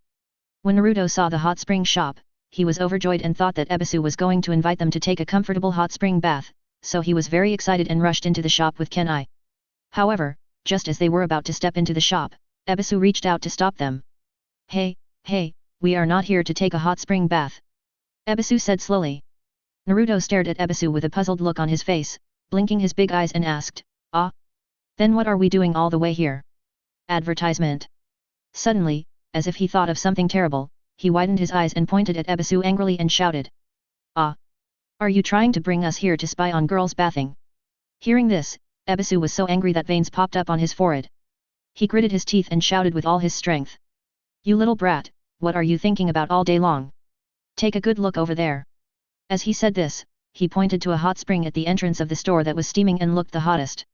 Naruto looked in the direction Ebisu pointed, and saw that the spring was gurgling and steam was rising. Ebisu said to Naruto with a smirk. Your training task is to use chakra to walk in this hot spring. If you don't want to get burned, you should quickly learn the trick. Naruto half believed and half doubtedly stretched out his hand to test the water temperature, but as soon as he touched the water, he shrank back as if he had been electrocuted, shouting non-stop. Oh my god, this is too hot. When Xianyi trained little Sakura, it was at the beach. Why should I be in such a scary place when it's my turn? Ebisu listened to Naruto's complaint, turned his head and looked at Xianyi, and then answered seriously. This is called teaching students in accordance with their aptitude, understand? Everyone's situation is different, so naturally different training methods are needed. After that, Ebisu pushed his sunglasses and said provocatively. Or do you want to just stay where you are and watch Sasuke and the others become stronger and eventually surpass you? This sentence hit Naruto's heart like a heavy hammer, making him who was still complaining suddenly silent. Naruto took a deep breath, as if he had made up his mind, clenched his teeth tightly, and began to mobilize the chakra in his body and slowly gathered it under his feet. He stepped onto the water carefully, but after just a few seconds, he felt that his control over chakra was gradually out of control and his body began to shake. Plop! A muffled sound came, and Naruto finally failed to stabilize his body and fell into the water in a miserable state. It's so hot! Naruto shouted loudly while struggling to climb up the shore from the water. Xian Yi, who was standing by, saw this scene and shook his head helplessly, then shouted at Naruto. Naruto, try using Shadow Clone for training. Naruto looked at Xian Yi with a puzzled look on his face, obviously not understanding why he suddenly made such a suggestion. Xian Yi sighed and patiently explained to Naruto.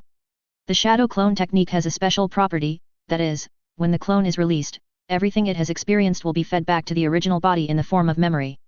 In other words, if you can separate a Shadow Clone to train with you, it is actually equivalent to having two of you to receive training at the same time, which can greatly improve your training efficiency. After listening to Xian Yi's words, Naruto nodded as if he had just woken up from a dream, indicating that he understood the truth. Even teacher Ebisu, who had been standing by and observing silently, couldn't help but show a hint of surprise at this time. He had never thought that Xian Yi could use the characteristics of Shadow Clone so cleverly, because Naruto pointed out a unique training method suitable for him. However, can this method really work? You know, Shadow Clone can feed back to the main body far more than just memory, and the fatigue they have accumulated will also come back all at once. It is simply unbearable for ordinary people to bear so much fatigue at one time. However, it is obvious that Ebisu knows nothing about Naruto's special physique. In the original work, Naruto once showed an amazing move. He differentiated a full 100 Shadow Clone at one time, and let these clones practice at the same time. When night falls and they need to rest, all the clones will be released. This means that the fatigue generated by the full 100 clones practicing all day will all be gathered in an instant. Naruto's body. That level of fatigue is equivalent to the amount accumulated by an ordinary person who has not closed his eyes and sleepless for a month. At that time, Naruto almost fainted after just releasing his clone. However, after a night of rest, he was as energetic as usual the next day. That is why Xian Yi suggested Naruto to adopt this unique training method. After listening to Xian Yi's words, Naruto immediately performed ninjutsu without any hesitation and quickly differentiated into 10 Shadow Clone. Then, they started the treading water training journey together. After Naruto started training, he was concentrating on it, and the water kept sliding down his forehead. Advertisement. At this moment, Ebisu suddenly seemed to notice something unusual and turned his head to look to the side. In a corner not far away, there was a figure hiding there stealthily, with a pair of eyes staring straight at the direction of the women's bathroom. Seeing this, Ebisu's face suddenly became gloomy, and he shouted loudly, "Bold lunatic! How dare you peek into the women's bathroom here, it's really outrageous!" However, before he finished speaking, a black shadow rushed over like lightning, and then he heard with a muffled bang. Ebisu didn't even have time to react before his eyes went dark and he fainted on the ground. Xian Yi, who had been standing quietly by the side, heard the sound and looked over. After seeing the situation clearly, he couldn't help but widen his eyes and look shocked. It turned out that next to Ebisu, who was lying on the ground, a tall white-haired man was sitting leisurely on the head of a huge toad. With just one glance, Xian Yi immediately recognized the identity of this person. After all, the iconic white hair and unique sitting posture, plus the big toad, are enough to show that this person is the legendary Sunan Shi Lai. At this time, Naruto also hurriedly ran behind Ebisu. Looking at the teacher who didn't move, Naruto didn't think about it, raised his hand and used a powerful 1,000 years of death, and poked Ebisu's butt fiercely. But what was unexpected was that Ebisu, who suffered such a heavy blow, was still motionless, as if he had completely lost consciousness. Xian Yi shook his head helplessly, feeling a little speechless about Naruto's impulsive behavior. Then, he looked up at Jiraiya and asked, "Excuse me, are you the famous Jiraiya-sama?" Jiraiya was originally observing everything that was happening in front of him with great interest, and when he heard Xian Yi's question, he couldn't help but be slightly stunned. He glanced at Xian Yi with some surprise, obviously not expecting that among these children today, there would be someone who could recognize him. But soon, a generous smile appeared on his face, and he laughed and said, "Ha ha ha, kid, not bad, you recognized me. That's right, I am the Toad Spirit Xiansu Daoran from Mount Maiboku, Jiraiya is me." However, compared to Xian Yi's politeness and steadiness, Naruto was not so polite. His brain seemed to be unable to accommodate Jiraiya's long and complicated name, and he simply abbreviated it to Pervy Sage. Naruto put his hands on his hips and shouted at Jiraiya angrily. "Hey! Pervy Sage over there, what are you doing? Why did you knock out the person who is responsible for guiding my training? In this way, how can I continue to practice?" 1. At this time, Jiraiya, who had been immersed in his own thoughts, suddenly came back to his senses, and his eyes finally fell on Naruto. At this moment, Naruto's hair hit his sight like lightning, making him stare involuntarily. That golden hair was exactly the same as Minato in his memory, as if time had frozen at this moment. Could it be that this child is? Jiraiya's eyes became extremely complicated, and 1,000 emotions surged in his heart. Xianyi, who was standing aside, saw that Jiraiya had already noticed the clues of Naruto's life experience, and hurriedly stepped forward and whispered in Jiraiya's ear. Master Jiraiya, can you please give Naruto some guidance? He has been living a very hard life these years. Jiraiya heard this, looked at Xianyi thoughtfully, sighed deeply, and seemed to have many feelings in his heart. Hey, kid. I heard that you want to practice, right? Then let me guide you. Jiraiya shouted at Naruto. Hearing this, Naruto looked at Jiraiya with suspicion, muttering to himself, this guy looks like a lecher, can he really teach me anything? However, seeing this, Xianyi hurriedly persuaded, Naruto, believe me, following Master Jiraiya to practice will definitely be of great help to you. Naruto has always trusted Xianyi, since even he said so, what is there for him to hesitate about? So, Naruto nodded and agreed. For a period of time, the two of them were noisy again. After finally calming down, Jiraiya officially started the arduous training journey with Naruto. For some reason, Jiraiya always felt that Xianyi seemed to be an extraordinary person, so he simply waved his hand and forcibly pulled him into the practice. By the river, Jiraiya sat quietly on the shore, staring intently at Naruto who was trying to tread water on the river. Naruto was concentrating on keeping his balance and carefully treading the river. However, at this moment, the experienced Jiraiya suddenly noticed something strange. Advertisement. As Naruto lost his balance and fell into the water again, splashing water, Jiraiya quickly waved to him to come ashore. After Naruto came ashore, wet all over, he looked at Jiraiya with a puzzled look. At this time, Jiraiya smiled at Naruto and stared at his belly and said, Boy, lift up your clothes and show me. Although Naruto didn't understand Jiraiya's intention, out of trust in his teacher, he still lifted up his shirt and exposed his belly. When Jiraiya saw the complicated sealing technique on Naruto's belly, he was shocked. This sealing technique was actually divided into 2 layers, and the inner layer was the legendary 8-sign seal. The 8-sign seal is an extremely powerful and stable sealing technique, and its function is to gradually transform the chakra of the 9-tails demon fox into the chakra that Naruto can use. But now, there is an extra 5-element seal on the outer layer, which is obviously someone's deliberate act. Due to the interference of this extra 5-element seal, the original 8-sign seal for transforming chakra has been changed, causing Naruto to encounter many obstacles when condensing his own chakra, making it difficult for him to smoothly exert his strength. Jiraiya, who realized the seriousness of the problem, decided to take immediate action. Take action to help Naruto. He pretended to be calm and said to Naruto, come, try to condense your chakra. Naruto didn't understand, but he still followed Jiraiya's instructions and began to try to condense chakra. Just as Naruto was concentrating, Jiraiya quickly stretched out his right hand, and his 5 fingers condensed 5 different chakras of thunder, wind, water, fire, and earth. Then, he suddenly exerted force and pressed his palm hard on Naruto's stomach. There was only a muffled sound, and Naruto suddenly felt a sharp pain, and subconsciously covered his stomach tightly with both hands. Ah!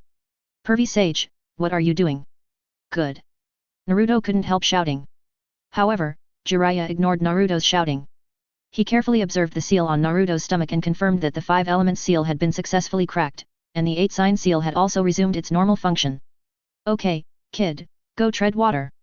Jiraiya ignored Naruto's complaints and asked him to try walking on the river.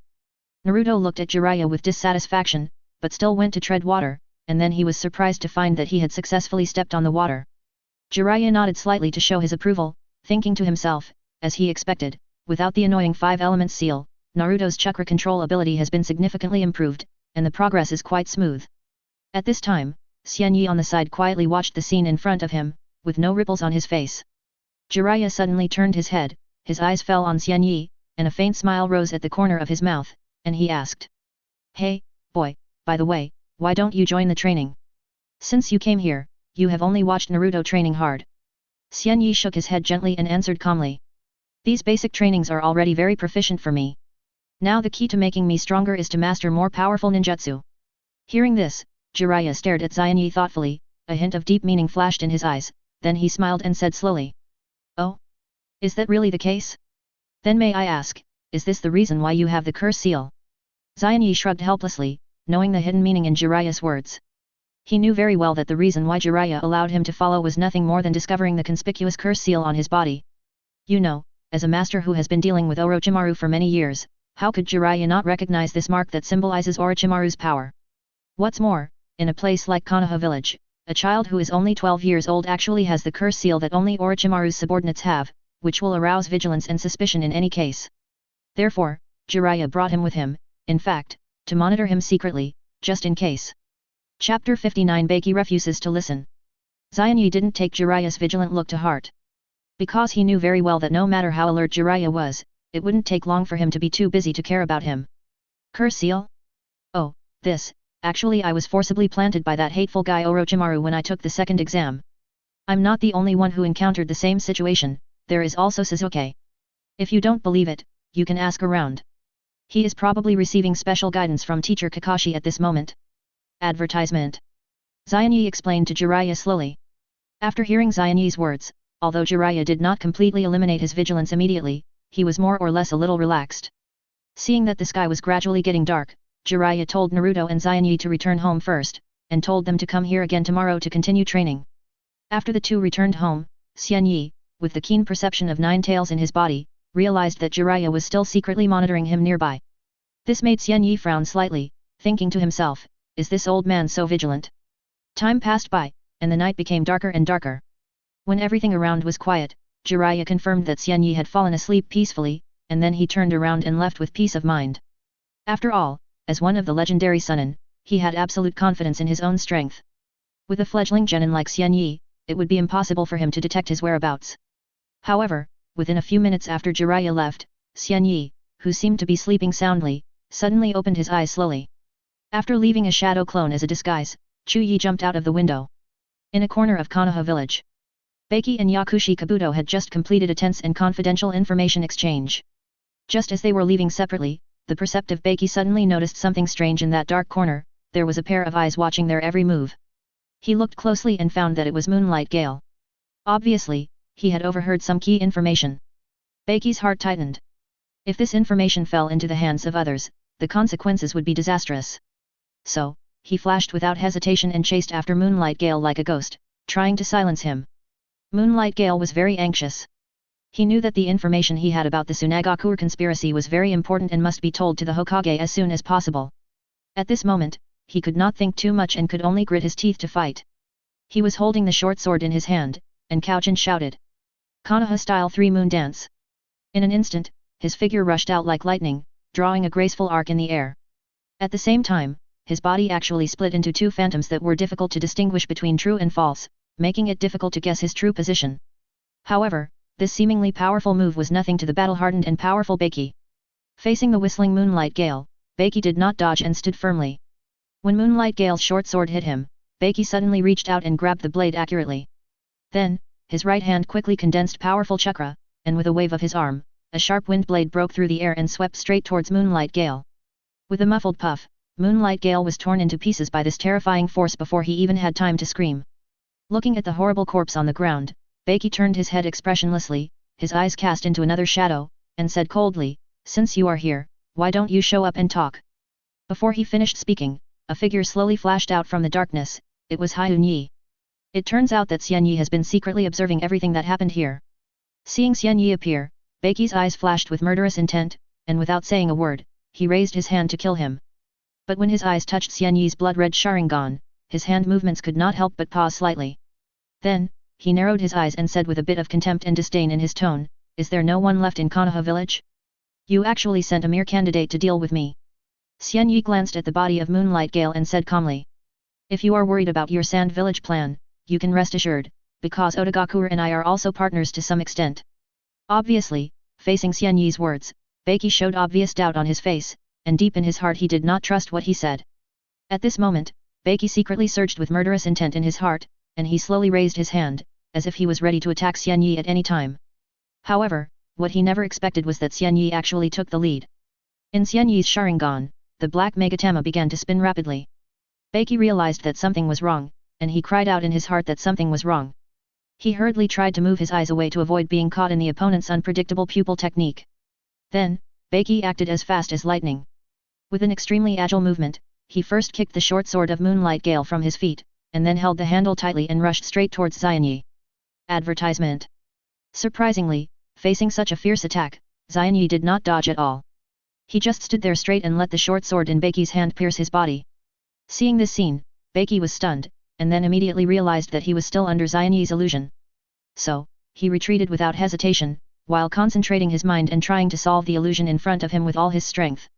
Soon Beiki felt that the chakra in his body gradually returned to normal flow, as if the previous influence had disappeared. When he was sure that he had successfully gotten rid of the shackles of the illusion, he breathed a long sigh of relief, and his tense nerves also relaxed a little. However, at this moment, he was horrified to find that Hyunyi had disappeared. Beiki could not help but be alert and looked around carefully, fearing that Hyunyi would suddenly appear again and give him a fatal blow. After a long while, after confirming that there was no Hyunyi around, he was completely relieved and turned around to leave. But just as he took a few steps, he suddenly heard a ticking sound. Looking down, he found that a long and thin wound had appeared on his hand. When did this injury happen? Why didn't I feel any pain at all? Beiki said to himself suspiciously. What frightened him even more was that as time went by, similar wounds began to appear on his body. Although these wounds were not large, they were numerous and distributed very densely.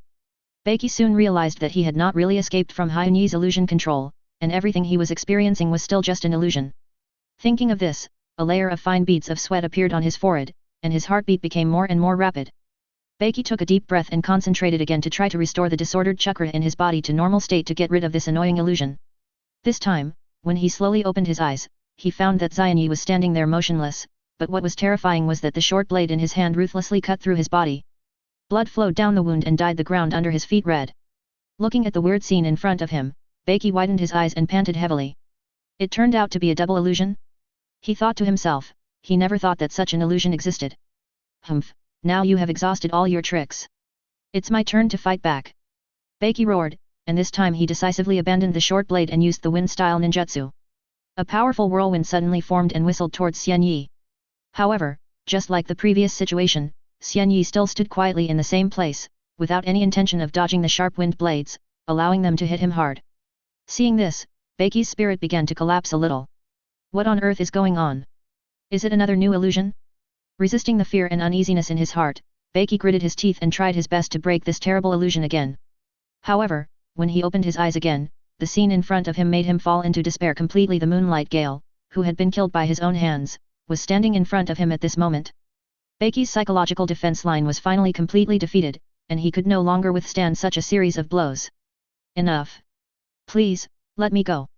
Finally, Beiki's knees softened and he knelt down on the ground, begging with a trembling voice. The scene in front of him was like a dream bubble, and it changed again. In the blink of an eye, Xianyi appeared in front of him, with an upright posture and a stern face. However, at this moment, Beiki fell into deep confusion and bewilderment because he could no longer tell whether Jinyi in front of him was still in the illusion of the strange spring. What do you think? You should believe me now. If I really want to expose your carefully planned conspiracy, I'm afraid you can only be like a headless fly, trapped in this illusion, constantly doubting and torturing yourself. Xianyi's mouth corners slightly raised, revealing a contemptuous smile, and said coldly. Beiki's eyes widened, his eyes were empty and lifeless, as if he had lost his soul. After a long time, he nodded as if he had just woken up from a dream, indicating that he agreed with everything Xianyi said. Advertisement. See, Beiki looked so lost that Xianyi couldn't help but feel bored. He even felt it was unnecessary to look at him any longer. So, he turned around without hesitation and prepared to leave. But just when Xianyi turned his back to Beiki, something unexpected happened. Beiki, who was originally dumbfounded, suddenly seemed to be awakened by a powerful force, and the whole person instantly burst out with amazing speed and momentum. He suddenly pulled out an extremely sharp kunai from his waist, held it tightly in his hand, and then rushed towards Xianyi at lightning speed. In an instant, a cold light flashed, and the kunai pierced Xianyi's back. Beiki was secretly happy, thinking that he had finally succeeded in breaking through the shackles of the illusion and dealt a fatal blow to Xianyi. However, just when he was looking forward to Xianyi falling to the ground with joy, he heard her slowly speaking. Humph, you really overestimate your own abilities. I might as well give you another kind advice. Your plan is indeed useful to me, so I sincerely hope that you can carry it out as promised. Otherwise. At this point, Xianyi paused for a moment, and his tone suddenly became gloomy and terrifying. If I am unhappy, the consequences will not be something you can bear. Before he finished speaking, Hyunyi's figure gradually became blurred, like the moon in the water and the flower in the mirror, and finally disappeared quietly into the air like a phantom. Beiki's face turned pale as paper and his body trembled involuntarily after seeing this scene. It was not until then that he suddenly realized that he had never been able to escape Hyunyi's illusion. In the most luxurious and high-end box of Xingyu Hotel, Hyunyi was sitting on the main seat.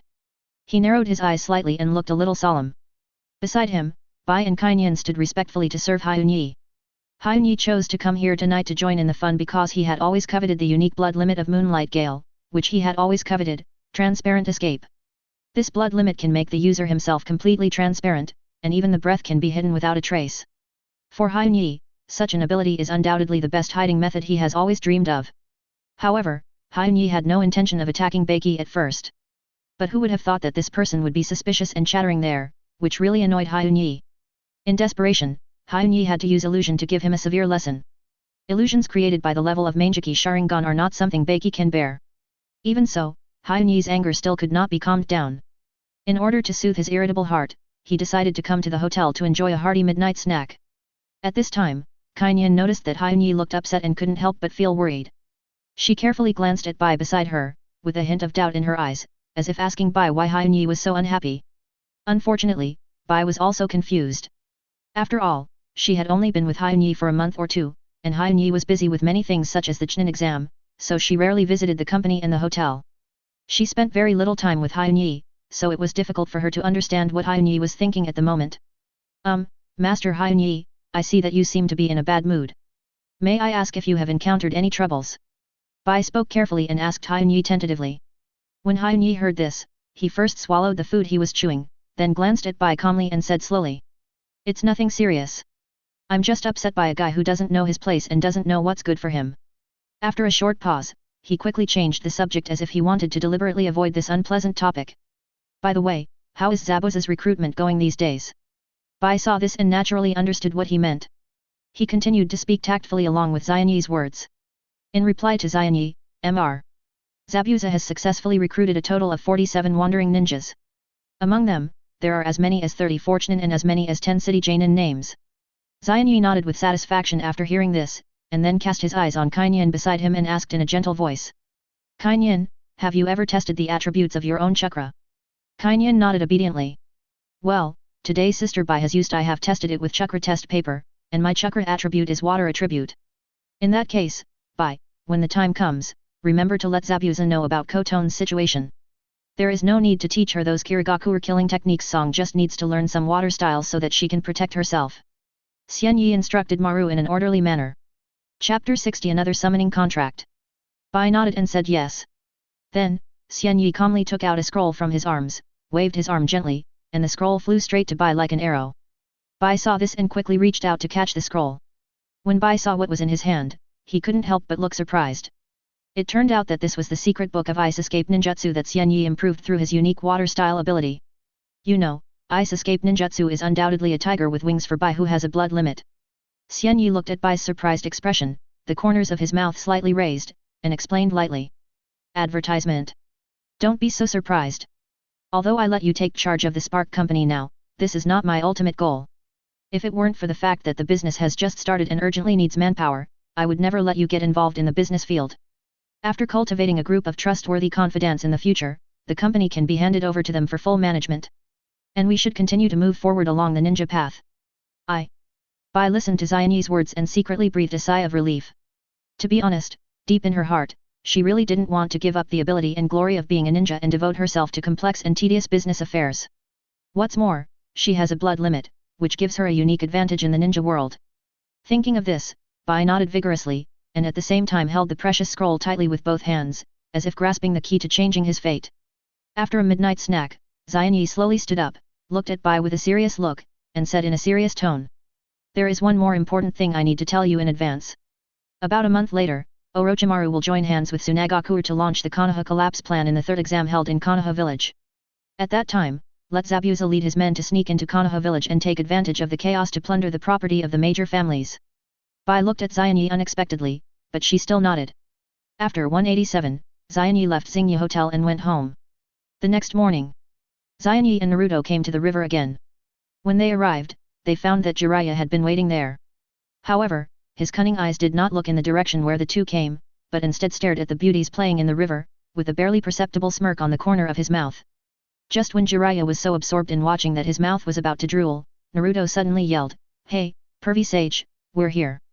This sudden roar was like a thunderclap, instantly breaking the originally peaceful and harmonious atmosphere by the river.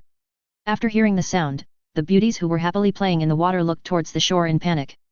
They soon discovered Jiraiya hiding in the bushes and peeping, and they were frightened and screamed one after another, and then hurriedly fled the scene like frightened deer. Jiraiya saw that the beautiful scenery he had been thinking about was destroyed by Naruto, and his anger rose suddenly. He turned his head with an angry face, glared at Naruto and said, "Hey, kid, what are you shouting? It's all because of your voice that all the beautiful things are gone." But Naruto pouted and retorted without caring. "Humph, it was you who asked us to come here to find you. I called you loudly because I was afraid you couldn't hear me. Now you blame me." Faced with Naruto's righteous response, Jiraiya was speechless for a moment and didn't know how to refute. In desperation, Jiraiya had to suppress his anger and waved his hand to signal Naruto to start today's training. He asked Naruto to concentrate and try to condense the chakra in his body, and especially reminded him to pay attention to whether he could condense the red chakra, that is, the Nine Tails chakra. Naruto followed Jiraiya's instructions, closed his eyes, adjusted his breathing, and concentrated on feeling the flow of power inside his body. As time passed, fine beads of sweat gradually seeped out of Naruto's forehead, but no matter how he tried, he could not successfully condense the Nine Tails chakra. Jiraiya, who was watching from the side, shook his head and said to himself, "It is true. If there is no great emotional fluctuation or extremely dangerous situation, it is difficult for Nine Tails chakra to show up on its own initiative." Then, Jiraiya gave Naruto a serious order, "Naruto, continue to perform various ninjutsu and consume as much of your chakra as possible." After hearing Jiraiya's instructions, Naruto nodded without hesitation and said, "Okay." Advertisement. Then, Naruto instantly performed shadow clone technique. In an instant, many figures that looked exactly like Naruto appeared around him. After these shadow clones appeared, they immediately started a fierce fight with the original body. They attacked and dodged each other, and the dust flew between punches and kicks. The scene was extremely lively. Jiraiya sat leisurely on the side, and Xianyi sat next to him. The two quietly watched the chaotic and wonderful scene in front of them. At this time, Jiraiya turned to look at Kenai and spoke. "I spent a lot of time investigating yesterday, and found out that you were born and raised in Konoha. It is impossible for you to get to know Orochimaru. In addition, it is certain that Sasuke has been cursed. So, for now, I am willing to believe that you and Orochimaru have no relationship." Speaking of this, Jiraiya paused, staring at Xianyi, and then asked, "So, what do you plan to do with Orochimaru who forced you to plant the curse seal?" Xianyi turned his head slightly, glanced at Jiraiya with the corner of his eye, and then answered softly with a blank expression. "It's simple, I want to become stronger, strong enough to kill him with my own hands." After listening to Xianyi's words, Jiraiya nodded thoughtfully, expressing his understanding. He thought that Xianyi's idea was quite similar to Anko's, and perhaps because of this, Anko's group would choose to go with him. After a moment of silence, Jiraiya opened his mouth again and suggested, "In this case, if you and Naruto follow me to practice and exercise together from now on, what do you think?" However, facing Jiraiya's invitation, Xianyi did not give an immediate answer. Because in his opinion, he did not need any guidance from a master. Even if he went to learn those things that were listed as forbidden technique, skills are protected by cost exemption, so he doesn't have to worry about being hurt. Seeing that Xianyi didn't give an immediate answer, Jiraiya smiled and shook his head. What a cautious boy. After Naruto tried his best to disperse the last shadow clone, he seemed to have been drained of strength. He collapsed to the ground without any image, gasping for breath. Sweat slid down his forehead and soaked his golden hair. Seeing Naruto's appearance, Jiraiya smiled with relief on his face, slowly walked to his side and squatted, and said softly, "Not bad, kid, you can consume your chakra to this extent. It seems that the training during this period is still effective. In this case, I will teach you a powerful ninjutsu." When Naruto heard this, his exhausted body seemed to be filled with strength in an instant. He jumped up from the ground, his eyes shining, staring at Jiraiya with excitement, and asked impatiently, "Really? What ninjutsu is it? Teach me." Jiraiya smiled slightly, slowly stretched out his right thumb, bit it lightly, bit through the fingertip, and squeezed out a drop of blood. Then, he smeared the blood on the palm of his left hand and quickly began to make seals. As he read the 4 words summoning technique, a burst of white smoke flashed, and a huge toad appeared out of thin air in front of everyone. This toad was more than 2 meters tall, covered with bumps, and looked quite scary. But Naruto was not afraid at all, but curiously approached to observe. The toad opened its mouth and spit out a scroll and handed it to Naruto. Jiraiya pointed at the scroll and explained, "This is summoning technique. And this scroll is an important item that we have passed down from generation to generation to sign a summoning contract with the toads. Just write your name on it with blood, and then cover it with the fingerprints of your 5 fingers with blood, and you can summon the toads. After saying that, he turned to look at Xianyi who was standing beside him, and continued, Xianyi boy, you come and sign it too. Xianyi listened to Jiraiya's words and nodded slightly, indicating his agreement. After all, the source of this summoning contract was Mount Maiboku, one of the 3 great immortal places. After signing, Jiraiya told them the seal of the summoning technique. After studying hard, the 2 of them mastered the essentials of the summoning technique in a short time. Naruto had consumed a lot of chakra during his previous training, and there was not much left in his body at this time, so when he performed the summoning technique for the first time, he only summoned a small tadpole. Looking at Xianyi on the other side, in fact, with his true strength, if he performed it with all his strength without reservation, he could directly summon the extremely powerful Gamabuntat. However, considering that he could not be too ostentatious and thus attract too much attention and suspicion from Jiraiya, Xianyi finally restrained himself and only summoned a toad about 1.5 meters tall. Advertisement. When Jiraiya saw that Xianyi could summon such a huge toad in his first attempt at summoning, he could not help but nod his head in satisfaction and appreciation. He thought to himself, he is indeed a genius that Kakashi has praised. Then, he turned his head to look at Naruto, but could not help but sighed. He thought to himself, did this child really not inherit the amazing talent of his father Namikaze Minato? Seeing this, Naruto was naturally unwilling to admit defeat. Once his stubborn temper came up, he began to continue to perform the summoning technique. This continued from the sun hanging high in the sky to the sunset. When Jiraiya called a halt and asked them to return to their residence, Naruto's efforts finally saw some results. The tadpole that was originally alone actually had 2 thin hind legs behind it. Witnessing this scene, Jiraiya was speechless and helplessly covered his face with his hands. His mind was as clear as a mirror, and he knew without a close look that this was still the same tadpole. After all, the growth rate of summoning beasts is usually very fast, so it is not surprising that they can grow hind legs in just one day. Just as Naruto and Jiraiya were arguing, a figure suddenly appeared like a ghost. Aha! I finally found you, Xianyi, you are here. Xianyi looked in the direction of the voice and saw that it was Kakashi. He asked suspiciously. Teacher Kakashi, what do you want to talk to me about? Kakashi first glanced at Jiraiya who was fighting with Naruto, then turned his eyes to Xianyi and said slowly. Actually, I originally thought that your strength was better than Naruto and Sasuke, so I originally planned to let you practice on your own. However, after careful consideration, I felt that this seemed inappropriate, so I wanted to ask you if you are willing to learn ninjutsu with Sasuke. Speaking of this, Kakashi paused for a moment, and then continued, but now that I see that you have mastered Jiraiya to personally guide you, I guess you won't need me anymore. Hearing this, Jiraiya burst into laughter. He patted Kakashi's face and said. Kakashi, you can't say that. Although this kid is indeed here, he didn't practice with me. He just watched quietly from the side. Besides, didn't you mention to me before that this kid's strength is quite good? Kakashi nodded, indicating that he agreed with what Jiraiya said, but he was secretly wondering in his heart, if that's the case, why did Jiraiya meet a talented seedling like Xianyi, but was unwilling to accept him as a disciple? Of course, he didn't know that Jiraiya had actually proposed to Xianyi to accept him as a disciple, but unfortunately Xianyi refused. Just when Naruto and Jiraiya were fighting, suddenly, a figure quietly emerged like a ghost. Aha! Finally found it, Xianyi, so you are here. When the voice came, Xianyi couldn't help but look in the direction of the voice, and saw that the person who came was actually Kakashi. He asked with a suspicious look on his face. Teacher Kakashi, what do you want to talk to me about? Kakashi first glanced at Jiraiya who was fighting with Naruto, and then turned his eyes to Xianyi and said slowly. Actually, I originally thought that your strength was better than Naruto and Sasuke, so I originally planned to let you practice on your own. However, after careful consideration, I felt that this seemed inappropriate, so I wanted to ask you if you are willing to learn ninjutsu with Sasuke. Speaking of this, Kakashi paused slightly, and then said, but now that I see that you have Jiraiya's personal guidance, I guess you don't need me.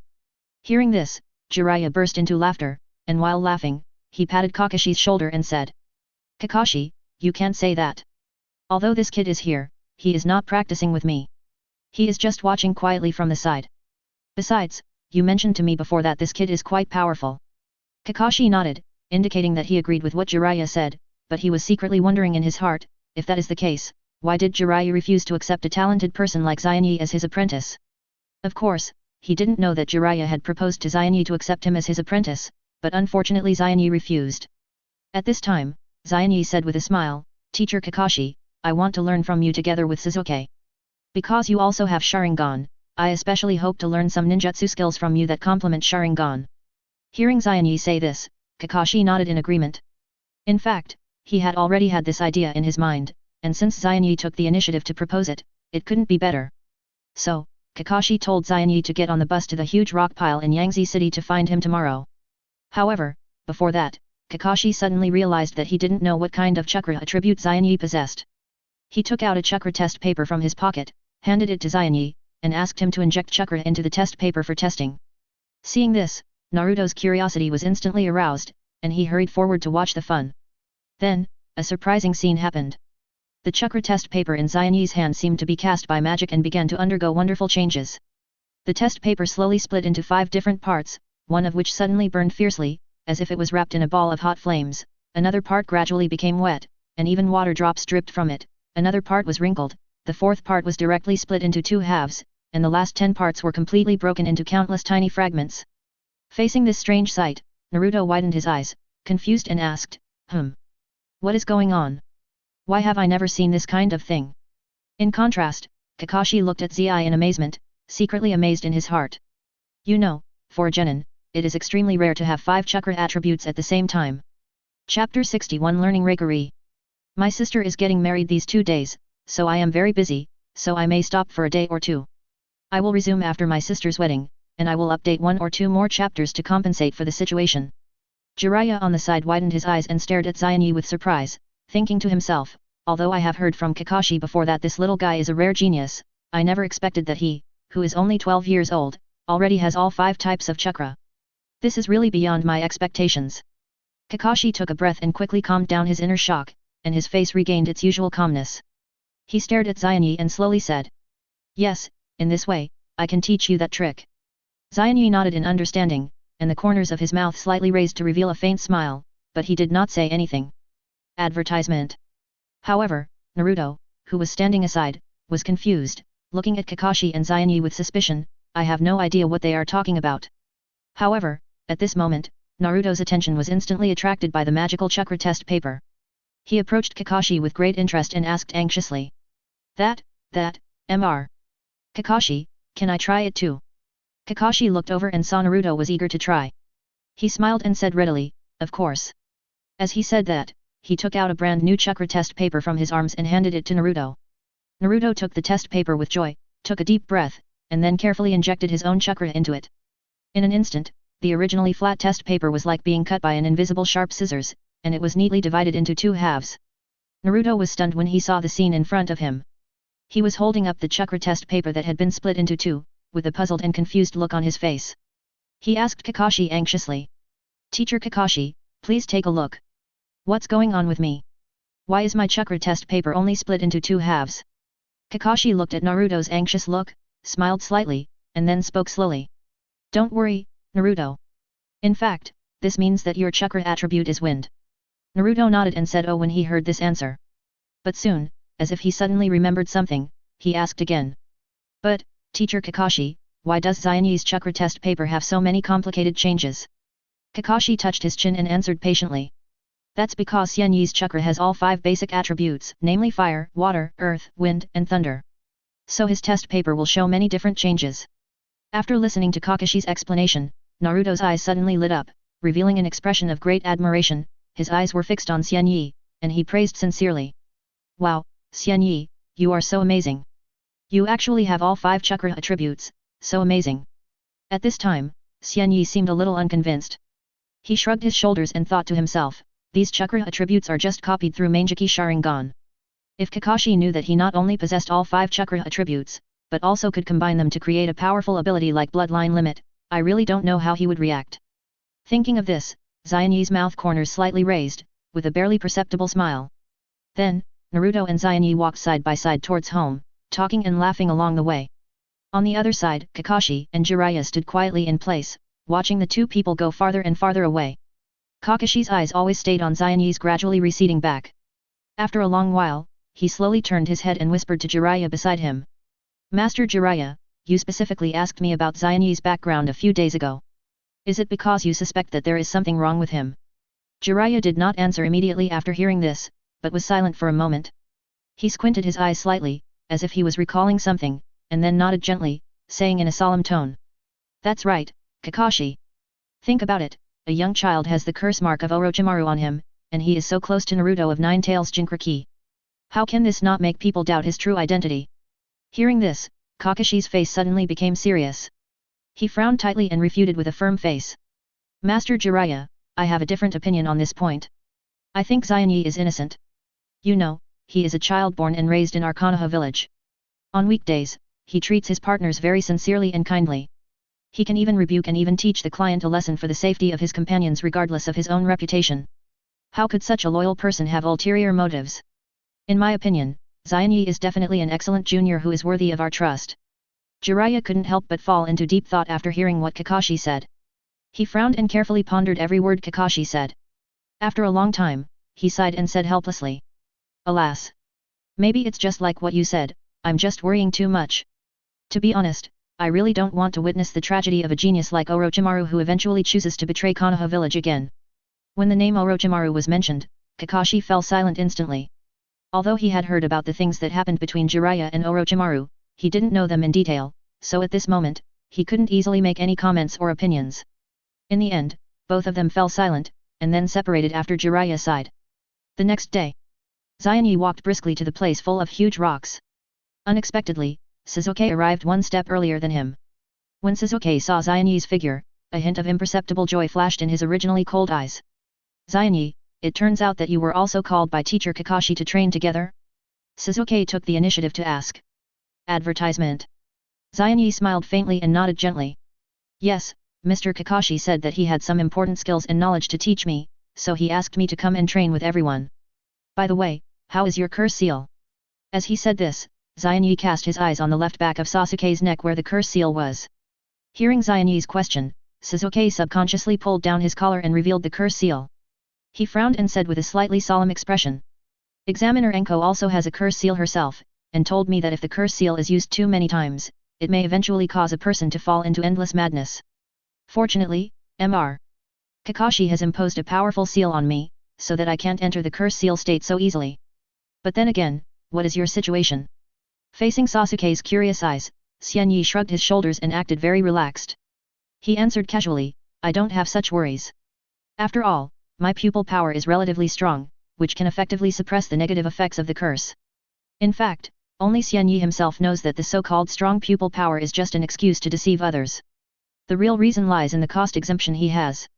This means that he does not need to worry about going crazy because of the curse, but this matter cannot be made known to others for the time being. However, the simple Sasuke obviously didn't know the inside story. He looked at Xianyi with envy on his face, secretly sighing that the other party was not gifted but had super strength. Afterwards, Xianyi and Sasuke chatted casually about various topics, and time passed slowly in this relaxed and happy atmosphere. Not long after, Kakashi's iconic figure appeared in front of them leisurely. When the two noticed Kakashi's arrival, they immediately stopped chatting, their expressions instantly became solemn and serious, and their eyes all looked at Kakashi. Kakashi first glanced at the two with sharp eyes, then fixed his eyes on Sasuke and said slowly. Sasuke, I have tested your chakra attributes yesterday, so from today, you will officially start special training for the Thunder Attribute Chakra Nature Transformation. I hope you can go all out and strive to successfully complete this training task within just 1 week. After listening, Sasuke nodded without hesitation, indicating that he understood and accepted the challenge.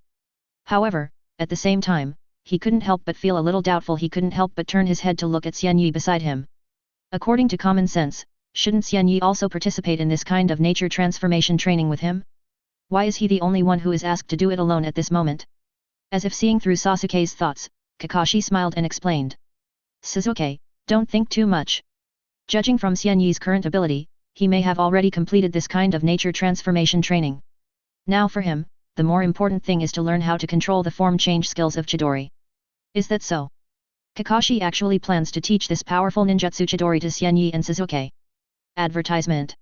Hearing this, Sasuke once again cast his eyes on Xianyi, and in addition to envy in his eyes, he also faintly sprouted an uncontrollable jealousy. After all, Xianyi's penultimate talent was so dazzling that Sasuke, who always thought highly of himself, felt a little dwarfed. Then, Sasuke quietly walked to a relatively open place on the side. He closed his eyes slightly, adjusted his breathing rhythm, and began to focus on the training of the nature transformation of the thunder attribute. At the same time, Kakashi turned his head and looked at Xianyi with a sharp gaze. His face, which always had a bit of laziness and playfulness, was now unusually serious, which made people feel awe. Xianyi, next, I will teach you a ninjutsu that I created myself. The level of this ninjutsu has reached A level, but in fact, it is an S level existence. The reason why it is divided into two different levels is that the A level is only the form of the ninjutsu that has not been perfected. However, what I want to teach you today is its complete, truly S level version. After speaking, Kakashi took a deep breath, slowly raised his hands and put them together. In an instant, a strong chakra surged in his body and continuously gathered between his palms. As the chakra gathered, his palms gradually emitted a dazzling blue light, which was like an extremely sharp lightning, making people dare not look directly at it. Then, Kakashi suddenly opened his palms, and electric currents whizzed out from his palms, cutting through the air and making crackling sounds. This amazing lightning is Kakashi's world-famous skill Raikiri. Kakashi held Raikiri in his hand, and his figure flashed, rushing towards a huge rock 3 meters high like a storm. His speed was beyond imagination, and he arrived in front of the rock in the blink of an eye, leaving only a vague afterimage behind him. Raikiri. With a roar from Kakashi, he stabbed the Raikiri in his hand, which contained terrifying power, into the hard rock. At the moment when the two came into contact, a sharp and piercing sound suddenly sounded, like a ferocious eagle screaming in the sky. The next moment, the originally indestructible rock seemed to have encountered an earth-shattering explosion, bursting apart and turning into countless small stones flying everywhere. After the demonstration, Kakashi stood in front of Xianyi with a serious face, ready to explain to him in detail the key points and techniques of Raikiri's form change. Kakashi quickly formed seals with both hands, and then, blue lightning flashed on his hands, and the powerful lightning-style chakra flowed and changed its shape between his palms. "Watch it, Xianyi," Kakashi said, while showing Xianyi the Raikiri chakra in his hand. "This is the key to the Raikiri's form change. You must be able to control the flow and gathering of the lightning-style chakra at will." After listening to Kakashi's explanation, Xianyi nodded, took a deep breath, and then concentrated his mind, trying to release the lightning-style chakra from his hands and gather it in his hands without dispersing. However, things are not as easy as imagined. Although Xianyi has tried very hard, every attempt ends in failure. After trying several times, Xianyi couldn't help but frown slightly, and fine beads of sweat appeared on his forehead. Kakashi, who had been observing from the side, did not immediately step forward to guide him, but crossed his arms and looked at Xianyi quietly, wanting to see how he would solve this problem. Xianyi was not discouraged by many failures. He closed his eyes and fell into deep thought. After a while, he suddenly opened his eyes, as if he had thought of a good idea.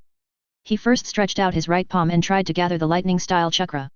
Then, he held his right hand tightly with his left hand, and then mobilized more chakra in his body, and transformed these chakras into a high-intensity current through his left hand, and slowly injected it into his right hand. As the current continued to be injected, Xianyi felt that the lightning-style chakra in his right hand, which was originally difficult to control, gradually stabilized and began to emit dazzling light and piercing chirping sounds. The sound was like thousands of birds chirping together, which made people shudder. Seeing this scene, Kakashi couldn't help but raise his eyebrows, and a hint of surprise flashed in his eyes. "I didn't expect Xianyi to accidentally perform the lower-level ninjutsu of Raikiri without anyone's guidance, Chidori." At this time, Xianyi also noticed that the ninjutsu he performed was Chidori.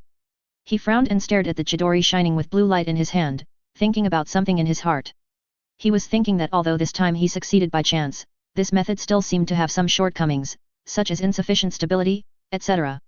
Next, he must further improve and perfect this ninjutsu to truly master its essence. Chapter 62, Konoha's collapse begins. In the next month, Xianyi practiced ninjutsu under Kakashi's personal guidance. Kakashi's guidance on Sharingan was good. After all, there were no Uchiha people except Sasuke and Uchiha Itachi. During this period, Xianyi was visited by Anko several times, and each time she fed her well before letting him go. Finally, the third exam began. The third exam was completely different from the previous two. It was no longer closed, but was held in a lively and passionate arena. Advertisement. And because there were many enthusiastic spectators on the scene to watch and cheer, this exam was more challenging and enjoyable. It was also because of Xianyi's presence that Sasuke's training speed was greatly improved. However, despite this, they were just not as late as in the original book. However, in fact, all this was part of Xianyi's careful planning. He deliberately made himself and Sasuke both late to disrupt the rhythm of the entire exam. As the third exam officially kicked off, the first to appear was the fierce contest between Shikamaru and Kankuro. As we all know, Shikamaru has an extraordinary intelligence, but at this stage, he is still a little immature. When he performed the shadow imitation technique, facing Kankuro who had a powerful puppet as a weapon, he still gradually fell into a disadvantage. In the end, Shikamaru regretfully lost to Kankuro. Then, it was originally Kenai and Sasuke's turn to play, but due to Kenai's deliberate arrangement, both of them were late. Therefore, the order of the exam had to be temporarily adjusted, and Naruto and Neji started the duel first.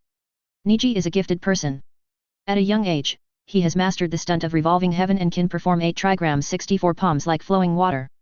He attacked fiercely and instantly sealed all of Naruto's acupoints, making it difficult for Naruto to use his own chakra to counterattack. However, just when everyone thought the outcome was decided, Naruto suddenly exploded. The Nine Tails chakra in his body gushed out like a surging torrent, forcibly breaking through the blocked acupuncture points. Not only that, Naruto also cleverly used Shadow Clone to successfully confuse Neji, and finally defeated his opponent unexpectedly and won the battle. Afterwards, Ino won directly because Toss had been killed by Gaara long ago. Sasuke rushed to the arena within the last 5 seconds of the countdown and avoided being eliminated directly. This fierce game was simply dazzling. Sasuke seemed to have turned into a flash of lightning, with an amazing speed comparable to that of Rock Lee in standard state, and even surpassed Gaara's so-called indestructible sand protection speed many times. Every move was as swift as a storm, and instantly smashed Gaara's sand armor into pieces, with fragments flying everywhere. During this period, although Gaara was serious and focused on dealing with Sasuke's fierce attack, he still whispered from time to time, "Don't be so excited. Be content for now." Seeing Sasuke's unstoppable momentum, Gaara quickly adjusted his tactics and gathered the surrounding sand to form an extremely solid protective ring around himself. He thought that this would be able to resist Sasuke's attack, but he never expected that Sasuke would be able to seize the fleeting opportunity, swiftly pass through a gap in the protective ring, rush in front of Gaara in the blink of an eye, and launch a round of continuous attacks like a storm. In the face of such a fierce attack, Gaara finally stopped scattering the sand, but gathered them all together, condensing into a large sphere beside him. This is the mysterious secret technique that only one-tail Jinchuriki can perform, Sandstorm Shikaku. However, even in the face of such a seemingly invulnerable Sandstorm Shikaku, Sasuke still refused to give up. He activated the 2 Magatama Sharingan and rushed towards the sand ball without hesitation. At the same time, countless sharp sand thorns suddenly emerged from the sand ball, shooting towards Sasuke like a dense rain of arrows. But with the insight of Sharingan, Sasuke can always cleverly avoid these deadly sand thorns. Although Sasuke's physical attacks fell on the sand ball like raindrops, they never caused any damage to it. No matter how hard he punched and kicked, the sand ball was as solid as a copper wall and was not moved at all. Advertisement. Seeing this, Sasuke knew that it was not wise to continue to consume physical strength, so he immediately stopped the unnecessary actions. He quickly unbuttoned the button on his wrist, and the 2 Sharingan with 2 Magatama flashing with scarlet light tightly locked the huge sand ball in the center of the field. Then, Sasuke flashed and rushed to the back like an arrow from a string. In the blink of an eye, he had already reached the top of the towering wall of the field. After reaching the destination, Sasuke took a deep breath and began to make hand seals with both hands quickly. As his fingers turned flexibly, the 3 hand seals of Zhou, Mao, and Shen were formed in sequence. After completing these movements, Sasuke pointed his left hand palm downward to the ground, and at the same time, he held his left wrist firmly with his right hand. In an instant, a surging force gushed out of his body. Ah! Sasuke let out a low and violent roar. At the same time, the lightning-style chakra with terrifying destructive power continued to gather in the palm of his left hand. For a moment, the incomparable and powerful energy of lightning spread wildly in all directions. The dazzling blue-white light suddenly bloomed, like the bright stars in the night sky, illuminating the entire venue. Along with the shining light, there was also a deafening roar like 1,000 birds chirping in unison, and its mighty and frightening sound. Under the reflection of this gorgeous blue-white light, Sasuke's originally cold face became even more mysterious. Especially in his blood-red Sharingan, the 2 black Magatama were spinning rapidly, forming a sharp contrast with the cold blue-white light around. Might Guy in the stands looked at the scene on the field below with astonishment on his face, and then his eyes fixed on Kakashi, saying in disbelief, "Kakashi! I never thought you would teach him this move. Are you crazy?" Hearing this, Kakashi glanced at Might Guy, his mouth slightly raised, revealing a slightly teasing smile. "Hey, how can you say this to me when you taught Xiao Li the forbidden technique of 8 inner gates?" Kakashi's words left Might Guy speechless for a moment, not knowing how to refute.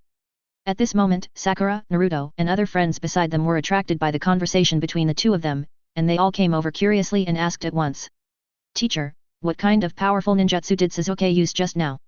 Seeing this, Might Guy shook his head helplessly, cleared his throat and began to explain to everyone.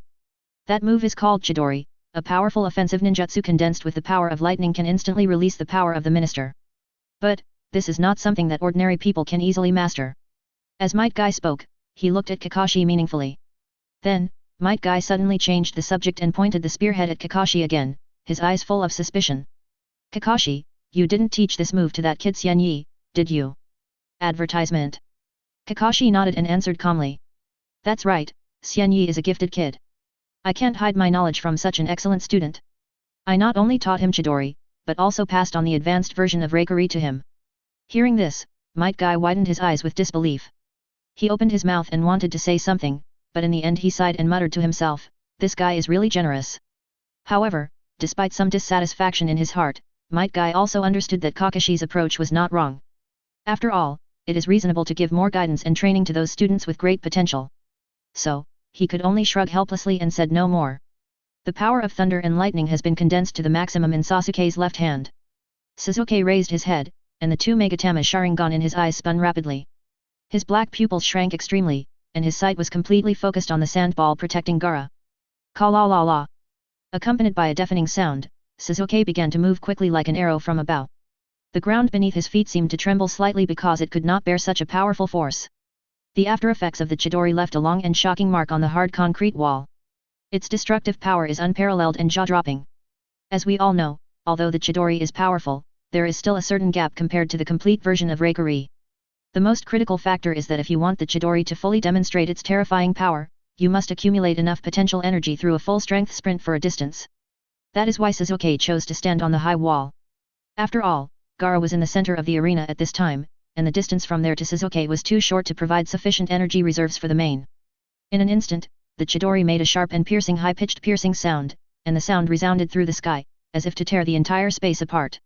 At the same time, Sasuke's speed has also increased to ultimate, so fast that people could hardly see his figure. A blue-white stream of light flashed across the field, like a meteor across the night sky, dazzling but fleeting. Finally, the blue lightning with endless power rushed towards Gaara's sandball with an unstoppable momentum. Chidori. With Sasuke's roar, Chidori was like a sharp blade in his hand, and he stabbed it forward with all his strength. The huge thrust force was simply unstoppable, and it easily pierced through Gaara's carefully constructed sandstorm Shikaku. Then, this powerful attack pierced Gaara's shoulder hiding inside the sandball, and a dazzling light and billowing smoke burst out instantly. Inside the sphere condensed by sand, Gaara hadn't experienced this feeling for a long time. Warm blood was flowing from the wound on his body. Ah! Looking closely, he saw that the sand that had been stationary around the arm that had been inserted into the sandball began to entangle crazily, like a series of lively lion majesty, clinging tightly to his arm and spreading upwards. Seeing that the situation was not good, Sasuke made a prompt decision and quickly pulled back his arm with force, trying to get rid of the troublesome sand. As the arm was pulled out suddenly, a huge and sturdy arm covered with violet lines suddenly appeared in front of everyone. Sasuke subconsciously raised his head and looked at the head connected to the huge arm. What kind of eyes are those? The round eyeballs are as big as copper coins, emitting a strange light, indifferent and ruthless, as if they have no human emotions. At this moment, countless snow-white feathers fell like snowflakes, covering the vision of everyone present. These feathers were light and soft, but they exuded a strange magic that made the audience feel an irresistible sleepiness. They tried to hold up their heavy eyelids and stay awake, but after just a few seconds, they could no longer resist the strong sleepiness and fell asleep one after another, collapsing on their seats. At this point, the collapse plan of Konoha village officially kicked off. Chapter 63 Unexpected Development. At this moment, the Konoha collapse plan officially kicked off. Without any warning, a large number of sand ninjas and sound ninjas suddenly emerged from all corners of Konoha village. These uninvited guests poured in like a tide and launched a devastating attack on Konoha village. Among this group of sound ninjas, Orochimaru's men acted quickly and in an orderly manner. They followed the summoning scroll that Orochimaru had carefully prepared in advance, chanting something in their mouths, and in an instant, several huge, jaw-dropping giant snakes were summoned. Each of these giant snakes was an astonishing 10 meters tall. They bared their fangs and claws, and pounced towards Konoha village with great momentum. Wherever they went, houses collapsed and roads were destroyed. Advertisement. It was a mess. The sand ninjas cooperated with the sound ninjas to help them wreak havoc together, and waited for an opportunity to launch a fierce attack on the Jutsu Leaf ninjas. At the same time, the atmosphere on the highest stand in the arena suddenly became tense. Orochimaru, who had been hiding his true identity, finally took off his disguise and revealed his hideous face. Standing opposite him was his former mentor, the third Hokage Sarah Hiruzen. In order to put Sarutobi Hiruzen to death without fail, Orochimaru took great pains. Long before the action, he had already arranged everything in advance. When he took off his disguise, the four people who had been waiting for a long time immediately appeared, and cast the four purple flame formation at lightning speed, instantly covering the two of them. This powerful barrier not only effectively prevented anyone from the outside from intervening, but also created 10 closed spaces for this life and death duel between master and apprentice. It's been a long time since we last met, teacher Sarutobi. In the four purple flame formation, Orochimaru's mouth corners slightly raised, revealing a wicked smile, and slowly said to Sarutobi Hiruzen. Facing Orochimaru's provocation, Sarutobi Hiruzen was not angered by him. He narrowed his eyes and stared at the traitor who betrayed his master. His tone was calm but with a hint of majesty. Orochimaru, I didn't expect you to show up here openly today. In this case, as your teacher, I should clean up the mess today. Orochimaru spread his hands casually, with an evil smile on his face, and said to Sarutobi Hiruzen provocatively. Teacher Sarutobi, do you really think that you, who are now old, are still capable of taking my life? Or, do you naively think that I would come to you so recklessly and unpreparedly? Sarutobi Hiruzen frowned, stared at Orochimaru in front of him with a sharp gaze, and shouted, Orochimaru, what do you want to do? Orochimaru's mouth corners slightly raised, and after a chuckle, he slowly walked to the mysterious figure who was tightly wrapped in a black robe from head to toe. Sarutobi Hiruzen's sight shifted over, and when he saw the mysterious man clearly, his pupils suddenly shrank, and he couldn't help but be shocked. When did this person appear here? Why didn't he notice it just now? At this moment, Orochimaru stopped, turned his head and looked at Sarutobi Hiruzen, smiling. Teacher Sarutobi, next, I want to introduce you to a person you are familiar with. As Orochimaru's voice fell, the mysterious man slowly raised his hand and gently lifted the hood on his head, and a handsome face appeared in front of everyone. Uchiha, Xianyi. Sarutobi Hiruzen looked at Xianyi in disbelief, his face full of confusion and shock. He really couldn't figure out why Xianyi stood with Orochimaru. At the same time, Kakashi and others who hurried over but were blocked outside the four purple flame formation also saw Xianyi, and they were all dumbfounded. Kakashi was especially shocked, his eyes almost popped out of his head. He could not accept that Xianyi would become an accomplice of the notorious Orochimaru. Xianyi, what the hell are you doing? Don't you know what kind of evil forces you are colluding with now? Kakashi was blocked outside by the extremely solid four purple flame formation, unable to enter at all, and could only roar in frustration and rage. At the same time, Jiraiya's originally calm face suddenly turned ashen, and it seemed that water could drip out. The thing he least wanted to see finally happened. Xianyi actually became Orochimaru's man. Advertisement. Facing Kakashi's questioning, Xianyi just glanced at him nonchalantly, with the corners of his mouth slightly raised, revealing a disdainful smile. Teacher Kakashi, do you think I don't know what I'm doing? This is not an ordinary act, but a great change that can change the world and subvert the entire Konoha village.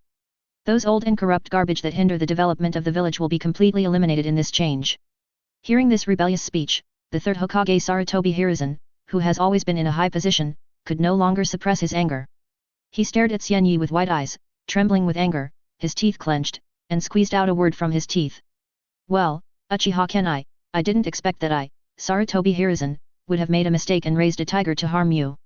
If I had known this would happen, I should have listened to Denzo's advice and handed you over to him directly, so as to avoid such a disaster as today. However, Ken seemed unusually calm in the face of Sarutobi Hiruzen's scolding. His cold eyes stared at him without any ripples, and his tone was as calm as water. Humph, it seems that you have been the Hokage for so long that your mind has begun to get confused. But it doesn't matter. After today, you, Denzo, and the two Hokage advisors who only know how to take advantage of their seniority will no longer exist, and Konoha will usher in a new chapter from now on. Hearing this, Sarutobi Hiruzen was stunned at first, and then laughed wildly in anger. Ha ha ha ha ha. Just you? You are just a genin, plus the defected Orochimaru, do you too think you can take my life? It's just a foolish dream. However, before his laughter stopped, his face, which was originally full of ridicule and disdain, froze instantly, as if it was fixed there by an invisible force. Because at this moment, Xianyi, who had been silent all the time, slowly raised his head and saw that he opened the Sharingan, but this alone was not enough to scare Sarutobi Hiruzen. Unexpected things are behind.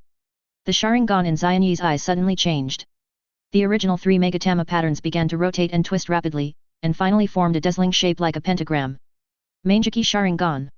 At this moment, Sarutobi Hiruzen widened his eyes, his face full of disbelief and extreme fear. Why? Why do you have Mangekyō Sharingan? Sarutobi Hiruzen asked in a trembling voice, with cold sweat dripping down his forehead. Faced with this sudden change, the once powerful Hokage couldn't help but feel a deep sense of powerlessness and despair. However, Xianyi ignored Sarutobi Hiruzen's questioning. His eyes passed over the four purple flames and went straight to Kakashi standing on the periphery. Then, he narrowed his left eye slightly and launched a pupil technique called root copy to copy Kakashi's Mangekyō Sharingan. In less than 2 seconds, Xianyi clearly felt that his Mangekyō a new ability was added to the Sharingan. This extremely powerful eye technique from others instantly filled his heart with ecstasy. Success, he can also copy the eye technique of Mangekyō Sharingan, which means that he can also obtain the eye technique of Mangekyō that Uchiha Itachi, which was taken away by Danzo. Restraining the ecstasy in his heart, Zion looked at Sarutobi Hiruzen again, and then said to Orochimaru beside him. Let's start. Orochimaru heard this, laughed evilly, formed a seal, and began to perform the forbidden technique, impure world reincarnation. He slapped his hands on the ground, and then 3 coffins appeared from the ground, with 1, 2, and 4 written on them. They corresponded to the first Hokage, the second generation, and the 4th generation. Sarutobi Hiruzen saw this, and his hair stood up immediately. He quickly recognized the shuriken and wanted to interrupt the appearance of the coffins. In response, Zion did not stop him. After all, only the 4th generation target failed because his soul was in the Shinigami's stomach, and the other 2 would come out successfully. Success. He was able to copy the Mangekyō Sharingan's eye technique. This meant that even the powerful abilities of Uchiha Itachi and the Mangekyō Sharingan that Danzo had taken away now had a chance to be his own. Thinking of this, Zion's heart was about to jump out of his throat with excitement, but he still tried his best to suppress the surging ecstasy in his heart. He took a deep breath, calmed himself down a little, and then cast his eyes on Sarutobi Hiruzen who was standing not far away. At the same time, he turned his head and whispered to Orochimaru who was standing beside him with a sinister face. Let's start. Hearing the command, Orochimaru's mouth corners slightly raised, revealing a creepy evil smile. Then, he quickly put his hands together, crossed his fingers and changed into 10 series of complex and strange hand seals. As he muttered something, a chilling chakra wave instantly spread out from him to the surroundings. The next moment, Orochimaru shouted loudly and slapped the solid ground under his feet with both palms. At this moment, 3 huge coffins slowly rose from the ground. Looking closely, you can find that each coffin is engraved with different numbers 1, 2, and 4. These numbers correspond to the 3 famous legends in the history of the ninja world, first Hokage Senju Hashirama, second Hokage Senju Tobirama, and fourth Hokage Namikaze Minato. Seeing this scene, Sarutobi Hiruzen's face suddenly changed, cold sweat broke out on his forehead, and the hair on his body stood up involuntarily. So, he drew an extremely sharp shuriken from his waist without hesitation, threw it hard at the rising coffin, and used the shuriken shadow clone technique to try to stop the coffin from opening. However, facing Sarutobi Hiruzen's actions, Zion just stood there quietly, without any intention of stopping him.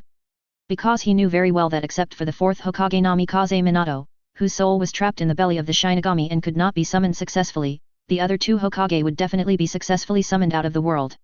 As expected, just after the shuriken hit the coffin summoning of the 4th Hokage Namikaze Minato failed, but the coffins of the 1st Hokage Senju Hashirama and the 2nd Hokage Senju Tobirama appeared smoothly in front of everyone. As the coffin lid slowly slid down, the tall and majestic figures of the 1st Hokage Senju Hashirama and the 2nd Hokage Senju Tobirama gradually appeared in the gap. Advertisement. In an instant, Sarutobi Hiruzen widened his eyes, his heart sank, and he instantly understood what kind of ninjutsu was being performed in front of him. Orochimaru, you rebellious person! How dare you disrespect the remains of your ancestors and do such a heinous thing, stealing the bodies of the 1st generation in Nidaime? Sarutobi Hiruzen was furious, pointing at Orochimaru and scolding him. Facing Sarutobi Hiruzen's accusation, Orochimaru's mouth corners slightly raised, and a disdainful smile appeared on his face. He. So what? Teacher, don't forget that I have long been a traitor to Konoha village. The so-called moral norms and ethical principles are nothing more than shackles that bind my hands and feet. How could I care about these? Hearing Orochimaru's unrepentant words, Sarutobi Hiruzen was so angry that he trembled all over, and anger burned in his chest. And Zion, who had been standing aside and silent, cast his eyes on the 1st Hokage Senju Hashirama, who had not yet fully regained his consciousness. Then, he used the left eye pupil technique origin copy without hesitation again. A moment later, Zion successfully copied Senju Hashirama's unique wood-style ninjutsu. Finally, the wood style that he had been thinking about was finally in his hands. The sense of achievement made him so excited that he almost jumped up. However, he knew that this was not the time to get carried away, so he quickly restrained the joy on his face, put on a cold face, and said coldly. Orochimaru, go ahead, it's time to get rid of those remnants of the old times. As soon as the voice fell, there was no response from Orochimaru. Instead, a question with a somewhat naive tone came. What remnants of the old times? Who is it? Hyun-yi turned around and looked. It turned out that Orochimaru had awakened the consciousness of Senju Hashirama and Senju Tobirama. And the one who just spoke was Senju Hashirama, who looked dazed and confused. At this moment, he was blinking his big eyes and staring at Hyun-yi curiously. Faced with this scene, Hyun-yi was stunned for a moment, and then a faint smile appeared on the corner of his mouth. He answered slowly. Of course it's Sarutobi Hiruzen, and you too. Humph. As expected, the Uchiha clan are all born evil. I didn't expect that even a brat like you would dare to attack us as Hokage. Senju Tobirama's eyes widened with anger, snorted coldly, and exuded a strong murderous intent, staring at Kenai. Facing the situation in front of him, Kenai just smiled slightly and said lightly. Oh, so that's how it is. The Uchiha clan is born evil. Then, may I ask, the third-generation master who pushed the Senju clan step by step into the abyss of destruction, and finally left Tsunade alone in the entire family, your proud student Sarutobi Hiruzen, is he an evil person? These words exploded in everyone's ears like thunder. Senju Tobirama's originally surging murderous aura stopped instantly. He turned his head suddenly and stared at Sarutobi with a torch-like gaze. Hiruzen, shouted. Monkey! What on earth does this kid mean? At this time, beads of sweat rolled down Sarutobi Hiruzen's forehead, and his face was as pale as a piece of white paper. He stammered in response. Old teacher, please don't listen to this kid's nonsense, However, before he could finish his words, he was interrupted mercilessly. Second Hokage, with your perception ability, you should be able to easily cover the entire village. Why not sense it now and see how many descendants of the Senju clan are left in our Konoha now? Senju Tobirama heard this and hesitated for a moment, then closed his eyes and used his perception ninjutsu with all his strength. Time passed by, and the surroundings fell into a dead silence. Everyone held their breath and waited for the result quietly. Finally, Senju Tobirama slowly opened his eyes, revealing shock and anger that could not be concealed. No. Not even one. I can't find even a familiar chakra. He roared in anger. The whole person was like 10 volcanoes about to erupt.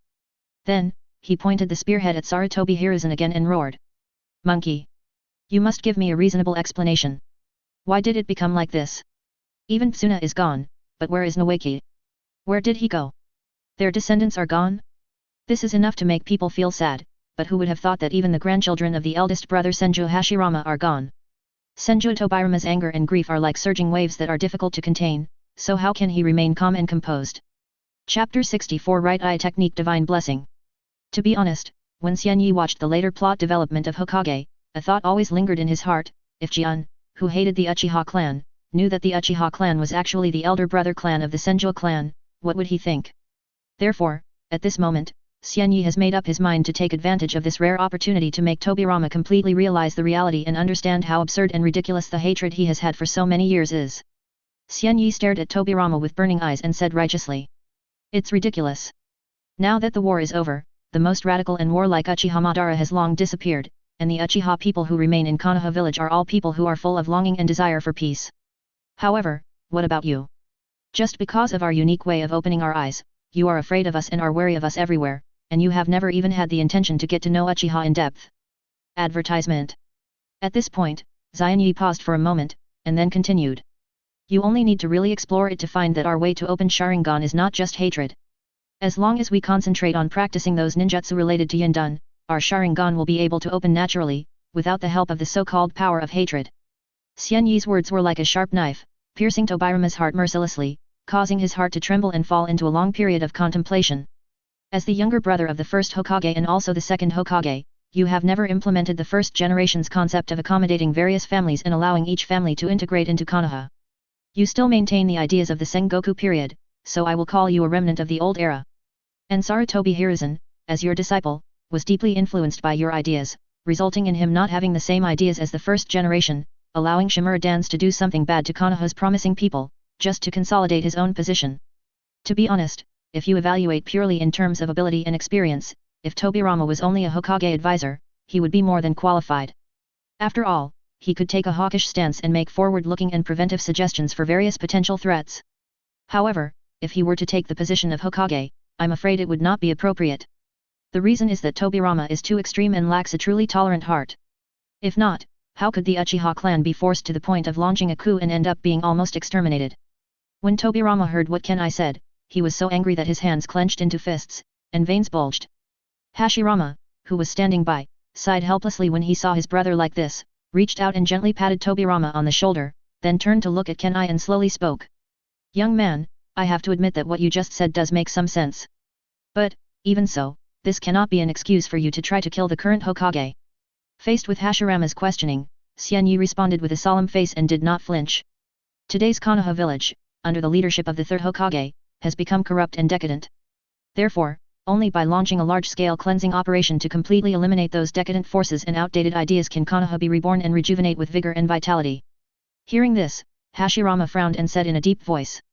Although I have passed away for many years and should not interfere in the affairs of the world, but deep in my heart, I still hope that you can properly handle this series of problems in a peaceful way. Unfortunately, Xian Yi still shook his head stubbornly and answered decisively. I'm very sorry, Senior. The peaceful solution you expect is simply not feasible in the current situation. Hashirama opened his mouth, as if he wanted to say something else, but at this moment, a strange feeling instantly spread throughout his body, and he found that he had lost control of his body. Hashirama turned his head hurriedly, and saw Orochimaru's hands forming the seal of the future. Orochimaru looked at Hashirama with indifference and spoke slowly. I'm sorry, Shode. The future that kid described to me is too tempting. In order to realize it, I can only support him with all my strength. Hearing this, Hashirama shook his head helplessly and sighed in his heart.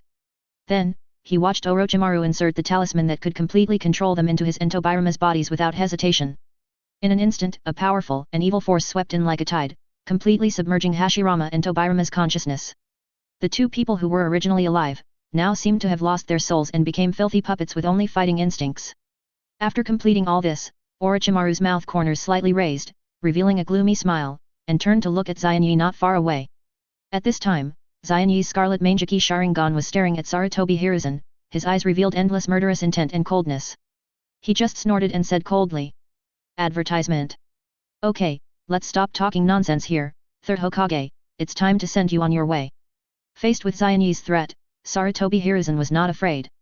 He also stared at Xian Yi closely, then quickly formed seals with both hands, and shouted 10 times, summoning technique. After that, he slammed his palm on the ground. With a burst of smoke rising, a huge ape 2 meters tall appeared in front of everyone. As soon as the ape demon appeared, its huge and mighty body stood on the spot. It looked at Sarutobi Hiruzen with a sharp look and asked. Sarutobi, is there another major war in Konoha village? Why did you summon me? Ah, yes, old friend, this time I'm in big trouble. Sarutobi Hiruzen responded with a serious face, frowning tightly, as if a heavy weight was on his heart. Upon hearing this, the monkey demon followed Sarutobi Hiruzen's line of sight and saw Hashirama and Tobirama standing next to Xian Yi. As a close partner who had fought side by side with Sarutobi Hiruzen for many years, it naturally knew the powerful strength of Hashirama and Tobirama. However, when its eyes fell on Xian Yi's eyes, it was shocked.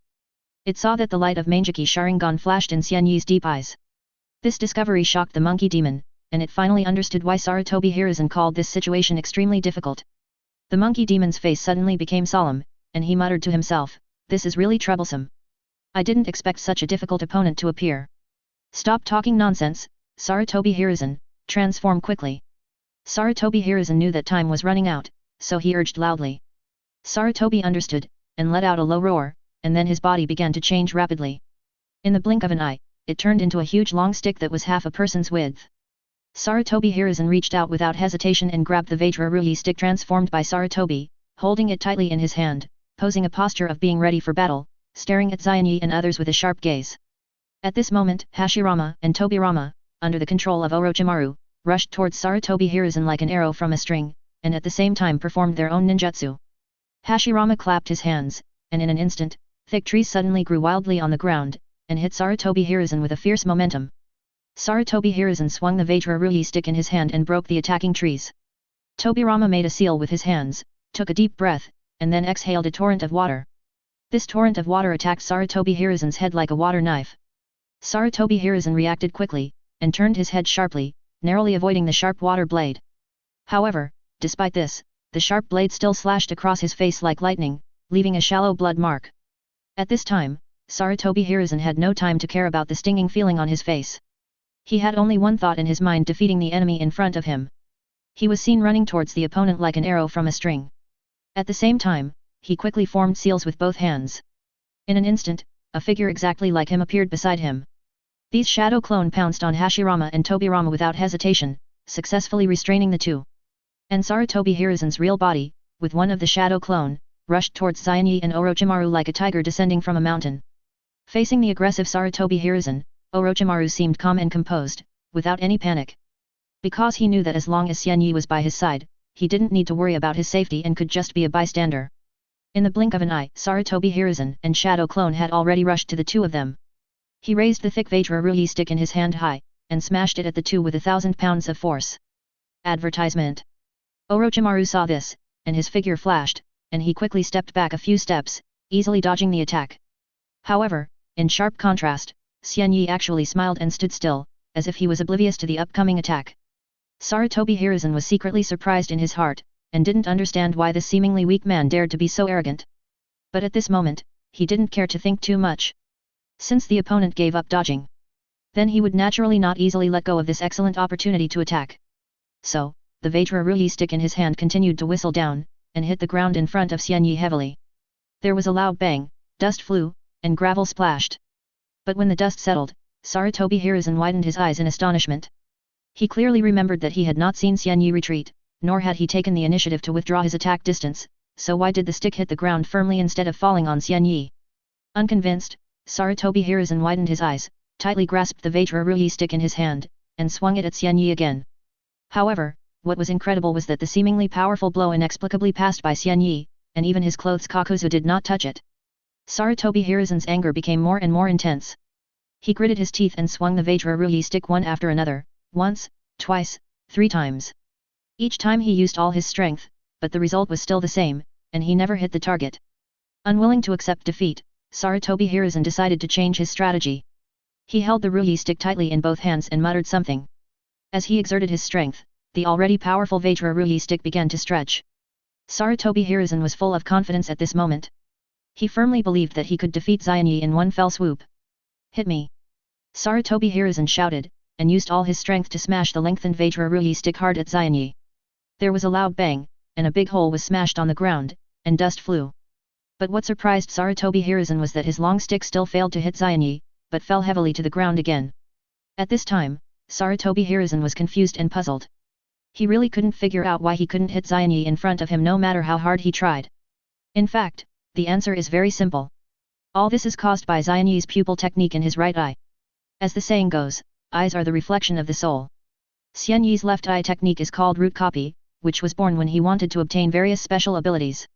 His right eye technique comes from his strong desire for his own safety from deep in his heart, not to be hurt. Because of this eye technique is named Divine Blessing. Once Xian Yi uses Divine Blessing, all attacks against him will become like nothing, as if they just passed by him and could not really touch his body. Even those attacks that claimed to be absolutely accurate, as long as he did not actively close the pupil technique of his right eye, would not cause any damage to him. Xian Yi stood quietly in place, looking calmly at the panting and slightly embarrassed Sarutobi Hiruzen in front of him, with a slight smile on his lips, and slowly said, "How is it? Is your attack over? Then it's my turn to take action next." As his voice fell, a powerful and mysterious force gushed out of his body and instantly enveloped his whole body. Under the influence of this force, blazing golden flames began to emerge from Xian Yi's body. These flames seemed to have life, jumping happily, emitting heart-pounding high temperatures and energy fluctuations.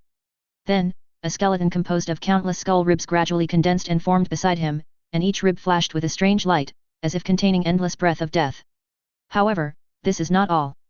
Just after the skeleton ribs took shape, a huge skeleton arm stretched out from Xian Yi's side. Yes, this is the third ability of the legendary Mangekyō Sharingan Susanoo, which is known as the power of God. At this time, Susanoo in the form of a skeleton wrapped Xian Yi's body, exuding unparalleled pressure. Susanoo did not hesitate at all, and grabbed Sarutobi Hiruzen fiercely with lightning speed. Although Sarutobi Hiruzen tried his best to retreat as soon as he sensed the danger, the gap in strength between the two was too big, and he finally failed to escape Susanoo's terrifying grasp. With a whoosh, Sarutobi Hiruzen was tightly held in Susanoo's hand. Then, Xian Yi controlled Susanoo and mercilessly smashed Sarutobi Hiruzen against the hard ground. Accompanied by a loud noise that shook the earth shook violently, dust flew, and smoke filled the air. Sarutobi Hiruzen, who suffered such a heavy blow, immediately spat out a mouthful of bright red blood, and his whole breath became weak.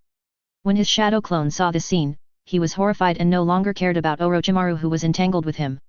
He flashed and rushed towards Xian Yi like lightning, while waving the powerful Vajra-Ruhi stick in his hand, trying to save the original body. Bang!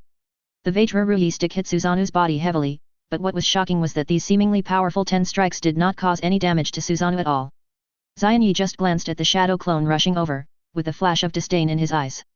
Then, Susanoo's other big hand suddenly stretched out and accurately grabbed the shadow clone. Then, under Xian Yi's control, Susanoo squeezed hard, and there was a crisp sound of click. The shadow clone was instantly crushed and turned into a ball of white smoke that dissipated in the air. Chapter 65, Capturing the Third Generation, The Ignorant Gaara. Without the interference of Sarutobi Hiruzen's shadow clone, Orochimaru's narrow eyes were burning with blazing flames, staring at Xianyi, and his eyes never left the Susanoo skeleton surrounding him. This mysterious and powerful power was something he had never seen when he fought with Uchiha Itachi. At that time, he was timid and fled after just feeling a trace of the opponent's Mangekyō Sharingan. Now that he witnessed such a terrifying power with his own eyes, he couldn't help but secretly marvel in his heart. It turns out that Mangekyō Sharingan has such amazing power. On the other side, Sarutobi Hiruzen's shadow clone, which was originally used to hold back Hashirama and Tobirama, collapsed instantly under the fierce attack of the two. Sarutobi Hiruzen, who was tightly held in Susanoo's hand, had bright red blood flowing from the corners of his mouth, and his eyes were full of anger. His eyes widened with anger, and he shouted at the top of his lungs, "Ape demon, help me!" Advertisement. Before he finished speaking, the ape demon that had transformed into a diamond stick moved upon hearing the sound, instantly restored to its monkey form, and pounced on Yi at lightning speed. However, facing the aggressive ape demon, Xianyi was calm, unmoved at all, and stood firmly in place. Just when the sharp claws of the ape demon hit Susanoo's skeleton, there was a crisp clang sound, as if metal hit each other. The ape demon's full-strength attack failed to leave even the slightest trace on Susanoo's skeleton, but Susanoo held him tightly. Xianyi narrowed his eyes slightly, and saw that Susanoo's power suddenly increased, like a surging wave, one wave higher than the other. The monkey demon, who was tightly grasped, suddenly let out a shrill scream.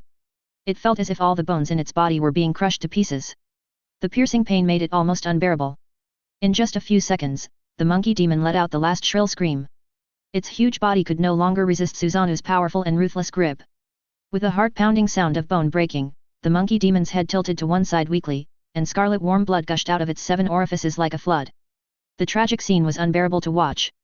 Sarutobi Hiruzen witnessed his old partner who had been with him for many years die tragically in front of him, and the anger in his heart erupted instantly like a volcanic eruption. He stared at Xianyi opposite him with his bloodshot eyes, as if he was about to spit out fire. "Uchiha Xianyi!" he roared, his voice became hoarse and trembling due to extreme anger. However, Xianyi just tilted his head in contempt, with a sneer of disdain on the corner of his mouth, and responded coldly, "What, is there something wrong?" Facing Sarutobi Hiruzen's anger, he seemed to be indifferent, even a little complacent. At this time, Sarutobi Hiruzen had fallen into despair and rage. He tried his best to break free from Susanoo's huge palm that was as strong as steel. But all this was just a futile effort. Not to mention that he is now in his twilight years and his strength is not as good as before. Even if he returns to his peak state in his youth, it is probably difficult to escape from this terrifying control by relying on the power of the rain body. Seeing this, Xianyi narrowed his eyes slightly and revealed a cruel smile. With a thought, he manipulated Susanoo to stretch out another big hand and mercilessly twisted Sarutobi Hiruzen's legs. With 2 crisp sounds, Sarutobi Hiruzen's legs were instantly broken, presenting a twisted and strange shape. Then, Susanoo released her grip on Sarutobi Hiruzen. Sarutobi Hiruzen, who lost the support of his legs, fell heavily to the ground, and the severe pain made his face distorted beyond human form. Despite this, his strong will to survive still drove him to struggle and try to use ninjutsu to fight back. Unfortunately, before he could seal his hands, Susanoo's ruthless giant hands grabbed them again, and gradually tightened their grip. Advertisement. With the sound of crisp bone cracks, Sarutobi Hiruzen's arm bones were completely shattered, and the piercing pain made him scream. "Ah!" The miserable cry echoed throughout the space for a long time. Outside the 4 purple flame formations, many onlookers witnessed this scene, all with astonishment on their faces, and a surge of unbearable feelings surged in their hearts. Especially Jiraiya, his originally gentle eyes were now full of resentment and anger, staring straight at Xianyi and Orochimaru, his hands unconsciously clenched into fists, as if he was going to rush into the formation to rescue the 3rd Hokage who had no power to fight back. However, even Orochimaru himself couldn't help but reveal a hint of surprise when he looked at Xianyi at this time. Obviously, even he himself had never expected that the seemingly cold-blooded man in front of him would be so cruel. "So, Xianyi, now that the 3rd generation is like a fish on the chopping board, at the mercy of others, do you think we should take their lives now?" Orochimaru asked tentatively, while closely watching the changes in Xianyi's expression. Xianyi just glanced at Orochimaru lightly, the corners of his mouth slightly raised, outlining a cold and disdainful smile, and said indifferently, "That's not necessary. Let him live a little longer. He can be useful later." Orochimaru was stunned when he heard this, and then he shrugged helplessly, indicating that he agreed with Xianyi's decision and would act according to his words. Then, Xianyi slowly moved to the side of the four purple flame formation, looking down at the angry people outside the formation, and said in a cold tone. I believe you have all seen with your own eyes that I have severely damaged the third generation. If you are still stubborn and want to challenge me with an egg against a stone, I don't mind playing with you. The people outside looked around in panic, their eyes full of confusion and fear, and they didn't know what action to take at this moment. In fact, since the third Hokage has been constantly promoting himself, since Jiraiya's generation, everyone has firmly believed that the third generation is the most powerful among all the generations of Hokage. Therefore, when facing Xianyi who could beat the third generation to pieces and make them look horrible, many of them could not help but want to retreat. However, Jiraiya was the only one who was different from the crowd. He was furious, staring at Xianyi with his eyes spitting fire, his hands clenched into fists, his whole body trembling slightly with anger, and he secretly vowed to avenge his beloved teacher, Sarutobi Hiruzen. At the same time, Kakashi stared at Xianyi with a complicated expression, his lips moved slightly, as if he wanted to say something, but he hesitated and did not speak. Finally, Kakashi mustered up the courage to ask, Xianyi, is the you standing here now your true appearance? Hearing this, Xianyi slowly turned his head and looked at Kakashi. His originally cold face softened slightly, and the corners of his mouth raised to reveal a faint smile, and he answered softly. Teacher Kakashi, please rest assured. I have never changed, I am still the real me. It's just that there are always some things in this world that need someone to play the role of the villain to be solved. After saying this, Xianyi turned around again and shouted to Orochimaru who was not far behind him. Orochimaru, keep an eye on Sarutobi Hiruzen, don't let him die, I will go and catch the cat who can only play with sand. Orochimaru nodded expressionlessly, indicating that he understood what Xianyi meant. However, Orochimaru was a little confused at first about the cat that plays with sand Xianyi mentioned, but after a little thought, he suddenly realized that Xianyi was referring to One-Tail Shikaku. Advertisement. Then, Xianyi cast Kamui without hesitation. After a twist, Xianyi disappeared instantly and was teleported to the location of Naruto and his companions. In a dense forest far away from Konoha village. At this time, Naruto and others were fighting a thrilling battle with the enemy in this forest. After a long and bitter fight, they were exhausted, but the situation was getting more critical. No one expected that Gaara, who had been struggling to hold on, was on the verge of collapse, and the one-tail Shikaku sealed in his body was about to break out. When Xianyi came out of the Kami-eye space, he saw that Gaara had already transformed into the complete form of One-Tail, and his huge body exuded a terrifying aura. On the other side, Naruto had just successfully summoned the huge Gamabunta and was about to fight side by side with him. In Temari's eyes, the appearance of One-Tail had already frightened her, and suddenly she noticed that there was an extra figure beside her, which frightened her so much that she quickly jumped back, quickly clenched the giant fan in her hand, and stared at Xianyi with a vigilant face. Humph, I didn't expect you to be able to chase here, but it's too late. Now that Gaara has completely transformed into the perfect form of One-Tail, even you can't stop this disaster. Temari glared at Xianyi and shouted loudly, trying to deter the other party. However, Xianyi just glanced at Temari's warning lightly and ignored her. His Sharingan went straight to the two behemoths not far away, thinking to himself, my target is only One-Tail, and I must not let it cause more damage. Then, a dark orange chakra flame flashed on Xianyi's body, and a set of dark orange divine robes emerged. Kurama mode, Takumai. Naruto, who was on top of Gamabunta's head, suddenly felt his whole body stagnate, but soon returned to normal and continued to watch Gaara transform into the perfect form of One-Tail. In the spiritual space in his body, in the cage formed by the 8-sign seal, Nine-Tail's huge body trembled slightly. It keenly sensed that a chakra wave exactly the same as its own was spreading in the air. In an instant, Nine-Tails widened his blood-red eyes, and a burst of astonishment surged in his heart. This is actually his own chakra. With almost no hesitation, Nine-Tails' spirit sank and instantly entered the deep space of the tailed beast. When it stepped into this deep realm, the scene in front of it made it stunned here, the other half of itself was standing leisurely. Yin Nine-Tails saw the arrival of Yang Nine-Tails, and a sly smile appeared on his face, and he laughed. Hey, you are finally here. Yang Nine-Tails stared at the other party, with an expression of disbelief on his face, and said. How did you end up here? Shouldn't you have been sealed in the Shinigami's stomach by the fourth Hokage? Yin Nine-Tails shrugged nonchalantly and answered easily. Of course someone released me from there. However, the kid who released me sealed me back in his body. Fortunately, that kid is quite interesting, so I am willing to be sealed by him. Yang Nine-Tails frowned upon hearing this and reprimanded with dissatisfaction. Just because of this, you were so easily sealed again by others? You really have no backbone. Yin Nine-Tails didn't care and still responded with a smile. So what? Anyway, it's much better than staying with Minato. He keeps nagging me all day long, which is really annoying. Looking at Yin Ninetails' appearance, Yang Ninetails gritted his teeth. This guy has no pursuit at all. In reality, Temari's eyes widened, looking at Xian Yi in disbelief, who was wearing a divine robe and flashing dark orange chakra flames. She had never seen such a shocking scene before, and she stood there for a moment, with an incredible look on her face. At this moment, Xian Yi suddenly moved. His figure disappeared in an instant like lightning. In the blink of an eye, he appeared in the air, and his speed was astonishing. Then, a powerful nine-tails chakra gushed out of his body like a surging torrent, and quickly condensed into a huge nine-tails fox made of dark orange chakra in the air. Xian Yi stood firmly in the head of this chakra nine-tails, like a master controlling everything. At the same time, Gaara's one tail also noticed the sudden nine tails. Because he had no knowledge of it, Gaara instinctively regarded it as an enemy and attempted to launch an attack. However, before he could make any move, he was frantically stopped by the consciousness of one tail in his body.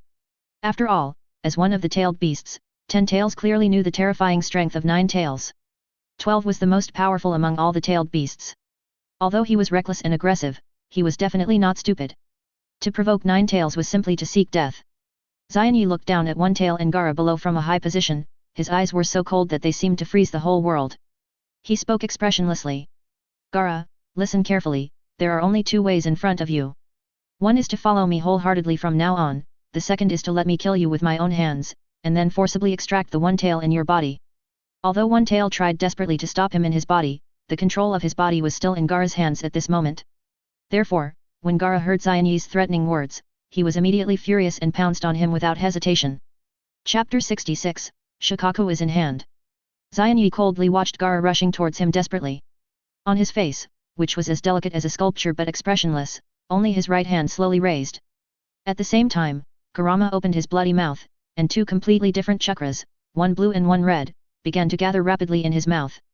As time went on, the 2 chakras gradually merged together, and continued to blend and compress according to the ratio of yin and yang 2:8, and finally formed an extremely huge black and purple energy ball that exuded a terrifying aura.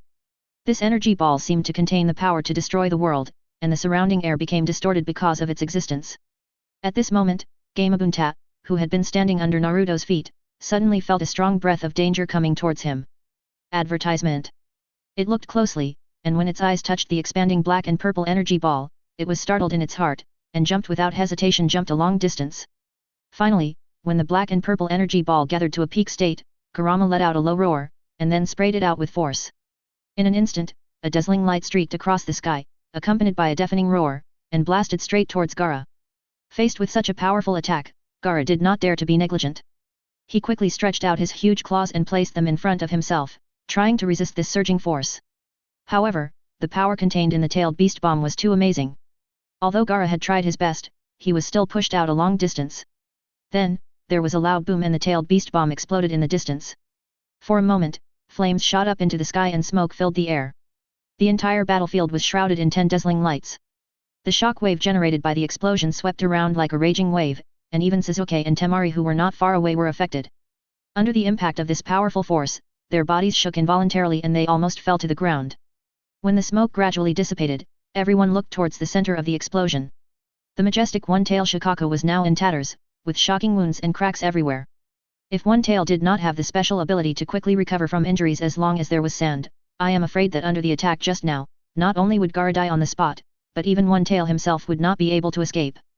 Then, Xian Yi manipulated Kurama to quickly come to Gaara, looked down at him and said, "Now, are you awake? Answer me again, surrender, or die." At this time, Gaara was half lying on the ground, his body was covered with scars, and blood was constantly oozing from the wounds. He raised his head with difficulty and looked at Xian Yi who was like a demon god above, his eyes full of panic and helplessness. This was the nth time he was injured. Since he came to Konoha, he has encountered strong enemies one after another. Especially in the thrilling battle just now, if it weren't for One Tail's powerful defense and self-healing ability, I'm afraid he would have died long ago. At this moment, in his body, One Tail roared angrily. "Idiot! Hurry up and agree to him. Do you really want to die? It doesn't matter if you want to die, but don't implicate me." Gaara couldn't help but be shocked when he heard One Tail's words. This is still the One Tail who is arrogant all day long. Tail? Why is he so panicked? However, when he saw Hyun Yi's increasingly cold and dangerous eyes, his instinct for survival made him not think too much, and he spoke quickly. I am willing to follow you." Although the voice was weak, it was clearly heard by Hyun Yi. After receiving this answer, Hyunyi's originally tense face finally relaxed and showed a satisfied smile. He nodded slightly to show his approval. Then he began to retract Nine Tails' chakra without hesitation. As the chakra gradually returned, the dazzling light on his body gradually dimmed and finally disappeared completely. At this time, Hyunyi had successfully exited the tailed beast state. The next moment, Hyunyi's figure flashed, and he jumped lightly like a ghost to the top of One Tail's head. After standing firmly on his feet, he quickly crossed his hands, and his 10 fingers flexibly changed various gestures to perform the Shiki Fuujin. At this moment, a huge Shinigami phantom slowly emerged and stood quietly behind Xianyi. When Shinigami saw that the person in front of him was Xianyi again, despair could not help but appear on his face. It stared at Xianyi with wide eyes, complaining in its heart, "Why is it this guy again? He always summons me but never gives me sacrifices. He is simply a hateful BD." However, despite being full of anger and helplessness, Shinigami could only obey Xianyi's command. Xianyi waved his arm and controlled Shinigami to open his huge palms and grab One Tail fiercely. Advertisement. Seeing this, One Tail wanted to struggle and resist, but the difference in strength was too great, and he could not break free from Shinigami's restraints at all. In the blink of an eye, Shinigami successfully grabbed One Tail and forcibly extracted the half of his energy belonging to the yin attribute. After having half of its yin power extracted, One Tail's body became obviously weak. It looked at its incomplete body and opened its mouth as if it wanted to say something. But when it thought that Xianyi in front of it was Nine Tails' Jinchuriki, it swallowed the words on its lips and didn't dare to say anything. At the same time, in Xianyi's inner world, Yin Shikako was staring at Yin Kurama with anger and kept complaining. "Kurama, look at what you, a Jinchuriki, have done. You beat my Jinchuriki so miserably, it's too much." In the face of Yin Shikaku's accusation, Yin Kurama smiled and responded. "Humph, just be content. This guy is from Uchiha, and he has the Mangekyō Sharingan. If he hadn't been a little patient, I would have made your Jinchuriki surrender with my power and simple words. Otherwise, if he really lost his patience and used the Mangekyō Sharingan to control you, the consequences would be much more serious than they are now." After hearing this, Shikako was stunned for a moment, as if time had frozen at this moment. After a long while, it came back to its senses, with an extremely horrified expression on its face. Its eyes almost popped out, staring straight at Nine Tails.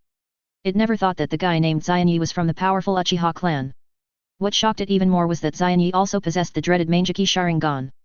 For the tailed beasts, they are not afraid of most things in this world, but only the mysterious and powerful power of Sharingan is their natural nemesis. Think about it, even Kurama, the most powerful of the nine-tailed beasts, was controlled by Sharingan twice. Now thinking about it carefully, Xianyi just beat Gaara severely, and did not use Mangekyō Sharingan to completely control him and himself. It can be regarded as quite kind and friendly. And outside the spiritual space, Xianyi clearly felt that when Yin Shikako was successfully sealed into his body, a new power emerged continuously. Yes, it was the power of magnet style. At this moment, he can control the sand at will, just like the extension of his arm. With a slight smile on his lips, Xianyi turned his head to look at Gaara, who was exhausted and recovered from the tailed beast state. He flashed in front of Gaara like a ghost, stretched out his hand and grabbed his neck tightly, lifting him up easily like a chicken. Then, he flashed again and brought Gaara to Sasuke, Naruto, Shikamaru, and others. After standing firmly on his feet, Xianyi glanced at everyone and said with a smile. "Okay, Sasuke, Naruto, Shikamaru, we should return to Konoha village. After returning to the village, there will be a wonderful show waiting for us, don't miss it." After carefully instructing Sasuke and the others, Xianyi slowly turned his gaze to Temari and Kankuro. His eyes were cold, and he uttered cold words. "And you too, Nizo, also go back with us." Hearing this, Temari's heart tightened instantly. She stared at Gaara and Xianyi's hand with great nervousness and asked anxiously. "Wait, please wait a minute. What about Gaara? How are you going to deal with him?" Although Gaara was extremely cruel on weekdays, even she herself was afraid of this brother, but at this moment, the blood was thicker than water, so she couldn't sit idly by. Xianyi just glanced at Temari lightly, his eyes were extremely cold, as if the person in front of him was just an insignificant existence. Then, he responded in an emotionless voice. "As a tailed beast, Jinchuriki, now that he has been defeated by us, then according to common sense, he naturally belongs to the Leaf Village." Temari's eyes widened when she heard the words, her face full of disbelief, and she had thousands of words to refute in her heart, but when she met Xianyi's eyes with a hint of murderous intent and slightly narrowed, the words on her lips were swallowed back. In the end, she could only choose to obey silently, leading Kankuro, Xianyi and others to embark on the journey back to Konoha village. When the group finally arrived at Konoha village, they found that it had already been in a fierce battle. Fortunately, after everyone's concerted efforts, the enemies of the Sand Village and the Sound Village who came in had basically been successfully suppressed. And Xianyi led the people behind him to the highest stand of the arena without hesitation. At this time, Orochimaru, who was in the 4 purple flame formation, was paying close attention to the movements outside. When he saw Xianyi returning with Gaara, who had lost the ability to resist, the corners of his mouth could not help but rise slightly, revealing a meaningful smile. Advertisement. Ah, Xianyi, it seems that you have gained a lot. Orochimaru raised his mouth slightly, and said with a hint of joking. As these words came out, the other people present turned their heads and focused their eyes on Xianyi. At this time, Jiraiya's eyes met Xianyi, and his originally calm eyes instantly ignited with rage, as if they were about to burst out. However, although he was extremely angry, before he was sure that he could defeat Xianyi, Jiraiya knew that rash actions would only make the situation worse, so Song Nang forcibly suppressed his inner impulse. Xianyi seemed very calm. He just waved his hand lightly and spoke nonchalantly. Okay, don't your 4 men know how to be tired? They can actually maintain these 4 purple flame formations all the time, and quickly tell them to withdraw. After hearing what Xianyi said, the 4 Odaninas did not act immediately, but turned their heads at the same time and looked at Orochimaru, as if waiting for his instructions. Seeing this, Orochimaru nodded slightly, indicating that he agreed with Xianyi's request, and said slowly. From now on, Xianyi's orders are equivalent to the orders I issued. After getting Orochimaru's approval, the 4 Odanin stopped injecting chakra. As the chakra supply was interrupted, the originally blazing and dazzling 4 purple flame array gradually dimmed until it completely disappeared. Just when the 4 purple flame array just disappeared, Jiraiya, who had been waiting for an opportunity, suddenly flashed and rushed towards the 3rd generation with broken limbs like an arrow, obviously wanting to take him away. Unfortunately, his plan failed, because before he could get close to the 3rd generation, a tall and thick sand wall suddenly rose from the ground and blocked him. Humph! He is still very useful to us. Want to take him away like this? It's just a foolish dream, no way. Xianyi's icy voice came from behind, like a gust of cold wind in the cold winter, which made people shudder. Jiraiya flashed and appeared in an instant like a ghost. Next to the 3rd generation target, he lowered his head and stared into the 3rd generation target's eyes that had lost their spirit, with the corners of his mouth slightly raised. A creepy sneer. Then, he turned to look at Orochimaru beside him and said in a cold tone. Orochimaru, let your men use the Nirvana Jingshi technique immediately. I want all the villagers present to wake up. 327 After hearing Xianyi's order, Orochimaru nodded slightly to indicate his agreement. Not long after, a strange light shone above the arena, and then, the unconscious Konoha villagers slowly opened their eyes one by one and gradually regained consciousness. When everyone was awake, Xianyi reached out and lifted up the body of the 3rd generation without any effort. At the same time, he controlled the surrounding sand to gather into a powerful force, steadily lifted up the 3rd generation, and took him to the sky in the center of the arena. Standing on a high place, Xianyi took a deep breath and mobilized the chakra in his body, making it emit a loud sound like thunder through his throat. All the villagers of Konoha village, are you fully awake now? If you are awake, then listen carefully. From today on, I, Xianyi, will officially take the position of Hokage and become the 5th Hokage of Konoha village. If anyone objects to this, no problem, but the premise is that you must have enough strength to defeat my power. As soon as the words fell, Xianyi quickly formed seals with his hands again and created 2 shadow clone. And these 2 shadow clones seemed to have telepathy and entered the tailed beast mode of 1-tailed Shikaku and 9-tailed Kurama at the same time. Accompanied by 2 deafening roars, 2 huge and aggressive tailed beasts suddenly appeared in front of everyone. One of them was covered with hard sand armor and exuded a sharp breath, the other was burning with raging flames all over its body, with its fangs and claws bared, and it was majestic. Seeing such a horrible scene, those who were originally complaining in a low voice that Xianyi was talking nonsense and dreaming were all shocked. After all, Konoha village had been hit hard by the 9 Tails rebellion, and that disaster is still vivid in people's memory. Now, facing these 2 extremely ferocious tailed beasts, who dares to challenge Ken's authority easily? When Jiraiya and Kakashi witnessed this jaw-dropping scene, their eyes were wide open, as if they were about to fall out of their eyes. Naruto was standing here safely and steadily, but the majestic 9 Tails in the center of the field really existed. Not only that, Temari and Baki of the Hidden Sand Village were also full of astonishment and confusion, because Gaara was standing here and alive, but why did 1-tailed Shikaku suddenly appear there? At this moment, with the huge deterrent power brought by these 2 powerful tailed beasts, the ordinary villagers in Konoha village were all silent, and did not dare to express any objection to Ken's appointment as Hokage. Even the relatively weaker families could only choose to remain silent and obedient at this moment. However, only those large families with deep roots and huge power firmly opposed Hiruzen's appointment as the 5th Hokage. Among them, the strongest opposition came from the 3rd generation's target family, the Sarutobi family. They watched Sarutobi Hiruzen's limbs being brutally broken and hung high in the air, and the anger in their hearts instantly burned, and they were filled with uncontrollable anger towards Hiruzen.